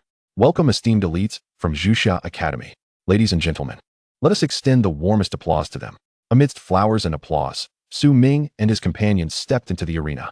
The lively yet opulent setting made him feel somewhat out of place, as if this were not a gathering of beast tamers, but rather a high-class venue for the elite, adorned with cultural refinement. At that moment, he instinctively glanced to the side, where Di Luo lowered her head, her face taut and inscrutable. However, from the slight curl of her lips, it was evident that she too was less than fond of such an environment. Chapter 78. Charismatic Figures. Before the exchange began, it undeniably resembled a social gathering. In this luxurious setting, numerous men and women invited one another, embracing and dancing amidst the intertwining of music and lights. At this juncture, Ming and his companions sat to the side, casually leaning against the wall, nibbling on nuts and snacks, casting indifferent glances around. I absolutely detest such occasions. Since when did the Zhuxiao Alliance adopt the practices of the Yingli Alliance? Qin Tai remarked disdainfully, watching the dancers. Some up there seem to enjoy this. We shall wait it out. However, we can seize this opportunity to gather intelligence on our opponents. Song Su, on the other hand, appeared quite relaxed. Prior to this, several well-bred and attractive girls had approached him, only to be graciously declined. This time, he had brought his own companion, a similarly stern girl, albeit different from Di Luo. While Di Luo exuded an aloof elegance, the girl beside Song Su maintained an indifference that rendered everything around her irrelevant. Meanwhile, others eagerly joined the dance, including their leading instructor, who was happily embracing a mature woman. From their joyful expressions, it was clear that they were engaged in delightful conversation and their relationship had grown somewhat intimate. The rather tedious and lengthy dance would persist until the afternoon. During this period, aside from meditating quietly, Ming privately conferred with Song Su and the others regarding the matters of the exchange. Their purpose for attending was straightforward, to secure victory. Indeed, Zhuxiao Academy was the most formidable among the alliance. This assertion held true. However, when it came to the number and quality of top-tier elites, several other academies were not to be underestimated. Among them, Huaxing, Xuanhuang, and Xuanhuang academies possessed strengths comparable to theirs. There were also a few other notable figures, but in terms of quantity, they paled in comparison to these four academies. Before the commencement of the exchange, I specifically arranged for intelligence on our competitors to be gathered. There are 3 individuals you must pay particular attention to. All 3 are elite-level beast tamers. Do not be deceived by their status as freshmen.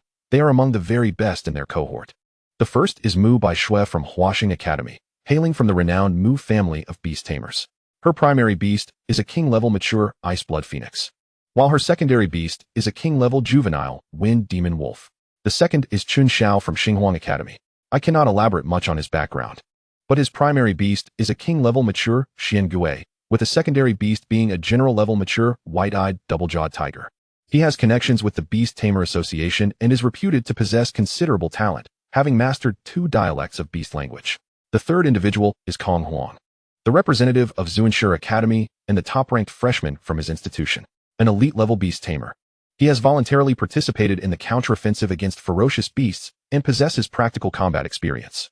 His primary beast is a king-level mature twin dark butterfly, while his secondary beast is a general-level mature bloodline beast. In terms of difficulty, he is likely the strongest among the 3. Therefore, exercise utmost caution. Song Su recounted the profiles of these key figures, with the information sourced from the stern girl beside him. Prior to his speech, she had extracted a note from her ample bosom, discreetly placing it in Song Su's hand.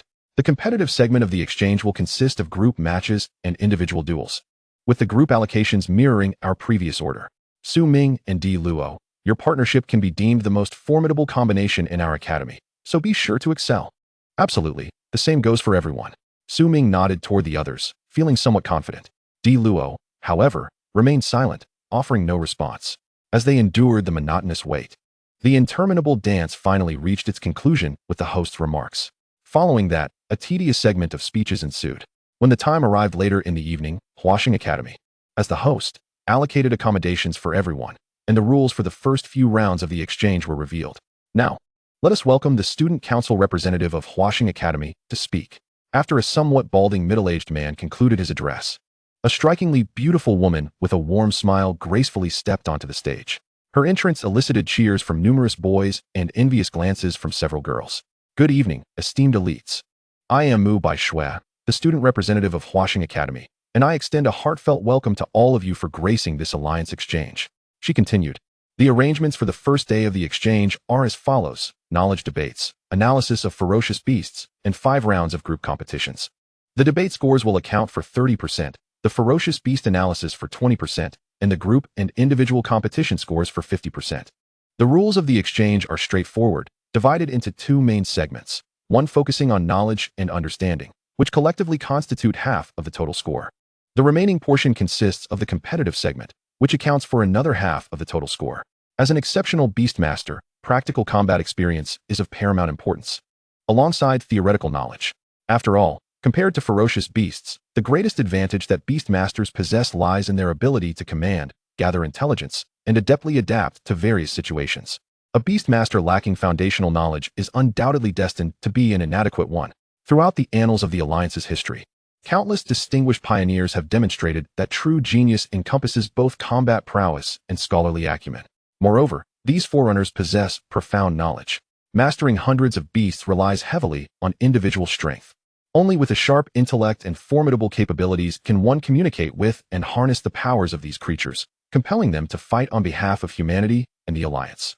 Fortunately, Ming has in his possession a remarkably valuable encyclopedia. This tome documents information on all the rare beasts and ferocious creatures within the Alliance, granting him access to a wealth of knowledge, save for a few secrets.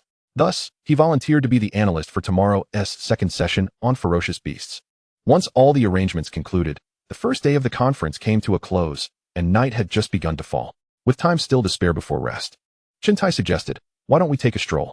As they departed the venue, Ming agreed, stating, "I have no objections. I haven't had the chance to go out recently."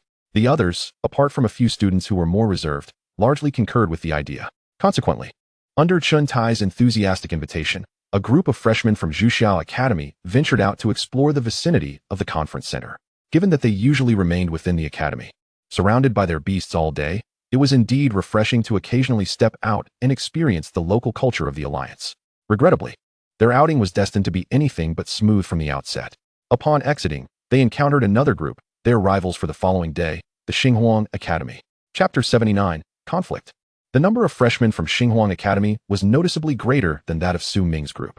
As they approached, they inadvertently blocked the path of Ming and his companions. Among the opposing team, several flamboyant boys stepped forward, brazenly issuing provocations. "Oh, are these not the talents of Xuanhuang? What a coincidence, out for a stroll together. This young lady looks delightful. My name is Huafeng. Would you care to be acquainted?" The girl, being teased, startled, immediately hid behind the boy next to her. Casting a timid glance at the provocateurs, "What do you want?" "What do we want?" "Nothing much, just hoping to befriend this lovely lady. We are all students of the same alliance, so why not show a little courtesy, haha?" Instead of feeling ashamed, the opposing group erupted into laughter. The boy, now somewhat irked, positioned himself protectively between the girl and the provocateurs, pushing one of them away. "Don't mess with us." "Oh, what the hell? This kid dares to act? Impressive. Guys, these Xuanhuang folks are really lacking in manners. Huagu, show him what's what." The crowd from Xuanhuang egged each other on, and tensions escalated, ready to ignite into conflict. The boy targeted by Xuanhuang was suddenly struck in the face. Noticing the altercation, Ming and his companions hastened their steps, arriving just in time to witness their comrade being assaulted. Chintai, known for his short temper, wasted no time. Upon witnessing such blatant disrespect, he dashed forward and delivered a swift kick to one of the aggressors midsection. The unprepared assailant yelped in surprise and was sent flying. This act of defiance ignited the fury of both groups. "Damn, this bastard dares to strike. So, we're not to be taken seriously, huh? Let us take him down." Chintai, unperturbed by the crowd from Xuanhuang, regarded them with disdain. He wiped his nose and rolled up his sleeves, ready to engage. "Look at you lot, acting like ruffians. Let us see how you fare against me." With that, he charged in, joined by several other boys. Thus, on the streets near the conference center, the two factions clashed over their grievances. Initially, they relied solely on brute strength and spiritual energy. However, matters escalated when a student from Xuanhuang unleashed a swarm of venomous hornets, stinging the students from Xuanhuang, which thoroughly enraged Ming and his companions. "How despicable of you!" Xuanhuang, resorting to summoning beasts? Watching their injured comrade, several students could not help but curse. Yet, the adversaries seemed unabashed, reveling in their actions. Why show mercy to enemies? You Xuanhuang folks are quite amusing. After all, we are rivals. But you violated the Alliance's regulations. "Oh, is that so? Which rule states that a beastmaster cannot retaliate with their beasts in self-defense? Shameless. Huh, a bunch of trash." Without a shred of shame, the opposing group even gestured rudely at them. This insolence pushed Ming to the brink of forbearance. He had no desire to instigate trouble, yet the other side had gone too far. "Chintai, take care of your face and nose. You don't want to ruin that handsome visage of yours while trying to impress the ladies. Allow me to handle this." He stepped forward, pulling the injured Chintai back. Ming was genuinely furious now. Anyone daring to provoke him had awakened a fierce spirit within. Observing the triumphant expressions of the opposing group, he felt every hair on his body bristle. Yet his face bore a smile. You enjoy playing dirty, employing underhanded tactics. Do you? It appears you're cut from the same cloth as Xuanhuang. Classmates, step aside. Allow me to take care of this. Those who are injured, tend to your wounds. Those unscathed, take a breather. It is not worth getting riled up over such scum. With that, he removed his outer garment, casually tossing it to a nearby girl. She eagerly accepted his clothing, raising her small fist in support. Upon witnessing his boldness, the opposing group erupted into mocking laughter. Well, you really aren't afraid, are you? Planning to take us all on by yourself? And if I am? Ming shot a sidelong glance at them, his fists slowly clenching. Against this rabble, he was confident in his abilities. As long as they refrained from summoning beasts, he was fully assured of his capacity to dispatch them. All right, if you wish to brawl, I shall oblige. One of the adversaries stepped forward, letting out a roar as he forcefully tore his shirt apart, revealing his muscular physique. He then pounded his chest and taunted, "Come on, Zhuxia cowards." Ming almost burst into laughter. Without further ado, he stepped forward, his left foot leading the charge. With his bloodline and extensive training, he was far beyond what the other could handle. As the opponent swung a punch at him, Ming swiftly grasped their wrist, applying downward pressure while executing a sweeping kick. The individual was struck directly, collapsing heavily to the ground, one arm ensnared in his grasp. His entire being suspended as he clutched his side, wailing in agony. Upon closer inspection, his shoulder appeared listless, evidently dislocated, and the excruciating pain at the joint compelled him to cry out for mercy. Witnessing this, Ming's classmates erupted in exuberant cheers. "Oh wow, Mingzi is incredible." Chen Tai and others vocally praised him. Ming, you look so handsome." The girl's eyes sparkled with admiration, glimmering with stars of excitement. "Is there anyone else willing to test their mettle?" Ming, upon releasing his hold, allowed the opponent to crumple to the ground, trembling and rolling in distress while cradling his injured arm. What a remarkable display. Let us take him down. As the adversary, realizing he was facing a formidable opponent, ceased to feign bravado, a group of 4 or 5 rushed forward in unison, observing their audacity to bully a solitary individual. Some from Ming's side stepped up to assist. A petite figure, without uttering a word, charged forward, raising her sleeve to unleash a flurry of dark, bullet-like projectiles that suddenly struck the opponents. Following a series of anguished cries, the students from Xuanhuang collapsed, rendered incapacitated. Upon seeing the fallen, their faces pale and blood oozing black from their nostrils, the assailants were struck with fright. They're venomous, beast-controlling insects. The black ringworms. It's the black ringworms. The fallen assailants bore several small, bee-like creatures perched upon their foreheads, their bodies a pale yellow adorned with numerous black rings, their translucent wings shimmering with an eerie glow, and their formidable fangs interlocking, while their tails bore deadly stingers, presenting a ghastly sight. "If you do not wish for your comrades to perish, I suggest you retreat at once." A chilling female voice resonated. Ming released the man he had captured, who, with a painful groan, collapsed onto the ground. "Diluo?" His eyes widened in surprise. He had not anticipated the girl would take such initiative. "Be cautious before you engage next time. Should you fall, it would put others in a difficult position."